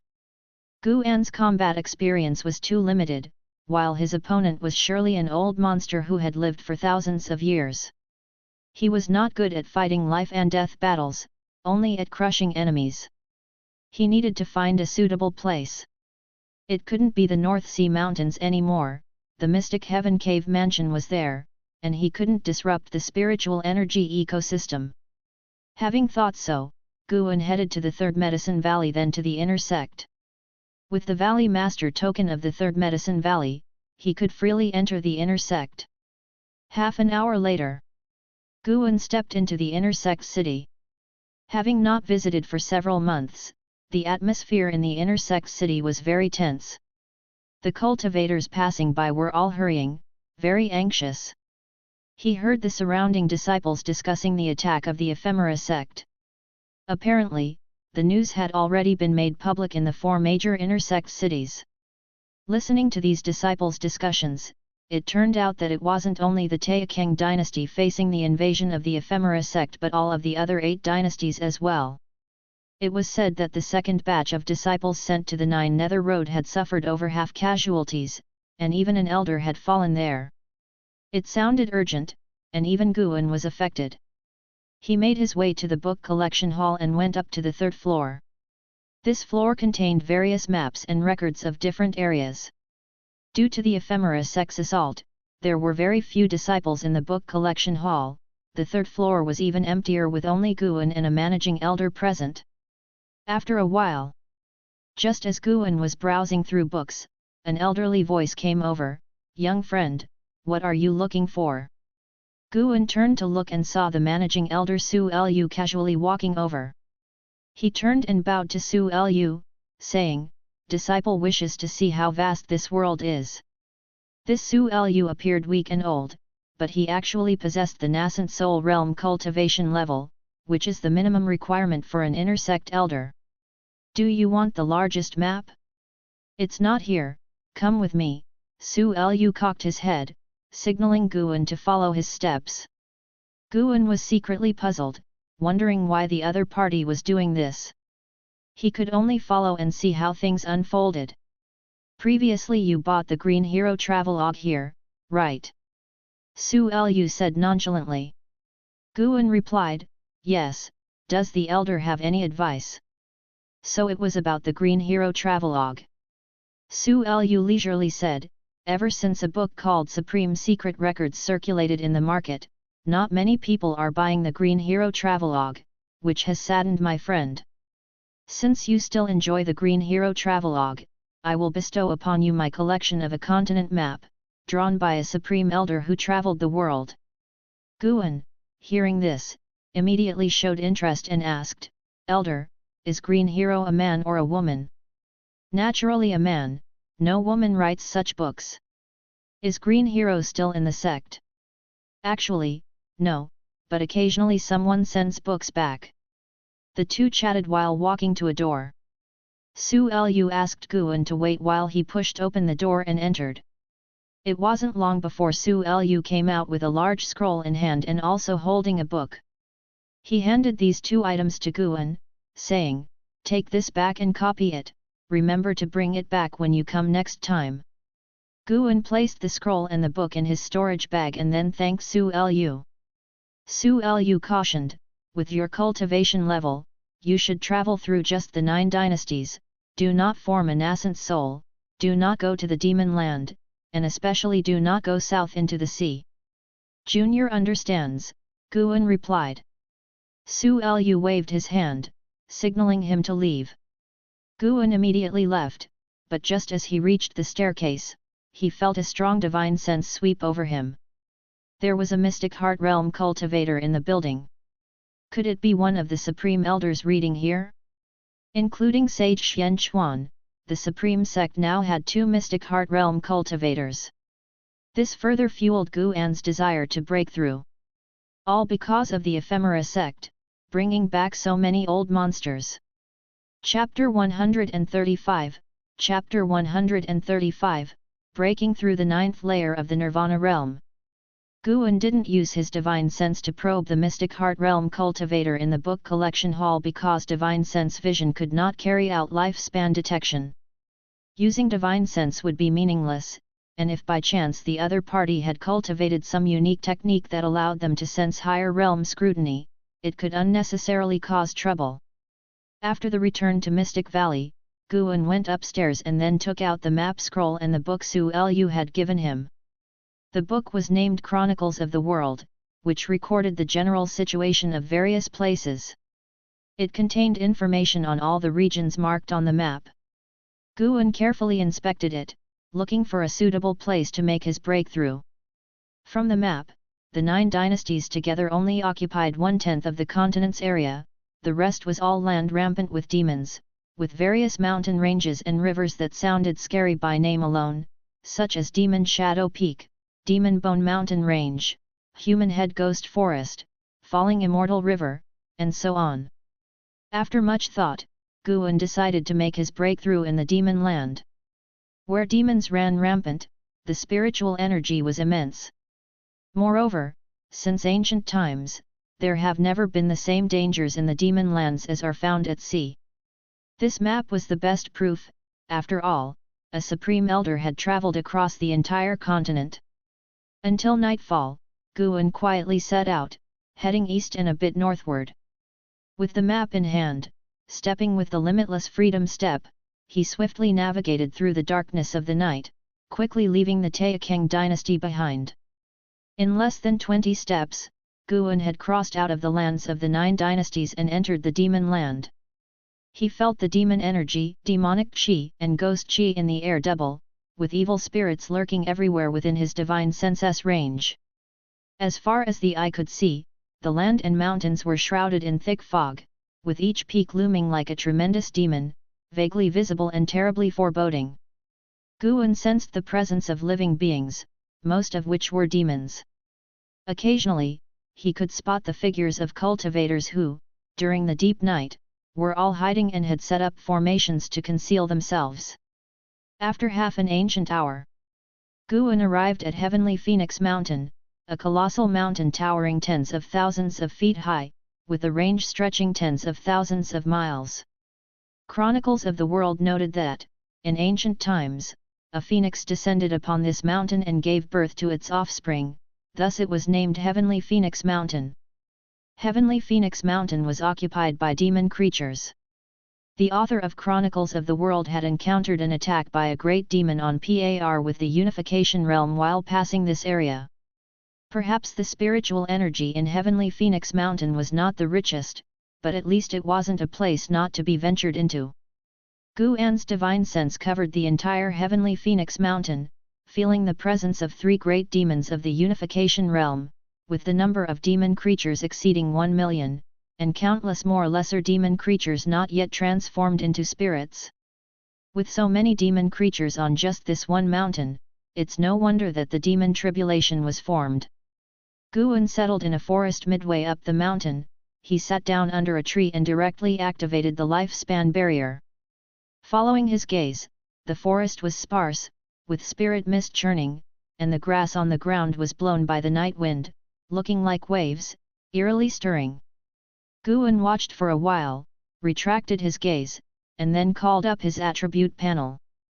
Seeing his own lifespan of 2,380,000 years, Guan felt somewhat pained.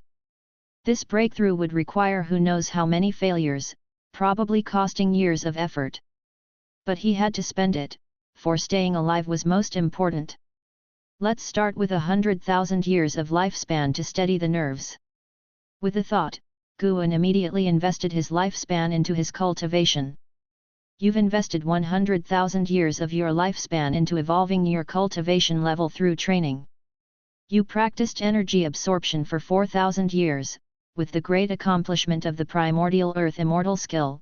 You forcefully attempted to break through into the nirvana realm, started tribulation crossing, but didn't survive the innate 5 elements divine thunder tribulation, failing the crossing. You practiced energy absorption for 8,000 years, with the great accomplishment of the primordial earth immortal skill. You forcefully attempted to break through into the nirvana realm, started tribulation crossing, but didn't survive the innate 5 elements divine thunder tribulation, failing the crossing. Good grief! 4,000 years per tribulation crossing attempt?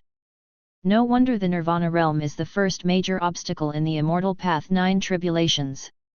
Prompt after prompt quickly appeared, but Guan's expression remained unchanged. 100,000 years of lifespan gone like running water. Let's go for another 100,000 years. The evolution training began once more. Guan's eyebrows twitched slightly.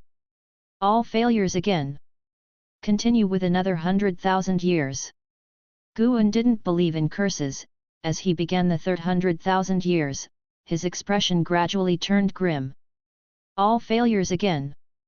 Guan's complexion suddenly darkened, as he invested the fourth 100,000 years. Failure alerts kept pricking at his mind, but fortunately, this time, he succeeded. Seeing the success prompt, the gloom in his heart was swept away, and a smile bloomed on his face. N/O/vel/b/jn.c//om. You practiced energy absorption for 74,000 years, with the great accomplishment of the primordial earth immortal skill.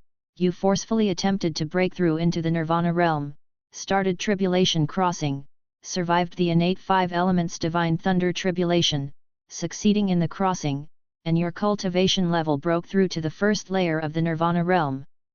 You practiced energy absorption for 77,000 years, your cultivation level has risen to the second layer of the nirvana realm. You practiced energy absorption for 80,000 years, your cultivation level has risen to the third layer of the nirvana realm. You practiced energy absorption for 83,000 years, your cultivation level has risen to the fourth layer of the nirvana realm. You practiced energy absorption for 98,000 years, your cultivation level has risen to the eighth layer of the nirvana realm. The eighth layer of the nirvana realm.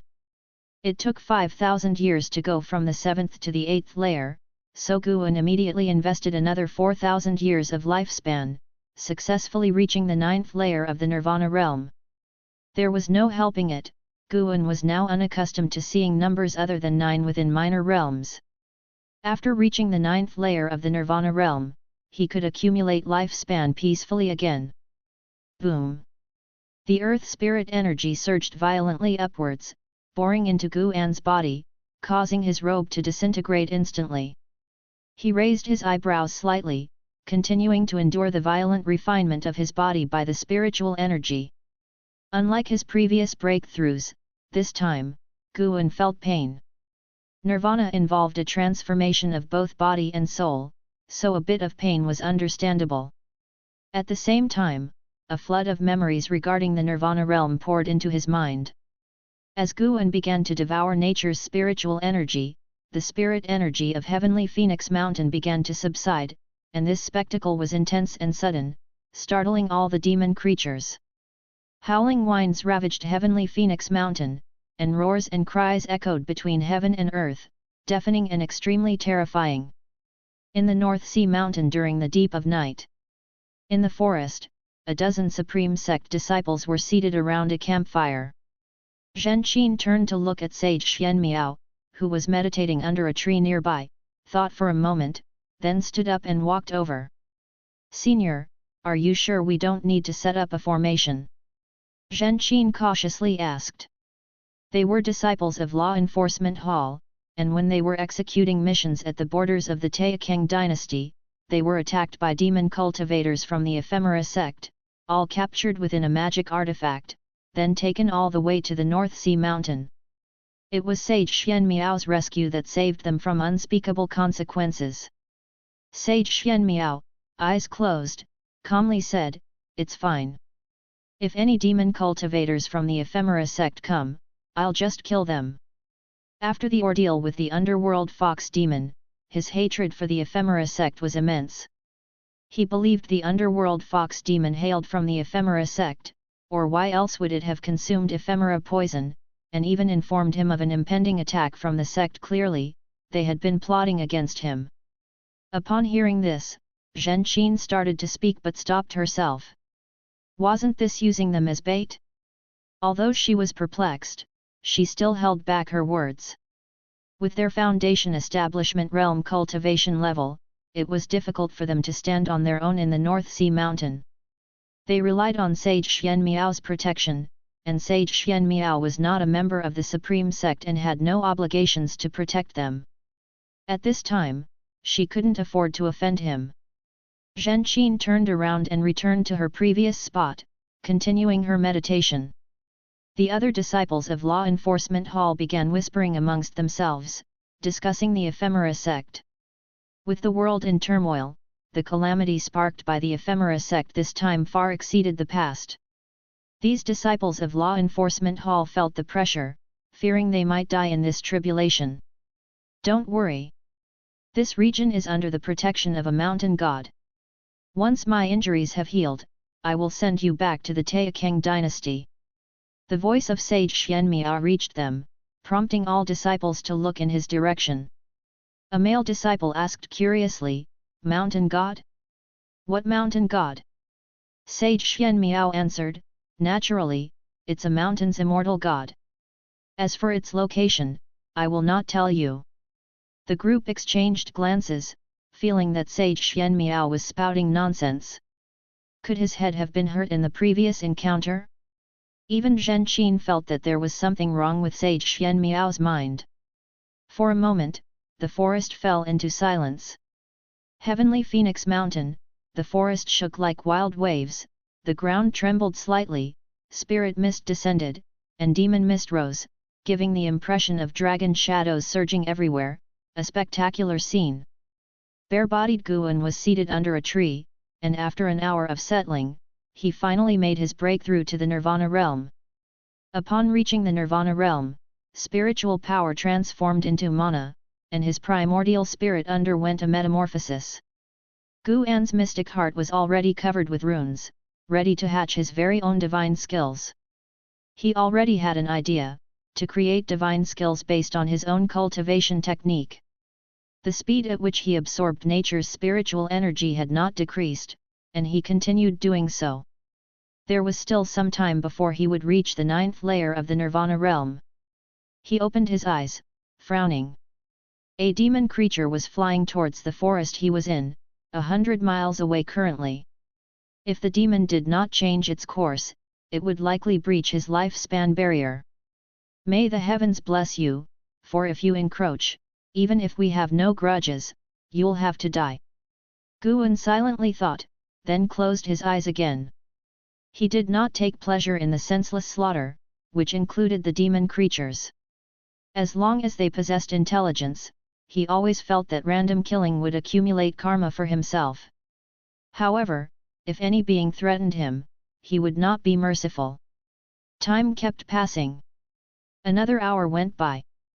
Guan's cultivation level had reached the 6th layer of the Nirvana realm, and the fierce winds around the world began to wane, not because the pace of his spiritual energy devouring had slowed but because the spirit energy of heavenly Phoenix Mountain was nearly depleted. Now, his lifespan barrier was drawing spiritual energy from much farther areas. A few miles away, on a hillside, a red figure was making its way forward. As the demon mist in the sky dissipated, the bright moon emerged, and beneath the moonlight, a woman in red was moving forward. With her hair disheveled and feet bare, her gait was staggering as if she could fall at any moment. Her long hair was messy, some strands stuck to her face by blood, only her bright, large eyes were clear to see. Her gaze was downcast, and she looked extremely weak. "I can't fall.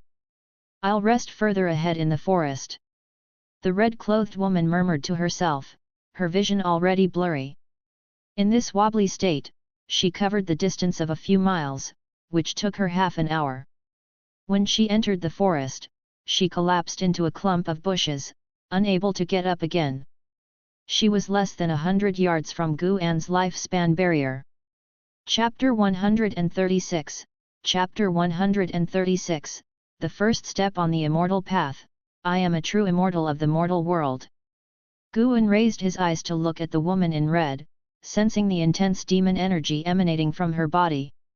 A demon capable of complete shape-shifting was generally a great demon, yet the demon energy of this one was merely comparable to the 9th layer of the Foundation Establishment realm, which was indeed strange. He immediately initiated a lifespan detection. Tian Yaoer, Foundation Establishment Realm, 9th layer 17/999/18,000. The maximum lifespan was higher than that of the underworld Demon Emperor, breaking the records of the demon clan's qualifications known to Guan. Leaving aside the spirit tree, the Ghost Mother of Ephemera holds the highest maximum lifespan at 54,000 years, but the Ghost Mother is a ghost, and should not be directly compared. Guan couldn't help but sigh. The human race truly faced harsh conditions, bound by a fate of less than 10,000 years. Of course, the perception of the human race was higher than that of the demon and ghost clans, at least, Guan had not yet seen a demon or ghost whose cultivation speed surpassed that of Li Suandao. As Guan thought this, he waited for the breakthrough to end. After spiritual power transformed into mana, the change in strength was earth-shattering. Guan felt that he could now easily crush his former self before the breakthrough. Perhaps this was what the true immortal path entailed.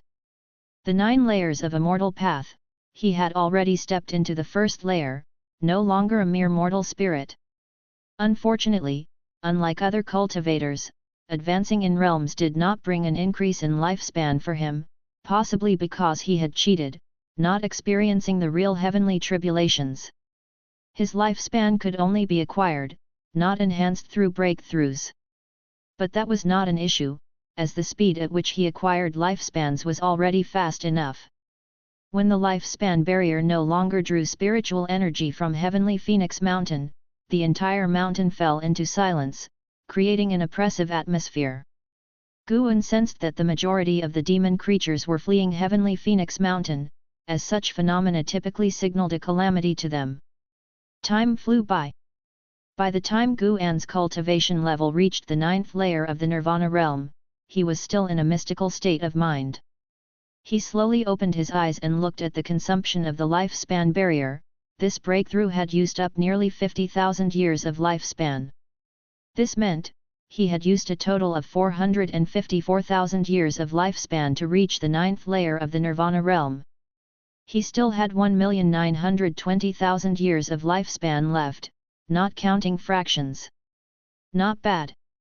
Guan stood up, took out a black garment, and as he dressed, he looked toward the distant Tian Yaoer. Now, he could see things invisible to ordinary beings. He saw wisps of grey aura on Tian Yaoer's body. When his divine sense probed into the grey aura, he saw past scenes from Tian Yao's life. Could this be the legendary karma? Guan began to probe the past of Tian Yao, so he did not immediately dispel the lifespan barrier. After the breakthrough, the consumption of the lifespan barrier slowed down significantly, and keeping it a bit longer wouldn't cause much loss. When Guan finished dressing, he dispelled the lifespan barrier and walked towards Tian Yao.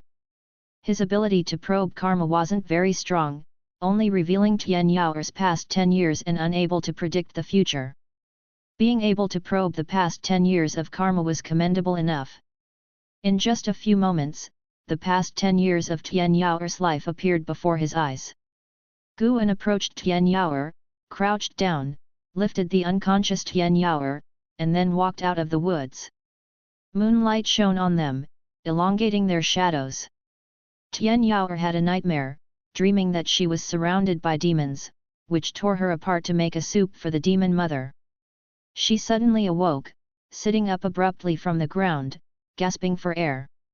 She instinctively looked around and found herself in a cave. Her eyes were drawn to the firelight where a figure was meditating beside a fire pit, which frightened her into shrinking back against the wall. You! Tian Yao was still unsettled, unsure what to say. She looked closer. The person was wearing black clothes and a mask, appearing very mysterious. It was Guan. At the moment, Guan was immersed in the power of the Nirvana realm. His divine sense covered vast territories. He could even see the entirety of the 9 dynasties from Heavenly Phoenix Mountain, a feeling that fascinated him. Was this what the realm of immortal path felt like? Guan felt like a true immortal of the mortal world, as if he was omnipotent. Tian Yao's gaze fell on an elixir bottle on the ground. After hesitating for a moment, she moved forward 2 steps, cautiously picked up the bottle, opened it, and the fragrance made her eyes light up. She immediately poured the elixir into her mouth. After consuming the elixir, she felt her strength returning considerably, an indescribable sensation. Refreshed and clear-headed. She noticed that the wounds on her body had scabbed over. She involuntarily shrank back against the cave wall, curling up and covering her muddy feet with her clothes. Once she calmed down, she realized that it was the person in black who had saved her. Curiously observing Guan, she found his presence very unfamiliar. Subscribe to Chinese novel audio wave. Since hatching from her shell, she had not yet encountered a cultivator of the human race. She was raised by the demon mother from childhood, and the red clothes she wore had also been passed down to her by the demon mother. After a while n/o/vel/b/in.c//om. Guan withdrew his divine sense, slowly opened his eyes, turned his head to look, and his eyes visible beneath the mask met with Tian Yao's gaze, causing her to pause in shock and then snap out of it. "Thank you, Senior, for saving me," Tian Yao timidly said, like a small cat. Guan spoke, "What do you plan to do next?" From his previous spying, Tian Yao was a demon creature reared by a demon king in the unification realm. There were other young demons in that cage who could shapeshift at a young age, which indicated they were not ordinary. Because the spiritual energy suddenly sank, the demons thought a disaster was imminent, so they all migrated. During the migration, they encountered a great demon, and a battle erupted. Tian Yao escaped amidst the chaos. Afterward, she fled all the way to where Guan was. Perhaps because they were both orphans, Guan felt a hint of sympathy for Tian Yao. He didn't leave immediately.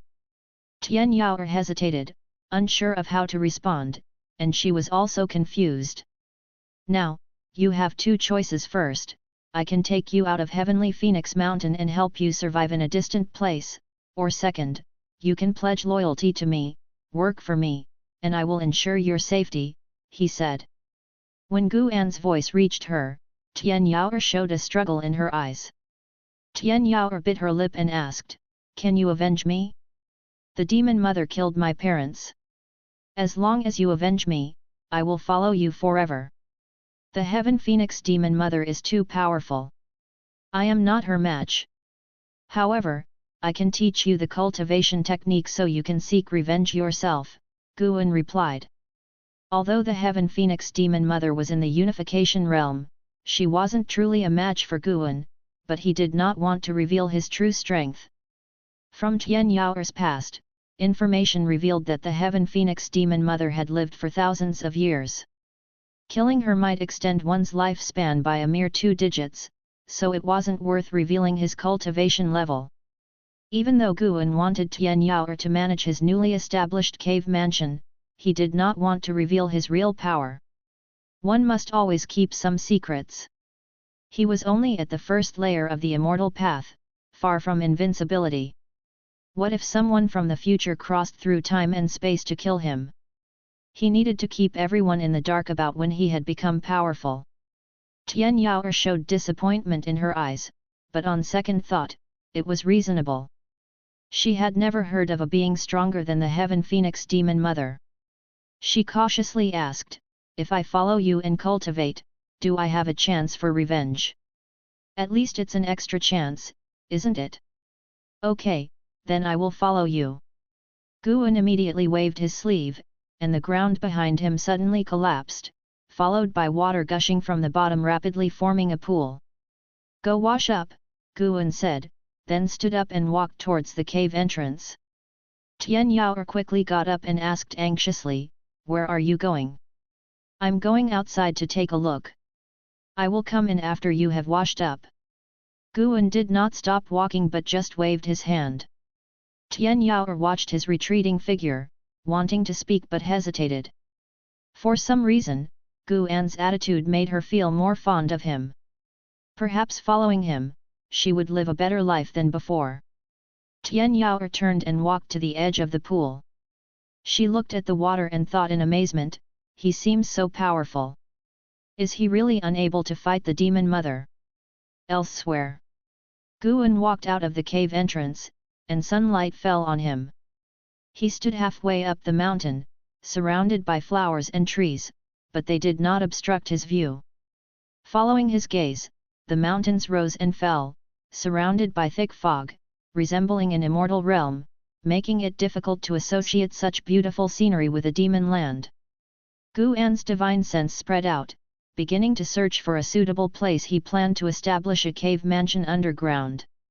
After settling Tian Yao today, he would return to his business.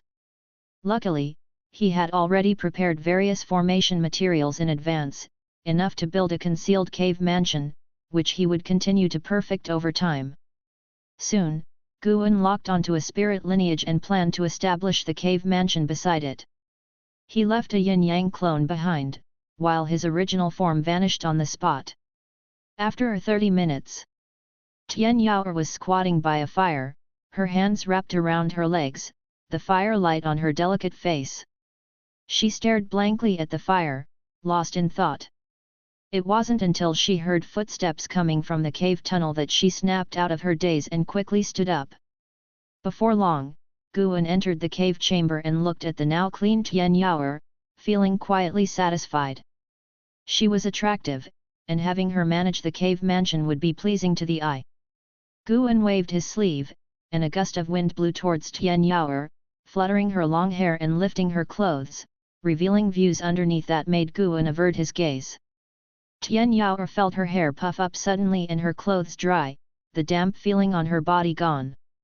Guan raised his hand, summoning Tian Yao through the air to face him, then grabbing her shoulders, both vanished within the cave. Tian Yao only felt dizzy, extremely uncomfortable, unable to open her eyes or extend her divine sense, which made her instinctively clutch at Guan's belt. Soon, she felt her feet touch the ground and the discomfort faded. She opened her eyes wide in astonished wonder. They had arrived at a vast underground space, almost as large as Mystic Heaven Cave Mansion, with walls embedded with various spirit stones, emitting light and rich in spiritual energy, making Tian Yao feel exhilarated. This cave mansion was personally created by Guan. At first glance, it seemed naturally formed by the earth, with its environment appearing as if crafted by sublime skills. From now on, you will live here. You should first heal and stay inside. This is still Heavenly Phoenix Mountain. If you feel bored, you can read some books, Guan said as he pulled out Investiture of the Gods, Supreme Immortal Venerable, and other books from his sleeve, placing them on the ground. After speaking, he vanished on the spot. Tian Yao crouched down, picked up a copy of Investiture of the Gods, and began to flip through it, her face filled with confusion. She couldn't read. Chapter 137, Chapter 137, Are there immortals in this world? Third Medicine Valley, the autumn breeze fluttering.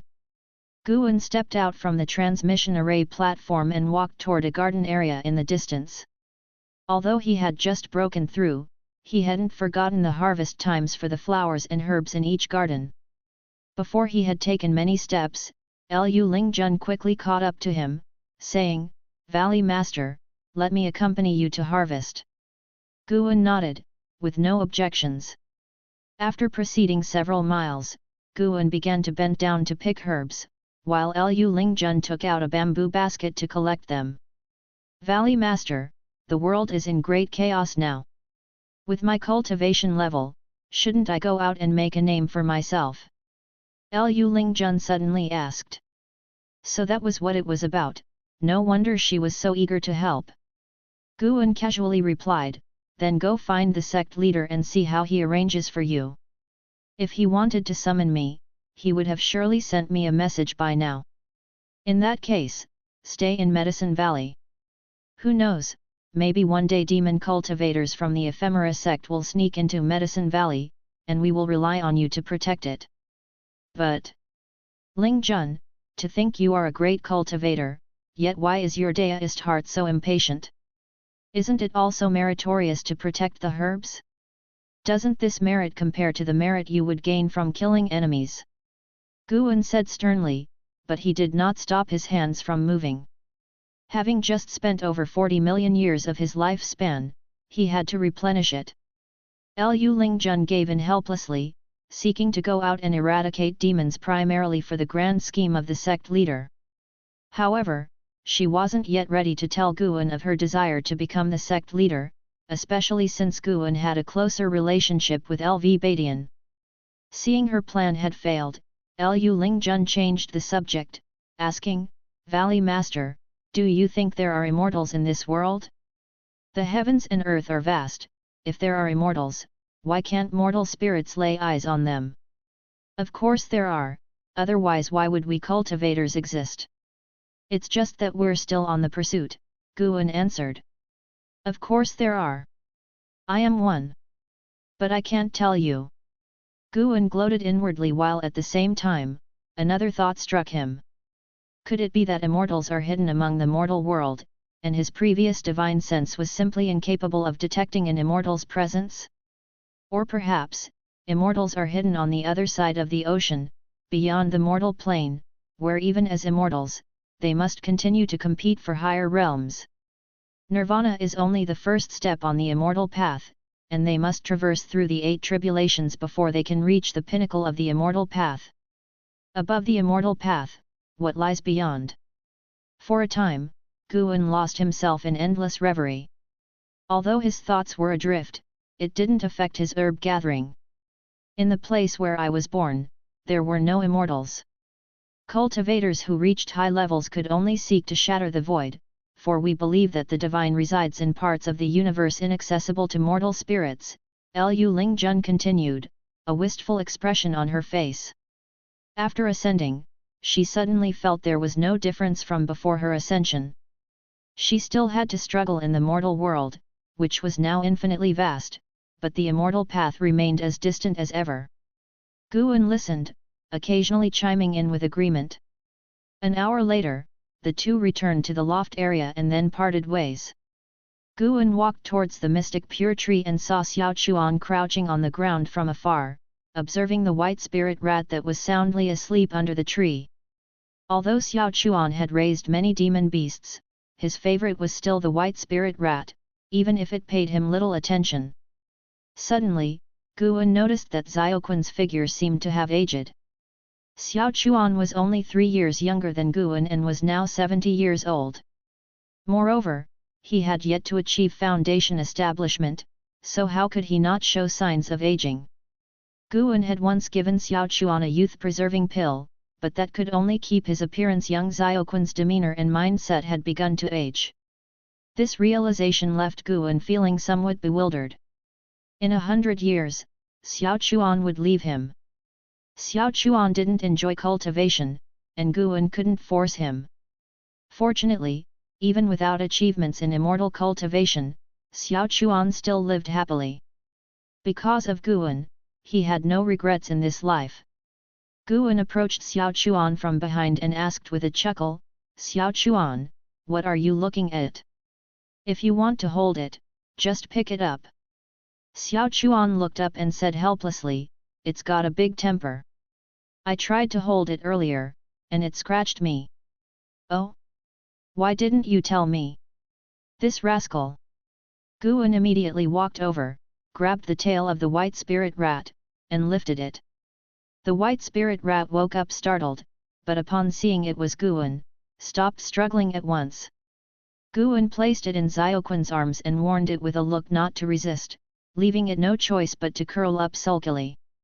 Seeing he finally held the white spirit rat, Xiaoquan's face broke into an excited smile, and he began gently stroking its back.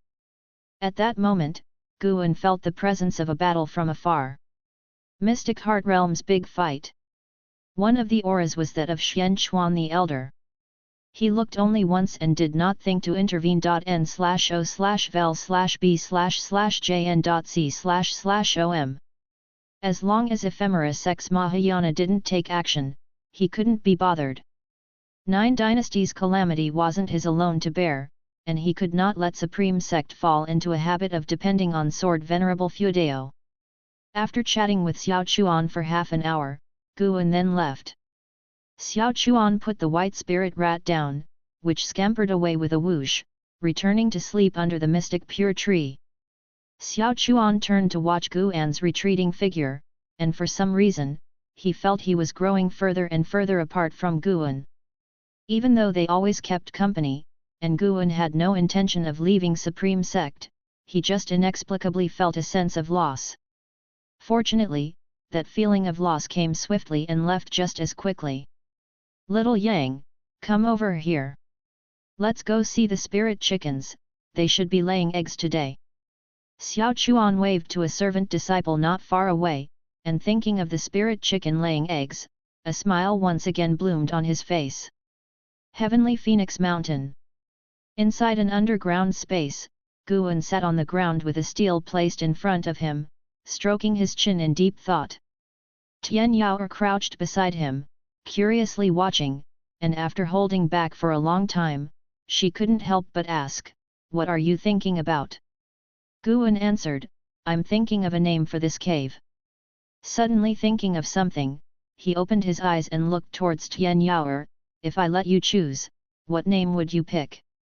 Upon hearing this, Tian Yaoer tilted her head, pondered for a moment, and said, "How about Demon Nest?" Guan closed his eyes again, too lazy to continue the conversation. Tian Yaoer pouted. She lifted both hands, curved them into claws, and gently swiped at Guan, then stuck out her tongue and made a face as if trying to scratch him. After the time it takes an incense stick to burn. Guan stood up, startling Tian Yaoer into rising as well. She widened her eyes, watching Guan.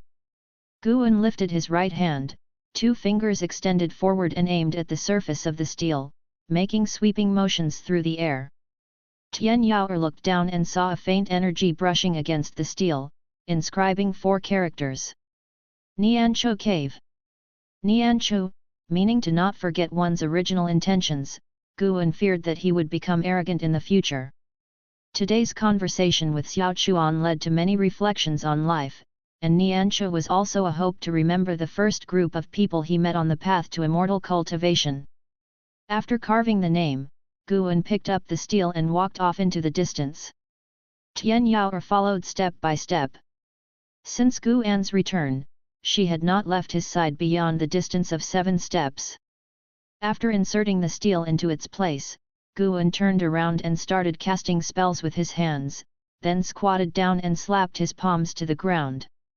Actually, he didn't need to go through all this trouble, he was simply putting on a show for Tian Yaoer. As his mana burrowed into the soil, the barren ground began sprouting weeds. In less than 3 breaths, the entire area around Nianzhou cave was covered, leaving Tian Yaoer with eyes wide open in amazement. This was one of Guan's mystic heart divine powers, which he called All Things Divine Presence. All Things Divine Presence wasn't merely capable of this, it could create flora using mana within the reach of his divine sense. These plants, infused with his mana, could provide him with a field of vision. They had countless marvelous uses and could form rapidly enough to be used as a lethal move. With a wave of his hand, Guan could easily conjure a forest wall tens of thousands of feet high. As for the ultimate limit of this power, even he wasn't sure for now. Just the thought of it filled him with anticipation. Beyond that, this divine power could also accelerate the growth of plants. Today, Guan planned to conduct an experiment. He wanted to see whether speeding up the growth of herbs would affect the lifespan they absorbed. He took out a seed and buried it in the soil. Tian Yaoer was dumbfounded, looking at the greenery that carpeted the ground. She seriously doubted Guan's word, as she had never seen the Heaven Phoenix Demon Mother employ such methods. Half an hour later, Guan sighed, holding a fresh rank 2 spirit grass in his hand. Forcing growth did reduce lifespan indeed. He forcibly matured a rank 2 spirit grass within half an hour, but the attempt to absorb its lifespan failed. Based on the lifespan detection, this rank 2 spirit grass was already at its end, yet it didn't show the remaining lifespan in months, making it difficult for him to judge directly. It seemed that he had to farm honestly after all. Guan cursed himself for being greedy. His ability to absorb lifespan was already quite remarkable, yet he still wanted more speed. He stood up, and Tian Yaoer beside him did the same, as if imitating him. "Don't you have something to do?" Guan couldn't help but ask. Tian Yaoer blinked. "Do what? Don't you want revenge? Why aren't you cultivating?" "How do I cultivate? You haven't taught me the technique of immortal cultivation." Tian Yaoer replied aggrievedly. One couldn't help but feel pity for her when she looked so distressed. Guan silently cursed Demonis under his breath, then asked, "How did you improve your cultivation level?" He had seen Tian Yaoer's past, but only 10 years of it. From the very beginning, she was raised by the Heaven Phoenix Demon Mother, who occasionally fed her various elixirs and medicinal broths. He thought she had learned the technique of immortal cultivation when she was younger. "I don't really know, it just increased like that," Tian Yaoer replied. Upon thinking it over, Guan considered this a good thing, as it meant she wouldn't have to start her cultivation all over again. Then, Guan began imparting the primordial earth immortal skill to Tian Yaoer. Tian Yaoer was completely clueless about cultivation, which made Guan explain some basic cultivation knowledge to her. A night passed, and Tian Yaoer was finally able to absorb energy on her own, which relieved Guan. During this process, he discovered that Tian Yaoer couldn't read. He glanced towards the scattered assortment of books in the distance and pondered whether to leave a copy of the Supreme Secret Records. It had pictures after all. But immediately afterward, he dismissed the idea. That's too underhanded. He couldn't let an ignorant Demonis read such books. If Tian Yaoer harbored improper thoughts later on, it could even affect his own cultivation here. It was all Shen Zhen's fault, causing Guan's thoughts to become increasingly impure. Some books being forbidden made sense. Chapter 138, Chapter 138, Mountain God Descends, Punishment. The autumn wind was bleak in the mountain forest as Zhen Qin and others followed Sage Xianmiao. Sage Xianmiao walked at the front, leaving a trail of blood that made everyone following extremely worried, but they knew that any attempt to comfort him would be futile. They just tried as best as they could not to disturb him. Boom! A deafening explosion sounded from the distance, and a wild wind roared in, overpowering the trees. Everyone hastened to mobilize their spiritual power to resist the fierce storm. Sage Xian Miao used his sword to block, and his divinity transformation realm cultivation level fended off most of the pressure. He couldn't help spitting out a mouthful of blood, causing the disciples of Law Enforcement Hall from the Supreme Sect behind him to worry for him. A few moments later, the windstorm ceased, and Sage Xian Miao half knelt, using his sword to steady his body. The surrounding forest was nearly all toppled, with grass and debris flying everywhere, creating utter chaos. Zhen Qin and others hurriedly gathered around, concerned for Sage Xian Miao's safety. Since Sage Xian Miao had saved them, they had experienced numerous ferocious battles almost daily, which not only prevented his injuries from healing but had exacerbated them. Sage Xian Miao raised his head, his pale face filled with resentment, and he gritted his teeth and said, "The enemy is coming, everyone, meditate." Upon hearing his words, everyone quickly sat down, having developed an unconditional trust in Sage Xian Miao over the days. Without him, they would have already perished. Sage Xian Miao took a deep breath and said softly, "Together, call out in your hearts to the mountain god and pray for intervention to save us." He had no other choice as his spiritual power was insufficient to perform the divine reaching mystic gate, and the only hope he could think of was the mountain god. Although they were far from the place where the mountain god resided, he believed that the mountain god could surely feel their call. The disciples listened to his words, all of them astonished, and some were even more anxious. Why not flee instead of praying to some mountain god? Exactly, the world is in chaos and full of battlefields, we might be able to escape amidst the chaos. We can take turns carrying you and make our escape, we will surely find a way out. We cannot just sit here and wait for death. What mountain god? If such a being existed, how could the ephemera sect wreak havoc like this? The disciples grew more and more agitated as they too felt a powerful presence approaching. Sage Xian Miao spoke up, "We can't escape. They have already locked onto us. Quickly sit down and do as I said.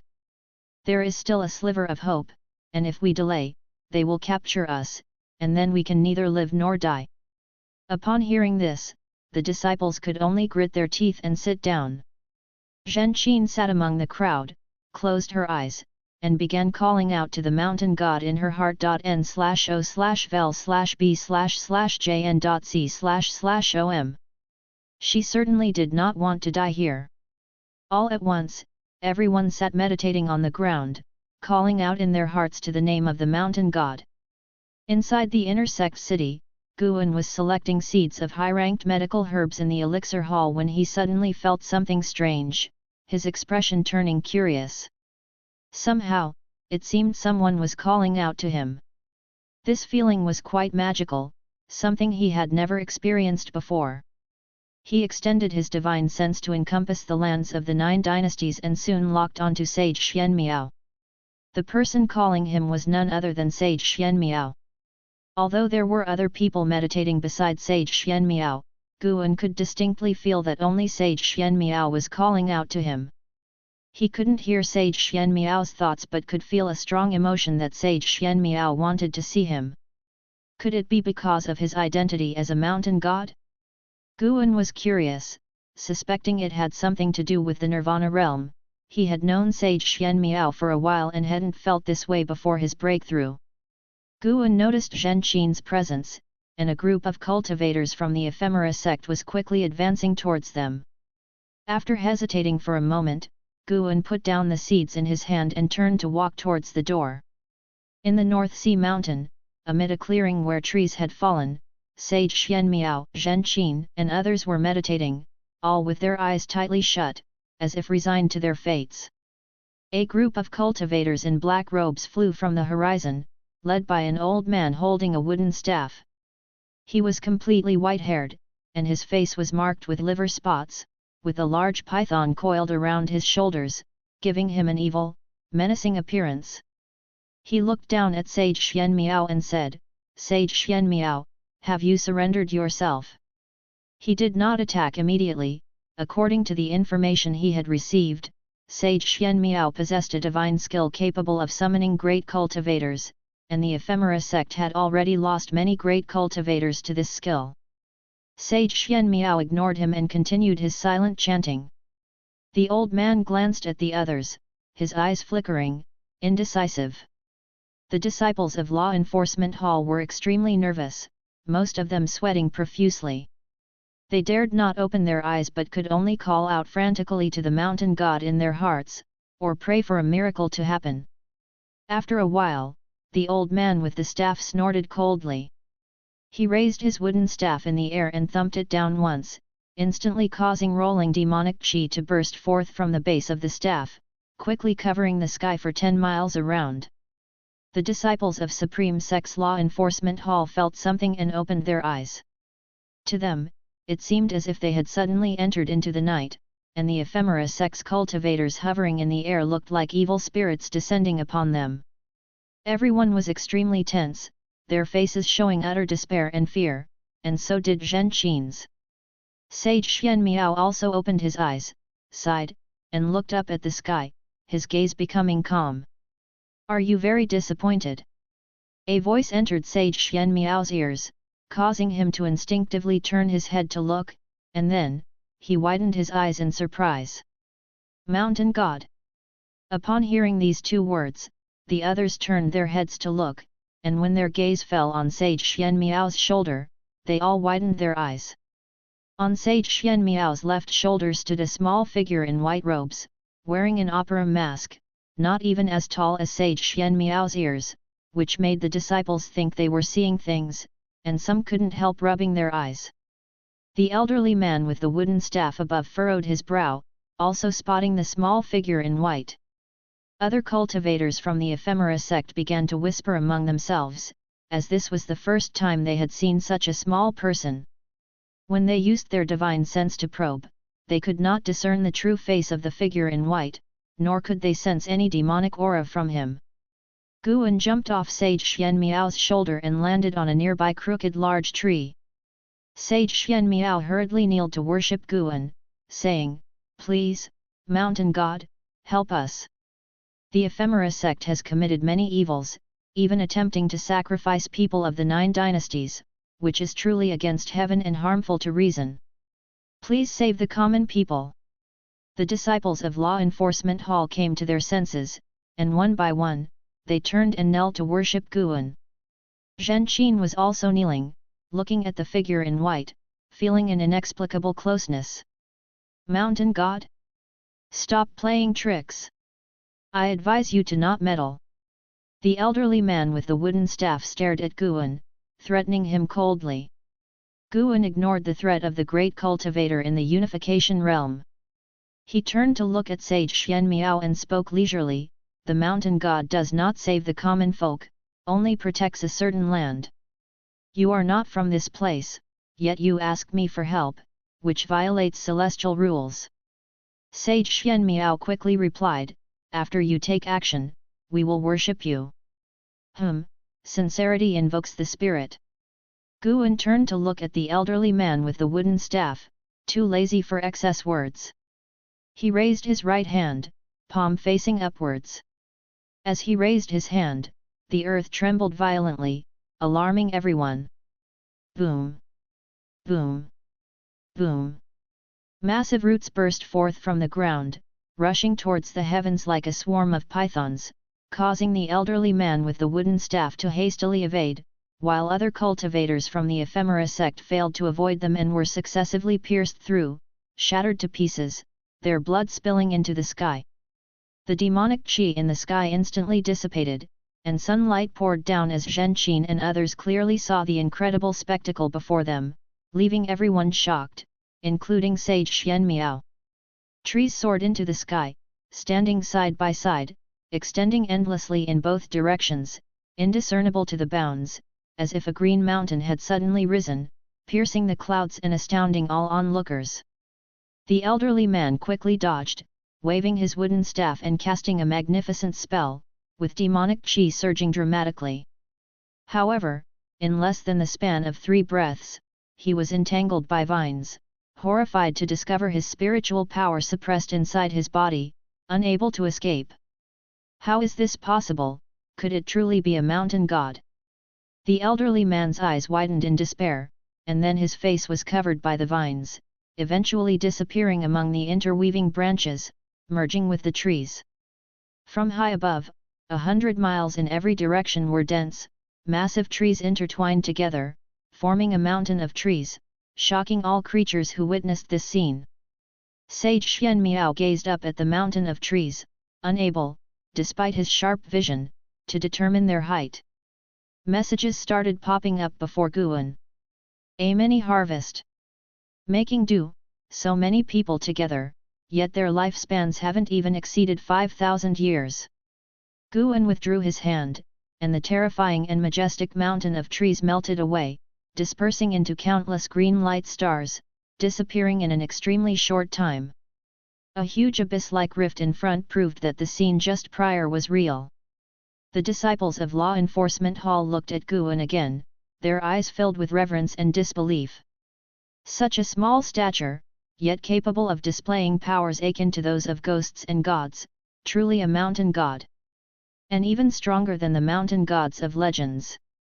Guan looked at Sage Xianmiao, stroking his chin, and pondered, "I told you not to reveal my existence, I must punish you a bit."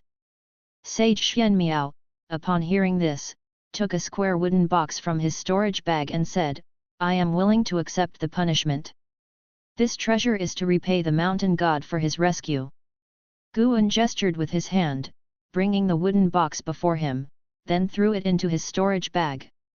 Having many storage bags, fearing Zhen Qin might notice, he specifically switched to a different storage bag.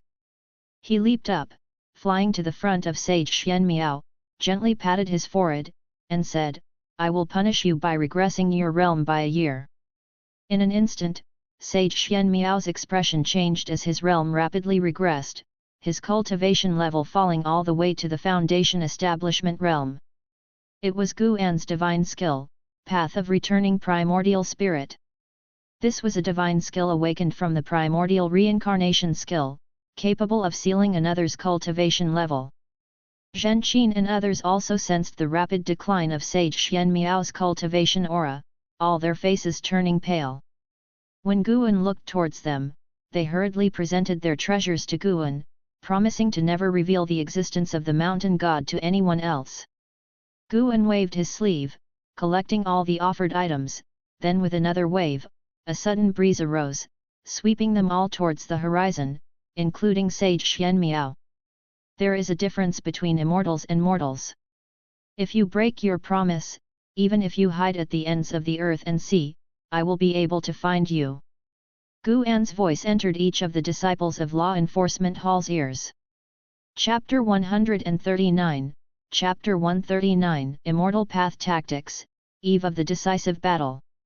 Guan manipulated the monotransformed breeze and safely delivered Sage Xianmiao, Zhen Qin, and others to the border of the Taixuan dynasty before withdrawing his focus and vanishing from the spot. This action was primarily for Zhen Qin. Yet, the feeling of making a move was quite pleasant, allowing him to truly experience the mighty power of the immortal path. No wonder the Nirvana realm is so special. Without undergoing Nirvana, a cultivator of human race cannot live beyond 10,000 years. The gap between the Nirvana realm and the Mahayana realm is not just in terms of spiritual power but in all aspects. Upon returning to the Supreme Sect, Guan continued to purchase herbs, preparing for planting in the Nianzhou cave. Before sowing, he had to properly instruct Tian Yaoer. Now that he possessed the means of an immortal, he did not need to provide hands-on instruction to Tian Yaoer. A mere touch on her forehead could transfer a vast amount of information into her mind. However, to conceal his strength, he decided to teach her slowly, as he had ample time. Meanwhile, by the side of a great river, the disciples of the Law Enforcement Hall looked at Sage Xianmiao, hesitating to speak. They could no longer care about the joy of their narrow escape, they were more worried about the impact on Sage Xianmiao. If it weren't for saving them, how could Sage Xianmiao have ended up like this? Sage Xianmiao washed his face and stood up, smiling at everyone. "Don't worry about me. My cultivation level was only sealed by the mountain god for a year because I did not keep my promise. It's only right that I face this tribulation. The disciples hurriedly spoke up, taking responsibility onto themselves, but sage Xian Miao merely responded with a carefree laugh. Having his cultivation level suppressed to the foundation establishment realm did not cause him any pain, instead, he felt more excited. Now, he fully believed that the mountain god was a true immortal. The methods of the mountain god astounded him and were also very inspiring. The path to immortal cultivation can indeed be achieved. Alright, everyone, now that we're back in the Taixuan dynasty, it's time to part ways. Remember, do not reveal the existence of the mountain god to anyone, Sage Xian Miao said with a salute. The disciples quickly returned the salute, promising never to reveal it. If Sage Xian Miao, being as strong as he was, could have his cultivation sealed, how would they dare to anger the mountain god? They shared the same excitement as Sage Xian Miao, seeing an unprecedented hope. The immortal path is vast and immeasurable, and whether immortals exist has always been a long-standing debate in the immortal cultivation world. Those who have seen an immortal will be more resolute than others. As autumn passed and winter arrived, heavy snow gradually covered Mystic Valley. Zhen Qin came back to visit him, telling him how chaotic the outside world was. The people from the Ephemera sect are just too many, even with the combined forces of the 9 dynasties, they cannot be completely eradicated. Zhen Qin sighed. As a foundation establishment realm cultivator, her perspective was limited. Guan often saw battles involving Mystic Heart Realm great cultivators. Currently, each region was overseen by Mystic Heart Realm great cultivators. The total number of Mystic Heart Realm great cultivators across the 9 dynasties had already exceeded 20 and was still increasing. The situation with the Ephemera sect was the same, leading to a stalemate in the battles below. This would be a conflict that lasted many years. Guan was not in a hurry, he was just waiting for that Mahayana cultivator to show up and would eliminate him at the first opportunity. His divine sense could cover the 9 dynasties, but the main lineage of the Ephemera sect was in the 9 Nether Road, so he had not yet discovered the whereabouts of that Mahayana cultivator. He did not intend to enter the 9 Nether Road to capture him, preferring to wait for the opponent to appear, as only then would the news of his death spread. At that time, the leaderless Ephemera sect could only disperse. After Zhen Qin finished speaking, Guan poured her a cup of tea, smiling as he asked, "You seem quite excited, quite different in spirit compared to when you left." Zhen Qin chuckled, "Although there's killing everywhere outside, this experience has given me greater motivation to cultivate. Master, I plan to go into seclusion next. Our batch of disciples has completed their mission, and the law enforcement hall has allowed us to rest next," she said. Guan took out bottles of elixir from his storage bag and handed them to her, saying, "Cultivate well, in the future master will rely on you." Zhen Qin did not refuse, and while accepting the elixirs, she laughed, "Wait till I become an immortal, then I'll concoct the elixir of immortality for master."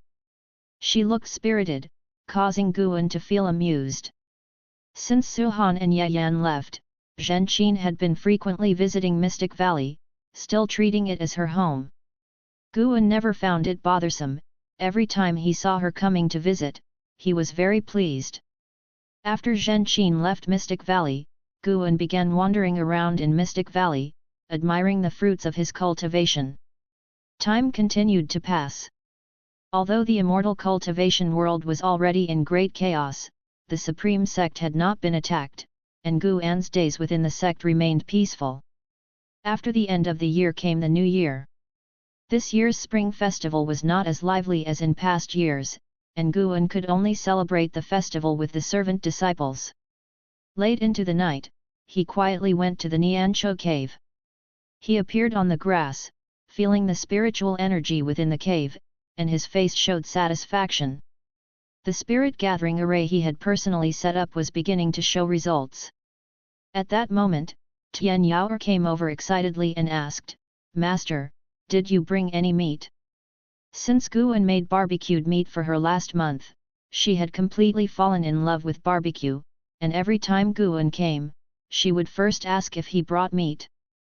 Niancho cave had no entrance, so Tian Yaoer could not leave it, she could only cultivate and wait.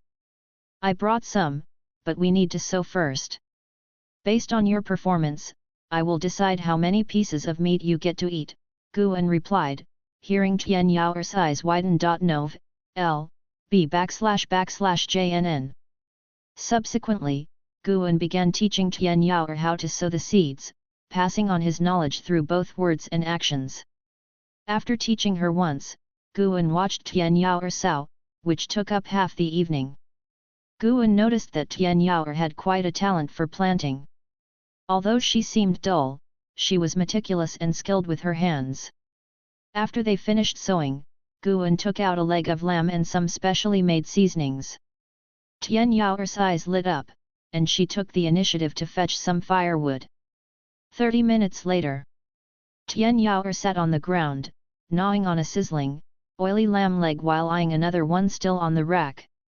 "They're all yours, eat slowly," Guan said with a laugh, unable to hold back. Why did he feel like he was raising a cat? In fact, Tian Yaoer was not a cat demon but a bird demon.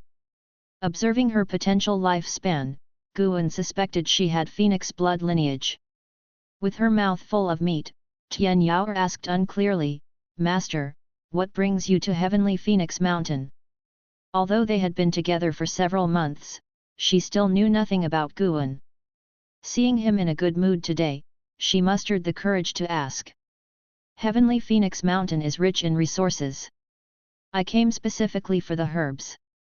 What we planted is what I've gathered from the mountain. Master, can you perform alchemy?" "Of course. The demon mother has a demon under her who can perform alchemy and is highly favored by her. Can you teach me alchemy in the future?" "It depends on your performance." "Master, where are you from?" The quiet cave echoed with the conversation of the man and the demon, the firelight casting their shifting shadows against the cave walls. Tian Yaoer looked at Guan, feeling an unprecedented sense of relaxation. Although she was still trapped in the cave, she felt at peace with Guan and no longer lived in constant fear. In the days that followed, Tian Yaoer memorized all the details of cultivation, which meant that Guan no longer needed to come to Niancha Cave every night. On the days when Guan was away, Tian Yaoer diligently cultivated. She was afraid that Guan would be disappointed with her and abandon her, so since she began her cultivation, she never slacked off. In the blink of an eye, half a year passed. Guan, at the age of 74, had his lifespan break through to 2 million years, and everything was developing in a favorable direction. One day, Guan went to the outer city to deliver the last year's harvest to Mystic Valley. After leaving the elixir hall, he heard passing disciples discussing the major events in the immortal cultivation world. It was said that the Ephemera sect was building a massive sacrificial altar in the Wanji forest of the Taixuan dynasty, planning to sacrifice living beings. Now, people were disappearing from all the dynasties, and sects from the other 8 dynasties were rushing to the Taixuan dynasty. Everyone felt that a major battle was imminent. Using his divine sense, Guan saw the altar, and indeed, it was huge, covering an area of 100 miles. At the center of the altar was a large cauldron with a flag in it, harboring countless aggrieved souls. Surrounding the altar were at least 40 mystic heart realm great cultivators, suggesting that the Ephemera sect was going all in. This also indicated that the Mahayana cultivator was about to make an appearance. Guan withdrew his divine sense and headed to Wuju's residence. Wuju had already become an inner sect disciple, but he hadn't sold his separate courtyard in the outer city, he just didn't stay there regularly. Feeling Wuju's presence meant Wuju was specifically waiting for him. On his way to the yard, the practicing Wuju saw Guan entering and smiled, "You've finally come. I thought I wouldn't see you before I left." Although Wuju's potential lifespan had not increased, his cultivation had reached the first level of the core formation realm. After closing the gate, Guan turned to look at Wuju and asked with a smile, "What are you waiting for me for?" "Master is planning to take me to the Taixuan dynasty to eradicate the ephemera demon path. Taixuan is far from Taikang. It's uncertain how long it will take to return, so I wanted to say goodbye to you," Wu Ju replied, halting his practice. He tried to appear calm, but Guan could see the nervousness and fear in his heart. Indeed, Wu Ju had never experienced a life-or-death fight, and he had a particular fear of the ephemera sect since his master had died at their hands. "A genius like you should find it easy to stay, shouldn't you?" Guan asked. Wu Ju shook his head. "The ephemera sect is powerful. The supreme sect must devote all its strength to eliminate demons. Moreover, I have reasons that make it impossible for me not to go." His expression was resolute. He had to avenge his master. Although he did not know which ephemera sect demon cultivator had killed his master, to him, it did not matter as long as he could destroy the ephemera sect, he would consider it revenge. "Then you must be cautious. The demon path employs a myriad of strange and extreme tactics. You can't judge someone's strength based on their cultivation level alone." Guan began to admonish. Listening to his lengthy advice, Wu Ju did not find it tedious. Instead, he smiled. Having such a brother made him even more determined to go. If the ephemera sect's sacrifice was successful, the demon cultivators would eventually attack the supreme sect, and then Guan would be in danger. Subsequently, Wu Ju began to talk about the scale of the supreme sect's expedition this time. The sect leader had dispatched 1/3 of the inner sect disciples to Wanji Forest, indicating the emphasis placed on this mission. Chapter 140, Chapter 140, Attack of the 9th Layer of the Mystic Heart Realm.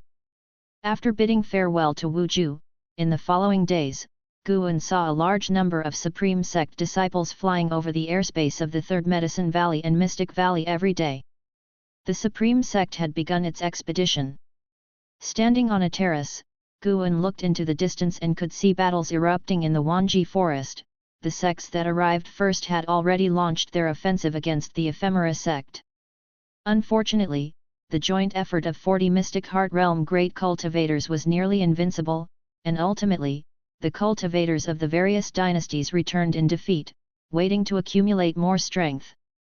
Guan then turned his gaze towards the dust-free wasteland, which had been reclaimed by the ephemera sect, where a continuous stream of ephemera sect cultivators flew out of the entrance to the Nine Nether Road, all heading towards the direction of the Taixuan dynasty. The 9 dynasties were Taikang, Great Yu, Chen Tang, Tianwei, Taixuan, Hanlu, Great Zhao, Great Zhang, and Wuhan. The strength of the Taixuan dynasty lagged behind, located in the center of the 9 dynasties with a not-so-small territory, which had been occupied by the ephemera sect. From a macro perspective, Guan could see that, with the Taixuan dynasty as the center, cultivators from all directions were continuously going to lend support, presenting a magnificent sight. Watching this, Guan couldn't help but boil with zeal, wanting to join in on the action. However, he had to guard his own Medicine Valley, that was the most important thing. Moreover, if he made a move too soon, that Mahayana cultivator might not show up again. The lack of action from the other party till now made Guan feel that they were definitely preparing something. To Guan, the massive altar in the Wanji forest looked like a target. He suspected that the ephemera sect might launch a sneak attack on the Supreme Sect. It wasn't just him who was suspicious. The Supreme Sect was clearly defensive as well. There was still one Mystic Heart Realm great cultivator left in the sect to guard it, and it wasn't Ancestor Xian Chuan. A month later, the number of patrols in the cities of the Supreme Sect had increased, a tense atmosphere permeating within the sect, even affecting the servant disciples of the Third Medicine Valley and Mystic Valley. As the chief disciple of Mystic Valley, Lujia began arranging disciples to take turns guarding the mountain tops surrounding the Medicine Valley, to prevent any ephemera sect demon cultivators from approaching. The same was true for the Third Medicine Valley. The deacons took turns leading disciples on patrols. On this particular morning, in the Third Medicine Valley, the morning exercises had just ended, and Guan was on his way to his own attic when he seemed to sense something. His eyes flickered, but he did not stop moving. Boom! Suddenly, a thundering roar resonated between heaven and earth, startling everyone in the valley, who involuntarily shuddered and turned their heads to look. Across the sky in the direction of the inner sect, rolling thunderclouds emerged, sweeping towards the third medicine valley as if to cover the entire sky. What was that sound just now? Could it be an attack by the Ephemera sect? Wasn't the Ephemera sect in the Taixuan dynasty? After all, if we, the supreme sect, are destroyed, the morale of the 9 dynasties will surely fall significantly. I hope it doesn't affect our medicine valley. The disciples gathered and began to discuss among themselves. Guan also stopped in his tracks, standing in front of a wooden railing on the edge of a garden area, watching the distant sky, and peering at the battle in the main city of the sect. The main city of the sect was the supreme sect's largest city, where inner sect disciples could enter but not reside. Only the various levels of power within the supreme sect lived there. At that moment, 2 unification realm great cultivators in the main city of the sect were fighting. As the 2 commenced combat, more and more cultivators joined the fray, eventually leading to a large-scale chaotic battle. It was not an attack by the Ephemera sect, but spies of the Ephemera sect had begun to act. Guan watched for a while and noticed that the disciples causing trouble seemed to come from the same clan. Liu Lingjun came beside Guan and said, "Valley Master, from now on, you'd better not leave the Medicine Valley." She, too, was looking towards the main city of the sect, her expression grave. She had already sensed the aura of at least 5 unification realm cultivators. It wasn't just the unification realm that was enough to make her anxious. She had a premonition that something extremely terrible was about to happen. Guan nodded slightly and then continued to watch the battle. The third medicine valley quickly darkened, as if night had fallen. Rumbling. A deep rumbling of thunder echoed across the sky, as if ancient beasts were roaring in the sea of clouds, deafening to the ears. Nov. L.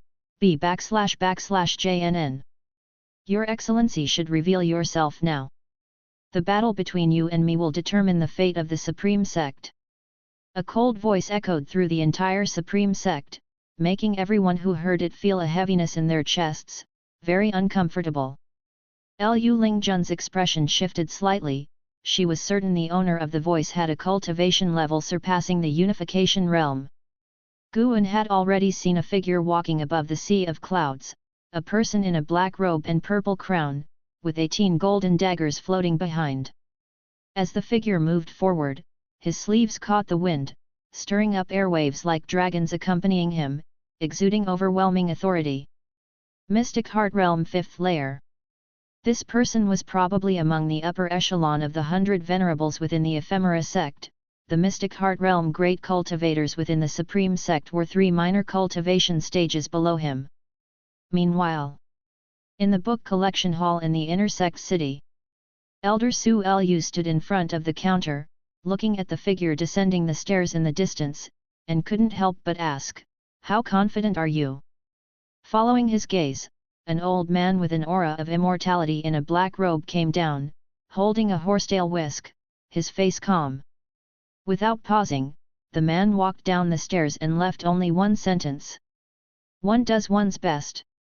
Su Lu turned to look out the window, where the rolling thunderclouds seemed like a black ocean, stirring up frightening waves, oppressive and thrilling, worry evident in his eyes. Today is the first time this poor Taoist will face a Mystic Heart Realm cultivator in combat since stepping into the Mystic Heart. "May I inquire the name of your Excellency?" "My Taoist name is Ancestor Qsong." The voice of the black-robed elder resounded through the entire Supreme Sect, calming the restless atmosphere of the cities. Mystic Heart Realm? Liu Lingjun was hearing the name of this realm for the first time. Unification Realm above his Mystic Heart? Liu Lingjun had already captured the figure above the sea of clouds, her eyes brimming with envy and admiration. She was determined to reach this realm. No. She wanted to surpass the Mystic Heart Realm. "I am Venerable Qi Qian from the Ephemera Sect, and to die by my hand is an honor, for you have bore witness to the path of Mystic Heart." The previous voice rang out again, its tone of pride causing the cultivators of the Supreme Sect to sweat on behalf of Ancestor Qsong. Boom! A tremendous oppressive force descended, enveloping the entire Supreme Sect. Thunderclouds churned violently in the sky, as protective barriers of light were simultaneously lit up in each city, with formations fortifying against the impending battle pressures from above. Venerable Qi Qian and Ancestor Qusong had begun their battle.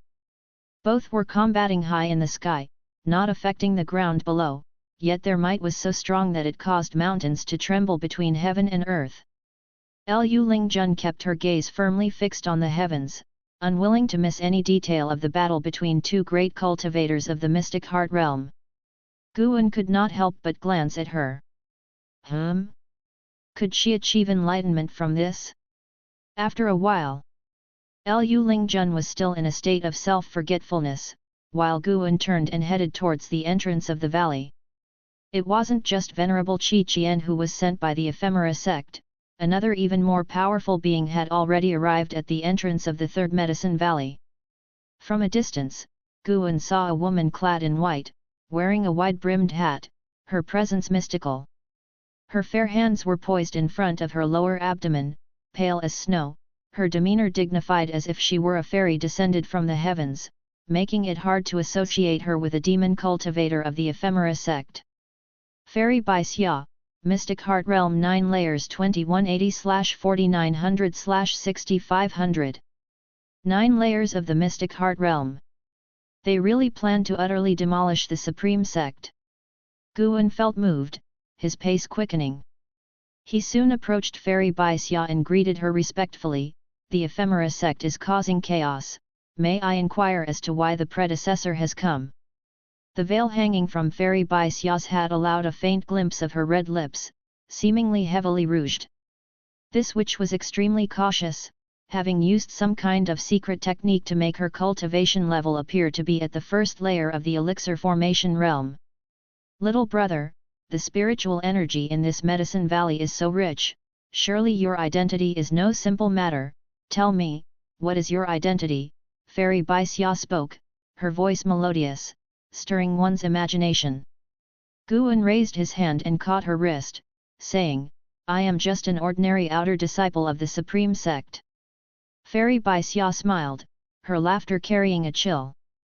She did not struggle from Guan's grip, but instead used the sound transmission skill. Rumors say that Sword Venerable Fudeo is active within 1,000 miles of this area.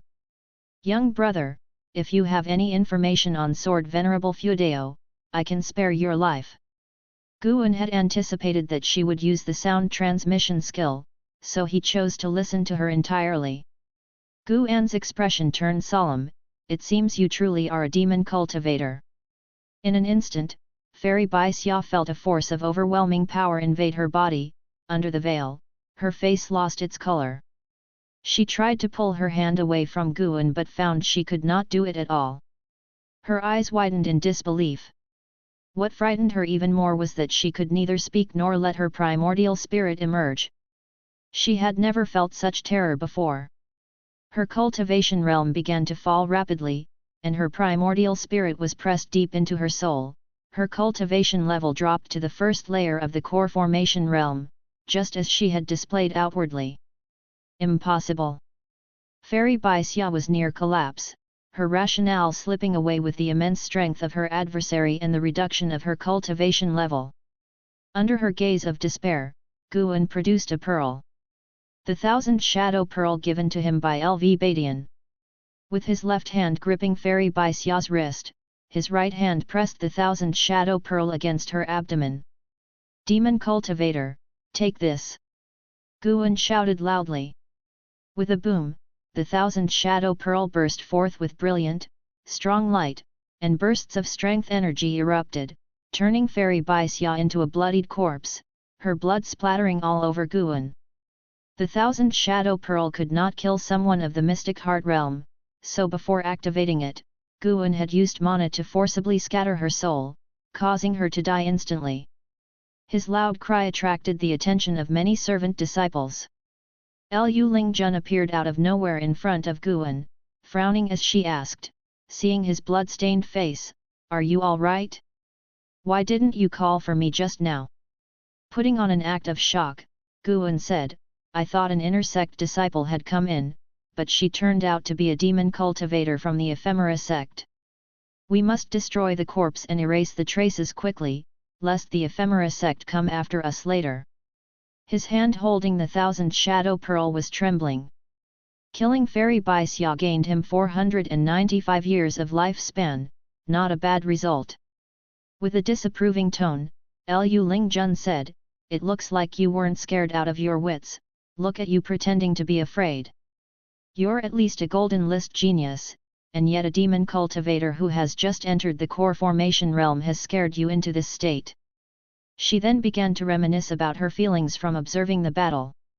Deep down, she felt like she might have grasped something. Indeed, the mystic heart realm is enviable. The gap between the 9th layer of unification realm and mystic heart realm is unimaginable. Suddenly, she felt that only by achieving the mystic heart realm could one truly be considered a great power cultivator. Chapter 141, Chapter 141, A sword cultivator must always remain calm.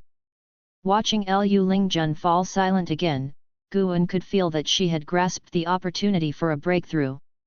It had clearly been a long time since Lu Lingjun reached the 9th layer of the unification realm. Her spiritual power had entered a state where it could no longer grow.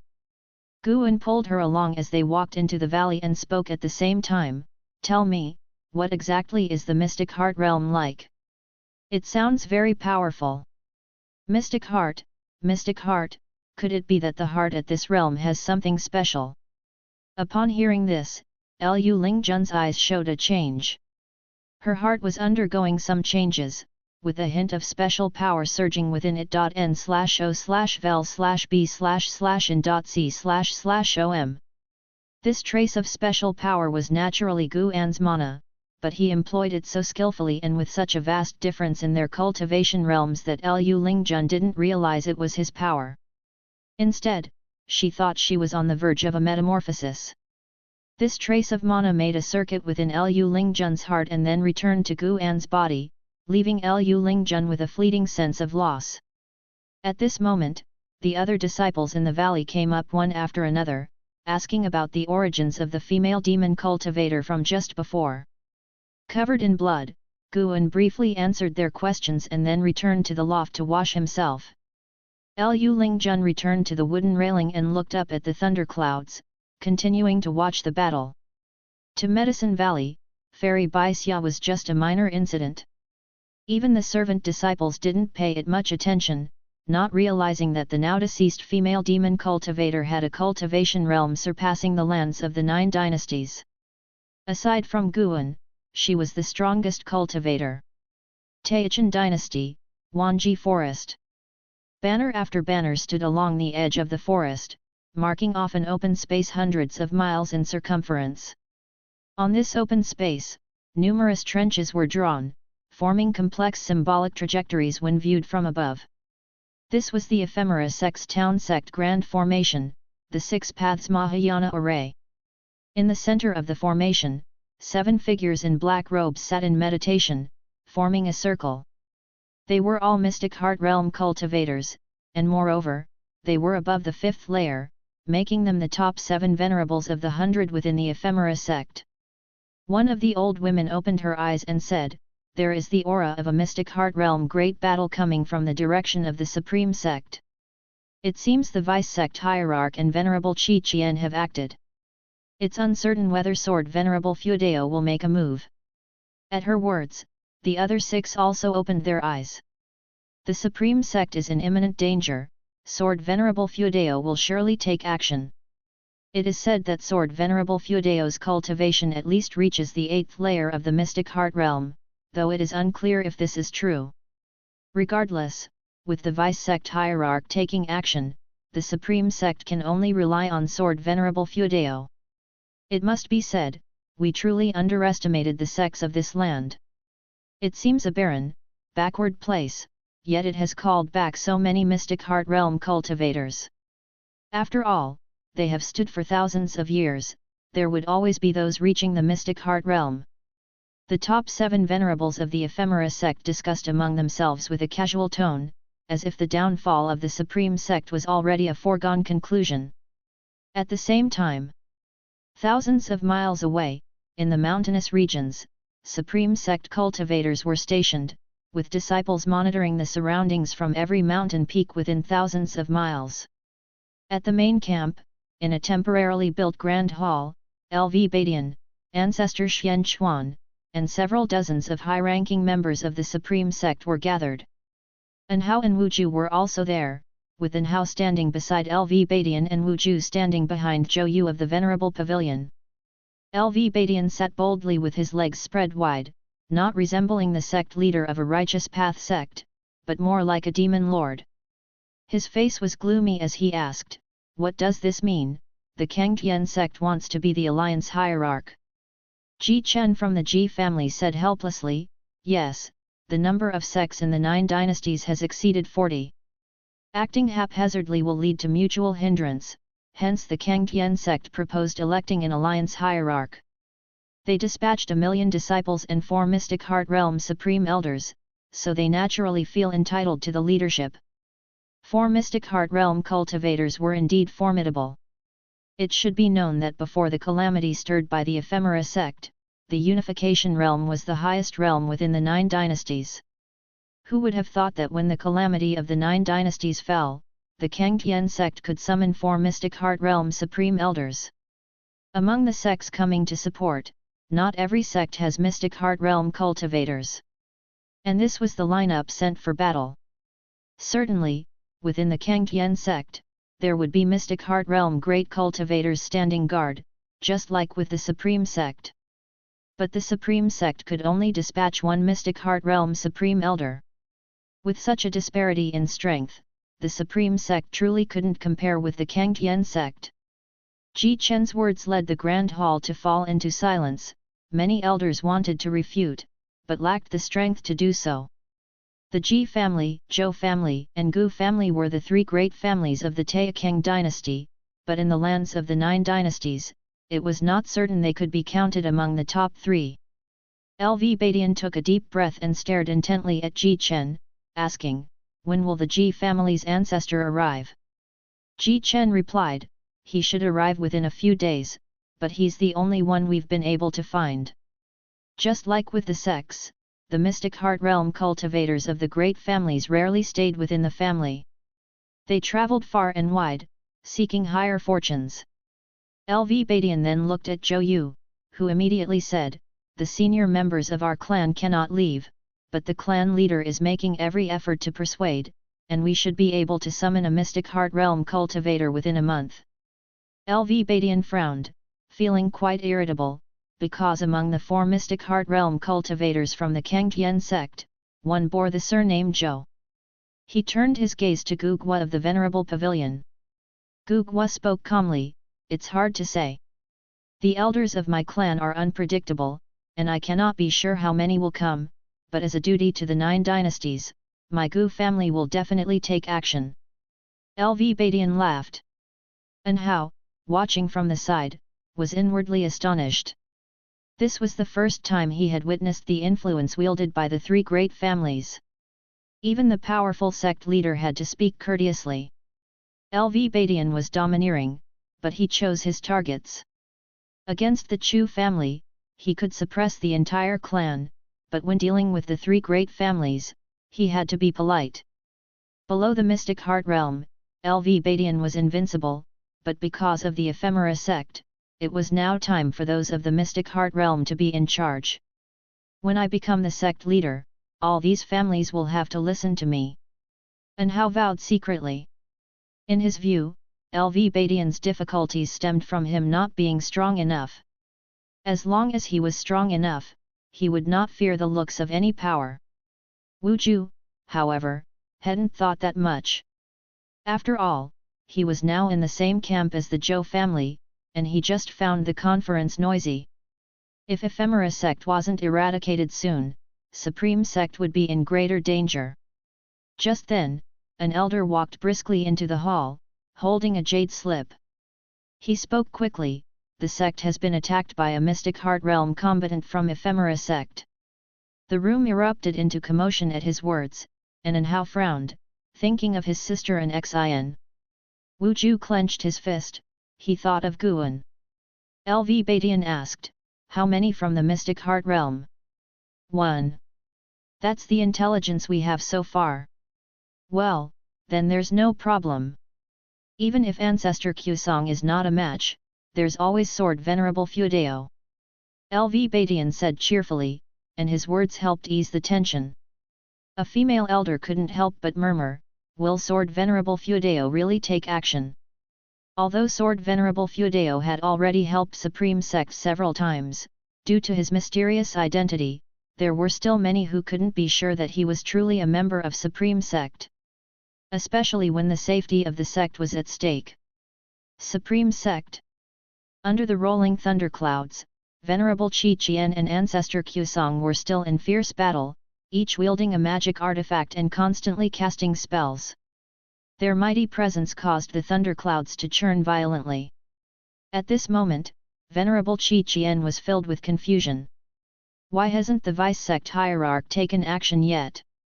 Although his cultivation level was higher than Ancestor Qsong's, it was difficult for him to kill a mystic heart realm combatant like Ancestor Qsong, and he also had to be on guard against Sword Venerable Feudeo intervening. As time passed, his confidence gradually turned into unease. What are you waiting for? Ancestor Qsong waved his horsetail whisk, an immense spiritual power gathered into thousands of green light beams. They flew in various trajectories towards Venerable Qi Qian, stretching for 100 miles, forcing him to dodge. This first battle of Mystic Heart Realm was tough for Ancestor Qsong, but he could see that his opponent was wary of others, which made it difficult for him to concentrate solely on the fight. Ancestor Qsong thought of the mysterious sword Venerable Feudeo. Venerable Qi Qian did not answer, he suddenly shifted direction, moving closer to a certain outer city. Ancestor Qsong followed closely behind. Elsewhere. Inside Third Medicine Valley. Guan had changed into a new robe and then went downstairs, coming to Lu Lingjun's side. Lu Lingjun had entered the state of path enlightenment once again. Her right hand was resting on the railing, and seeing this, Guan too rested his hand on the railing. Even at Nirvana realm, Guan could not change the fate of others, but for someone like Lu Lingjun, who was halfway into the mystic heart realm, he could lend a helping hand and enable her to break through sooner. Under the guidance of his mana, Lu Lingjun's spiritual power gathered in her heart, which also caused nature's spiritual energy to quietly pour into her body. At that moment, Guan sensed something and looked up, furrowing his brows with a flash of displeasure in his eyes. Venerable Qi Qian was approaching the Third Medicine Valley, or more precisely, drawing near to the outer city. Where is Sword Venerable Feudeo? If you do not take action now, your fellow disciples will die within your own sect. Venerable Qi Qian's voice rose, filled with murderous intent, reaching the ears of millions of Supreme Sect disciples. At the edge of the Heavenly Repair platform, Yelan and a group of disciples of Law Enforcement Hall stood in one corner. She looked up, the thunderclouds in the sky tumbling oppressively. She could feel Venerable Qi Qian approaching, his terrifying aura growing stronger. She couldn't help but tighten her grip on the white spirit sword in her hand. There were thousands of cultivators on the Heavenly Repair platform, but now only a few remained composed and meditated calmly. The mad swordsman Han Ming had long since gone back to the dynasty. Zhou Lin stood next to his father, Zhou Yujian, and nervously asked, "Father, are we not leaving yet?" Zhou Yujian, holding investiture of the gods, calmly said, "Where can we go?" "But trust Sword Venerable Feudeo." Hearing his father's words, Zhou Lin was tempted to curse. What you believe in is the investiture of the gods. He really wanted to tear up the investiture of the gods in Zhou Yujian's hand. Guan, far away in the Third Medicine Valley, had already covered the outer city with his divine sense locking onto a person.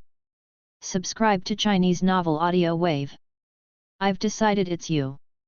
Zhou Yujian seemed to sense Zhou Lin's anger, he turned to the next page and said, "Liner, don't rush in times of trouble. A sword cultivator must always remain composed. Just then, the treasured sword lying next to him began to tremble violently, instantly capturing his gaze. A vast sword intent leaked out from the sword, causing Zhou Yujian to be moved. This is... Zhou Yujian trembled with excitement, completely forgetting the words of education he had intended for his son. Chapter 142, Chapter 142, Valley Master touches your hand, and that's not enough? When Zhou Yujian trembled, Zhou Lin also noticed the unusual movement of his treasured sword. The vast sword intent made the sword sheath shudder violently. Under Zhou Lin's shocked gaze, the sword sheath, along with the treasured sword, began to levitate.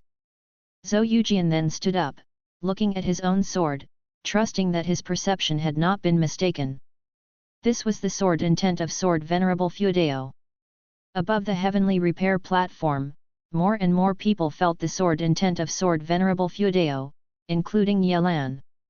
She turned her head, her gaze stretching far toward Zhou Yujian, her expression one of astonishment.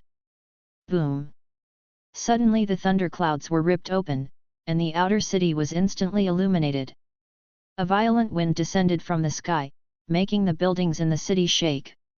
Outer disciples and servant disciples with lower cultivation levels were pushed to the ground, and everyone struggled to look up. They could only see a gigantic hole in the thunderclouds above the outer city, with a diameter of several dozen miles. The thunderclouds could not reconverge, and as the sunlight shone down, Venerable Qi Qian and Ancestor Qusong were locked in an indecisive battle. The two were 100 yards apart, constantly casting spells. The impact of their magic collided, generating strong winds and bright lights. The terrifying pressure caused the protective light screen around the outer city to twist violently, threatening to shatter at any moment. "Father, what is this?" Zhou Lin couldn't believe what he was seeing and turned to Zhou Yujian, his voice trembling. Could his father be the mysterious Sword Venerable Fuedao? The others also harbored the same thought, for the sword intent was just too powerful. In the midst of their heated battle high above, Venerable Qi Qian also felt this burst of sword intent. He glanced over, focusing on Zhou Yujian and frowning deeply. Could this man be Sword Venerable Fuedao?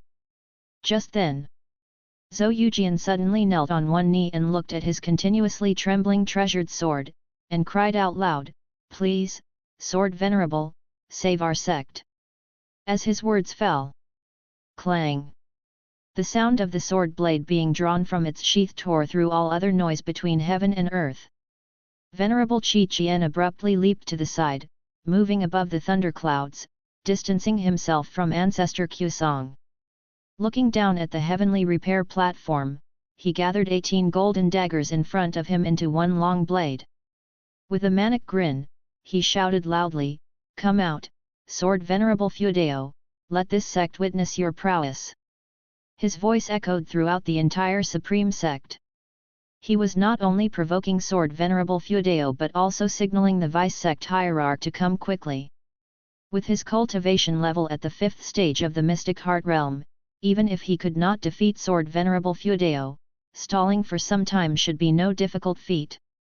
However, the only response he got was the sound of a breaking wind. Right as Venerable Qi Qian finished speaking, the treasured sword in front of Zhou Yujian suddenly struck at Venerable Qi Qian. The terrible sword intent burst forth in an instant, tossing everyone around it through the air. The entire city saw a streak of cold light shoot out from within and soar into the sky, unstoppable. In the process of being thrown backward, Zhou Lin saw the cold light tearing through the sea of thunderclouds on the horizon as if it was a sword splitting the sky, cleaving the firmament in two, stunning his eyes. Venerable Qi Qian was also caught off guard by the sudden attack. So fast! Unable to evade in time, he instinctively lifted his great blade, but his lifting speed was far from matching the approaching speed of the treasured sword. With a boom, the great blade in his hands shattered, and as the sword tip reached his face, the fearsome sword chi of the Taixuan divine shocking sword suddenly erupted, crushing his physical body. As the sword flew past, there was no longer any sign of Venerable Qi Qian. In the path of the sword blade, the sea of clouds split open, leaving behind a magnificently stunning mark of sword chi across the sky.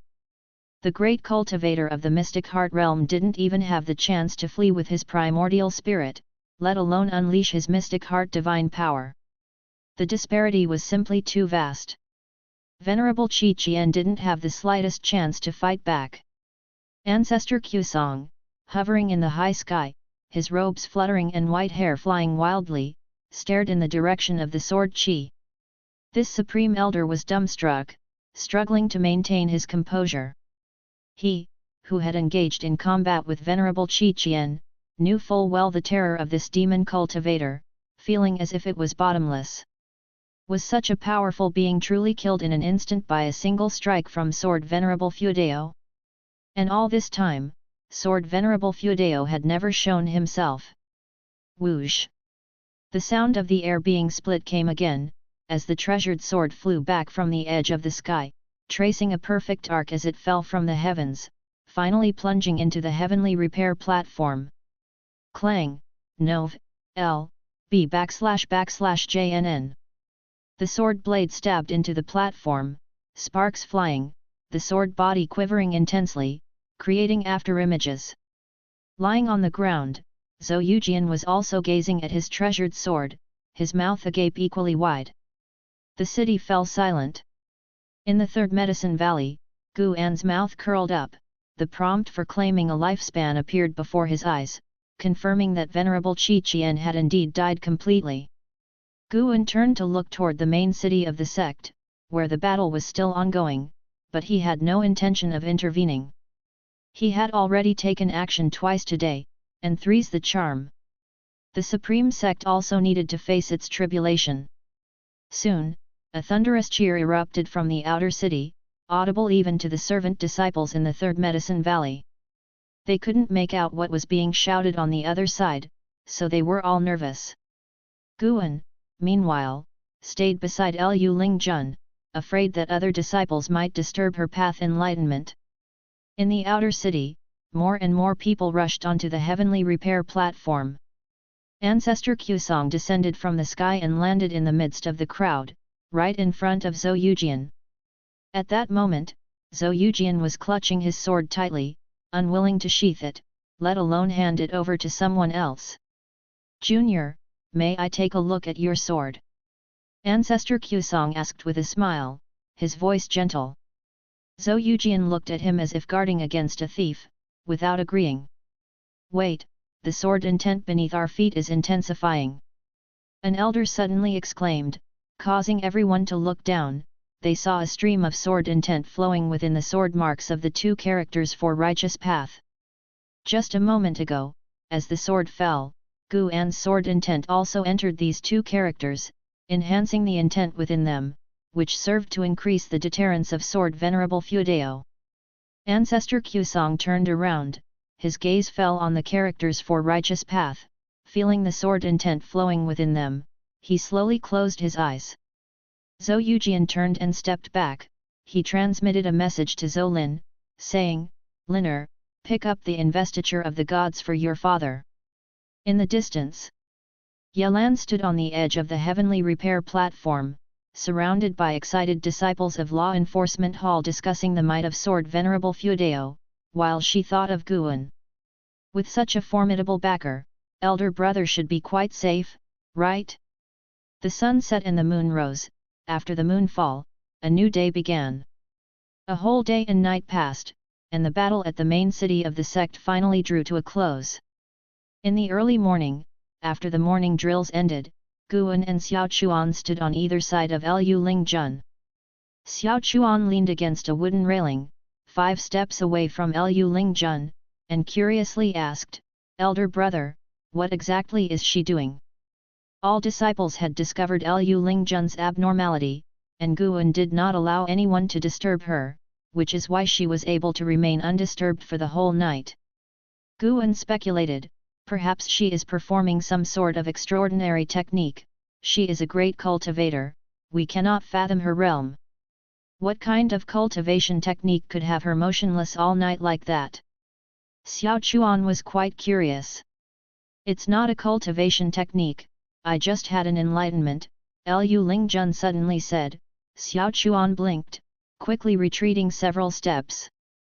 Lu Lingjun didn't look at him, instead, she glanced at Guan, who also stepped back, at the same time signaling Xiao Chuan with his eyes, prompting Xiao Chuan to immediately slip away. Guan asked with concern, "Are you okay?" "I am fine, thank you for staying by my side all night," Lu Lingjun replied calmly. Guan feigned an expression of relief, then said, "You should go rest now, standing for a day must be tiring." "I just remembered, when you came back yesterday, did you hold my hand?" Lu Lingjun stepped forward and asked.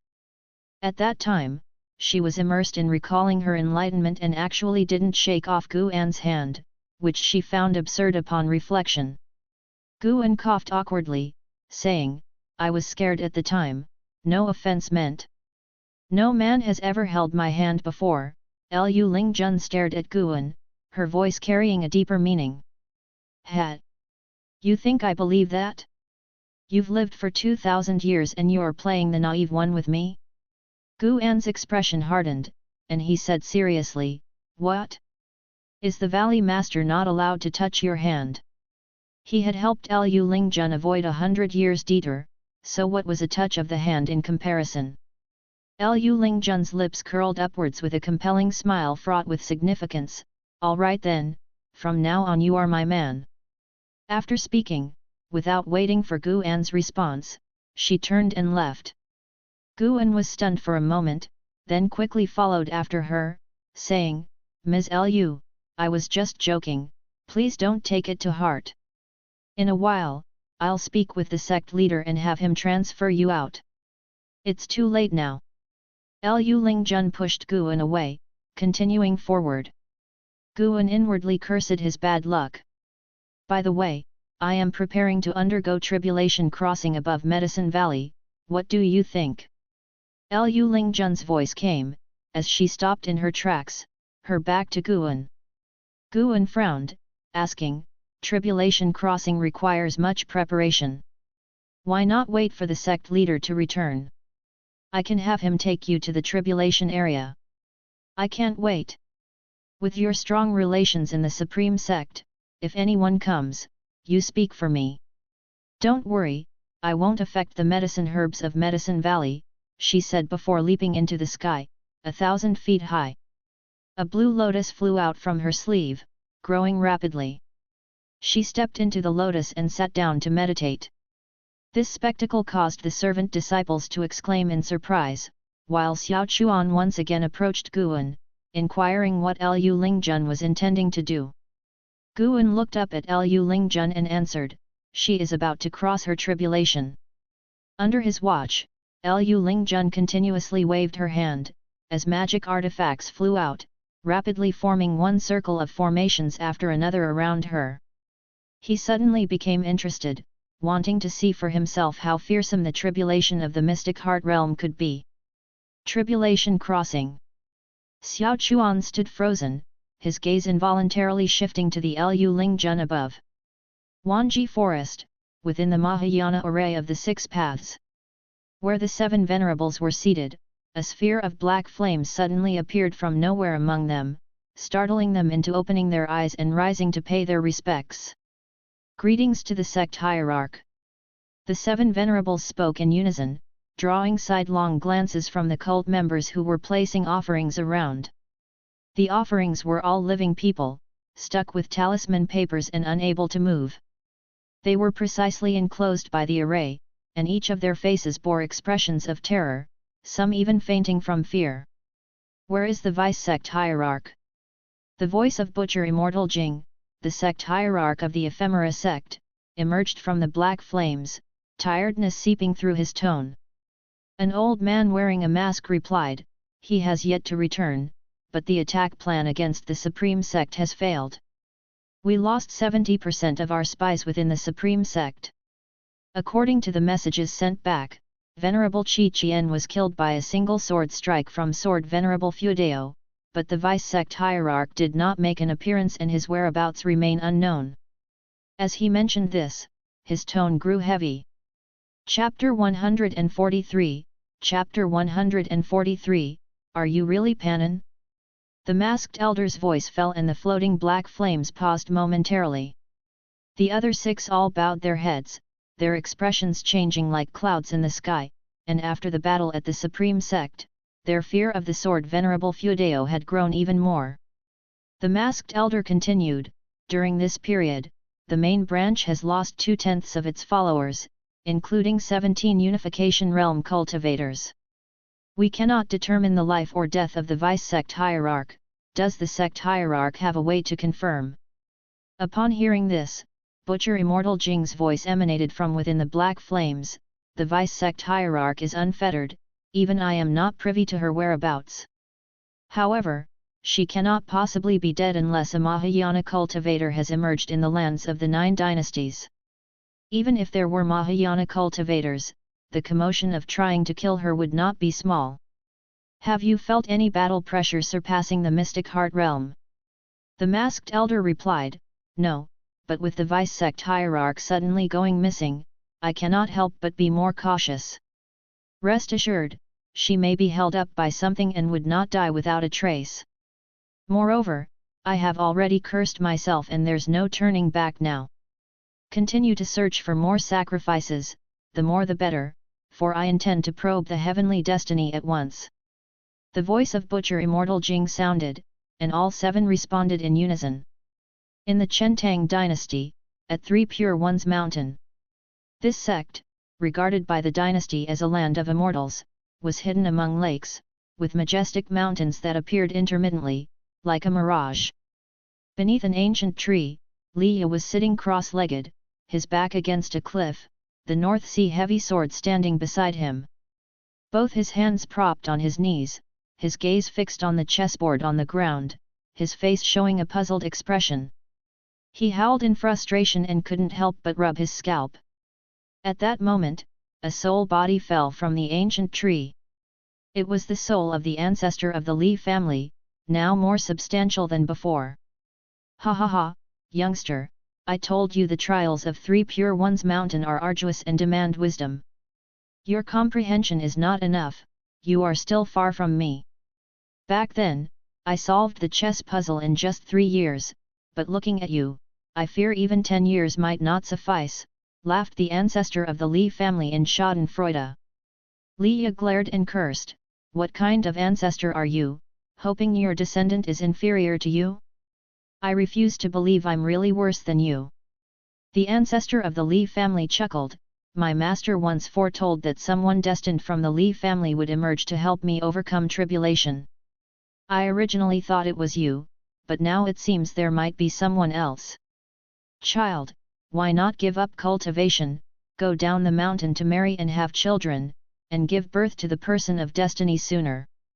Liya was so furious that he immediately stood up, drew the North Sea heavy sword, and swung at the ancestor of the Li family. What are you two making a fuss about now? An elderly voice came. Liya turned around to see a figure emerging from the mist, an old Taoist with a youthful face wearing a blue robe, holding a horsetail whisk as if it caught the clouds, exuding an aura of immortality. He hurriedly saluted, disciple pays respect to martial master. The ancestor of the Li family also saluted the blue-robed Taoist, greetings to master. This blue-robed Taoist, known as deduced Tianchu, had the demeanor of a true immortal in the mortal world. Deduced Tianchu landed on the cliff and smiled, who says the person of destiny has not yet been born? I have calculated again, and the Li family's fortune is rising, which indicates that the person of destiny has already been born. The ancestor of the Li family said with a laugh, I was just teasing the youngster. He's arrogant and self-important, he needs to be humbled, otherwise, he will make trouble for me when he descends the mountain. Deduced Tianchu waved his whisk, turning the chessboard on the ground to flying ash, which dissipated like smoke.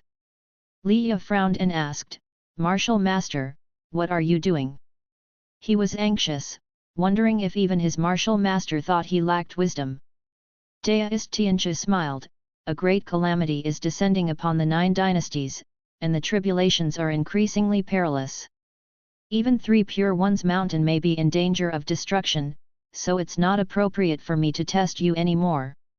All 3 branches of 3 Pure Ones Mountain must descend to save the world. Before I leave, I will impart a divine skill of mountain protection to you. If 3 Pure Ones Mountain is destroyed, I hope you will carry on the deist tradition of the 3 Pure Ones. To descend the mountain. Both Leah and the ancestor of the Li family's complexions changed. Please teach me, Master. I wish to join the battle. Leah immediately said. Deist Tianjia shook his head, your cultivation level is too low, it won't make a difference in this tribulation. If we fail, there will be others in the mountain who will take you away from the 9 dynasties to another world far away to live on. This continent originally belongs to the demon clan, our sect has been established for so many years, it's already come to the end of its heavenly destiny. He stroked his beard and smiled, his face showing no worries, as if he had seen through the mortal world.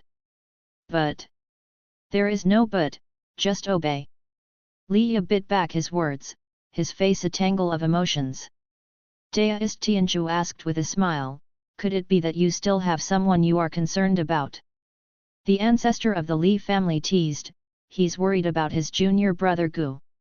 Hearing this, Deist Tianjia said softly, if one can control their own destiny in life, they have transcended.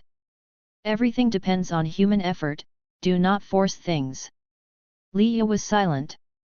At the Supreme Sect, the Third Medicine Valley. The world was dark, and disciples gathered together, looking up at the grand scene in the sky, with Guan among them watching. One could see bursts of heavenly thunder striking down, all converging at the same spot, the formation set up by Lu Lingjun.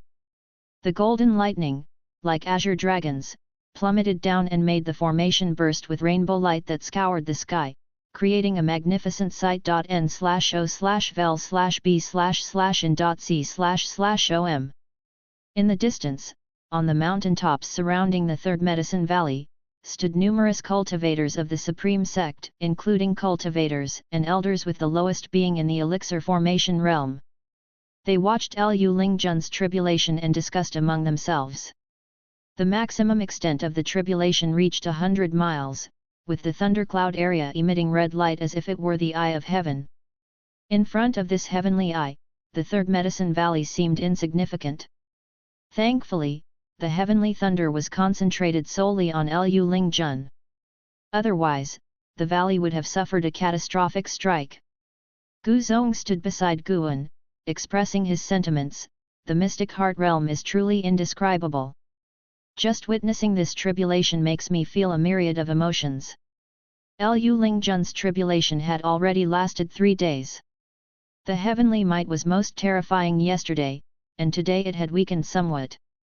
Yet even now, each thunderstrike was powerful enough to kill a Unification Realm cultivator. Looking up, there were Unification Realm great cultivators guarding in every direction. Upon knowing that Lu Lingjun was an inner sect elder, the Supreme Sect rejoiced and even assisted in setting up her formation. Whenever the formation was about to break, the Unification Realm elders would take action, using their spiritual power to maintain the formation, which also showed Guan the unity of the Supreme Sect. Some people doubted Lu Lingjun's identity until Gu Zong said that even if she truly was a demon cultivator, and succeeded in breaking through, she still wouldn't be a match for Sword Venerable Fuedao. This statement alleviated everyone's concerns. Guan also sighed emotionally, I never expected that the servant disciple randomly assigned to me by the sect leader could harbor such formidable cultivation. I am indeed fortunate across 3 lifetimes. Gu Zong laughed, perhaps you are a great fortune of energy movement after all. Considering you could write investiture of the gods, maybe in the mysterious ways of the universe, you are the reincarnation of some great power, recalling experiences from your past life. Guan rolled his eyes at him, what a wild imagination. I do indeed have a past life, I was the great descendant of Yan and Huang in my previous incarnation. Gu Zong was only jesting, but he was also very curious about how Medicine Valley under Guan could give birth to a mystic heart realm cultivator. Those who cultivate immortality believe most in destiny, the more mysterious, the more they believe. Gu Zong thought about the Shenzhou scripture that Guan previously gave to the 10 talented disciples and wondered if he should also cultivate his mind. Guan refocused his attention on Lu Lingjun. Her mystic heart had been refined, signifying a successful breakthrough, and her cultivation level was about to soar. He felt emotional in his heart. Crossing tribulation is really difficult. If it weren't for the formations and elixirs, Guan felt that with the capabilities of the 9 layers of the unification realm, he couldn't have crossed the tribulation at all. The spiritual power of the 9 layers of the unification realm is indeed vast, but to withstand the heavenly lightning, the consumption is also enormous. Guan didn't bother to calculate how many elixirs Lu Lingjun had taken, but it was definitely an astronomical number. At one point, Guan even thought of intervening to help her because she nearly couldn't hold on and didn't even have time to take elixirs. Luckily, the Unification Realm cultivators of the Supreme Sect acted in time. Over 20 Unification Realm elders along with Ancestor Qusong of the Mystic Heart Realm joined forces to finally protect Lu Lingjun. After the most difficult part of the celestial tribulation passed, Ancestor Qusong left at dawn. Guan wasn't sure if it was his imagination, but he felt that the back of Ancestor Qusong seemed very forlorn. It seems the tribulation crossing was successful, and it's time for me to leave. Once her cultivation stabilizes, you should foster a good relationship with her and try to keep her in Medicine Valley until the sect leader returns to make arrangements. Gu Zong left these words behind and departed. He flew into the sky, transmitted a few words to the other Unification Realm elders through voice transmission, and then left. Although Gu Zong was only at the Void Crossing realm, his status was extremely high. His backing lay with the Gu family, and he managed the great powers of the sect, which also caused him to neglect his cultivation. Reaching the Unification Realm, they are mostly hands-off managers, spending most of their time in closed-door cultivation and not involving themselves with the sect's affairs. Guan looked not far away, where Shen Zhen was drawing a portrait of Lu Lingjun's tribulation. That's really courting death. Daring to offend even a Mystic Heart Realm great cultivator. 2 days later, the heavenly tribulation in the sky completely dissipated, Lu Lingjun's tribulation crossing was successful, and she officially stepped into the Mystic Heart Realm. After retracting her formation, a crowd of Unification Realm great cultivators from the Supreme Sect gathered around, making pleasantries with her.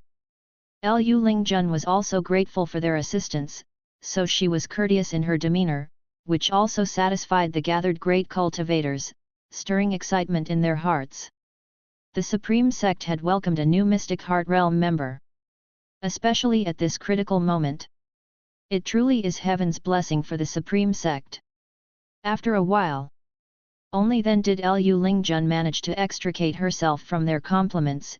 As she flew towards Medicine Valley, she happened to see Guan being entangled by Shen Zhen. Upon seeing Lu Lingjun fly down, Shen Zhen immediately stored the painting in her storage bag. Lu Lingjun landed in front of the two, looked at Shen Zhen, and said, "Were you drawing my tribulation crossing earlier?" Guan quickly interjected, "This is the holy daughter of the Taixuan Sect, Shen Zhen. She meant no offense, she admires your strength." The key point was the Taixuan Sect.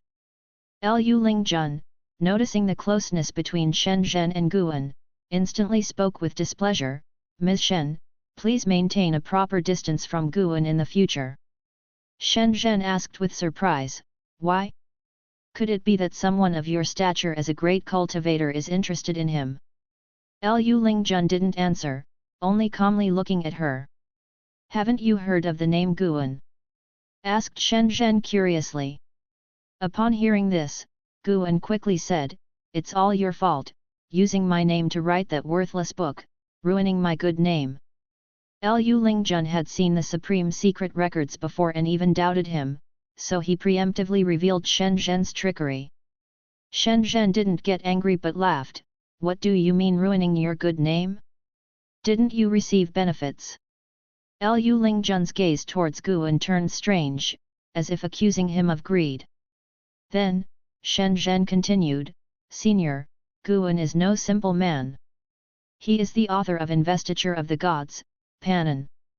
You better keep an eye on him daily, there are no shortage of women who admire him. With that said, she saluted Liu Lingjun with a gesture of her hand, then turned and left. Guan inwardly felt troubled. Liu Lingjun ignored Shen Zhen and looked intently at Guan. Are you really Panin? Chapter 144, Chapter 144 Prepare to welcome the descent of the immortal. Guan dealt with the situation for quite a while before sending off Liu Lingjun. Of course, there was another reason, which was that Liu Lingjun also needed time to adapt to the mystic heart realm. He had a bad feeling, knowing that Liu Lingjun, who knew his identity as Panin, might become even more entangled with him. He remembered that Liu Lingjun, when not busy, liked to read Investiture of the Gods. In the days that followed, the name of Liu Lingjun spread throughout the Supreme Sect, uplifting all the disciples. The 3 words Mystic Heart Realm were enough to boost the morale of the entire sect. The news also quickly reached the Taixuan dynasty. All the cultivators within the Supreme Sect's headquarters were thrilled upon hearing the news. During this time, they had come to understand the terror of the Mystic Heart Realm. Without exaggeration, it was the only factor now determining the outcome of the battlefield. No matter how numerous the Unification Realm might be, they are no match for the Mystic Heart Realm. Liu Badian was very delighted, stating that it was he who had personally recruited Liu Lingjun into the Supreme Sect, which also eased the minds of the higher UPS who felt unfamiliar with Liu Lingjun. The sudden emergence of an unknown Mystic Heart Realm great cultivator, especially at this critical juncture, inevitably caused those in power to be suspicious. They began to request Liu Badian to recruit Liu Lingjun to join the battle. Relying on Xian Chuan alone, the Supreme Sect's role in this war was minimal, and among the 9 Dynasty Alliance, they could hardly enter the top 5 in terms of influence, which was a disgrace for the Supreme Sect that had just hosted the Golden List Conference. Liu Badian temporarily suppressed these requests, wanting to give Liu Lingjun time to solidify her cultivation level. Afterwards, under the lead of the Taixuan Sect, the 9 dynasty religious sects launched sporadic attacks on Wanji Forest, with great cultivators charging into battle, middle-level cultivators attempting to rescue captives, and the lower-level cultivators handling supply and support tasks. No matter how fiercely the 9 dynasty religious sects attacked, they could not break into the ephemera sect's 6 Mahayana arrays. The news continued to spread outward, letting more and more people in the world know that the great calamity of the 9 dynasties had arrived, a crisis concerning the fate of all under heaven. Autumn arrived, and Liu Lingjun had been in closed-door cultivation for a month. During this period, Guan did not disturb her. Guan still traveled between the various medicine valleys, and the Nianchou cave had already gotten on the right track. Tian Yaoer was becoming increasingly pleasing in his eyes, and he had not visited Nianchou cave for 6 days. This particular day, Gu Zong came to visit Guan and asked him to relay a message to Liu Lingjun that as soon as she emerged from seclusion, she should rush to support Wanji Forest. Guan agreed. The battlefield in Wanji Forest became increasingly severe. Guan used his divine sense to look over, and at that moment, Wanji Forest was still embroiled in fierce combat. From all directions, hundreds of thousands of cultivators formed their arrays, shaking heaven and earth, causing the spiritual energy of the entire Taixuan dynasty to flow towards Wanji Forest. The situation was incredibly dire. Guan watched for a while and then retracted his divine sense. The number of offerings kept growing, and 9 out of 10 were prepared for that Mahayana cultivator. It seemed that Fairy Bai Xia's death had not affected the plans of the Mahayana cultivator. Guan continued his inspection of the 3rd Medicine Valley. Until evening came, Liu Lingjun walked out of her courtyard and visited Guan in the pavilion. Guan relayed Gu Zong's request, and as to whether Liu Lingjun would go or not, that was up to her. As a Mystic Heart Realm cultivator, no one else could really control her. I heard about it earlier. I'll set off in a bit, Liu Lingjun nodded and said, her expression cool, which perhaps was the real her. She was the strongest cultivator from the lower realm, no longer concealing her cultivation level or disguising her true nature. Guan watched her, wondering why she hadn't left yet. Lu Lingjun looked at him and said, I can sense many mystic heart realm auras in Wanji Forest, even one that makes my heart palpitate. This journey seems fraught with more peril than luck. Her eyes were beautiful and also deep, honed by the years. She fixed her gaze on Guan, making him feel inexplicably guilty. Guan replied, do what you can. If you cannot turn the tide, then preserve yourself. Lu Lingjun's lips curled into a smile as she said, of course, I would not shatter myself into pieces for the Supreme Sect. However, I am about to depart for such a dangerous war, don't you have anything you'd like to say to me? Guan cleared his throat with a fake cough and said earnestly, Ms. Lu, the earlier incident of holding your hand was unintentional. Don't get the wrong idea. As for matters of love, they can't be decided on a whim. Two people must have feelings for each other to commit for life, not just because they touched hands. Moreover, I'll tell you the truth, the investiture of the gods was not written by me. I just listened to a deist named Su Zonglin tell it. Lu Lingjun laughed and said, if it were really written by someone else, how could you, Panan, have been riding on its coattails for decades? Guan choked. He couldn't exactly say that the actual author was not from this world. Actually, whether investiture of the gods is written by you or not, it doesn't matter. Having been with you for so many years, I know your nature is quite good. Greedy as you may be, it's always with mutual consent, and you are invariably polite, respectful to those above and courteous to those below. Lu Lingjun began to praise Guan, causing him to become somewhat elated. Am I really that good? Lu Lingjun shifted her tone and said, you are good in every way, except that your cultivation level is too weak. If you wish to be my deist friend, first cultivate to the void crossing realm. Until then, I will keep an eye on you. When you reach the void crossing realm, I have a set of cultivation techniques that I have never tried before that we can practice together. Practice together? Suddenly Guan thought of certain scenes in the Supreme Secret Records, and a surge of heat rose within him.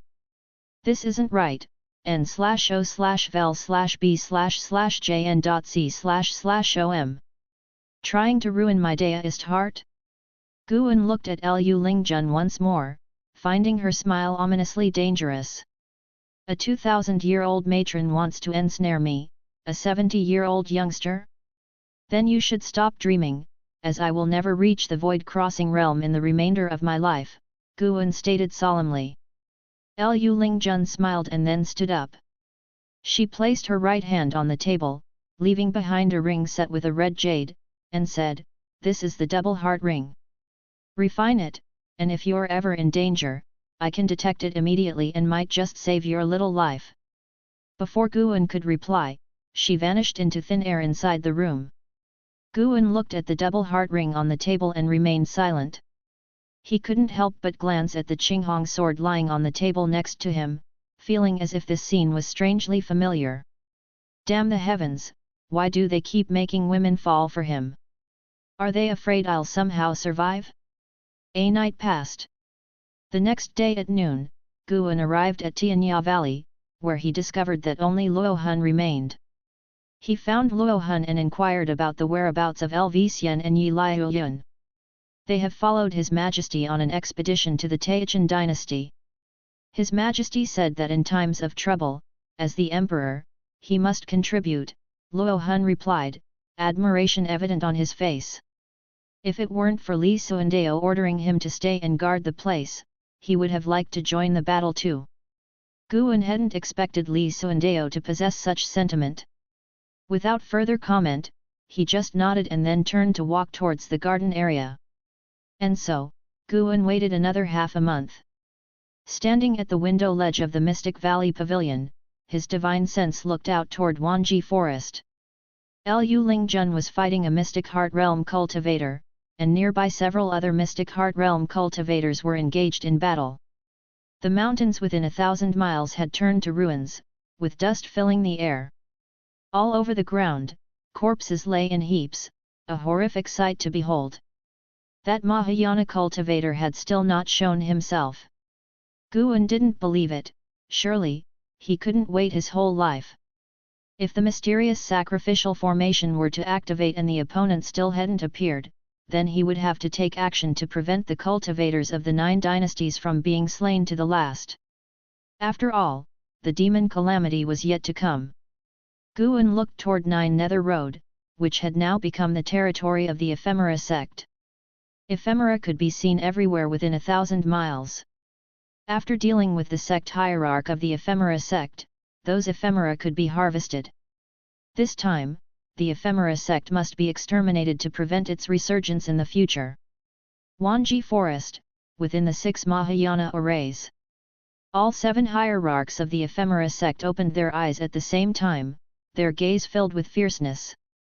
The leader, wearing a mask, spoke first, "My fellows, the auspicious time has come. Prepare to activate the formation and welcome our hierarch." He stood up, with the other 6 following suit. "We've finally waited until now.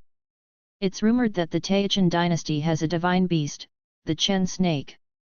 I wonder if this sacrifice will disturb it. Just a vague legend. So many have died, and yet we haven't seen the Chen snake appear. Speaking of which, Sword Venerable Feudeo hasn't shown himself. I am actually relieved. It seems he is quite wary of us and only guards the supreme sect because it threatens his own existence. Even without us, the 9 dynasties will face annihilation. A great cultivator like him seeks immortality. To be immortal, one must survive, so of course he won't place himself in danger." Their tone was light, feeling that the goal they were scheming toward was about to be accomplished. Then, they each took a step back and began to cast their spells. Boom! The ground beneath their feet cracked open, and huge tree roots emerged from the soil. They stepped onto the roots, rising into the air and away from the ground. At the same time, all the great cultivators involved in the distant battles felt a heart-pounding presence. LV Badian turned his head to look, his brow deeply furrowed as he uttered 3 words, "Ephemera tree." This ephemera tree was far more terrifying than the one in front of 9 Nether Road. The aura seemed to come from the 9 Nether world, chilling everyone to the bone. Above the earth, countless human captives widened their eyes in terror, looking at the giant ephemera that kept rising. They were even smaller than the leaves of the ephemera tree. Thousands of miles away, Lu Lingjun held her twin swords, with a golden sash swirling around her body like a dragon. She turned to look toward the horizon, spotting the silhouette of the origin tree of ephemera. A small snake popped out from her hair bun, hissing, "Such a terrifying presence! This is no joking matter. We've fought enough, we've repaid our debt to them, it's time to slip away." This small snake was the White Spirit Demon Emperor who had ascended with her, a cultivator of the 8 levels of the Unification Realm. Hundreds of yards away, a Mystic Heart Realm cultivator of the Ephemera sect, trapped by Lu Lingjun's formation, was resisting the array while laughing wildly, thinking of fleeing. "It's too late for that. Prepare to welcome the arrival of an immortal." "An immortal?" Lu Lingjun's brow furrowed, and the White Spirit Demon Emperor was also startled, looking at the Mystic Heart Realm cultivator and asking, "If your sect had an immortal, why haven't you conquered the lands of the 9 dynasties yet?" The Mystic Heart Realm cultivator just smiled, offering no explanation, as he began to make a desperate effort to break the array. The other Mystic Heart Realm cultivators who were fighting in different directions also stopped their attacks. The cultivators of the 9 dynasties watched the origin tree of ephemera with dread, while the ephemera sect's side grew excited, as though victory was in their grasp. Chapter 145, Chapter 145, Take it to save the world. The origin tree of ephemera broke through the soil, unleashing massive and dense branches, countless leaves rapidly growing, enveloping the entire Wanji forest with a coverage reaching tens of thousands of miles, its trunk as colossal as a great mountain. A ghastly and terrifying human face grew out of the origin tree of ephemera's trunk, exhibiting only facial features, revealing a greedy and cruel smile that made the numerous captives below feel their hearts and gallbladders split in terror. At that moment, countless people fainted from fright. All were sealed with talisman paper on their bodies, unable to speak, and for this reason, their fear escalated to the extreme. Upon seeing a human face grow on the origin tree of ephemera, all the Mahayana cultivators from the 9 dynasties went insane. Everyone, we have no place to retreat, think of your descendants, your disciples, if we fail today, there will be no land in this world for the human race to stand on. A domineering voice thundered across heaven and earth, as deafening as thunder. As the words fell, a dazzling golden light burst from the horizon, speeding forth unstoppable. The 4 mystic heart cultivators of the ephemera sect appeared out of nowhere in the sky, simultaneously casting spells, attempting to intercept this golden light. However, just as the two were about to collide, the golden light burst forth with thousands of beams, continuing to charge forward. A majestic blue river came from behind, on top stood a man in a black robe, holding a Zen stick, his spiritual power vast, stirring up waves.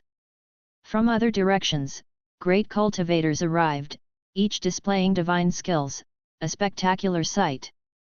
All mystic heart cultivators on the 9 dynasties side began to charge with all their might, vowing to reach the origin tree of ephemera. LV Badian raised the big flag in his hand high, and beneath him, 100,000 inner sect disciples simultaneously revealed their magic artifacts. They quickly shifted, altering formations. Myriad spiritual power dragons rose into the sky, fire dragons, ice dragons, with the intertwining dragons roaring, shaking heaven and earth. Lu Lingjun stood on a white python, soaring across the sky. She released the swords from her hands and then drew a large bow, pulling the bowstring taut, spiritual power converging into arrows.n/o/vel/b/in.c/om. Nature's spiritual energy surged towards this arrow, gathering together, causing its aura to explode, and her right hand pulling the bowstring gleamed with a dazzling light. From another direction, Deist Tianxia from the 3 Pure Ones mountain led dozens of Deists swiftly towards the Wanji forest. A battle far surpassing the previous ones erupted. Boom! In Mystic Valley, Guan stood on top of a mountain, hearing the distant booming sounds. Beside him, Chu Jingfeng was thrilled, unable to remain calm. This commotion! Chu Jingfeng frowned and spoke. He could feel the sound coming from a very distant place, which made him think of the Wanji forest of the Taixuan dynasty.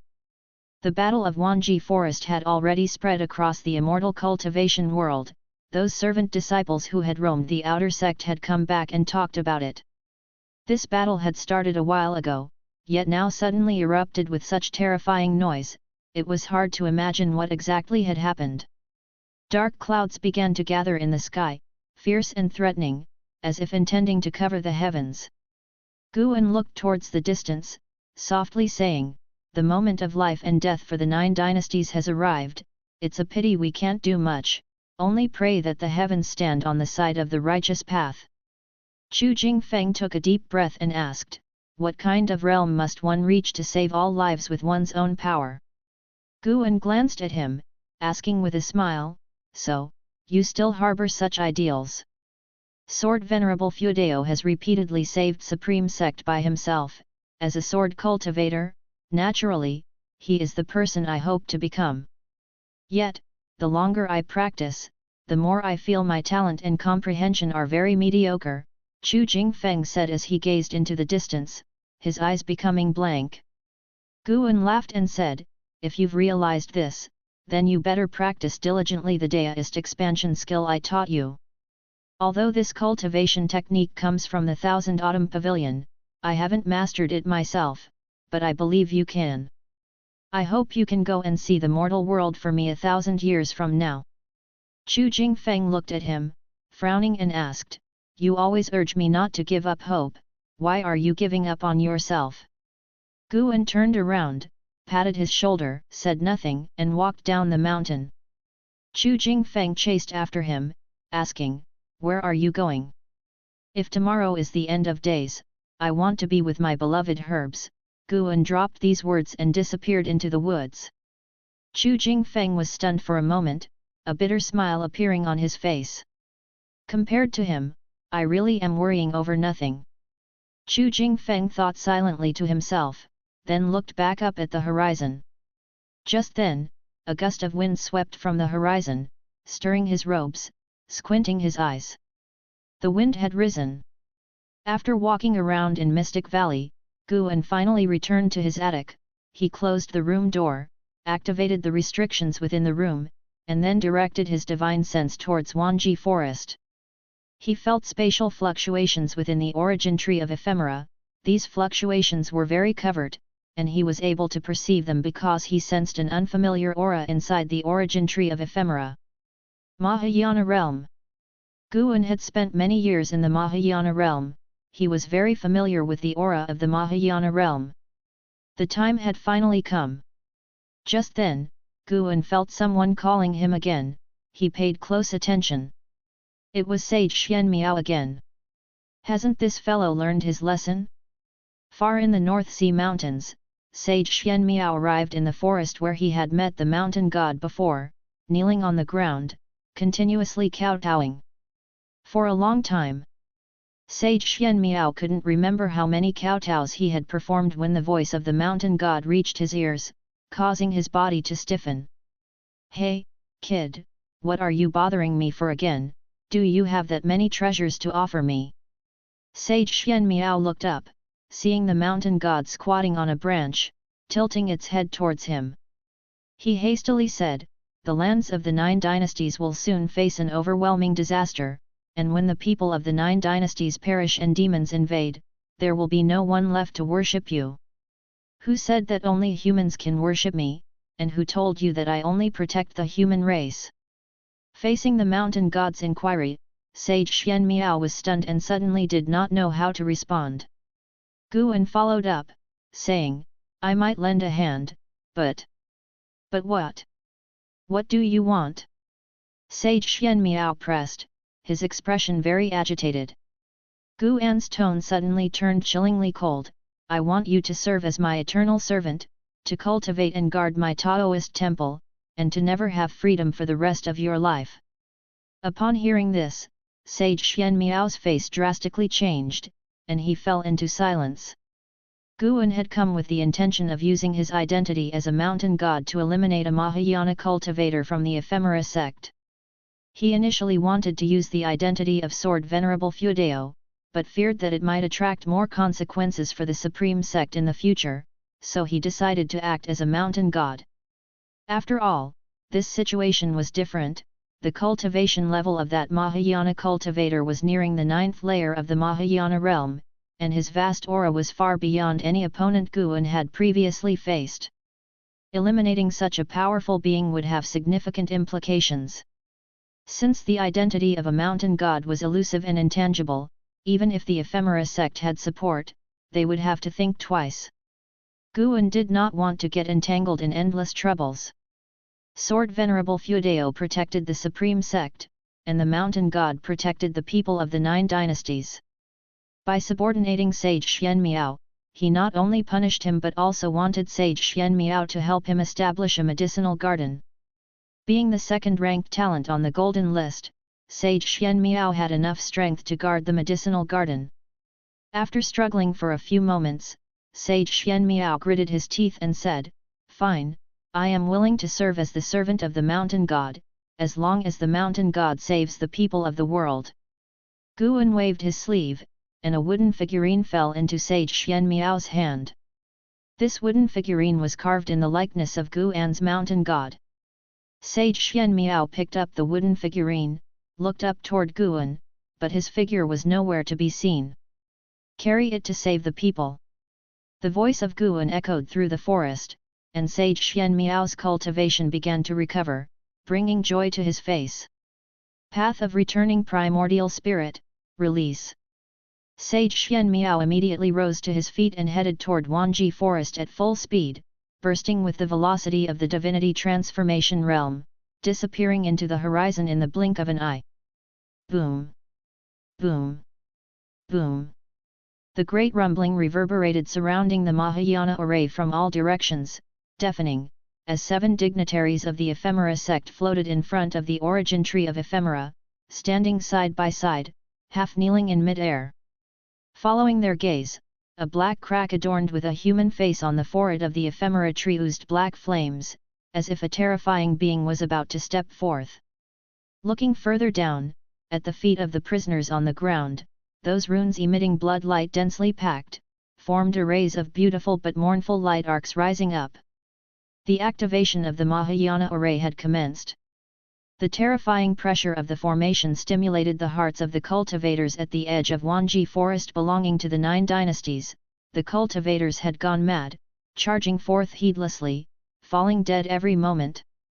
Liu Lingjun, too, was fiercely battling, unable to break through the defensive line formed by dozens of mystic heart realm great cultivators. The sky grew dark, thunder clouds tumbled about, lightning flashed, and thunder roared as if even the heavens were lamenting. Suddenly, a giant claw emerged from the clouds, directly grabbing the branches of the origin tree of ephemera to uproot it entirely, causing the tree to tremble violently. "How dare you!" The 7 dignitaries of the ephemera sect shouted in unison, each taking action. Their divine skills exploded in force, jointly repelling the giant claw. Right then, a massive red snake descended from the sky, this snake bearing claws and a head resembling a human face. From afar, it looked like a woman's face smeared with rouge, with wild and disheveled hair, quite frightening in this dark and gloomy world. The body of the snake was 100 jong thick and stretched for an unknown number of miles. "It's the divine beast of our Taixuan dynasty, Chen Snake!" a cultivator exclaimed excitedly, greatly boosting the morale of the 9 dynasties' cultivators. The aura of Chen Snake was ancient and vast, far surpassing the ordinary mystic heart realm. Its appearance brought a strong sense of hope to the 9 dynasties. Chen Snake opened its massive mouth, spewing out magma like a torrential flood, sweeping towards the ephemera tree. Just then, a beam of blood light burst from the black crack on the forehead of the ephemera tree's human face, fiercely annihilating the rolling magma, sweeping across 100 miles, piercing through Chen Snake's throat, and hot blood sprayed like that from a trumpeting elephant, echoing through the heavens and earth. Chen Snake fell, stirring up thousands of jong of dust, causing the ground to shake violently. A terrifying pressure, far surpassing the mystic heart realm, enveloped the entire Taixuan dynasty. An ancient species dares to call itself a divine beast. The voice of Butcher Immortal Jing resounded, his tone cold and filled with murderous intent, as if originating from a demon god of the 9 nether, sending chills down the spine of anyone who heard it. While battling, Liu Lingjun turned her head, her pretty face drastically changed, her eyes filled with disbelief. Facing this pressure, her spiritual power seemed to be suppressed. The opponent's realm was definitely higher than the mystic heart realm. "The immortal of the ephemera sect has descended, why aren't you kneeling down yet to receive the favor of the ephemera immortal?" A Mahayana cultivator of the ephemera sect laughed maniacally. The mystic heart realm great cultivators from the 9 dynasties no longer cared about his provocation, all looking terrified towards the origin tree of ephemera. Chapter 146, Chapter 146, Heaven opens its eyes. The power of heaven and earth. What realm is this? Under the thunderclouds, Lv Badian, standing on a magic artifact, was full of fear as he gazed at the origin tree of ephemera and muttered to himself. If he, a unification realm 9 layers, felt this way, what more those with a cultivation level lower than his? The disciples of the supreme sect below felt as if they were being crushed by a weight of 10,000 catties, starting to descend, which forced them to dissolve their formation. What exactly are we facing? Impossible, impossible. Could it be that ephemera sect truly possesses an immortal? What to do? Is there truly no chance of victory? We still have Sword Venerable Feudeo, once he arrives, perhaps there will be a glimmer of hope. While the disciples of the Supreme Sect still harbored a sliver of hope, other sects had plunged into complete despair. Deduced Tianxia from Three Pure Ones Mountain looked towards the origin tree of ephemera, his face pale as he calculated with his fingers, only to find no hope no matter how he calculated. Inescapable doom. Deduced Tianxia murmured to himself as his aura of righteousness began to dissipate. With the terrifying presence of Butcher Immortal Jing enveloping the Taixuan dynasty, the morale of the cultivators from the 9 dynasties instantly collapsed. There were still some who refused to give up. A great cultivator of the mystic heart realm from the Taixuan Sect continued to fight fiercely, displaying the leadership spirit of the leader of the 9 dynasties alliance. And Hao and Wuju were rapidly speeding along. With their low cultivation levels, no one hindered them for the time being, and they swiftly flew into Wanji Forest to rescue those who had become sacrifices. However, as soon as they landed, threads of blood quickly entangled their feet. Before they could react, the runes beneath their feet burst out with shocking blood light, spreading rapidly, sweeping across the Taixuan dynasty at an incredible speed, freezing in place all living beings within the territory of the Taixuan dynasty, including the great cultivators in the air. Those great cultivators of the mystic heart realm were also suppressed, their movements incredibly slow, floating like falling leaves, driving those who wished to escape to despair with such drifting speed. They suddenly felt the Taixuan dynasty was boundless.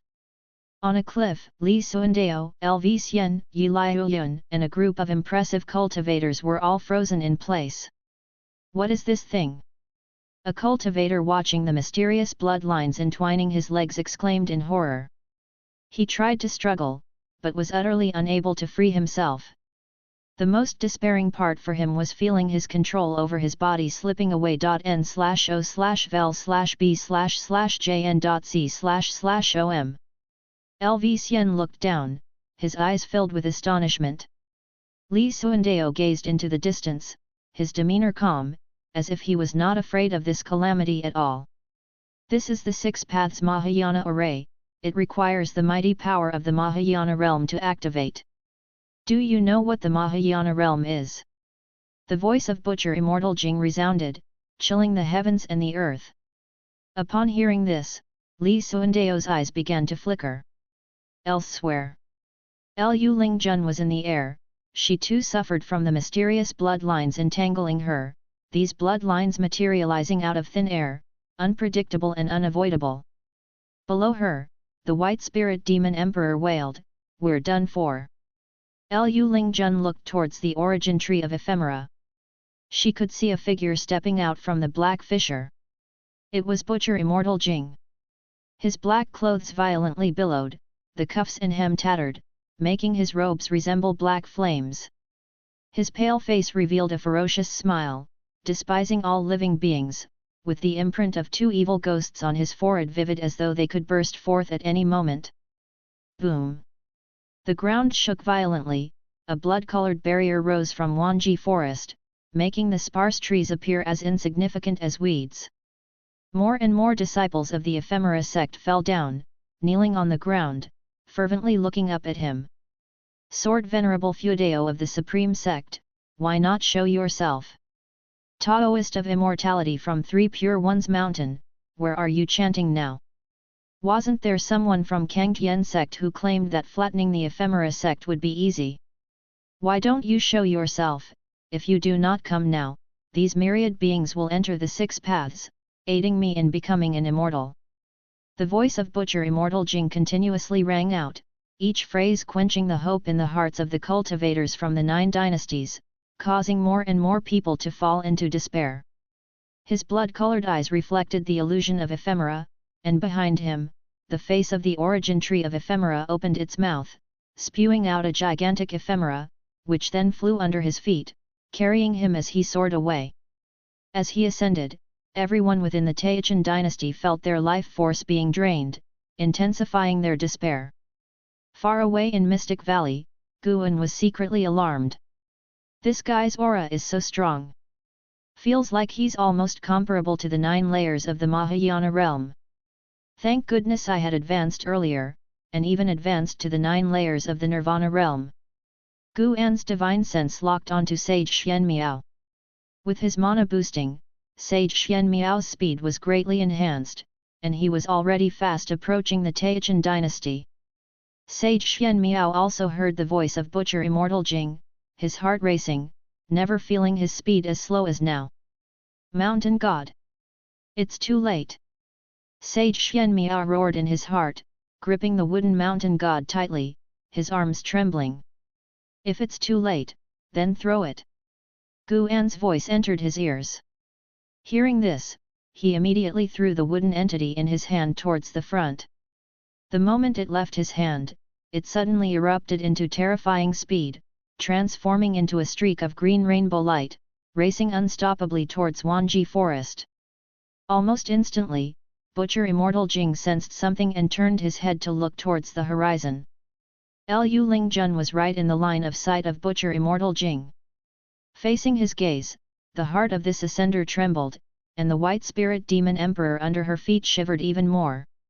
In a trance, Liu Lingjun seemed to sense something and subconsciously turned her head. Time seemed to stand still as she caught a glimpse of a cyan light rainbow through the corner of her eye. She faintly saw a small figure within the cyan light. Struggling fiercely, Anhao turned his head to see a cyan light rainbow speeding towards him, sweeping over his head at an inconceivable speed. At the edge of the cliff, Li Suandao saw a cyan light rainbow flying past the horizon, and he felt a dizzy sensation. In the desolate gaze of millions of sacrifices, a cyan light rainbow tore through the dark sky, bringing light to their eyes. Butcher Immortal Jing reacted far beyond anyone within the Taixuan dynasty. He raised his hand to block, and terrifying spiritual power formed into dark light, forcefully intercepting the cyan light rainbow. His complexion slightly changed, and in a cold voice, he said, "Mahayana realm, who are you?" Within the cyan light rainbow, a small wooden figure twisted its body, facing Butcher Immortal Jing. The small wooden figure raised its hand, pointing at Butcher Immortal Jing. Butcher Immortal Jing's gaze sharpened, and his right hand suddenly clenched into a fist, terrible dark light directly forming a demonic claw, intending to crush the small wooden figure. Boom! A massive cyan beam of light suddenly struck from behind the small wooden figure, engulfing Butcher Immortal Jing with unimaginable speed. Too fast! Standing at the peak of the Mahayana realm, Butcher Immortal Jing had no time to react. The majestic origin tree of ephemera was instantly pierced by the cyan beam of light, its trunk rapidly turning to flying ash. The thunderclouds above were dispersed right away, and the bright sky suddenly broke through above all beings, causing countless people to subconsciously close their eyes. The cyan glow around the small wooden figure then dissipated. Silence fell upon the land. Great cultivators from the 9 dynasties and those from the ephemera sect were all dumbstruck, staring in the direction of the origin tree of ephemera, watching its trunk gradually vanish, their minds blank. The small wooden figure fell backwards, its body trembling slightly. In an instant, a roaring sound thundered up. The ground shattered, countless trees burst forth, charging at the cultivators of the ephemera sect with frenzied speed. The great cultivators in Mystic Heart Realm intuitively tried to escape, but in a blink, they were entwined by the trees. Outside the 6 Mahayana arrays, endless trees rose up, forming tree walls ascending from all directions. The cultivators of the ephemera sect, their faces drastically altered, leaped up, trying to jump over the tree walls, but as soon as they ascended, they were entangled by the vines and pulled into the trees. No! What is this? Who? Sect Hierarch, save me! Spare me! Spare me! Countless shouts and screams arose, plunging the land into despair. Cultivators from the 9 dynasties also scrambled to avoid, but they quickly realized that the vines and trees were bypassing them, targeting only the cultivators of the ephemera sect. Deduced Tianxia from 3 Pure One's mountain hovered in the air, overlooking the land. Vast clouds of dust rose like an ocean, endless, seemingly covering the entire mortal world. The trees resembled rising dragons, mystic and vast, shaking the very visual and cognitive perception of this great cultivator of Mystic Heart Realm. He could not imagine such a mighty force. It was as if the heavens and earth were punishing the ephemera sect. Not just him, All great cultivators of mystic heart realm from the 9 dynasties looked on in shock at this stunning sight.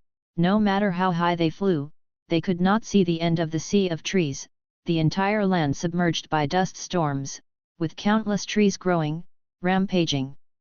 Lu Lingjun stared blankly at this scene, unable to believe her own eyes. The power of heaven and earth! Heaven has opened its eyes indeed! Exclaimed the White Spirit Demon Emperor excitedly, its bloodlines starting to dissipate, regaining control over its demon body. At the summit of a mountain in the North Sea Mountains, Guan stood on the cliff, facing the wind, displaying the stature of an immortal. The wooden figure given to Sage Xian Miao was just a misdirection, leading Butcher Immortal Jing to mistakenly think the approaching person was merely a Mahayana cultivator.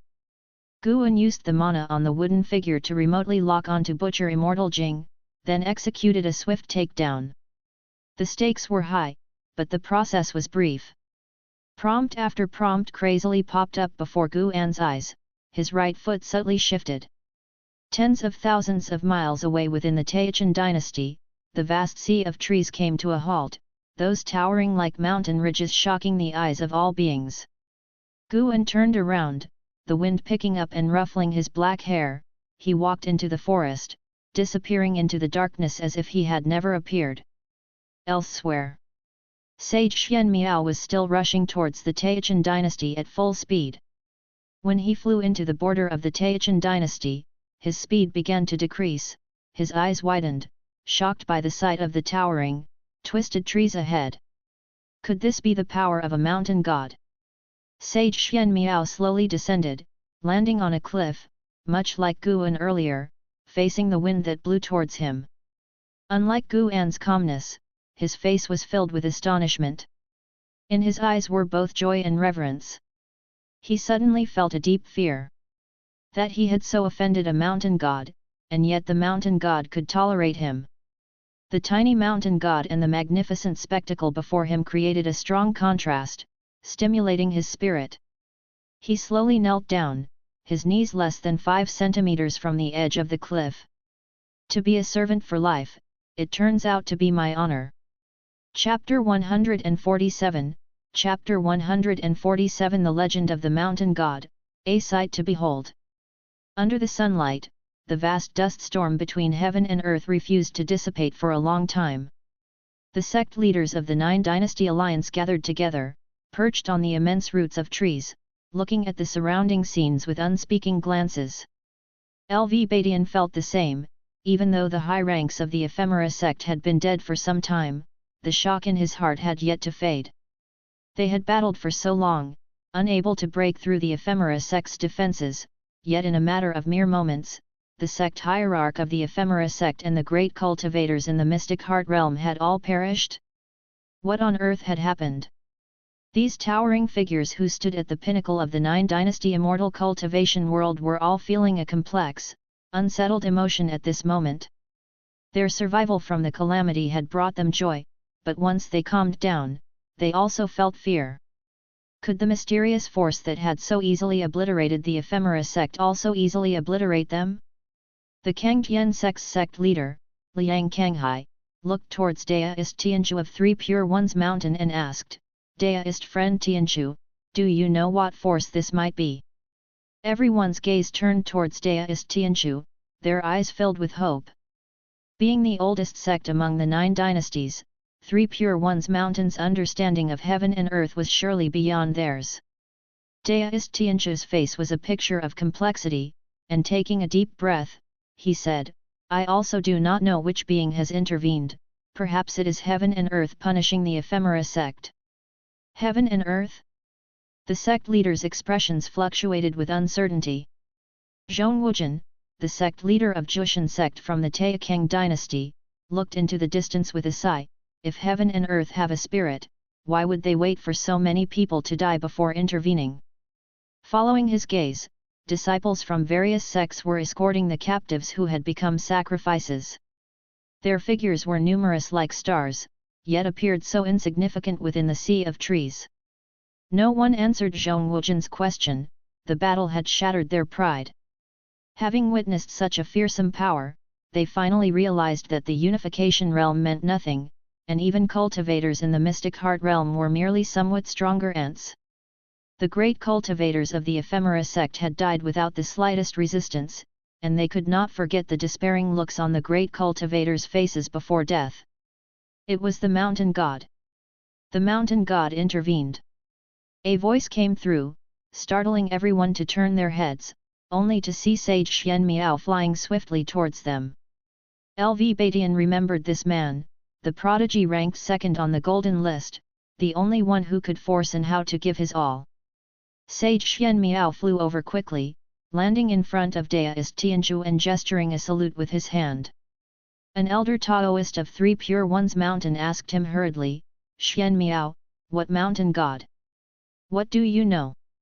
Sage Xian Miao took a deep breath, looked towards the sect leaders, and said, "The being that annihilated the Ephemera sect was the mountain god. It's hidden deep in the mountains, elusive to track. I was fortunate to have seen it. Previously, the mountain god gave me a wooden effigy, instructing me to save the common folk with it. All this was caused by that wooden effigy." Speaking of these matters, his face was full of nothing but reverence. The sect leaders bombarded him with questions, chattering away noisily, making the area rowdy. Liang Kanghai of the Taixuan Sect seemed to recall something and immediately waved in the direction of a figure in the distance.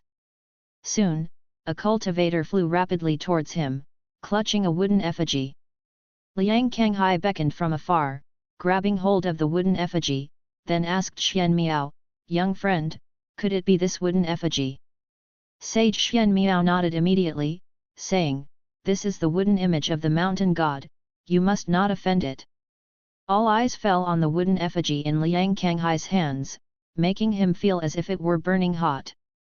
While some were still skeptical of Xian Miao's words, Deist Tianzhu suddenly cast a spell, immobilizing Xian Miao and swiped his horsetail whisk across his forehead, conjuring a spectral image.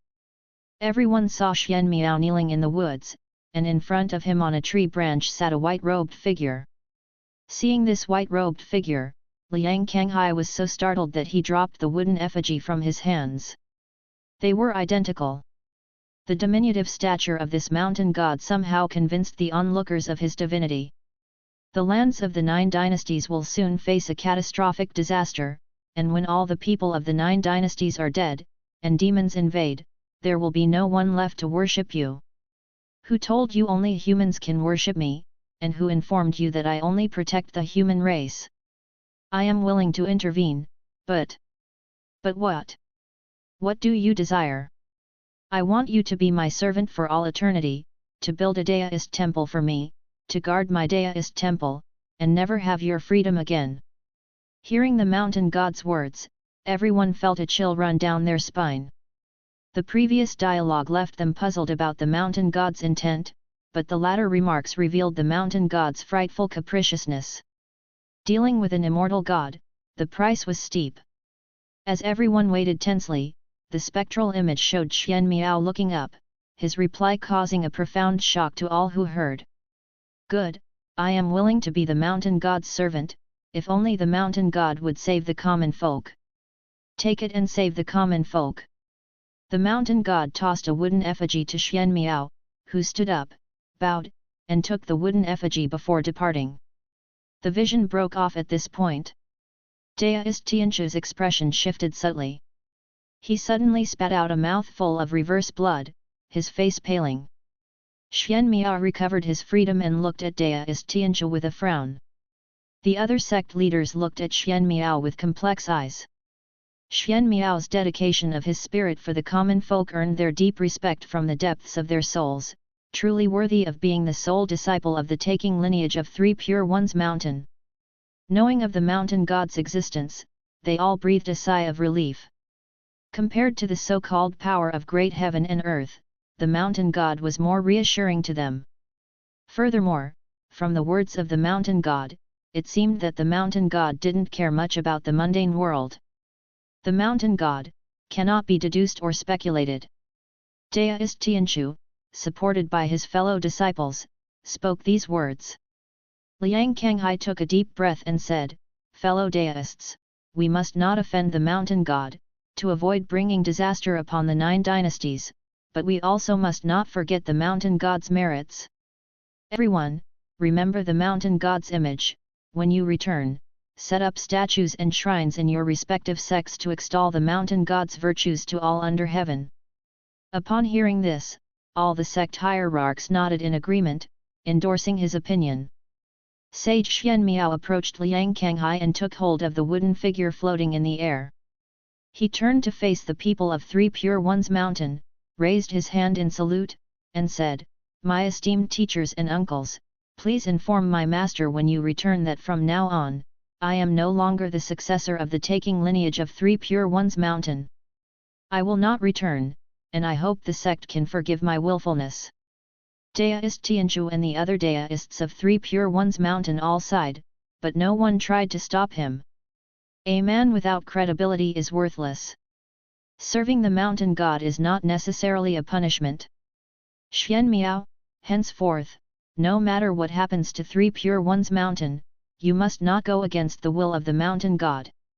Do you understand? Deist Tianzhu said earnestly. Sage Xuan Miao nodded, then turned and left. Some sect leaders hesitated, their eyes flickering with the thought of sending someone to follow Sage Xuan Miao, but considering the terrifying scenes around them, they eventually gave up the idea. At least for now, it was best not to provoke the mountain god. In the distance, Lu Lingjun stood on a towering tree, with the white spirit demon emperor curled up on her shoulder, having shrunken in size. The mountain god, truly a spirit of the great heaven and earth, indeed an immortal. The white spirit demon emperor exclaimed excitedly. They watched the sect leaders' discussion from afar and even saw the illusion that Deist Tianzhu had drawn out.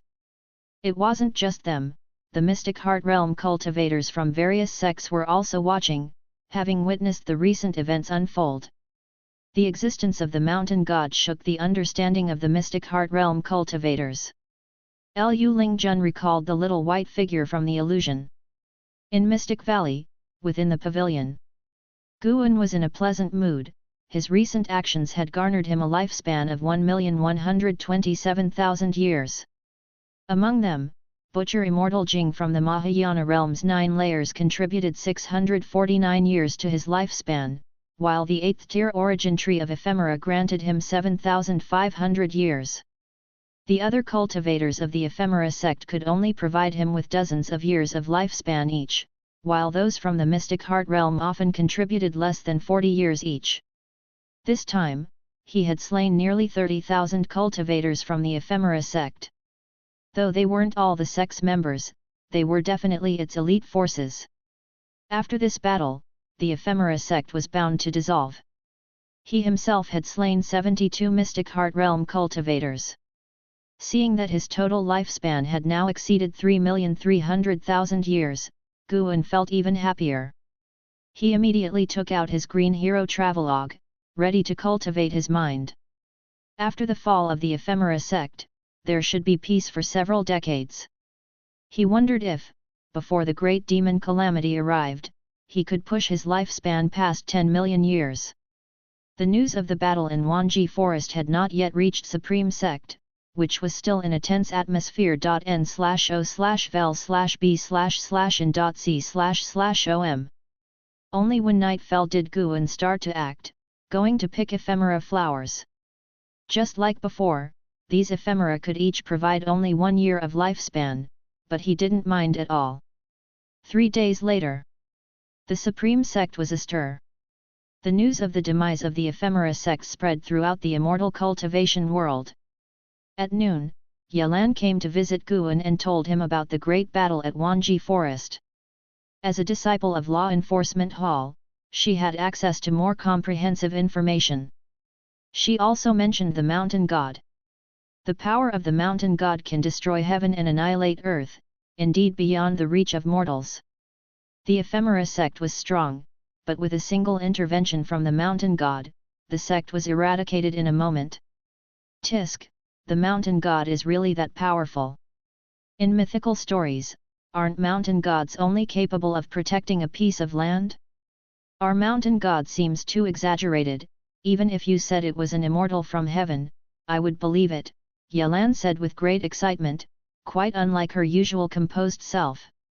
For cultivators, the existence of the mountain god was certainly exhilarating news. There really are immortals in the world. Guan pretended to be excited, eagerly inquiring further, satisfying Yelan's desire to share. As for the spread of tales about the mountain god by sage Xian Miao, Guan had been prepared for it. Sage Xian Miao simply wouldn't reveal his whereabouts but would sing the praises of the mountain god to anyone he met. Guan had even noticed when deist Tianxia drew upon sage Xian Miao's memories. Such is the capability of the immortal path. He had used his divine sense to punish deist Tianxia from a distance, a small reprimand and also a warning to the other sect leaders. Deist Tianxia, unaware that it was an assault by divine sense, thought he had suffered backlash and grew even more reverent toward the mountain god. After a chat of 2 ancient hours, Yelan finally left.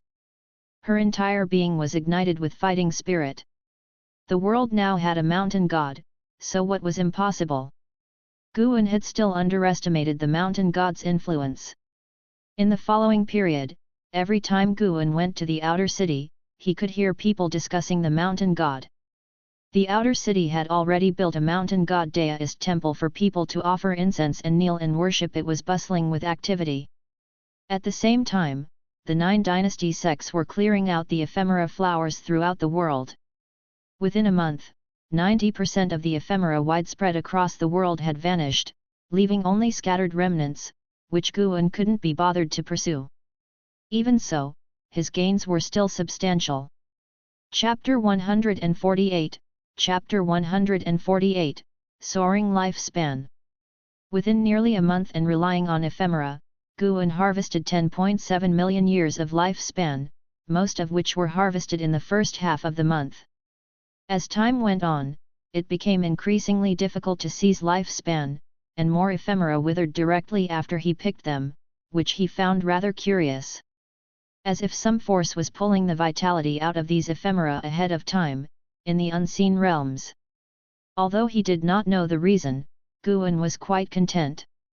Thanks to the ephemera sect, he saved 20 years of effort, and his lifespan reached 43.9 million years. After the ephemera sect's downfall, the lands of the 9 dynasties all welcomed joyous times. Various versions of the story spread among the people, turning the ephemera sect into the most terrifying sect in the world, while the mountain god became the faith of the common folk. On this day, within a forest in the North Sea Mountains, sage Xian Miao was kneeling on the ground, his expression devout. Suddenly, he heard a voice and his face lit up with joy. He then walked in another direction. 2 ancient hours later, sage Xian Miao stopped. He stood on a mountainside and could see the shimmering North Sea. Build a deist temple for me here, and open up a field for planting medicinal herbs for me, Guan's voice rang in sage Xian Miao's ears. Sage Xian Miao immediately agreed, looking forward to the life of service that lay ahead. And so, a day and night passed. At the break of dawn, Guan, transformed into a white-robed Petiesi, appeared on sage Xian Miao's shoulder. Sage Xian Miao was meditating on the steps in front of the deist temple courtyard, with his eyes closed and practicing his skills. Guan assessed the deist temple that Xian Miao built, which was decent. It was not grand, but neither was it stingy. The courtyard walls were made of stone, as was the deist temple. The beams and pillars were of mahogany, while red tiles made up the eaves. Hidden amongst the mid-mountain forest, the temple was barely visible with a large cauldron burning incense within the courtyard, and the green smoke curling upwards, exuding the atmosphere of an immortal's abode. All in all, sage Xian Miao had put a lot of thought into it and managed to please him. Guan said, the name on this plaque won't do. Mountain God Temple is too generic, as there might be more than one mountain god in this world. Sage Xian Miao's eyes snapped open and he looked over reflexively, only to see the mountain god standing on his shoulder. His body instantly stiffened, not daring to move. He cautiously asked, "May I venture to ask for your immortal name?" "Haven't thought of one yet." Guan hopped down from Sage Xianmiao's shoulder and walked into the courtyard. Sage Xianmiao quickly got up and followed, curiously asking, "What do you mean you haven't thought of one? Don't you belong to a group of immortals, like the heavenly court in Investiture of the Gods?" Investiture of the Gods? What's that? Sage Xianmiao briefly recounted the tales of Investiture of the Gods, speaking of the book with reverence. After listening, Guan scoffed, "Mortals daring to conjecture about immortals? I don't know if there's a heavenly court in the world, but I've never seen other immortals since I was born. Then how are you? You want to ask how I dare to call myself a mountain god? Not at all, I didn't mean that. Being an immortal is not just about status, but also a certain realm. Keep cultivating, and perhaps one day, you will reach it too." Guan's words inflamed Sage Xianmiao's heart with passion. He too wanted to be as powerful as the mountain god. Seeing that the mountain god was in a good mood, he began to inquire about the medicinal field. "You can plant whatever you want, and when the time comes, I will harvest it and send these flowers and plants to rebirth," Guan replied casually, earning Sage Xianmiao's solemn respect. He had never heard that flowers and plants needed rebirth. The breadth of the mountain god's spirit was indeed beyond his imagination.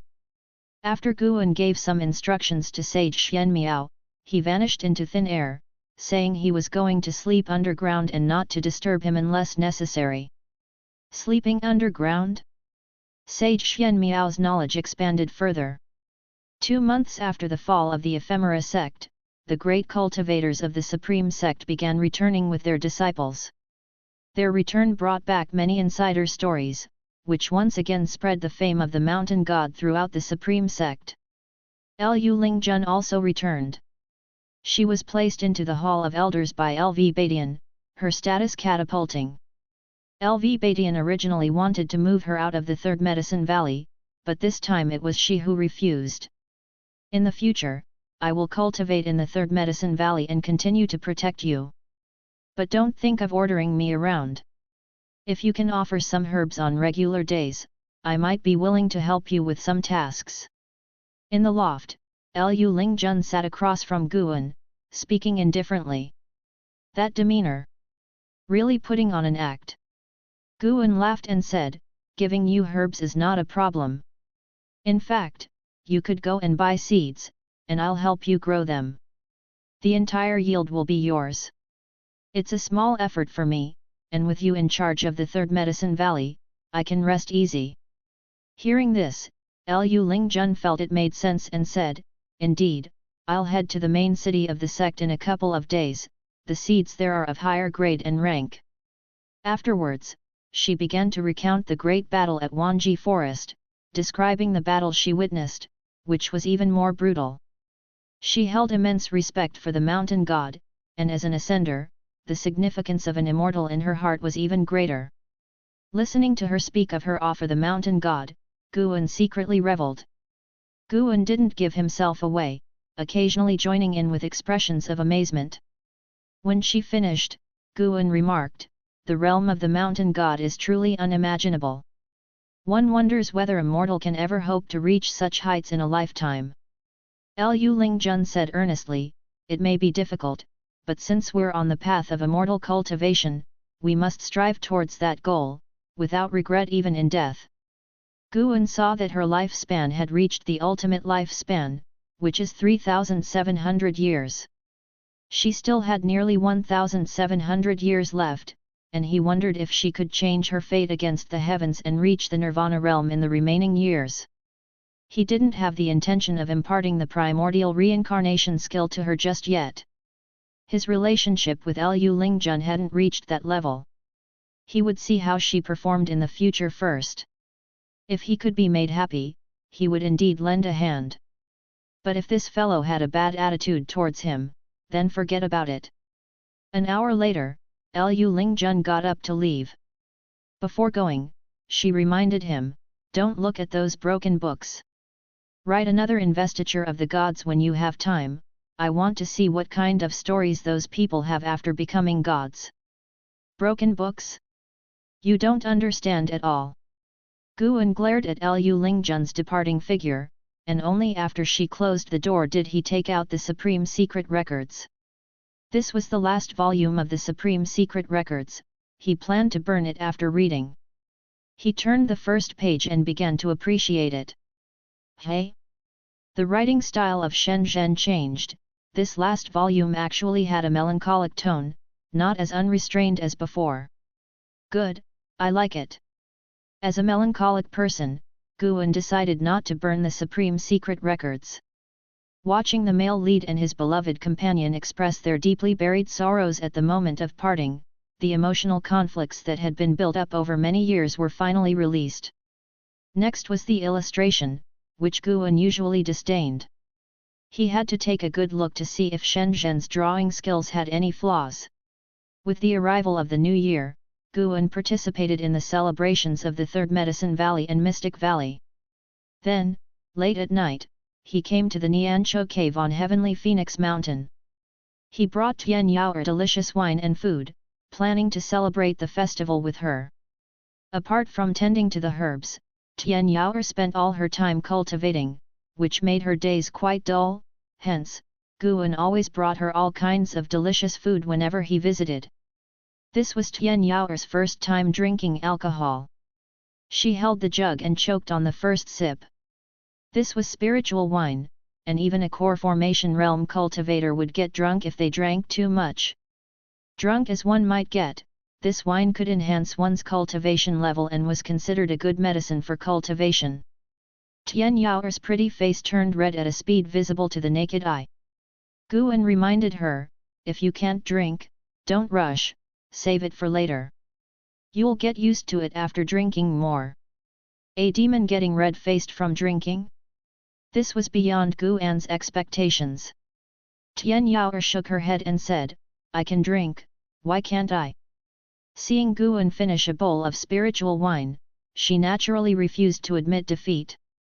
Moreover, the wine made her feel warm all over, and despite the heat, she found it comfortable and wanted to drink more. Guan was about to speak when he suddenly sensed something and stood up, saying, have some meat first, I'll be back soon. As his voice faded, he disappeared into thin air. Tian Yao picked up the jug again, licked her lips, and took another sip. This time, she continued to drink despite the burning sensation in her nose. Under the cover of night, the mountains stretched endlessly, and one of the ridges undulated ceaselessly. Upon closer inspection, it was a huge snake with human-like feet and a human face. It was the Chen snake that had previously appeared in Wanji Forest. Chen snake was covered in blood, weak, and breathing heavily like thunder. The demon fog around it churned, and ghostly shadows crept closer. The snake's lively eyes were extremely weary and seemed ready to close at any moment. Such strong vitality, an ancient species. A cold sneer sounded, startling Chen snake to open its eyes. In the distant demon fog, a figure appeared. It was an old woman in a black robe with 2 horns on her head and a pair of wings on her back. Her cheeks were covered with black fine hairs, making her look even more terrifying. N/O/vel/b/jn.c//om. The Heaven Phoenix Demon Mother looked down at Chen Snake with eyes full of greed. Chen Snake tried to move but was powerless to rise. The Heaven Phoenix Demon Mother began to close in on Chen Snake, emitting dense demon energy from her body that coiled around the massive snake like 2 black dragons. If you don't want to die, then turn around and leave. A voice came from Chen Snake's direction, causing the Heaven Phoenix Demon Mother to stop and squint, looking forward to see a white-clothed little person standing on Chen Snake's forehead, wearing a mask. The Heaven Phoenix Demon Mother scoffed, "How is it? Who are you, revered guest? Are you unaware of who I am?" As soon as Guan heard this, he wanted to respond but then thought it bothersome. He waved his sleeve immediately, and terrifying mana surged towards the Heaven Phoenix Demon Mother like a wind, instantly turning her to dust. You have successfully taken 203 years of lifespan from Heaven Phoenix Demon Mother, Unification Realm 9 layers. The Demon King that Tian Yao most feared died at the hands of Guan, utterly powerless to resist. Chen Snake struggled to open its eyes, spitting out human language, "Are you, the mountain god?" Its voice was indistinguishable between male and female, weak and breathless. That day during the battle at the Ephemera Sect, it had been injured and fallen, catching sight of a wooden figure. The image of the wooden figure greatly resembled the current Guan. Guan spoke, "In consideration of your efforts to save the people, I will save your life." He took out a bottle of elixirs that he had already refined and poured them into Chen Snake's mouth. Having suffered severe injuries and being poisoned by the origin tree of Ephemera's ephemera poison, only the ephemera elixir, refined from ephemera, could cure it. Mountain God, someone, has inherited the power of the Ephemera Sect. Chen Snake strained to speak, and its serpentine eyes shone, revealing a figure's silhouette. Guan focused his gaze, and his eyes beneath the mask took on a strange expression. How could it be him? Chapter 149, Chapter 149, Unifying the Universe, Fighting Demons Together. Li Suandeo.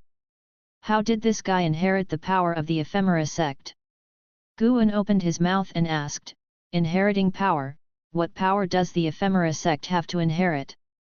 Chen Snake struggled to reply, "The ephemera scattered all over the world are there to absorb spiritual energy for the spirit of ephemera, an ancient species. It can use the ephemera to absorb the spiritual energy of the world. Once it merges with a living being, all ephemera will lose their vitality, leaving only their shells." The figure that burst forth from its eyes was indeed Li Suandeo, even revealing his true face. Li Suandeo seemed to be communicating with someone, but no sound was heard. Guan asked, "Is your injury because you stopped him?" "Exactly, he has the support of the mystic heart realm, but he didn't kill me." Chen Snake replied. Guan asked, "Do you want me to kill him?" "If possible, it would be best to cripple his cultivation level. The spirit of ephemera is ultimately an ominous entity.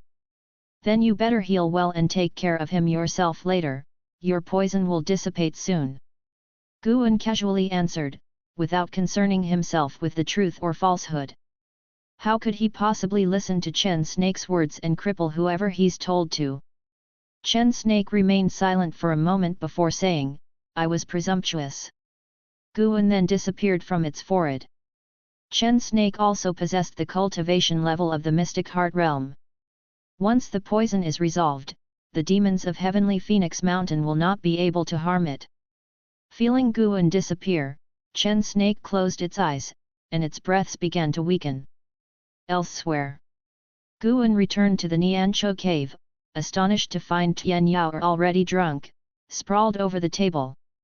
He picked up the jar, only to find it empty of wine. "This girl." Guan smiled helplessly as he picked up Tian Yao and walked inside the house. Master, help me, kill the demon mother, avenge my parents." Tian Yao, clinging to Guan's neck, muttered to herself, her hot breath spilling onto his neck. Guan didn't tell her that the Heaven Phoenix demon mother was already dead. Having a target for her hatred would drive her to cultivate harder. The next day at noon, Guan arrived at Tianya Valley. Last night, he had captured with his divine sense that Li Suandeo had already returned to Tianya Valley. From afar, Guan could see the figure of Li Suandeo, who was sitting at a stone table under a tree, holding a book in one hand. Li Suandeo, Void Crossing Realm 7 Layers 271/1599/6050. Void Crossing Realm 7 Layers. His cultivation level had increased again. Most crucially, his maximum lifespan had doubled. Guan remembered that it was just over 3,000 years. Such a significant effect from the spirit of ephemera. Guan suddenly felt that Li Suandeo was truly extraordinary. Those with higher maximum lifespans than him didn't cultivate as fast as he did. Even in-house cultivation speed might not match his. Most importantly, no one knew Li Suandeo's real cultivation level. He cultivated some special secret skill, and his apparent cultivation level was now at the first layer of the core formation realm. disguising the void-crossing realm 7 layers as the core formation realm first layer, how cunning! While thinking this, Guan walked towards Li Suandeo. I pay respect to uncle. Guan approached Li Suandeo and raised his hand in greeting. Li Suandeo put down the investiture of the gods he was reading and smiled. Guan, you've finally arrived. Your uncle has prepared a superior quality golden core for you. The original owner of the golden core was a top-tier genius. Once your cultivation level reaches the 9th layer of the foundation establishment realm, your uncle will have a great cultivator help you achieve the core formation realm. Upon hearing this, Guan hurriedly thanked him. Li Suandeo signaled for him to sit down and began talking to himself. Recently, I've reanalyzed the investiture of the gods and gained profound insights. What do you think would have happened if King Zhou had allied with the Taixuan Sect from the beginning? Guan responded, there are not so many what-ifs.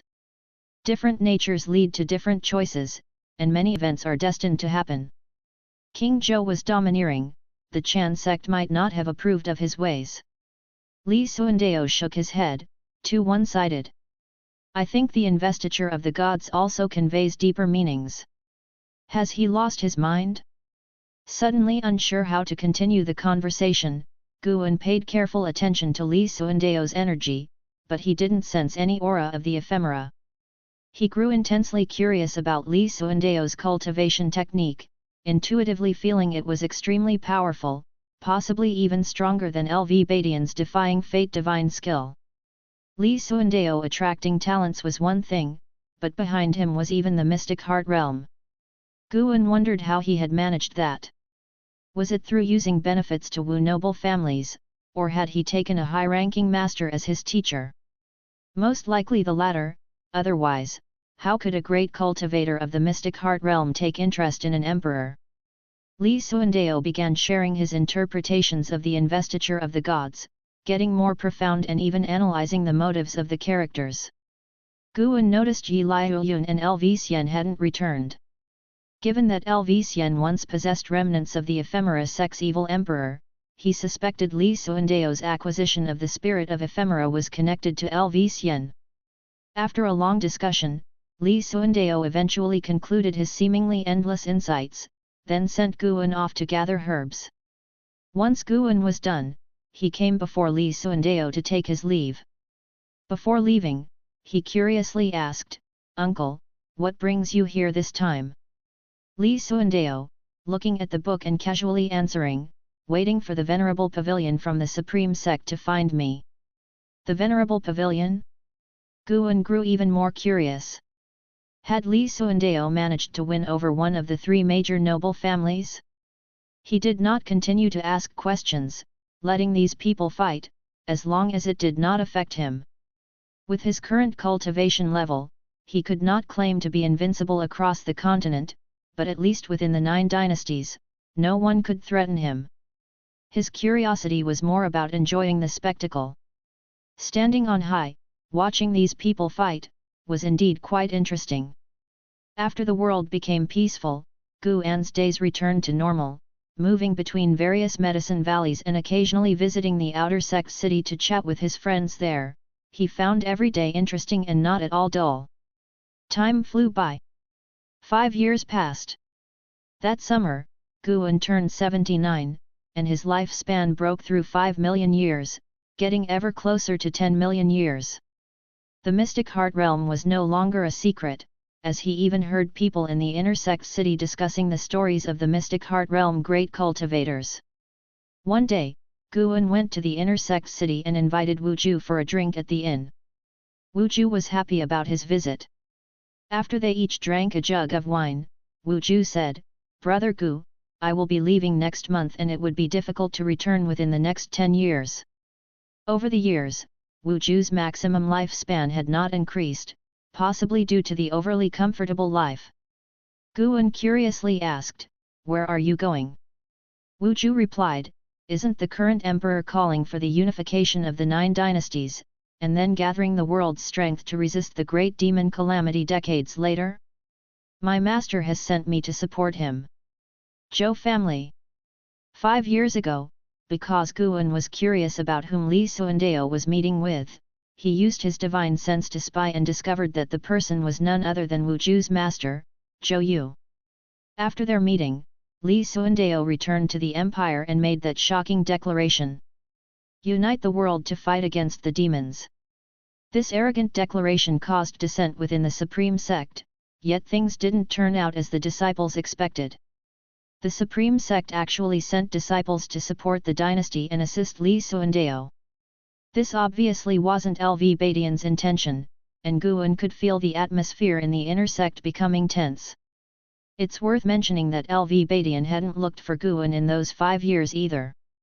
If it weren't for his previous probe using divine sense, confirming that LV Badian was alive and well, concentrating on his practice, Guan would have thought LV Badian had suffered from deviation again.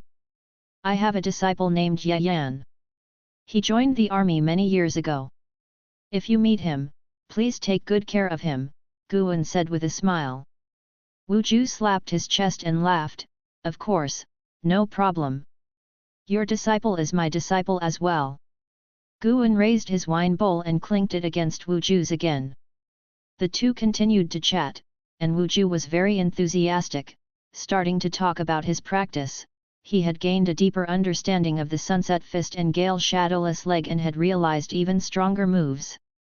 Suddenly, Guan's gaze shifted to the staircase on the second floor, where he saw a person walking up. N/O/vel/b//in.c//om. Lord Way of the Heaven, Mystic Heart Realm 3rd Level 3889/4500/4600. Mystic Heart Realm 3rd Level. Guan glanced and then withdrew his gaze, feeling inwardly curious. Who is this person? Living for over 3,800 years, even ancestor Xian Tian, were he alive, would probably be considered a junior in his presence. Lord Way of the Heaven wore a blue robe, held a horsetail whisk, and his beard hung past his jaw with his hair tied atop his head. His aura resembled that of the elixir formation realm, so he did not attract the attention of other disciples. This kind of attire was not rare in the world of immortal cultivation. Even on the second floor of the inn alone, there were 2 other similarly dressed people. Lord Way of the Heaven scanned the room, his gaze landing on Wu Ju. He stepped forward, came to the table, and asked with a smile, "May I join you 2 young friends?" Wu Ju frowned and looked towards Guan.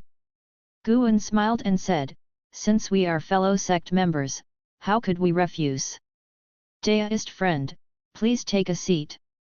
Lord Wei brushed his beard and smiled before sitting down, introducing himself. "I am Wei, not a disciple of the Supreme Sect. I am just a guest here. Seeing you 2 today felt like seeing kindred spirits, so I came up to join." This statement made Wu Ju's frown deepen. In the first half of Wu Ju's life, the Supreme Sect had already suffered several disturbances from spies, so he was quite wary of cultivators from other sects. Guan asked, "May I know which sect Brother Wei comes from?" Lord Wei turned to Guan, smiled, and said, "I am from the 7 Stars Spirit Realm. Have you 2 heard of it?" Guan shook his head. Wu Ju said irritably, "What exactly do you want to find out? Be direct and don't disturb our drinking." Lord Wei shook his head with a chuckle, took out a green jade piece from his sleeve, placed it on the table, and pushed it toward Wu Ju, saying, "Seeing your extraordinary foundation and your top of the skull exuding a spiritual aura, you seem destined for the 7 Stars Spirit Realm.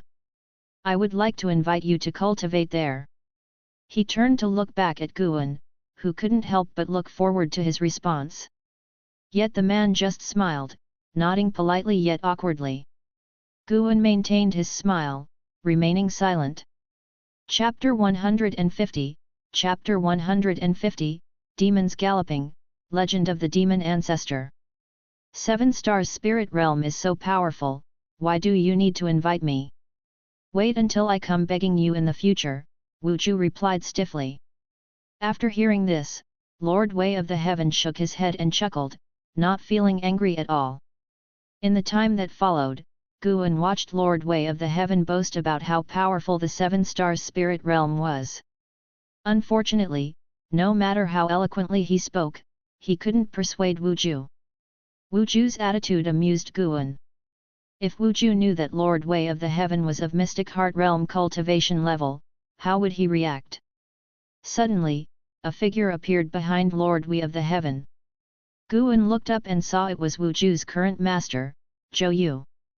Zhou Yu, Unification Realm 9 Layers 864/2000/3100. To become a member of the Venerable Pavilion, apart from high cultivation level, one's talent was also of the very top tier, second to none compared to LV Badian. Zhou Yu looked at Lord Wei of the Heaven and said, "Senior Lord Wei, Wuju is my disciple. Can we talk somewhere else about this?" Lord Wei of the Heaven turned to him and pondered, "You're Zhou Yu, right?" "Indeed, 500 years ago, I cultivated under your guidance for several years," Zhou Yu replied with a slightly respectful tone. Wuju stood up and bowed to his master. Lord Wei of the Heaven suddenly realized and laughed, "Ah, that's right. In that case, let's move to a different place to talk." The disciples around them, who were drinking and enjoying themselves, were all watching them. Continuing the conversation here was indeed inappropriate. Without waiting for Wuju and Guan to greet him, Zhou Yu grabbed his shoulder and disappeared on the spot. Meanwhile, Lord Wei of the Heaven smiled and nodded at Guan. Guan followed with a gesture of respect. After Lord Wei of the Heaven disappeared, Guan's lips curled up. He picked up the wine pot, filled both his and Wuju's cups, then lifted his cup and whispered, "Here's to a brilliant future for you, and to making a name for yourself soon." After speaking, he drank it all by himself. After drinking, Guan got up, went downstairs, settled the bill, and left the inn. He didn't head straight back to the Third Medicine Valley but instead walked towards the book collection hall of the inner sect. Since Guan had borrowed the Chronicles of the World and a continental map from the inner sect's book collection hall, he had also established a relationship with Elder Su Lu. Over the years, the two often exchanged copies of Green Hero Travelogue and had formed a friendship that transcended age. It's worth noting that in the book collection hall, Guan also met Ancestor Qusong. Ancestor Qusong had concealed his identity as a supreme elder, interacting with Guan as an inner sect disciple, and Guan didn't expose him. Arriving on the third floor of the book collection hall, Guan found Su Lu, handed back the books he had borrowed, and then smiled, "Elder Su, do you have any more books by Deist Sun Chun?" Deist Sun Chun was the author of the book lent to Guan by Su Lu. This book was not sold in the book collection hall but had been brought back by a friend of Su Lu who had been overseas, and it was said to be very popular there. After reading it, Guan realized that Deist Sun Chun's writing was indeed remarkable. He even saw traces of Green Hero Travelogue within it. Later, he heard Su Lu saying that Green Hero was inspired to write Green Hero Travelogue after reading Deist Sun Chun's book. Su Lu took from the table the books Guan placed there, looked up at him, and said not very kindly, "Kid, you should read in your leisure time from cultivation. Don't get too engrossed." Guan laughed and said, "My talents are average, hard work in cultivation is futile for me, and I'll probably only reach the elixir formation realm in this lifetime. You know, I am the Valley Master of Medicine Valley, I can improve my cultivation level through elixirs. Why should I waste time cultivating when I can instead enjoy life and cherish the time I'm alive?" Elder Su, who already knew his heavenly destiny, thought this made a lot of sense after hearing it. Elder Su laughed and said, "Indeed, there is another book by Deist Sun Chun, in the hands of that person upstairs. Go find him." Upon hearing this, Guan immediately bowed to him and then turned towards the staircase. There were only two people on the fourth floor, Ancestor Qusong and a great cultivator from the Void Crossing realm, who did not disturb each other. Guan walked up to Ancestor Qusong, who was sitting in a chair by the window, holding a book in his hands. Supreme Immortal Venerable. This was a thrilling narrative written by Pannon. Over the years, under the management of the Supreme Sect, both Supreme Immortal Venerable and Investiture of the Gods had spread to the other dynasties and were highly popular. The most popular was still Supreme Immortal Venerable, while Investiture of the Gods was highly esteemed by the higher UPS of various factions. In the world of immortal cultivation, there's a classic saying, high realms read Investiture of the Gods, lower realms read Immortal Venerable. It surprised Guan that Ancestor Kusong liked Supreme Immortal Venerable. Senior, Elder Su recommended I visit. May I borrow the book by Deist Sun Chun? Guan asked softly. Upon hearing this, Ancestor Kusong reached into his robe, pulled out a book, and threw it to him. Guan caught the book, quickly flipped through it, and immediately smiled. Ancestor Kusong suddenly asked, Guan, have you ever read Supreme Immortal Venerable? The identity of Panin was still a secret within the Supreme Sect, known only to a few people, and Ancestor Kusong did not inquire further about the original author's intentions. I have read it, it's all right, Guan commented. Although Supreme Immortal Venerable was his original work, he didn't like to read it because it lacked novelty for him. Ancestor Kusong chuckled and said, then you don't understand the profoundness of Supreme Immortal Venerable. In my view, this book is superior to Investiture of the Gods because it resonates with the vast majority, showing that the author has seen through worldly matters. Guan responded, but I still prefer Investiture of the Gods, which is more detailed and imaginative. The two started debating which book was more appealing. Guan had no intention of indulging him. After all, openly Guan did not know his true identity, and they were friends of different generations that shared interests. If Guan always played along, flattering him, it would have made things uninteresting instead. After a long debate, Guan gained the upper hand and left, fully satisfied. Ancestor Kusong, his nose blown and eyes glaring, watched as Guan descended the stairs. His anger only dissipated after Guan's departure, replaced by a mocking smile. At that moment, a great cultivator of the void-crossing realm approached. He was a man clad in a grey Taoist robe who came to Ancestor Kusong and asked with a smile, Ancestor, why do you contend with a Foundation Establishment cultivator? Although he is at the Foundation Establishment realm, but being able to enter the inner sect, do you think he is that simple? Ancestor Kusong countered. The man in the grey robe shook his head, perhaps he has some background, but his cultivation level cannot lie. Ancestor Kusong smiled and did not respond, continuing to watch the Supreme Immortal Venerable. The man in the grey robe continued, the 9 dynastic sects are preparing to join hands to investigate the land of demons to find the cause of the calamity of demon disaster. Will you go? Ancestor Kusong replied, this old bone of mine has no hope of advancing further. After enjoying some leisurely days, I will head to the demon land. Upon hearing this, the man in the grey robe followed up, Ancestor, take me with you. Nonsense, it's a journey of 9 deaths and 1 life. Even though I am in the mystic heart realm, I cannot guarantee your safety. Is it that terrifying? What do you think is the reason the Ephemera sect only dares to cause chaos within the land of the 9 dynasties? Could it be that the demon land also harbors a Mahayana? Ancestor Kusong did not answer, he shifted his gaze to the window. Under the blue sky, disciples were flying in and out, presenting a pleasing scenery. Late at night. Heavenly Phoenix Mountain, Niancho Cave. Guan was teaching Tian Yaoer the limitless freedom step. Tian Yaoer was the only one who had inherited the limitless freedom step, and coupled with the innate earth immortal skill, in 1,000 years, her strength would certainly be formidable, unbeatable within her realm, with no one and no demon able to capture her. Excited about Guan's teaching, this was the first time he taught her a spell. The technique of the limitless freedom step was very complex.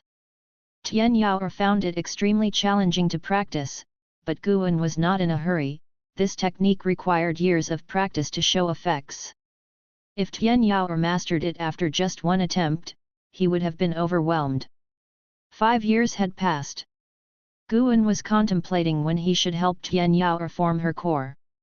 Tian Yaoer had been like a pot of medicine before.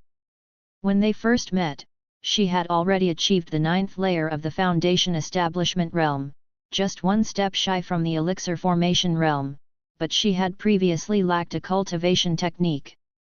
Now that she was practicing the innate Earth Immortal skill, breakthrough was no longer a difficult task. As Guan watched Tian Yaoer's graceful figure, he suddenly sensed something and dispersed his divine sense. His divine sense soared into the sky, overseeing the entire heavenly Phoenix Mountain, witnessing a spectacular scene. Countless demons were heading towards the north, in a mighty flood resembling waves that covered the mountains and rivers. The night fog churned continuously under the dark night, unable to hide the figures of the demons. With a glance, Guan saw monsters, demons, and ghosts. Their advance made the mountains and rivers tremble, with the disturbance still intensifying. After a while, Nianzhou Cave also began to tremble slightly, alarming Tian Yaoer enough to stop her. She came nervously to Guan's side, leaning on his arm and clutching at his sleeve, her eyes filled with fear as she whispered, "It's happening again." Guan looked down at her and asked, "Why do you say that?" Tian Yaoer replied, "When I was very young, this happened as well. Many demons went north, even the demon mother went to see the demon ancestor." "Demon ancestor? Tell me more about it." Guan's interest piqued, and he led Tian Yaoer to sit down at a stone table. Taking a deep breath, Tian Yaoer began recounting the legends of the demon ancestor she had heard. Legend has it that a long time ago, when the first demon was born between heaven and earth, he was the demon ancestor. Born superior to all beings, he felt lonely through the long years, so he sprinkled his own blood onto the earth, allowing the beings of the earth to be baptized and then transformed into demons. Later, a group of beings called humans arrived on earth. They were immensely powerful and slaughtered the demons. At this point, Tian Yaoer could not help but look at Guan, her expression tense, for she already knew that Guan was not a demon, but a human. For demons who had never had contact with humans, humans were terrifying beings. If it weren't for Guan saving Tian Yaoer, she would have tried to escape long ago. N/O/vel/b/jn.c//om. Guan, wearing a mask, noticed no reaction from him, so Tian Yaoer mustered the courage to continue. The group of alien human cultivators was extremely powerful, slaughtering demons and seizing demon cores and demon treasures, ultimately angering the demon ancestor. The demon ancestor personally intervened, repelling those terrifying human cultivators. However, the real calamity then descended. Years later, the human cultivators attacked again, this time in even greater numbers. The demon ancestor, in his efforts to protect the demon race, ultimately fell and perished. Afterward, humans took root on the earth, ushering in a period of oppression for the demon race. Throughout the long years of oppression, the demon race has consistently sought to resurrect the demon ancestor to exterminate the humans. Until now, the resurrection of the demon ancestor is imminent. Every few decades, all the demons in the world go to worship the demon ancestor, offering their own demon blood. Thank you for watching. Continue exploring the fascinating world of Chinese novels with us. Hit that subscribe button on Chinese Novel Audio Wave to stay updated with our latest stories. And never miss out on a great listen.